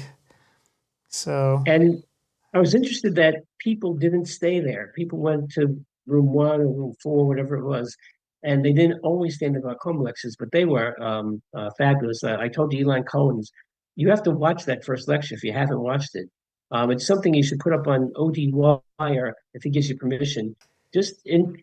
I've never seen surgery like that, and we don't know what it looks like, and it was just unbelievably easy to see. Yeah, he did a great job. So yeah, I'm really happy with a lot of the talks this year. People sort of moved beyond the basics when putting the stuff together. And again, I hope Viola can come in because I really do want to talk to her about her lecture. Well, I did Zoom and I keep on checking. I did give her the link. I'm going to give her the link again. Yeah, if she's not here, I mean, that's okay. We'll catch up with her some other time. But I was just really impressed by her talk. Yeah, and I have to see, I know I was lecturing at the same time. I have to see Kayla's talk because that's always animating. Well, yeah, I mean, so again, she was another multimedia extravaganza where she had somebody filming her. She had a crew work on it with her. So it was, not just a PowerPoint or anything. So pretty neat. Actually, Viola she forgot. She's in the room for human trafficking. Okay, no, if she's busy taking a class, we won't bother her. Let her. Okay, yeah, that's fine. We'll catch up with her some other time. And as I've been going through the lectures, by the way, a lot more of our lecturers are taking lectures. So that's as a compliment as you can have, I think. Yep. Okay. Tomorrow, by the way, after we're done, I have my little granddaughter's 4th birthday party. Oh, nice. It's 7 o'clock at night, so they'll probably get in. 7 o'clock. That is late for a little kid. Well, she has her regular birthday party with gymnastics, whatever they're doing in the daytime, and this is just family at night. 4-year-olds pretty much know it's their birthday. You've been doing something enough time. As long as they get their presents. Exactly. That's all the presents and cake. Those are the two key things. Cake, pizza, and chicken nuggets. Nina Crowley will be rolling over in her grave. She was talking about the Mediterranean diet, which pretty much is what I eat. And I was proud to check every box almost. Oh, good. You're going to live to 100. I'm not get hit by a truck.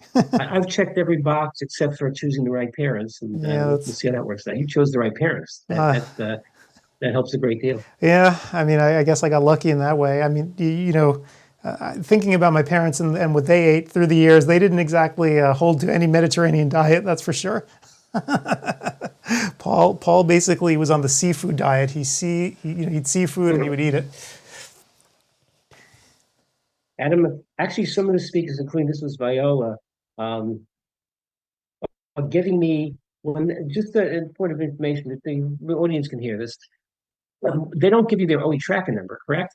The speakers can, if they want to give me them, I'll enter them in the system for them. Well, I've been doing it one by one, but maybe a very simple thing next year when they fill out whatever form they're filling out, just put a tracking number in so they can be automatically entered and pick the courses and automatically get credit. And I'll go through if there are speakers who need to have their OE tracker number entered and they give it to you, forward it to me and I'll enter it into their ODwire account and it'll be there permanently. So we only have to do it once.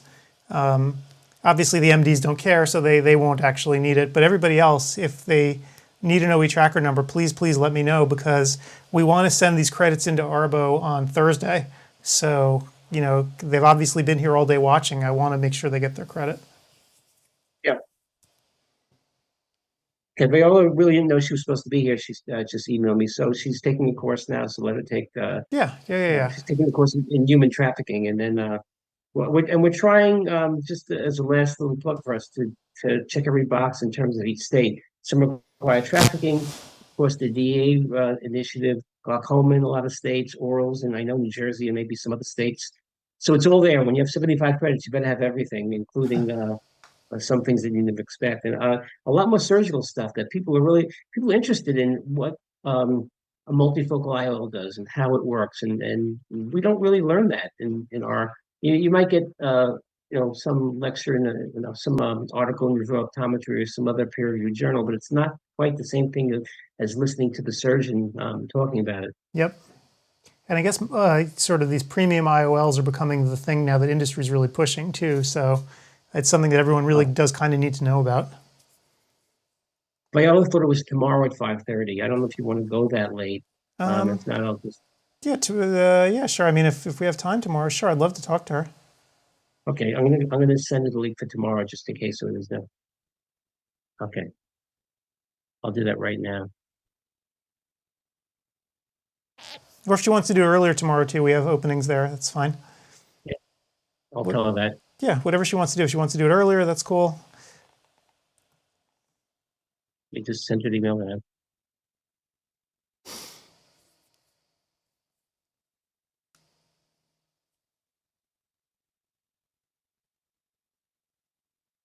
If you want to do earlier,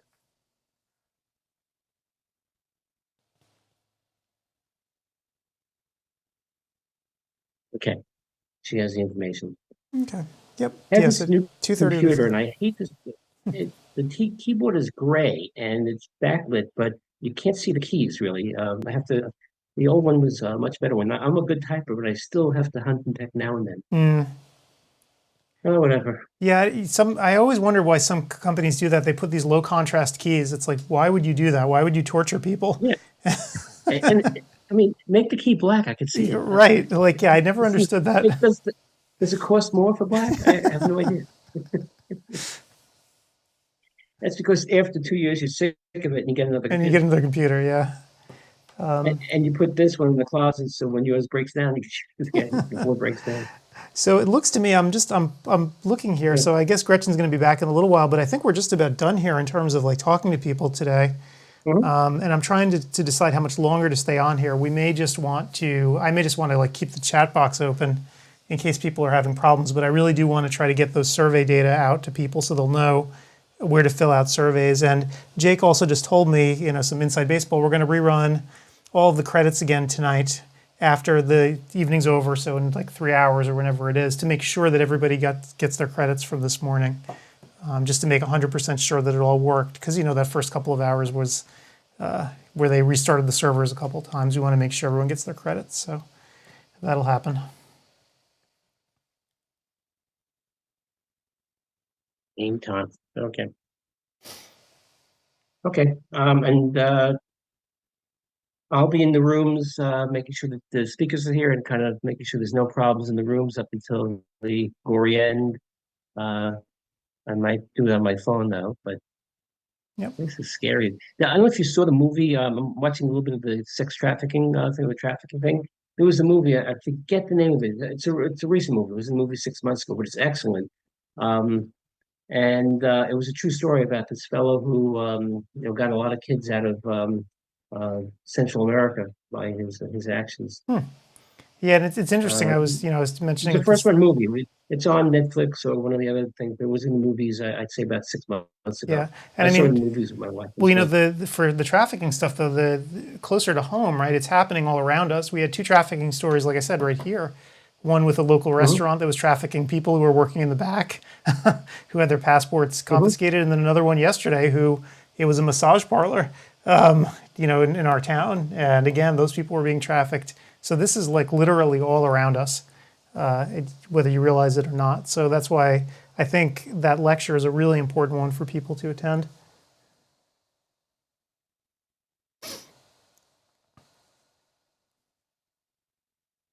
Okay, she said she can't do it earlier, so 5:30 tomorrow. Okay, so I might be on my phone. 5:30. Yeah. Okay. Not a problem. Okay, so She'll be the last person tomorrow. We'll finish up with her, and that'll be it. Yeah, I'm trying to see what we have coming up later tonight. Oh, well, not too much. Well, let's see the demo, and Dante, you know what he's doing. He's doing back to back. Yep. And then Davey, who's always interesting, is doing a lecture in the graveyard. And tomorrow, when you look at the schedule, the first judge, to be aware that Dr. Rapparano is going to be doing a late night program also, right kind of next to Joe Pismente at 7:45. Yep. Adam? Yeah. So Dr. Rapuano had to be moved towards the very end. So just because he was unavailable earlier. So. Now is not accurate, but it'll be updated. Yeah. So no, this is the accurate schedule. So if you re-download the schedule now, you go to the just /schedule. It'll download the most updated one for you. Yeah. Let's see. You just have to make sure that it doesn't automatically try to fill in an old one for you. Got it. Huh? So, and again, these quick links to all the certificate surveys, sponsors, and all that jazz, that's not actually active yet. After we get off here, I'm going to go set those up and make sure they're active for people so they can easily get to all the surveys and all the transcripts and all that other fun stuff. So, We usually have complaints because people don't have the transcript up in 5 seconds. Today, people, I guess, realize that that's not the way it goes. Yeah, the link doesn't work yet. There's no link. It's more just a placeholder. Right. Yep. Yeah. So it's a placeholder for now, and it'll be working soon. And most people, I think, are pretty okay with it. Everyone just needs to remain calm. I think that's the most important thing because they're not. It's not like they're going to lose these credits. We have all the data, and it'll go up. This first weekend, obviously, the system's being initialized. This is the first time we're using it for the year, and so it's all new, and that's why. Stuff like the transcripts aren't immediately up for the very first time, but they will be real soon.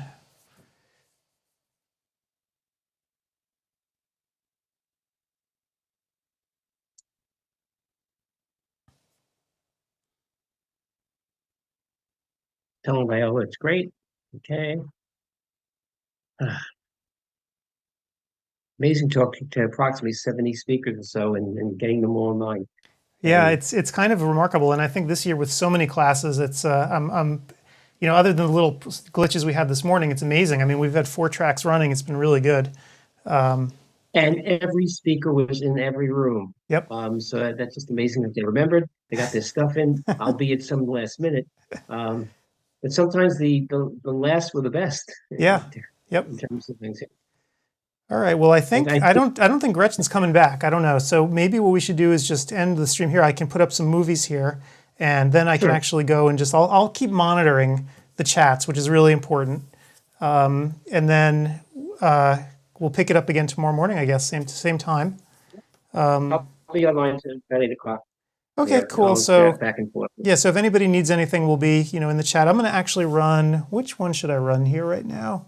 Maybe you know what? I'll do Dr. Warren's lecture on the Solix and diabetes, or the Solix and primary care. Actually, it was a more general lecture. This was earlier in the year, so that might be a fun one for people to watch. And we'll pick it up in the morning. So I guess that's it. So thanks, Steve, and we will see you bright and early. Very early for you and early for me. All right, catch you later. Hey everyone, it's Adam Farkas. Welcome to another ODwire webinar. Thanks for coming out tonight. And before we get started here, I just want to run over the ground rules for you. So first things first, I know that tonight ODwire is giving away a Starbucks gift card, an e-gift card. Be on the lookout in your email box for that in the next several days. You should receive it. If you don't, shoot me an email. If for some reason it gets stuck in your spam folder or you don't see it, I can always resend it. As you know, email is not always the most reliable thing, but fortunately for the most part, it goes through. I guess the other thing tonight is on the right side of your screen, you'll see a little box there that says questions. As the webinar unfolds tonight, please just do me a favor and type your question in that box. And what we're going to do is hold it aside. And then at the very end, we're going to do a little verbal Q&A.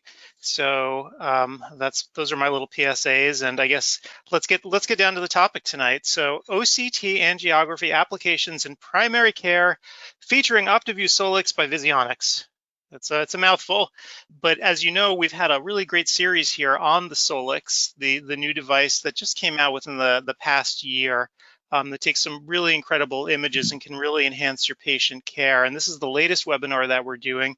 And fortunately, we have an expert with us tonight who has used the device in his practice for a while now and is going to give you some real insight on how it works. So our guest tonight is Dr. John Warren, and I think you've probably seen John give webinars here on ODwire before.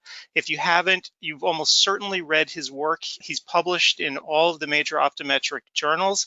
He actually wrote his own EHR as well, iCodeWrite, which you may have used or may have seen. So he's a true Renaissance man in what he writes about and what he lectures about. So he's the perfect person to sort of talk about the Solix and how he's using it and OCTA in general. So with that said, John, I'm going to give you control and then you will be able to take it away. Thanks, Adam. I appreciate the nice intro there. If my voice sounds a little froggy, it's ragweed season here in Wisconsin, and I'm a duck hunter, and I've been sitting out in the ragweed this last couple of weeks, so I get a little raspy. So if you hear me take a drink, it's my tea to try to keep my voice from cracking too much. So as Adam said, I've been using OCT and OCTA for quite a while in my practice, and I think to me, OCTA has really become pretty mainstream data for me as far as my patient care. Those of us that have an OCT in our practice have kind of realized how, when you first bring the OCT and how much that revolutionizes primary eye care, the data that it gives us about a whole host of our patients. And to me, it's really added to my diagnostic capabilities like no other diagnostic modality. To me, OCTA kind of does the same thing with regards to OCT data, in that it adds so much more to what I can do for my patients, what I can do diagnostically. In Wisconsin, we have a pretty as-taught legislation, but we're not doing injections or those sort of things. So it's not really a therapeutic device that I'm using it to drive my therapy, but it really allows me to make accurate and up-to-date diagnoses for my patients. And OCTA really does complete the picture of what's going on in the back of my patient's eyes. I'm going to talk a little bit about the Solix later on, not just so much OCTA, but also what some of its additional capabilities that really make it stand out as a kind of the Swiss Army knife of anterior and posterior segment imaging devices. Many of these patients, I've got a unique practice in that I'm just a single optometrist practicing in a suburban area in Wisconsin. But I've taken over an ophthalmology practice about 9 or 10 years ago. So I have a fairly elderly patient base. We're running the Solix on probably 50% of our patients, maybe more, because of diagnoses and issues the patients have. The last time I checked my demographics, 80% of the patients were over 40 and 60% were over 60. So I have a lot of these patients that have multiple conditions, that are diabetic and also have AMD or AMD and have glaucoma. So many times I'm using, one set of scans to evaluate many things on the same patient. Just like when I brought topography into my practice in 1998, I can't imagine practicing without topography and aberrometry now. I can't picture myself practicing without OCT and OCTA. It's that much of an impact on the quality of care and the care I can provide to my patients. So when do I use this wonderful technology that I'm going to talk about? And for me, it's not to do a rule out specifically, but when I detect or suspect something that OCT or OCTA will help fill out the clinical picture, that's when I'm going to be ordering this. Whether I see it in the fundus myself or on a photograph, maybe something else that I've done. Patients where pressure is a concern, I'm going to use this in all my glaucoma workups. I'm going to talk a little bit about OCTA, perfusion, and glaucoma in a little bit. And then anytime there's an unexpected vision loss, a patient that, based on aberrometry, and lens opacities, that sort of thing, should be seeing better than they're seeing. I'm going to go ahead and take a look at the macula. And it's really surprising how many times those patients do have something going on, that either the OCT aspect or the OCTA aspect will show things. And then for plaquenal, it's really an OCT issue, not so much OCTA, but I'm going to use it on all my plaquenal patients also. I also do use the eye wellness test for screening as a screening for glaucoma. In my practice, we do it based on patient age, or basically every patient over 60, the first time we've seen them, and since we brought the Solix in, we're using that. Or if I see a patient, I had one today who was fairly young, in his mid-40s, but had large amounts of cupping. There were big nerves, big cups and a big nerve, but we can run that test so quickly that it was a no-brainer to have my staff take them back and run that, just to know that everything was okay. And fortunately with this patient, it wasn't a concern. I also use it for fitting and evaluating scleral lenses. The new anterior segment capability of the Solix is really pretty mind-boggling. I can image from the anterior segment of the cornea, see the full angle, and I can even see the back surface of a phakic patient's lens, which diagnostically isn't super useful, but it's a wonderful teaching tool for patients to show them the loss of clarity of their cataract, how much light's absorbed, those sort of things when you're looking at opacities. And then when I'm screening before or during physical vision correction patients, LASIK, PRK, or intracorneal lenses, or for CRT, I'm going to be looking at the epithelial thickness specifically for CRT, but also the corneal thickness for the other refractive procedures. And the pachymetry map is very helpful for that. I'll show you an example of using it in that way in a little bit. So when am I most likely to use specifically OCTA? And for me, it's the big three: macular degeneration, diabetic retinopathy, and then glaucoma. I still think we're kind of in the nascence of perfusion and OCTA and glaucoma, but I'm convinced that there is a nugget there. Very much like when we were even looking in time domain OCTs at overall retinal thickness in the macula for early glaucoma detection, assuming that it was the GCC thinning, even though we couldn't image it. I think with perfusion and having looked at enough patients now, I've had OCTA in my practice about 2 years. I had an Avanti for 1.5 years and then upgraded to the Solix when it came to the US. So I've got enough data on my patients that in some patients it is very helpful diagnostically. Other things that I use the OCTA for: hypertensive retinopathy, and then associated complications like a BRVO, or a patient who's got an anterior nerve issue like an NAION. I'm obviously going to be running the OCT and OCTA for that. Now with the Solix, it does a 3x3, a 6.4x6.4, a 9x9, or a 12x12 OCTA. And those 12x12 OCTAs are pretty impressive for diabetics and hypertensive patients. The diabetics, you can actually follow the foveal avascular zone upon initial presentation to see what it's shaped like and how its size, and then following it over time to see if there's been an increase in the size of the foveal avascular zone. I used to tell patients OCT and retinal thickness was really the first place I was going to find their retinopathy before we're going to see hemorrhage in a lot of cases or exudate. Well, now a lot of times I'm seeing microvascular changes before I'm even seeing thickness changes. So it's one step earlier in the diabetic retinopathy treatment phase. So, the big three really make up the bulk of what I'm using OCTA for in the back half of the eye, or the Solix in the back half of the eye. But hypertensive retinopathy is something, if you've got an older patient base like mine, it's pretty interesting to see the loss in perfusion that these patients have, even without hemorrhage or exudate being present or frank thickening. I've been doing a little reading and seen a few articles talking about potentially using devices like the Solix just on pretty much all of our patients with a significant hypertension history because of the positive findings that we have. So how does OCTA work? I think it's important you have a basic understanding of how we develop these vascular and microvascular maps. But it uses 2 OCT-B scans. It captures them one right after the other. It does a horizontal oriented scan then does a vertically oriented scan. And then those scans are compared by software that subtracts out any motion artifacts. So it has to be able to register and track the eye. And you can turn tracking off if you need to on the Solix, but it's usually not necessary. And when you do, you don't get quite as good a result. But those two scans are then compared, and differences between those two scans taken back to back are looked at. And anything that's different is movement in the back of the eye, and there's really only one thing moving in the back of the eye, and that's blood.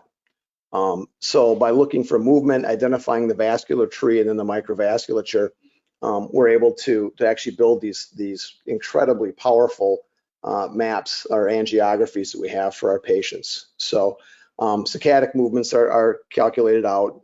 Then that's one of the big things as you learn to look at these different layers of the angiography.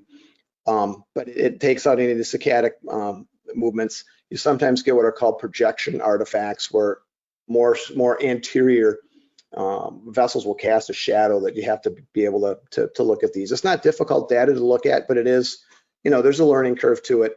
Vigionics has had an academy for OCT, OCTA, and it's being revamped and improved kind of as we speak to make it easy for people that add OCTA to put it into clinical use pretty quickly. So what does OCTA tell me? The angiography shows me the vasculature and more importantly, the microvasculature in the back part of the eye. It's occasionally I'll see, vascular issues, but usually it's microvascular concerns that I'm seeing in the back of the eye. And it's tremendously important to know, is there not vascularization and perfusion in the back of the eye providing tissue with nutrients, and then also drainage in the venous system. So you're seeing arteries and veins in the back part of the eye. In diabetic retinopathy, vein occlusions, those sort of things, you're looking more at the anterior structures or anterior layers in the retina. Glaucoma, you're looking more in the middle, some superficial and middle. And you're looking for presence of ERMA, microaneurysms, and then lack of perfusion is what you're looking for. If you see neovascularization, it can be on the surface in a diabetic or a hypertensive patient. But the more common application of this is looking for subretinal neovascular membranes in MacDegen patients. I've got a case of that I'm going to show you. And then looking at ischemic conditions with, say, a CR or BRVO or a BRAO, we're going to be looking to see loss of blood supply in certain areas.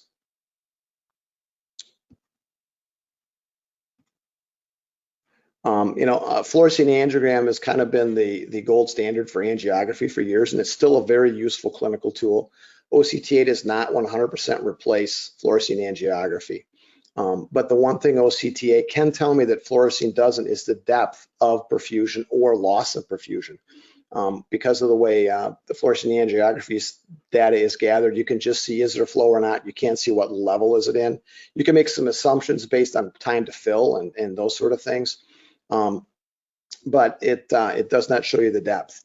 One of the things you need to wrap your mind around as you're using this is that different conditions will affect different depths, and we just refer to them as slabs in OCTA. There's really 4 slabs we're looking at in the eye for retinal conditions. And diabetic retinopathy affects more the superficial and then the deep layers or slabs. And I'm typically looking for ischemia, ERMA, microvascular microaneurysms, and potentially NVE and NVD. So, and specifically NVD, or maybe shunt or collateral vessels near the optic nerve head. In MacDegen, we're looking more at the outer retina and the choriocapillaris to see, do we have new blood vessels growing where there ought not be new blood vessels, looking for SRNVs. And this is one of the really interesting, we can't see the leakage from these new vessels or other things. It doesn't show leakage like fluorescein does. That's where fluorescein really stands out. But we can certainly see if these membranes are present, and we can actually measure them. We can measure how big an area there is, and we can compare it over time. If a patient goes out with wet MacDegen, has an Eylea or a Avastin injection, and comes back 4 months or 6 months later after a series of injections, I can actually follow the resolution or lack of resolution if we're not having effect for those patients. So it's really powerful information to have for the AMD patients. And in seconds, I can tell the patient you have dry macular degeneration. I may be looking for more subtle findings to see, are they showing suggestions of transitioning, but I can really tell them very quickly if they do or don't. And in glaucoma, I'm looking at the parapapillary area primarily. I think we'll be looking a little more macular perfusion also with the ganglion cell complex. It's kind of a chicken and egg thing. We're not real sure if we have perfusion dropout that causes structural loss, which then causes functional loss, or if we have structural loss that then removes the need for perfusion in that area because there's no tissue to support, and then do we have atrophy of the perfusion? And I think there's a little bit of both going on. I think a lot of patients have multimodal glaucoma where it may start with pressure and end with vascular, or maybe just start with vascular issues. So the more I learn about glaucoma, the more I know what I don't know.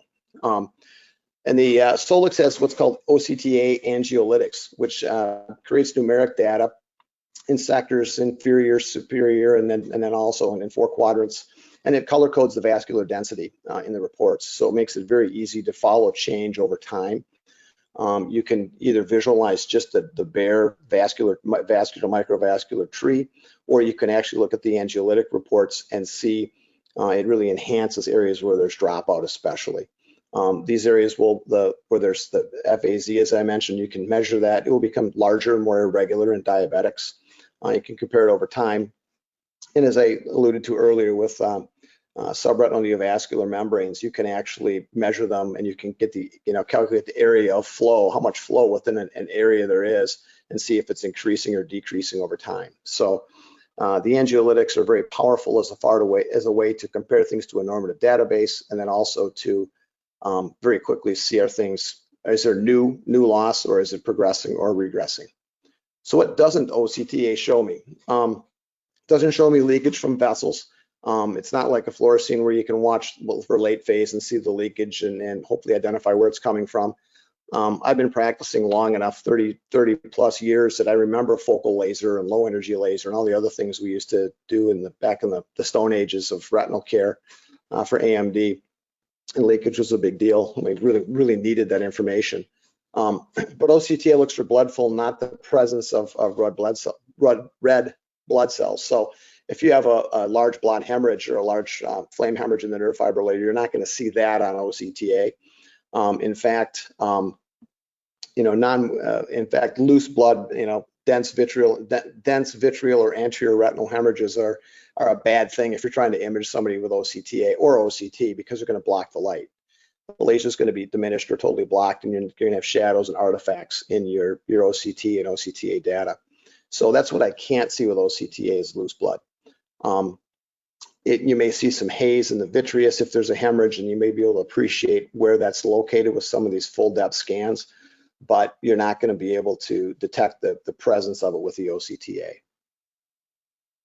So a quick summary of OCTA is that it shows me the presence or absence of blood flow, shows me the depth or location of that blood flow within the retina from anterior to posterior.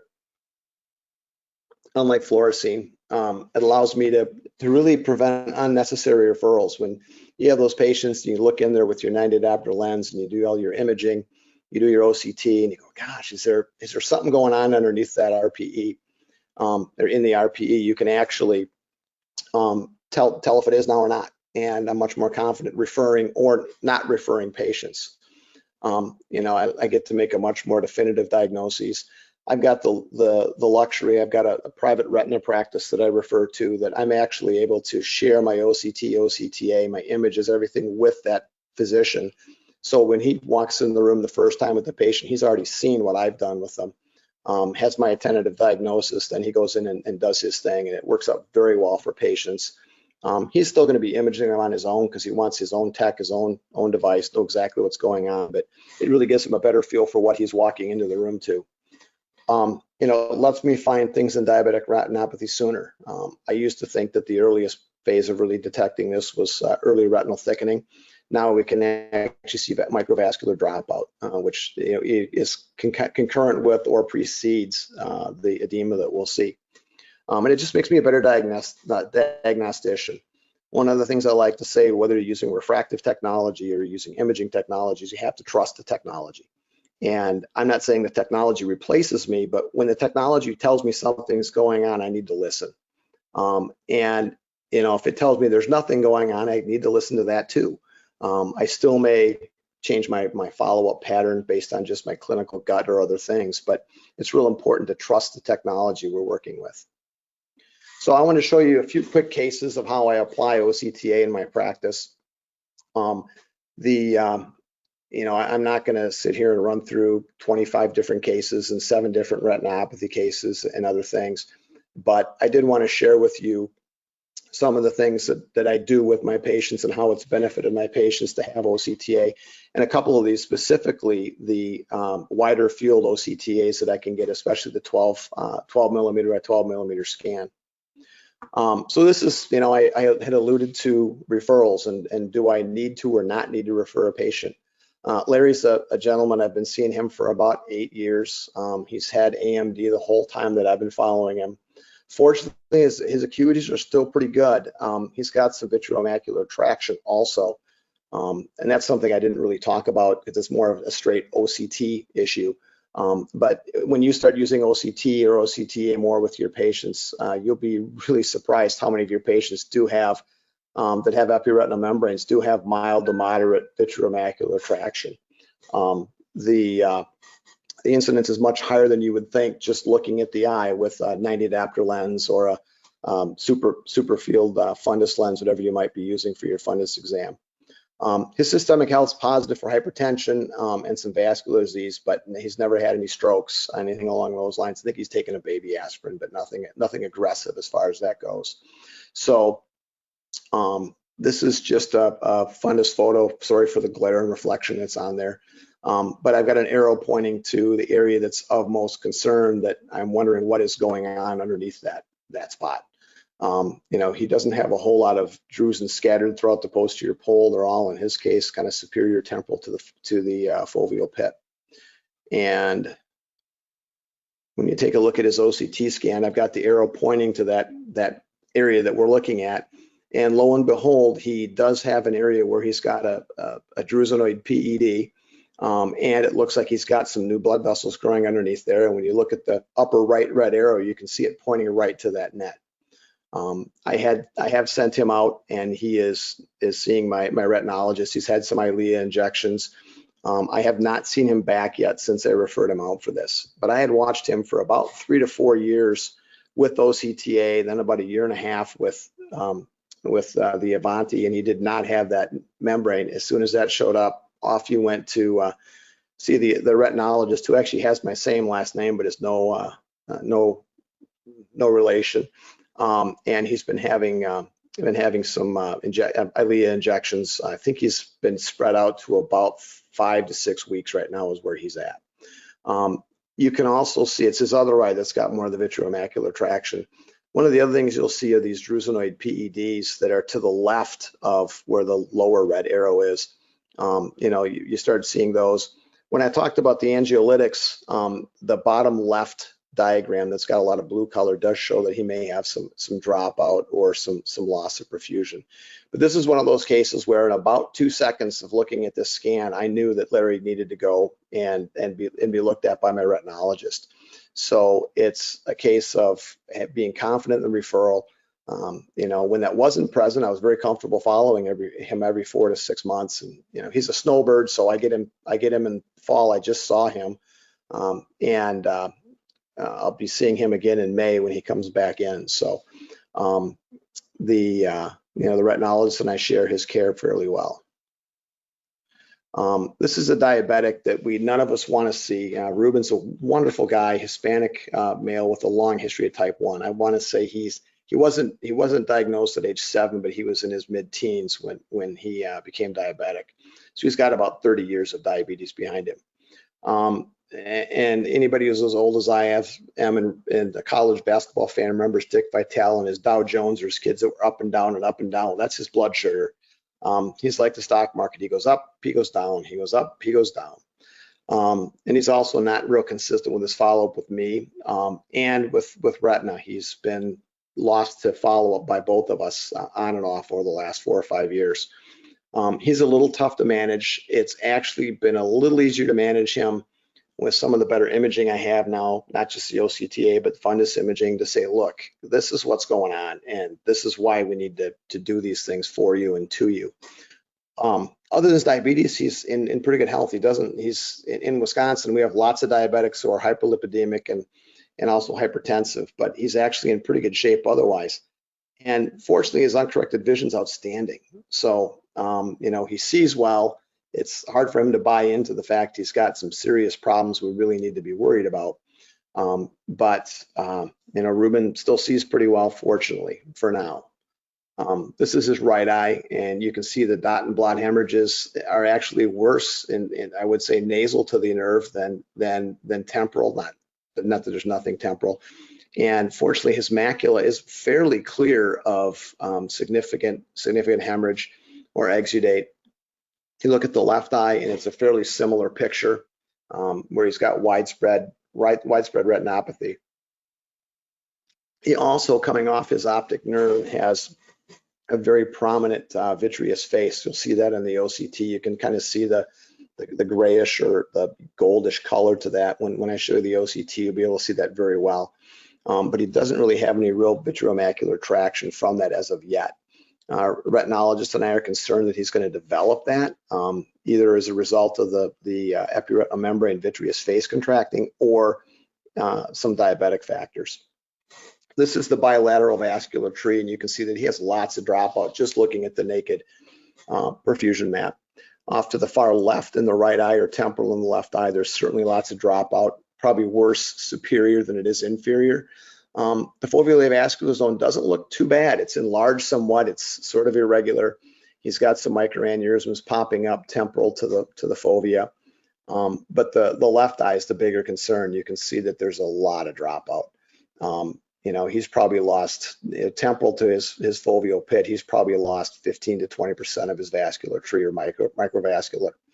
When you look at to the right of the image, I don't have a pointer to show you, but you can see the en face slab, where it refers to the slabs. This is the superior or the most towards the vitreous face slab that we have. You can go deep. For diabetics, you're looking at superficial and you're looking at deep as the two that are of most interest. And you can see in this view, this is the same scan, just a smaller representation of it. But you can see on the left is the superficial, which we were just looking at. And then the next one over is to the right is the deep. And you can see there's loss in the deep zone also. And that's where you're going to see most of your loss in the diabetic is superficial and then some in the deep. But you can also see this vitreous face here, and he's got some traction. But the thing that concerns me the most about him are these cystic changes that he's got in the fovea. And those are the main thing that caused me to send him out to the retinologist to see if we can't maybe mitigate that slightly. He is having some injections, and I've not seen him back since I did this scan on the Solix. So I don't have a follow-up scan to show you to see if he's resolved. I should be seeing him back probably in December. Along the bottom of the report, you can see the ganglion cell thickness, or basically the anterior thickness, and then the inner, and then the outer thickness, and then the overall full retinal thickness. And you can see it on the far right bottom that there really isn't any real significant edema. He does have a little thinning down here, inferior temporal, which goes along with that area that doesn't have perfusion. So he's got some atrophy due to the lack of perfusion. And so I usually look at this scan first just to quickly look and see what do I need, where do I need to spend more time. Then I'll blow it up to the larger scans to see more details on things. And this is again, this is just the left eye superficial, but where it's just one eye, a little bit bigger scan. And you can see the vitreous face here. We're concerned he's got some tugging. We just don't want to see more traction develop. I don't think it is playing a role in this cystic space. I think that's more diabetes driven, but Retina and I are watching him close, and Retina is treating him. And this is, you can see that was a superficial. This is the deep scan, a little bit larger. And you can see he's got lots of dropout in through here and up in here. The macula has been relatively spared to date with that, but I've got a feeling that's going to go south on us here at some point.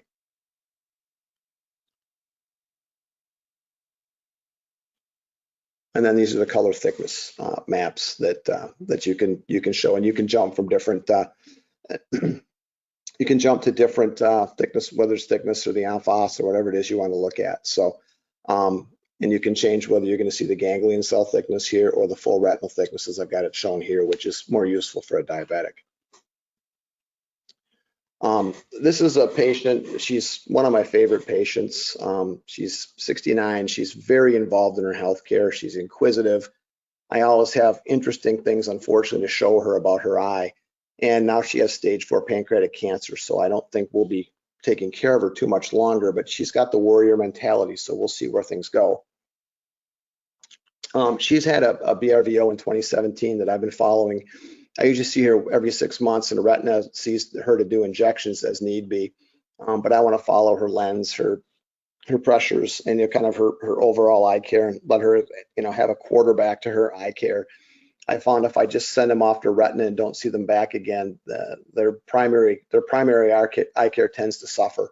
And a lot of these people have many factors that can affect their eyes. So I do try to see them every 6 to 12 months, even if they're seeing retina at intervening times. So over the years, her BRVO has kind of waxed and waned in this presentation.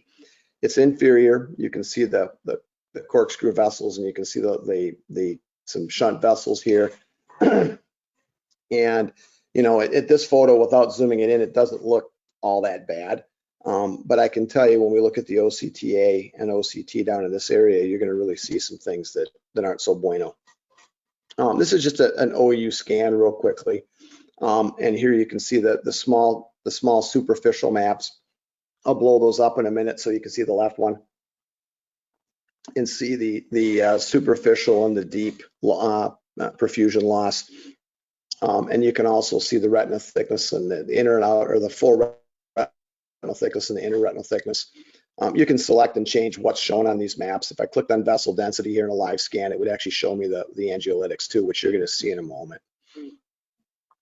So this is blown up a little bit bigger so you can appreciate the superficial and the deep scans and the lack of perfusion. And then looking at the GCC thickness and the overall thickness, there's a lot of atrophy that's going on here. She had some pretty significant venostasis retinopathy going on, where there just was not much moving through there as far as nutrition, and there was not much being cleared either. Excuse me. And you can even see the ragged appearance too. This is the superior to inferior scan, so the far right is inferior. You can even visualize the retinal thinning that's going on there. So there's quite a bit going on inferiorly. Fortunately, her vision is still pretty good. I want to say she's 20/30 in that eye. Her macula has been somewhat spared. This is showing the perfusion, the superficial perfusion, and then you can see there is a little bit of edema here to go along with this inferior atrophy.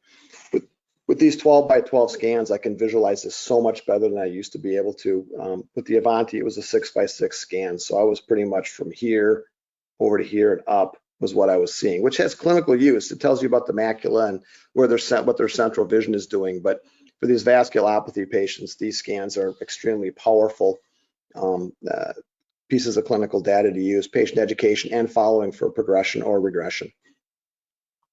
And then this is looking at the superficial, and then the next one should be the deep perfusion that you have here. So you can see that in her case, both superficial and deep have been significantly affected. So it's one of those cases. It's a very sad case where she probably won't be with us too much longer, but it's been very rewarding and interesting to take care of her over the years.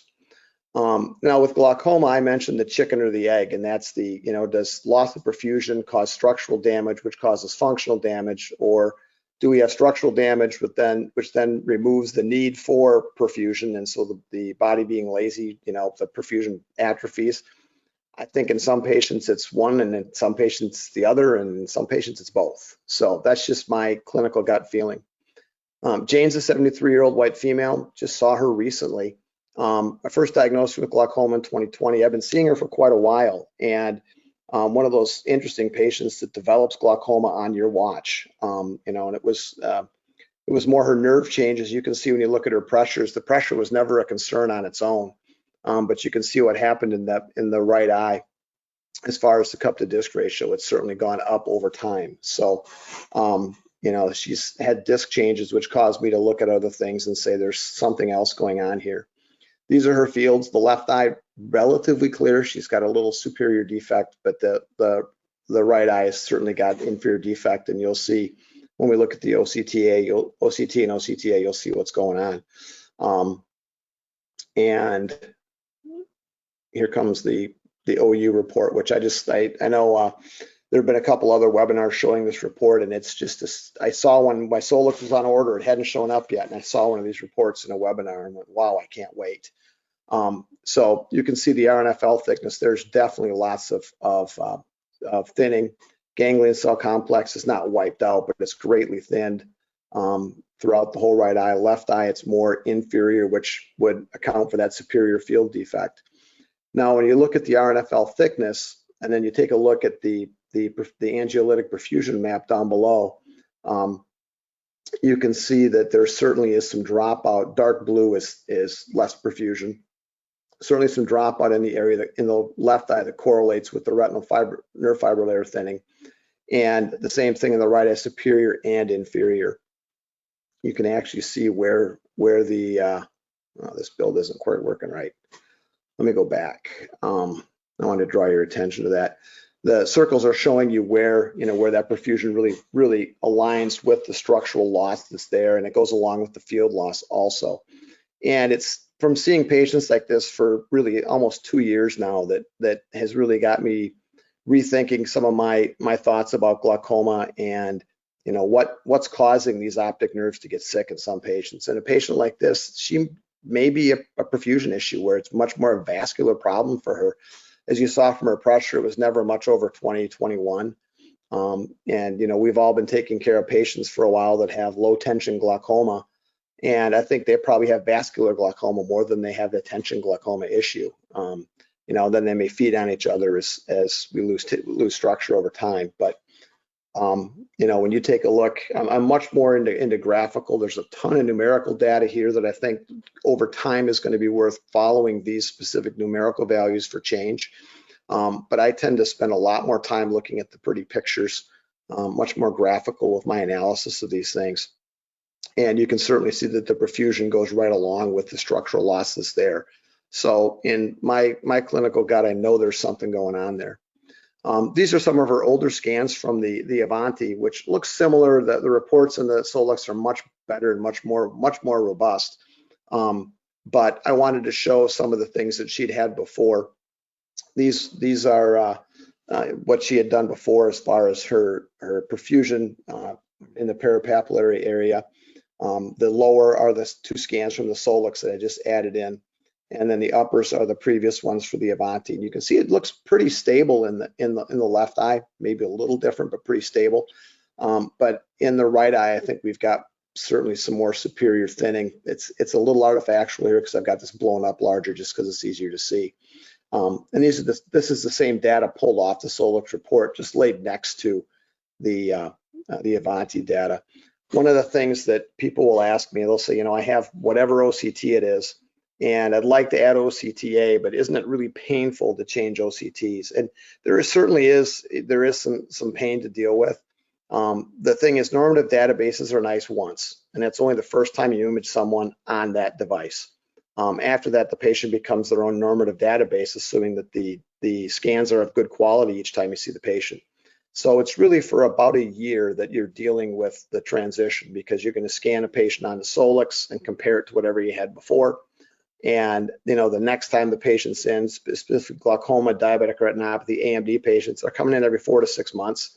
So probably 6 months after the first scan, you're going to have your second piece of data. You're back in the game following them, and the transition is behind you. I think I'm on my 5th or technically my 6th OCT since 2003. So I've gone through this before. I do like to live on the bleeding edge of technology, and I pay a price for it sometimes with more work for myself. But it's important to me. It's important enough to add OCTA that if you have a different OCT and you want to go to OCTA, it's worth any pain you might have in making the change.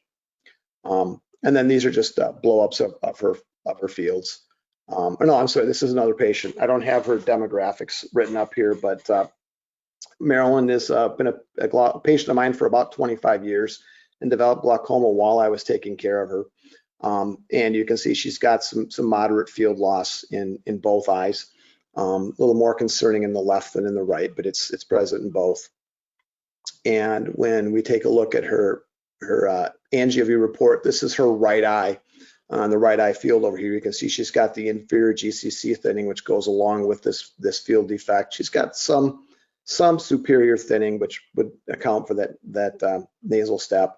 But you can also see the perfusion here. There's definitely dropout in these areas where she's got RNFL loss. So it's definitely something that correlates. And here's the other eye. In the left eye, you can see she's got the GCC thinning and the nasal step, but you can also see all this thinning in the parapapillary area where those either causing death of these ganglion cells or the death of the ganglion cells has resulted in the dropout of this perfusion.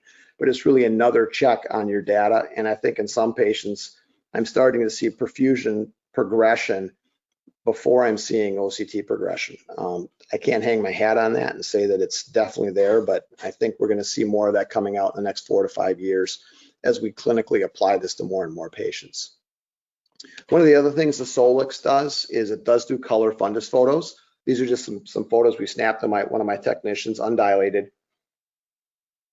just to have some images to show you what's going on. And you can enhance the images, you can zoom them, you can color separate them, you can manipulate them like you would any other camera. And for scleral lenses, the anterior segment OCT is staggering. Mark's been a patient forever. He was a 16 cut RK in the 90s by a practice that, not my practice, not the one I was in. And eventually had some corneal instability and went to a scleral lens, was doing very well. And then he ended up having his graft reject, or I mean, ended up having a full thickness PK as his cornea just wore out. And I had to refit him in a scleral lens, was doing well. And then he popped a couple of his superior nasal sutures up here and caused him to have me to have to refit him. And this is what you can see with the Solix. You can see edge to edge on your scleral lenses. You can see the cornea very well, and you can see what's here for tear layer. This is the lens I refit from. I needed to get more clearance right in here. You can actually turn these scans. The default is at 180 degrees. You can you'll see in a second, you can twist it. I think it's every 10 degrees. You can change that scan. This next scan is vertical. You can see we've got a little better clearance here. It's away from this superior nasal area where that's of a concern. This next one, I think, sits on the superior nasal area, catching this big hump that he's got in the cornea. But it's tremendous for looking at the edge profile of the lens and then also the filling. He does have some decent mucus in there. I think it's from irritation right in this point, and a little more clearance than I'd really want. And then this is back at the other degree, or at 45 degrees. What I had to do is have my staff take these 4 images when a scleral lens patient comes in for a follow-up. So I can take a look at these. I'll look at them on the slit lamp and then discuss what's going on with the fit. The other thing I alluded to is pachymetry and epithelial thickness. And, you know, I've been doing this long enough. We used to think we were bending corneas, but we're actually moving epithelium. And if you take a look at the topography maps here in the right and in the left eye, and then you take a look at the epithelial thickness maps, you can see where I'm pushing epithelium. I'm shoving it from the middle and putting it around the outside. And that holds up or bears up quite well. You don't really see it on the total corneal thickness because it's such a small change compared to the whole corneal thickness, but at the epithelial level, it really shows up well. And there's a highlight tool you can hit here to make that stand out even more if you'd like to. I like to look at it this way first, and then I'll turn on the highlight tool and just see what a difference it makes in the way I see things. But I'll use these maps for my glaucoma patients for just to have pachymetry, and then I'll also use them to screen for PRK and LASIK. Interestingly, I did a scleral lens follow-up today, and at the 180 on his left eye, we actually caught the corneal incision from his cataract procedure, and it was actually incredible to see this and show it to the patient. I didn't grab it for the presentation tonight, but it'll be showing up in another one that I'm going to do. So to wrap excuse me. To wrap this up, OCTA just gives me a ton of clinical data that's relevant for my patients in so many ways. It allows me to keep my patients in my office until they really need to be referred. I'm not keeping them longer than I should, but I'm, the patients that I'm on the fence about, a lot of times I'm now comfortable or I'm less comfortable and I refer them sooner. It saves the patients time to not have to just go see retina, get a fluorescein done and be told it's dry, come back in 4 months or 6 months. And then it saves patients money by not having those visits. It does provide me with some additional revenue because I'm seeing these patients and providing that care. And it prevents that drift that happens. Hopefully none of you are referring your retina cases to general ophthalmology. Hopefully your diabetics with retinopathy and your MacDegen patients that need injections are going off to tertiary care to retina practice. If you have one, I mean, if you're so rural that you don't have one, you have to use the tools available to you. Just quickly on coding and billing, OCT and OCTA have the same procedure codes as of now, the retina and the optic nerve scan. Documents are requirements are the same as standard OCT, same allowable codes that you would have for OCT. There are a few more for OCTA. Hypertensive retinopathy I know is something I get reimbursed for. I'm not sure if I get reimbursed on that well, I would. I guess in an audit I'd be in better condition. And then there's the same CPT to CPT coding combinations. You can't bill it with a photo, you can bill it with a field. You can't bill a retina and an optic nerve OCT same day. You can use some modifiers and do a few things to try to get those paid on the same day with different diagnoses. It's not something I've been doing. There's nothing wrong with doing that, but it's not something that I've been doing. So it's a tool that really fits into primary care. It allows us to take better care of our patients. It gives us a better ROI than straight up OCT because it's going to let us do more for our patients. And the anterior segment aspects of this device are staggering also. So I'd like to throw it open to questions, Adam, if you've got a few that you've got queued up and you want to read to me or have anything. All right, thanks, John. And yes, so if anybody wants to ask questions, feel free to type in that question box on the right side of the screen, and I will pop out my question box here, and I can get started here. So let me pull this on out, and we will see what's going on. Okay. So question here, when you observe microvascular changes on OCTA, when there's no observable diabetic retinopathy on the slit lamp exam, do you change your ICD-10 diagnosis? Oh, that's an interesting question. To mild NPDR or to something else? I would, in that case, I guess it depends. It depends on the severity of what I'm finding. If it's one microvascular, one IRMA or one MA, I might not bump up and everything else has been the same. I might not change anything. But if I'm seeing multiples, I'm seeing a pattern of them in an area, I would probably go from mild to moderate. I don't think the ETDRS guidelines, I don't think are something you can really lean on for that. For me, it's really how does it change my management? To me, CPT coding and ICD-9 coding are all about getting paid. And I don't get paid any differently, whether it's mild, moderate, severe. It's the same reimbursement. It doesn't, the medical decision-making might change on my primary visit code because of the severity of things and the risk to the patient. But the ICD-10 code has nothing to do with how much I get paid. It's just that I did this procedure because I saw this. So it will drive my documentation as far as, what I'm going to do for the patient much more than the ICD-10 code. But I don't think you're wrong to bump up things if, to a more severe level if you see that.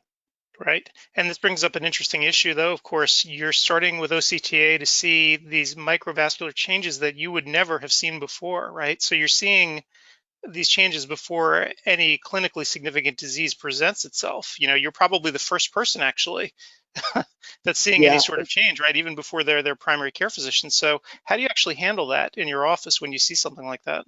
What I do, I've got a letter that I send my primary care docs about my diabetics, and I'll always make a reference to the foveal avascular zone. They don't know what that is probably, but they know I'm looking at it, and I'll say it's stable or it's worsened or there's a change that's not good. or I'm seeing more perfusion dropout on angiography than I've seen in the past, or than I knew was there before if it's the first time I've done that with the patient. So on the communication level, I'm going to let the primary care doctor know about that. I won't order an OCTA unless I've got something to I'm not going fishing with my OCTA. So there are usually I will see either vascular beating. I'm looking at the vasculature, which may cause me to do something. I may not see hemorrhage or exudate, but if I'm seeing some significant vascular beating, I'm seeing significant atherosclerosis, I may order, in a patient who's hypertensive and diabetic, I may order the OCTA basically because of the hypertension risk, but I'm also going to get the diabetic information too. So, I don't run an OCTA on every diabetic that comes into my office. If I did, we'd probably burn the thing out. The way diabetes is up here in the upper Midwest. Right. But when there's a reason to run it, and a lot of these patients have some AMD or they have other things going on. So, I may, and when you do the glaucoma scans, you're doing a retinal you're doing a 6x6 OCTA on the macula, plus you're doing one on the nerve, a scan on the nerve in each eye. So you're getting all that data also. So right. You're not getting paid for it twice, but you're getting, twice the useful data for the MAC-to-Gen patient or the AMD patient. Right. Interesting question here. So towards the end of the presentation, you showed some color fundus photos that were actually pretty striking. Question here, is there a mode with the device to correlate them or overlay them with the OCTA images to try to, correlate what you're seeing in both spots? There is. If you take a nerve photo, when you do, which we don't typically do, but if you take it, because we're getting a confocal image on every patient that I'm going to look at, but if you take the fundus photo image with the nerve, it will actually superimpose it above as the backdrop for the upper image in the report. So yes, it will automatically put it together if they're there for the same visit. You don't have to tell it to do that; it automatically does that. Right. And question here, in terms of the actual use of the device, is this something that you do on your own, or do you have your assistants actually acquire the scans? I have 3 employees. I have a small office, and all 3 of them can run every device in the office. So I don't do it myself. If someone asks me for help, I usually say, why don't you ask the other one, because they do it more than I do. I can use it. I went through the training on how to run the device, but my staff is who runs this for me. And we've got a kind of unique setup in my office, and I'm not going to go down the rabbit hole right now, but I'm a lot of times in that room documenting. It's my office / it's got all the imaging technology in it. And so if I look at something and see something I want more info on, I may actually ask them to run another scan. It might just be another OCT or OCTA scan. But my staff is who runs it. And when we went from the Avanti to this, my staff were blown away by how much quicker and easier the Solix is than the Avanti. Not that the Avanti was a bad device, but this one's just that much easier. Right. And in terms of actually moving over from the Avanti, the user interface was, it was pretty easy for them to actually adjust to this. It's different, but better. So, what I've found, whether it's me clinically or it's the staff, in about 6 weeks, you forget what the old one was like. So it was a little different. It's similar. You create patients with name, date of birth, EMR ID, and those sort of things.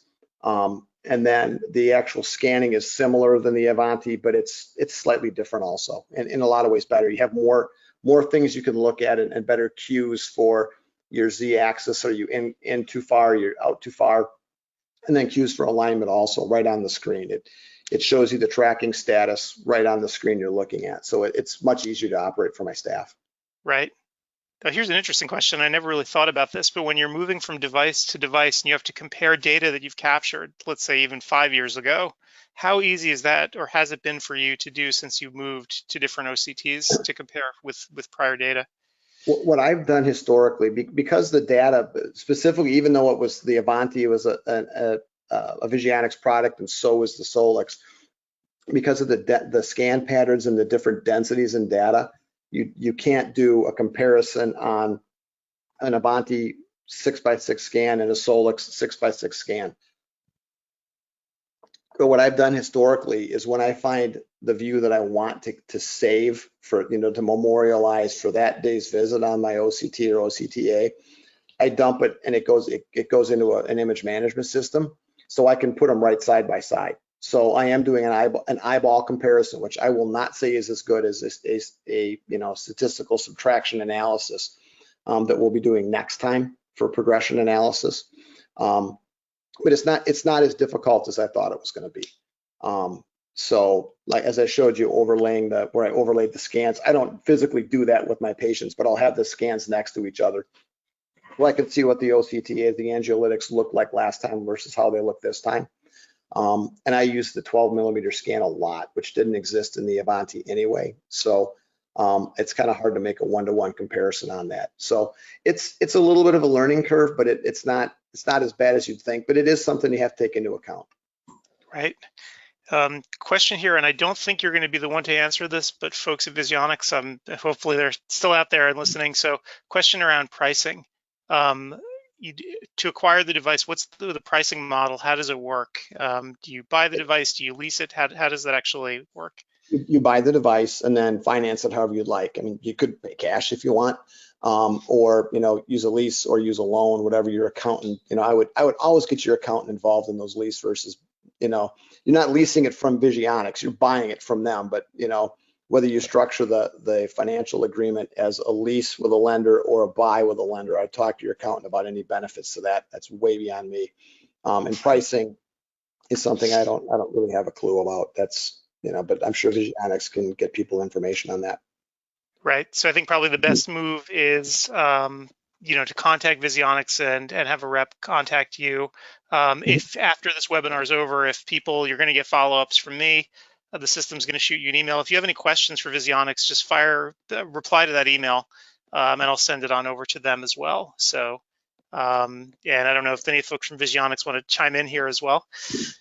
Yeah, so if you go to visionics.com/US/ODwire, you can fill out the form on that page, and I'll be able to connect you directly with your local sales rep, and they can talk to you about current specials, financing options. We do have some lower financing through some of our providers, but like Dr. Warren said, talk to your accountant and see what's best for you.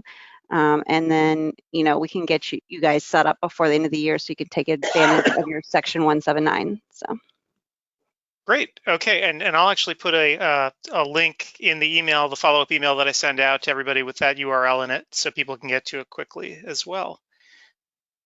All right. Well, it actually looks like we've used up the whole hour. So John, thank you for coming out and doing this tonight. I think we all, learned a lot and got to see some really, really cool images as well. The one thing that, we've been running this Solix series now for the better part of a year, and I'm still just blown away every time we do it by the output of the system. So I hope everyone else is also suitably impressed by what they're seeing.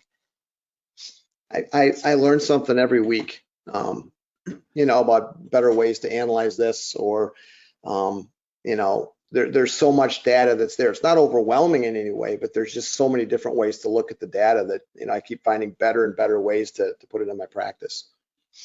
Absolutely. All right. Well, John, thank you for doing this tonight. And thank you everyone for coming out tonight. And again, if you have any questions, an archive of this video will be posted on ODwire for folks to watch. A discussion thread will run right beneath it, and feel free to chime in there and we can get you any answers that you might need. So thanks again, everyone. And I guess I'll see everybody online. Thanks. Hey everybody, it's Adam Farkas. Welcome to another edition of ODwire TV. Now today we've got a sort of different one for you. So as you may or may not know, the Oculus Pentacam turns 20 this year. That's right, it is now 20 years old. And in that time, it's sort of become the gold standard of anterior segment tomography. Oculus, they haven't been sort of resting on their laurels in 20 years. The device has undergone evolution throughout the entire period, and not just the hardware, but the software side as well. And I frequently mention, I call it the Swiss Army knife for anterior seg, right? Because it really is. You can do so many things with it. But today we're going to focus on a very specific piece of functionality, and that would be the using the Pentacam to fit scleral lenses. They have this piece of software, and I'll put it up on the screen so you can see it. It's called the CSP Pro, and I don't know that much about it, right? So as usual, I have an expert here to help me out. Dr. John Gelles is the director of the Specialty Contact Lenses Division at the Cornea and Laser Eye Institute in Teaneck, New Jersey. And Dr. Gelles is a world-renowned expert in specialty contact lens design, fitting, and management. So John, thanks so much for being here today. Excellent. Thank you so much, Adam. Really appreciate it. You guys do, a phenomenal job with CEwire every year, and talking about one of my favorite instruments here in the Oculus Pentacam. I think we'll have a pretty good time. Excellent. Well, before we get into the Pentacam itself, why don't you tell us a little bit about your practice? I think people might not know, other than what I just told them, all about you. Yeah, so our practice is a tertiary care center up in northern New Jersey. So we're in Teaneck, New Jersey. It's myself and 3 other ophthalmologists, a cornea refractive surgeon by the name of Peter Hirsch founded the practice, Peter being one of the principal investigators and first authors on the approval of LASIK.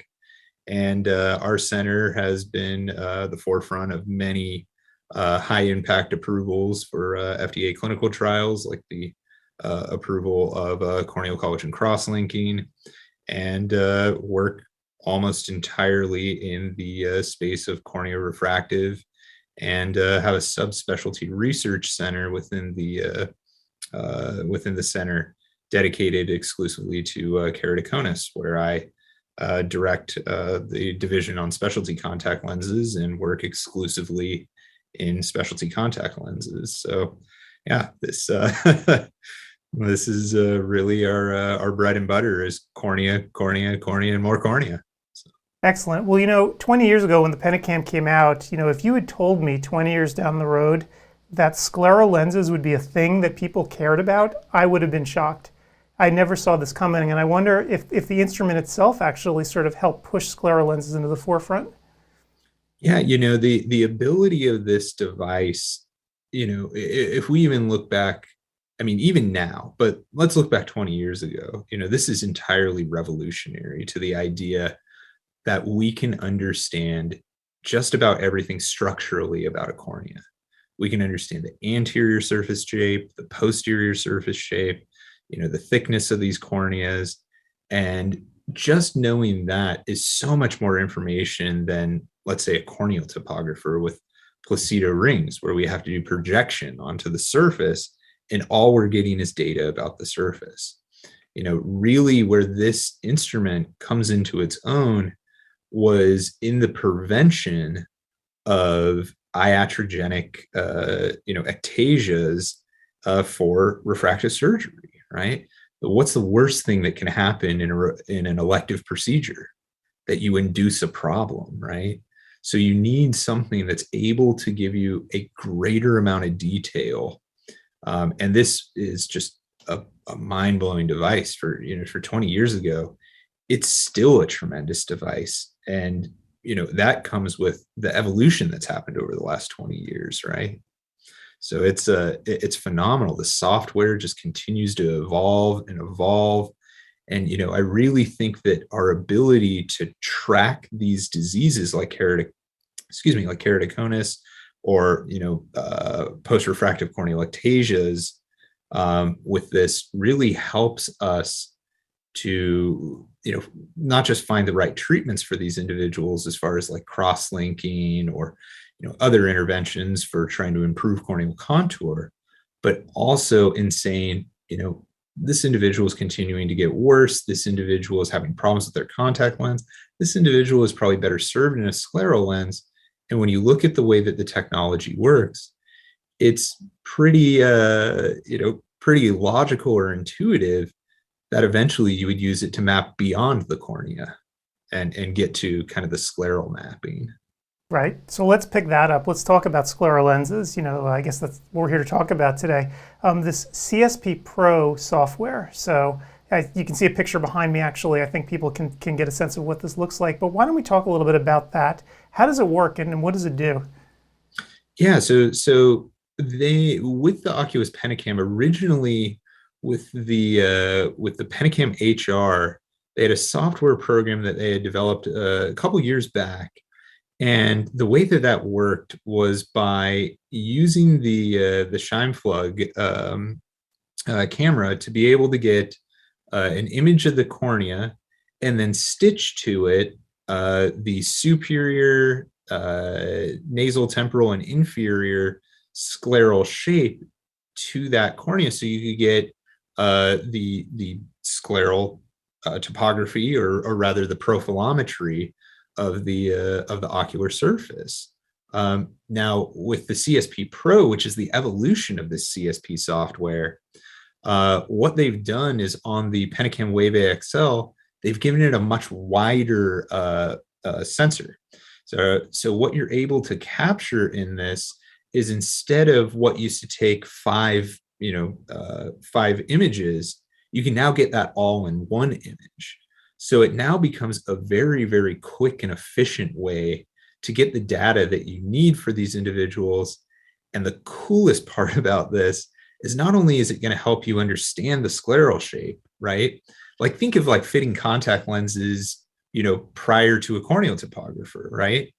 You're putting a lens on, you're looking at it, it's all trial and error. You don't really know what's there. But once you have the corneal topographer, you have something to help you understand the shape and select a lens that's more likely to be helpful on that eye.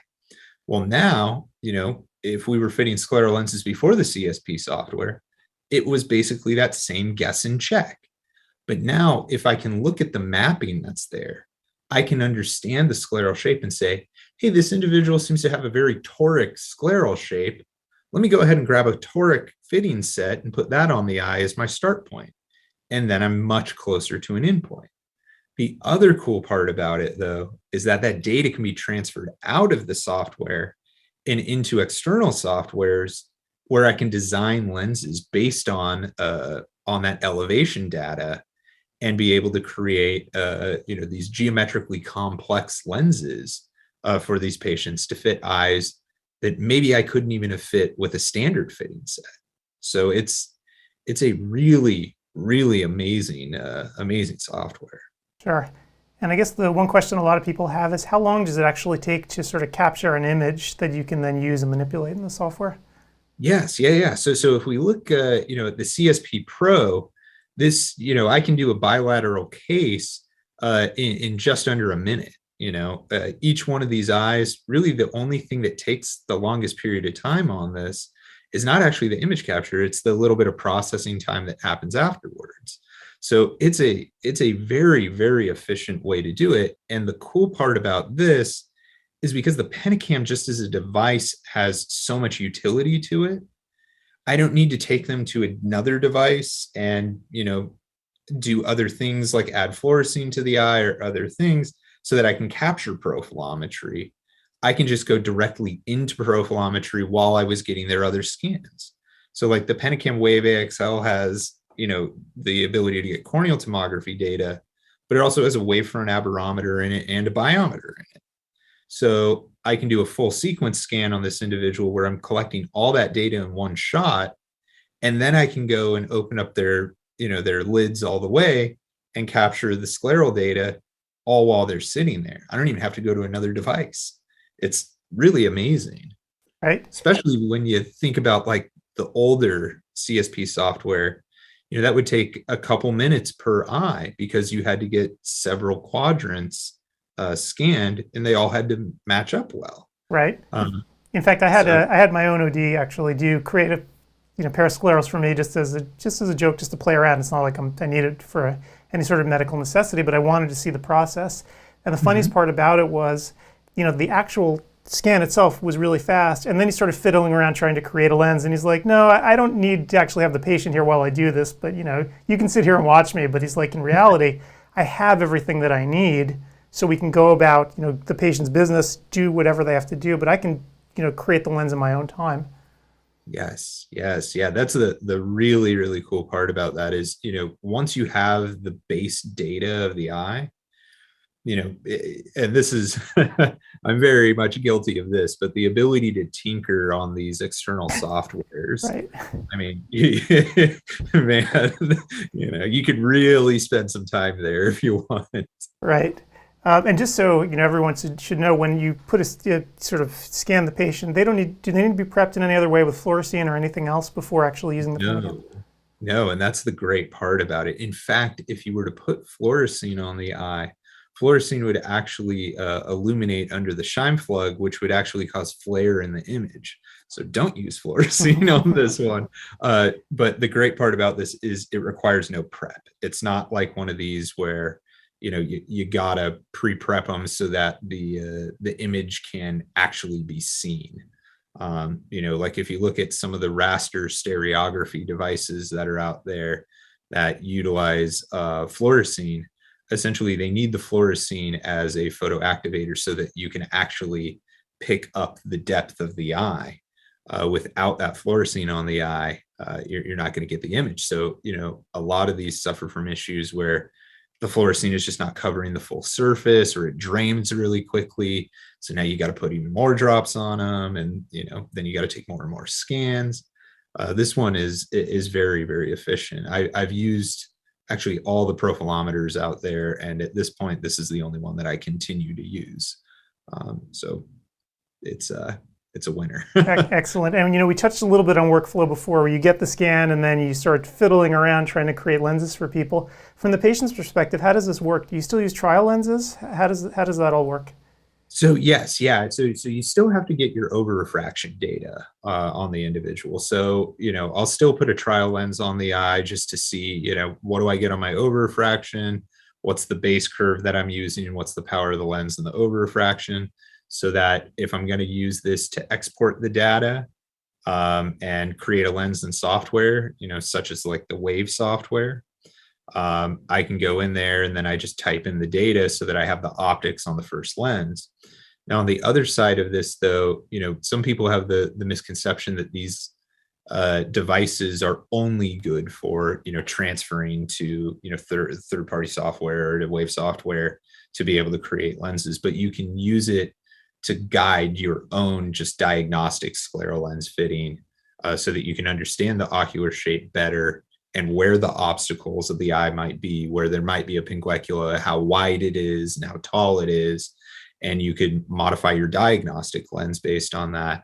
So, you could just say, okay, yeah, I'm still going to put a trial lens on you and I'm going to go the diagnostic fitting route. Or you can go the more complex route, which is export the scan itself and then create the lens in those third-party softwares. And then that's the other thing too, is that there are multiple different third-party softwares that you can export this to. It's not just Wave. It's not just you can use pretty much any one of the favorite softwares out there, as long as they accept the format that the file is in. And almost all of the popular ones do that. So it's it's a very, very strong platform to work with. Right. So you're not locked in at all. Exactly. There's no, oh, well, you have to use our software or anything like that. It is, truly they're just a remarkable company in that way. They're very free with the data, ready for you to use it how you will. So it's really wonderful. Right. And I'm going to put up on the screen right now so people who've never seen the software before can actually see it and get a taste of what's going on in terms of what you can fiddle with and how it all works. So one question, looking at the stuff on the screen is, does the CS Pro software allow you to customize the haptic design? What are the parameters you can mess with when you're actually playing with the software? Oh yeah. So absolutely. So when you're using the CSP data, you can export it into Wave, and Wave contact lens software has a variety of different control points and a variety of different designs that you can start from as your base design, right? So you can create a radially symmetric lens, which essentially just means that it has a spherical haptic on it. You can create a geometrically symmetric lens, meaning that it's basically a toric. It's got a steep and a flat meridian to it. And then you can create their freeform lens, which is essentially 8 submeridians that you can independently control. And along each one of those meridians, you have 4 different control points. So you can control the central vault, the limbal vault, the the haptic, and then the edge So you can create all sorts of different cool, alignments and shapes out of it, and your ability to customize is really only limited to your imagination, which is very, very freeing. But also at the same time, you got to know what you're doing. So Yep, that's always the catch, isn't it? Yeah, but the nice thing is that they've recently revamped the Wave software, so it's actually really, really user friendly at this point. The ability to plug in a lens, run the software to it to create an alignment fit. Those lenses, they are really, really good. So in some cases it's very minimal modification. We'll probably look at a study sometime in the future here comparing my ability to do diagnostic lenses versus our ability to do scan-based lenses on this software specifically, and see which one is better. And I have very little doubt that the software would beat me on that. All right. It's funny, a lot of people are getting into doing scleral lenses right now. Some people are dipping their toes in the water, they're just getting started, right? Other people like you have deep expertise, but I'm kind of wondering, everyone looks at instruments, they go to the various trade shows, they kick the tires. Maybe you can speak to us a little bit about the ROI of an instrument like this for someone who's now trying to really get into scleral lenses in their office. Yeah, absolutely. The ability to kind of save time with a device like this is immense, because not only can this device, well, let me put it this way. So this device, if you wanted to make it the most bare bones simple device, right? The Wave AXL has the aberrometer in it. So you could use this as just a glorified, very complicated autorefractor, right? But why would you use it just as an autorefractor when you could run the full sequence on them and get all their corneal data, their axial length data, and their aberrometry data, right? And it takes such a little period of time. So now you know so much about these individuals, right? You can look at angle structures for your glaucoma suspects. You could look at axial length and track that for your myopia management. You can track this for your complex cornea patients like your keratoconus and your ectasia patients. You can find all these variations, and then it can be used to fit various different types of contact lenses. I know what we're talking about here is mostly the use case for scleral lenses, but that doesn't mean that you can't make corneal gas perms from the software and this. You can make orthokeratology lenses based on this. So there's a variety of different things that you can do with this software. And the great part about this is it's not 3 different devices, right? You didn't buy an aberrometer. You didn't buy just a tomographer. You didn't buy just a biometer on this. You bought one device with a small footprint.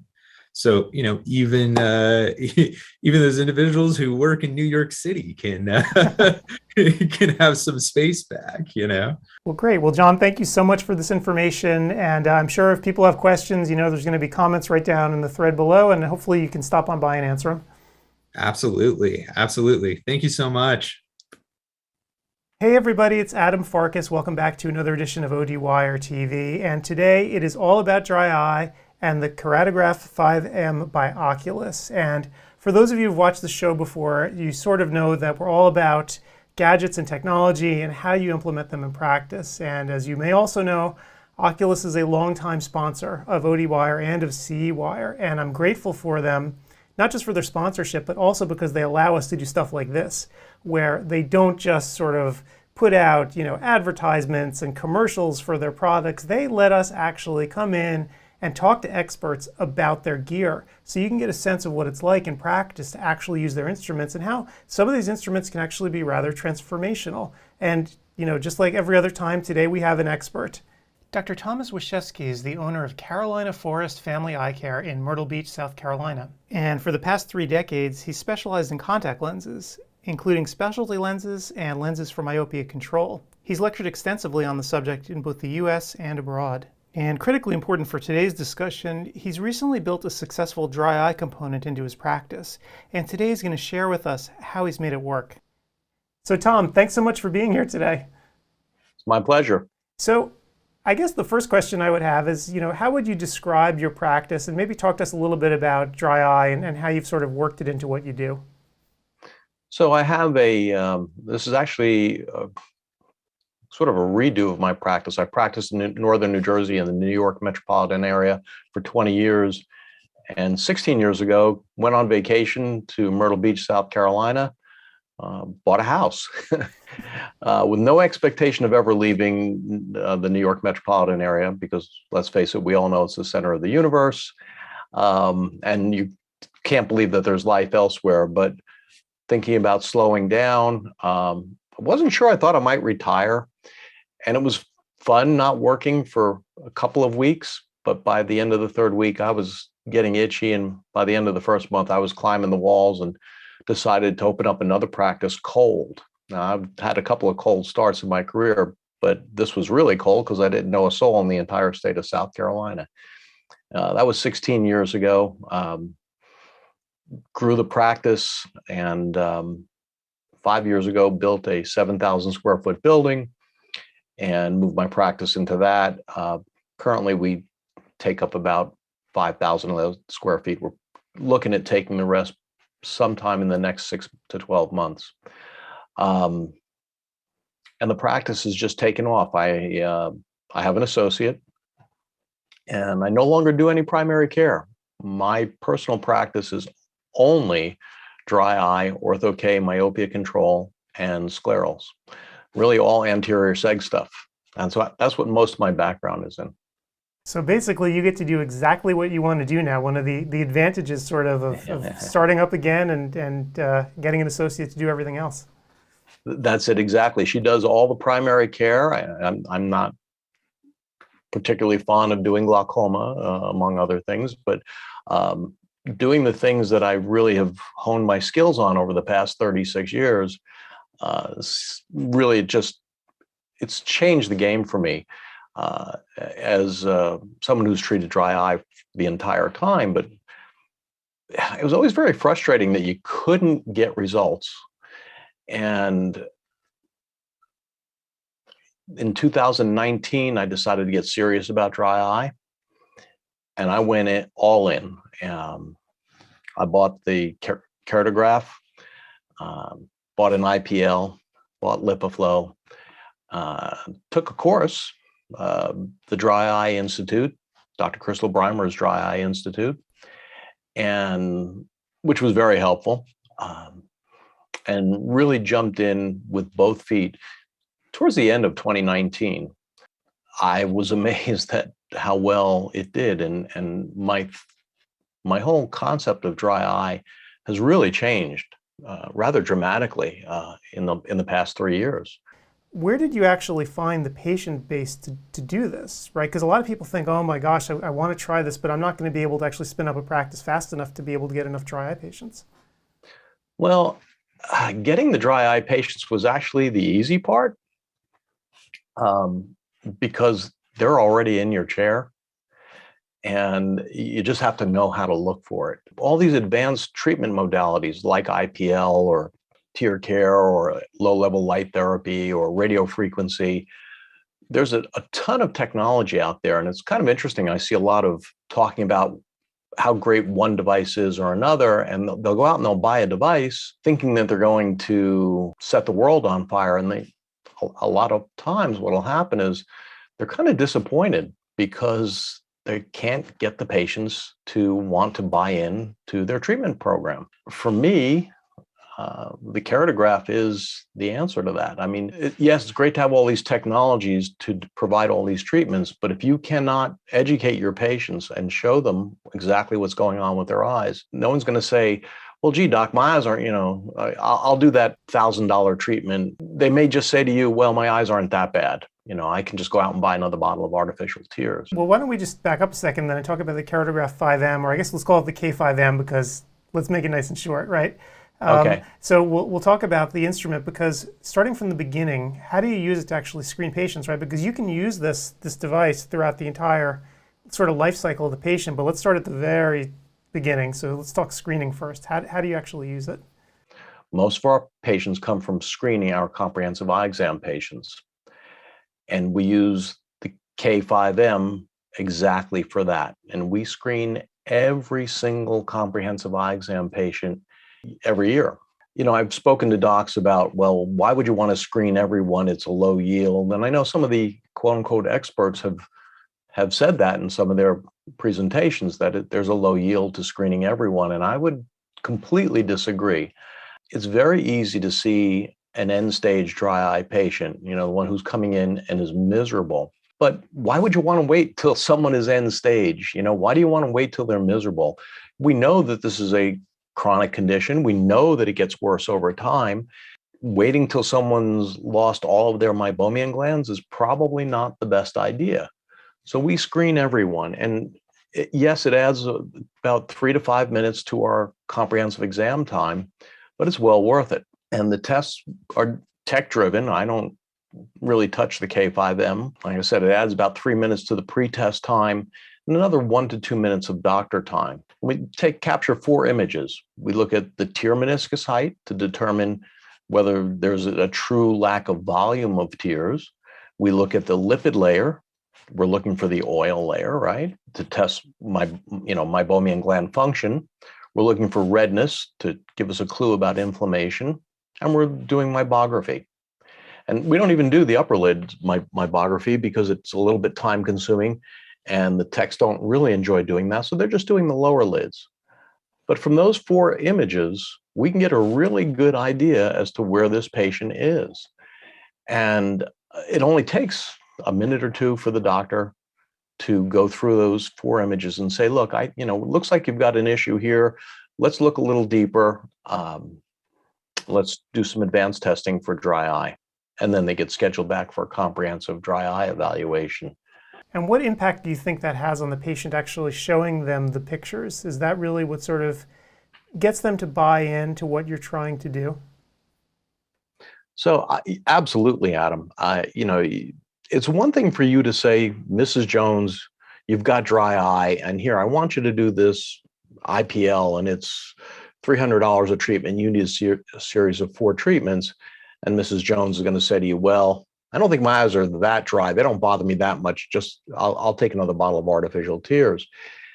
But if you show Mrs. Jones that she has no lipid layer in her tear film, if you show her what her meibomian glands look like, and then use the comparison scale to compare what a normal set looks like, and she gets to see, wow, I've lost, 50% of my gland tissue. They get it. And it's true, it takes a lot of time to educate the patient, but the education is what gets the buy-in for those advanced treatments that you want them to have. And that's what's really giving you the results. If the patient doesn't buy in, you can have all the advanced technology in the world, but you're never going to use it. So that 5M is really kind of the centerpiece. It's what drives all of our patients into our dry eye treatment program. And the best part is that I didn't have to go searching for a single extra patient. These are patients that are already in the chair. You're uncovering a problem that you might have just glossed over in the past. Maybe they weren't that symptomatic. One of the things you discover is that as people get older, they just naturally assume that their eyes are supposed to be drier. All right. They think that dryness is a normal consequence of aging. I explain to them all the time that it's true, it's a common consequence of aging, but this is not a normal consequence of aging. It is a disease process, and it doesn't have to happen. Yes, it's true, it's chronic, and we can't cure it, but we can sure manage it and make you feel better. Right. So you're really using the K5M as an educational tool with the patient in the chair, right there, to really explain to them what is happening. Absolutely. It's show and tell. It's like being in kindergarten, and really try and put it down on very basic levels. So even, the most uninitiated, can understand what you're talking about. I don't use any jargon, no technical terms. I don't even use the word meibography with them. These are pictures of your glands. And, if you can put it on a level that they can comprehend and they get to actually see it, they buy in. And it's kind of interesting. The redness score is something that usually more women are sensitive to than men.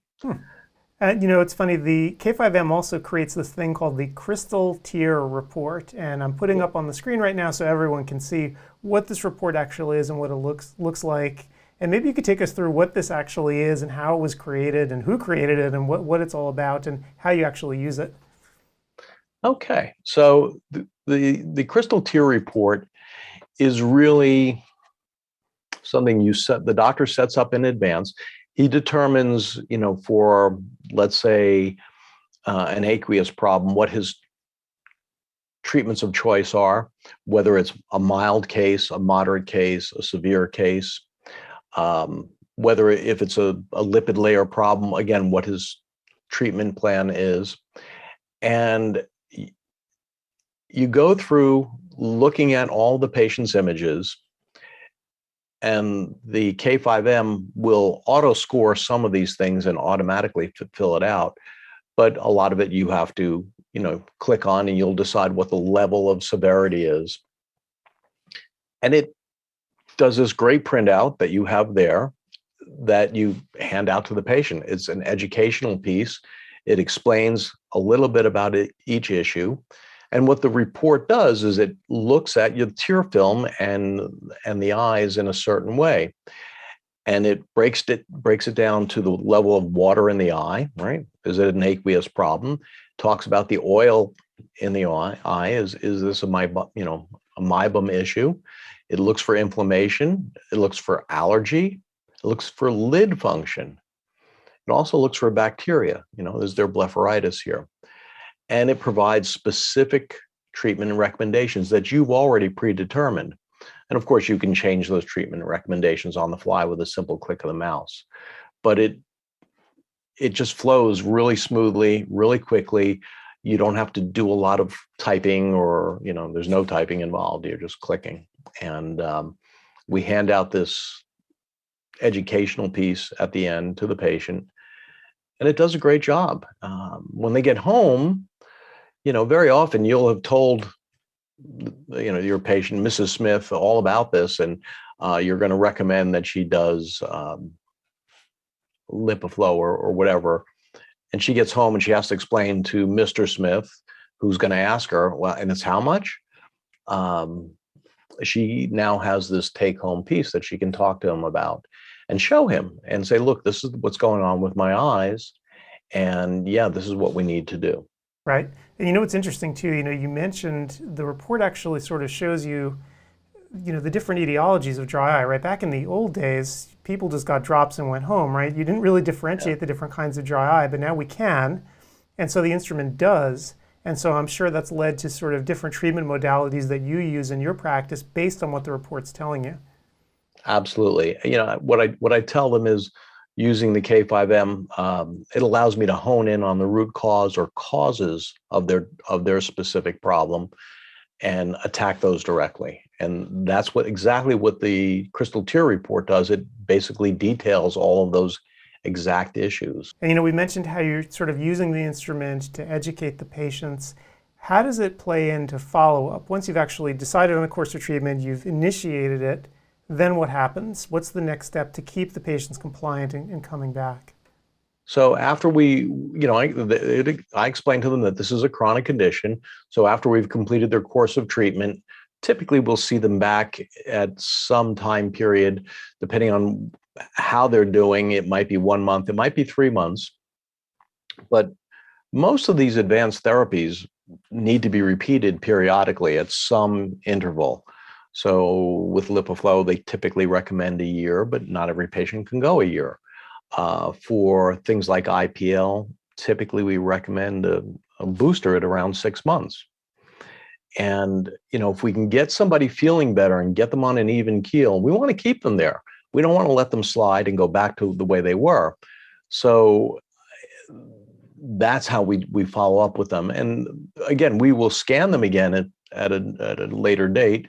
When they come in for their follow-up, we'll look at their glands, we'll look at their oil layer, we'll look at their aqueous layer, and we'll compare them to the prior images.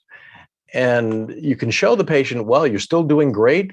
We can just watch you for the time being, or no, you seem to be slipping. Your breakup time, went from 5 seconds, and then we treated you, and you went up to 20 seconds, and now you're back down to 12. It's time to treat you again because you're sliding back, and this is a chronic condition, so we're going to have to retreat you. So it's really, really important. It's just probably the best way that I've found to be able to track exactly how they're doing.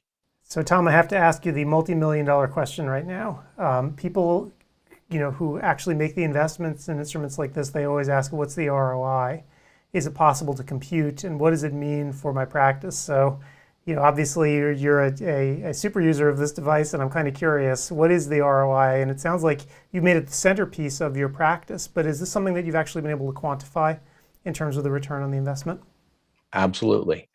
So I paid my keratograph off, the K5M off, within 2 months. And now I realized that I didn't buy just the 5M. I actually was into dry eye diagnostic and therapeutic technologies for almost $100,000 on day one. And I have a patient base that's largely geriatric. Most of the patients here in the Myrtle Beach area, this has now become a retirement community for people from the Northeast. My average patient is somewhere north of 60. So, and if you're seeing 20 patients a day, the vast majority of them have some dry eye issues. So once we go past the screening and I bring them back for a complete dry eye workup, typically we're charging a $99,204 or $214, actually it would be, because these are previous patients. And there is also another fee for the crystal tear report, which is a non-covered service, and that we charge around $100 for that.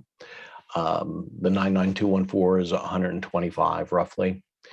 And so when we look at that, if we're screening 20 patients a day, and at least 40% of those are going to have dry eye. And I mean, in my patient population, it's probably closer to 60% actually do have some dry eye issues. If only half of them return, so if I get even only 2 patients coming back a day for dry eye evals, and let's say we're averaging around $225 for those visits, at the end of a week, we're over $2,000. So in 10, 12 weeks, you'll pay off that keratograph. Now that's assuming you don't do any treatments. That's just the evaluations. Now, if you start adding treatments in there, and depending on the treatment, like LipiFlow, depending on where you go, it's going to be anywhere from $800 to $1,500 for a LipiFlow treatment. For IPL, it's probably going to be somewhere in that same range. So just adding a few treatments in there, the return on investment is just incredible. So we did quite well. And my first full year, we started our dry eye program in November of 2019. Before the end of the year, we had paid off the keratograph. Wow. What happened in 2020, right? And yet, even though we closed for how long? We closed for 6 weeks for COVID. We still had a record-breaking year. It was all due to the dry eye. It was just the numbers that we do in dry eye are just really quite amazing, and have been totally game-changing, because most of the dry eye revenue is for non-covered services. And so these are out-of-pocket payments. There's no insurance payments for most of them. Virtually none of the treatments have any insurance coverage. And it's really changed our gross and our net. had the biggest change on our net, because this is all high net services that we're offering. Right. Well, Tom, thank you so much for sort of sharing this all with us. And I just had one more question. You're obviously an advocate of the instrument. You use it. It actually has transformed the way you work. For someone who's looking to dip their toes into the water of dry eye, where does one start? I know you went whole hog. You just told me how you went all in from the beginning. But if someone's just looking to sort of incrementally get involved, how would you actually tell them to do it? I don't think I would say dabble in it. I would say go in all the way. You'd have to go in with some way of being able to diagnose and demonstrate to the patient what their diagnosis is. And for me, that's the 5M. It's just hands down the best way. Then you need some form of treatment. Now, you don't have to have every treatment platform on the market. I mean, we do, well, except for one, but we have IPL, we've got low-level light therapy, we've got LipiFlow, we've got radio frequency. I've got a lot of devices. You don't need all those devices. I mean, you can do it with something as simple as the keratograph and even just BlephX to be able to offer in-office lid microblepharoexfoliation. And that's not an expensive device. It's fairly easy to get into it. If you have a very low amount of disposable income, tear care is a great option because it works very, very well. It's a small investment, I think, up front to take it in.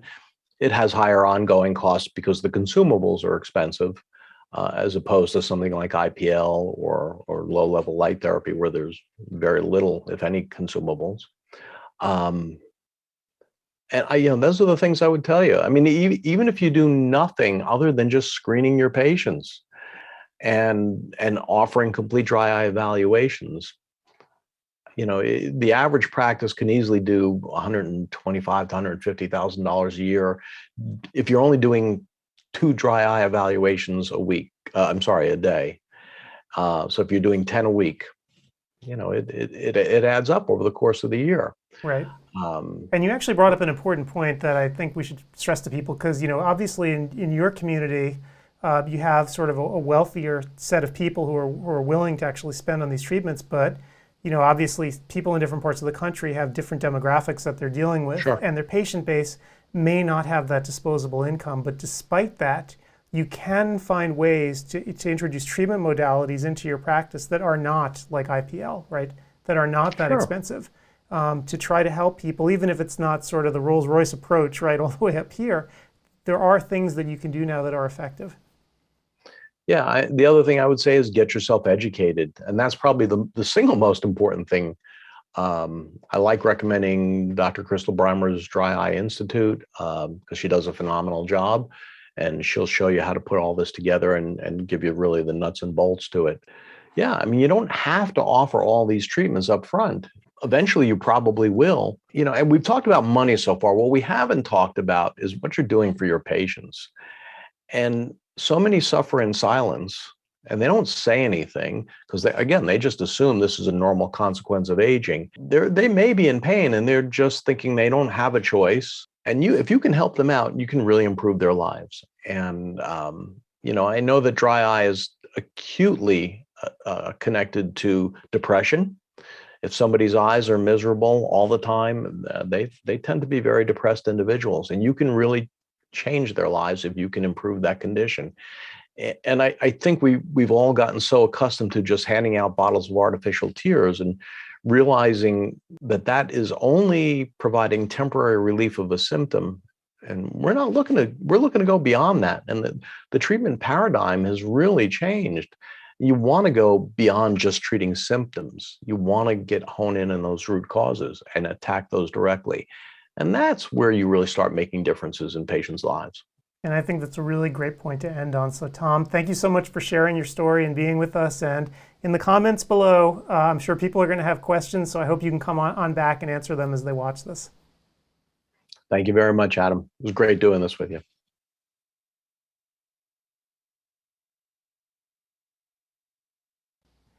Hey everybody, it's Adam Farkas. Welcome to another edition of ODwire TV. Now today we've got a sort of different one for you. So as you may or may not know, the Oculus Pentacam turns 20 this year. That's right, it is now 20 years old.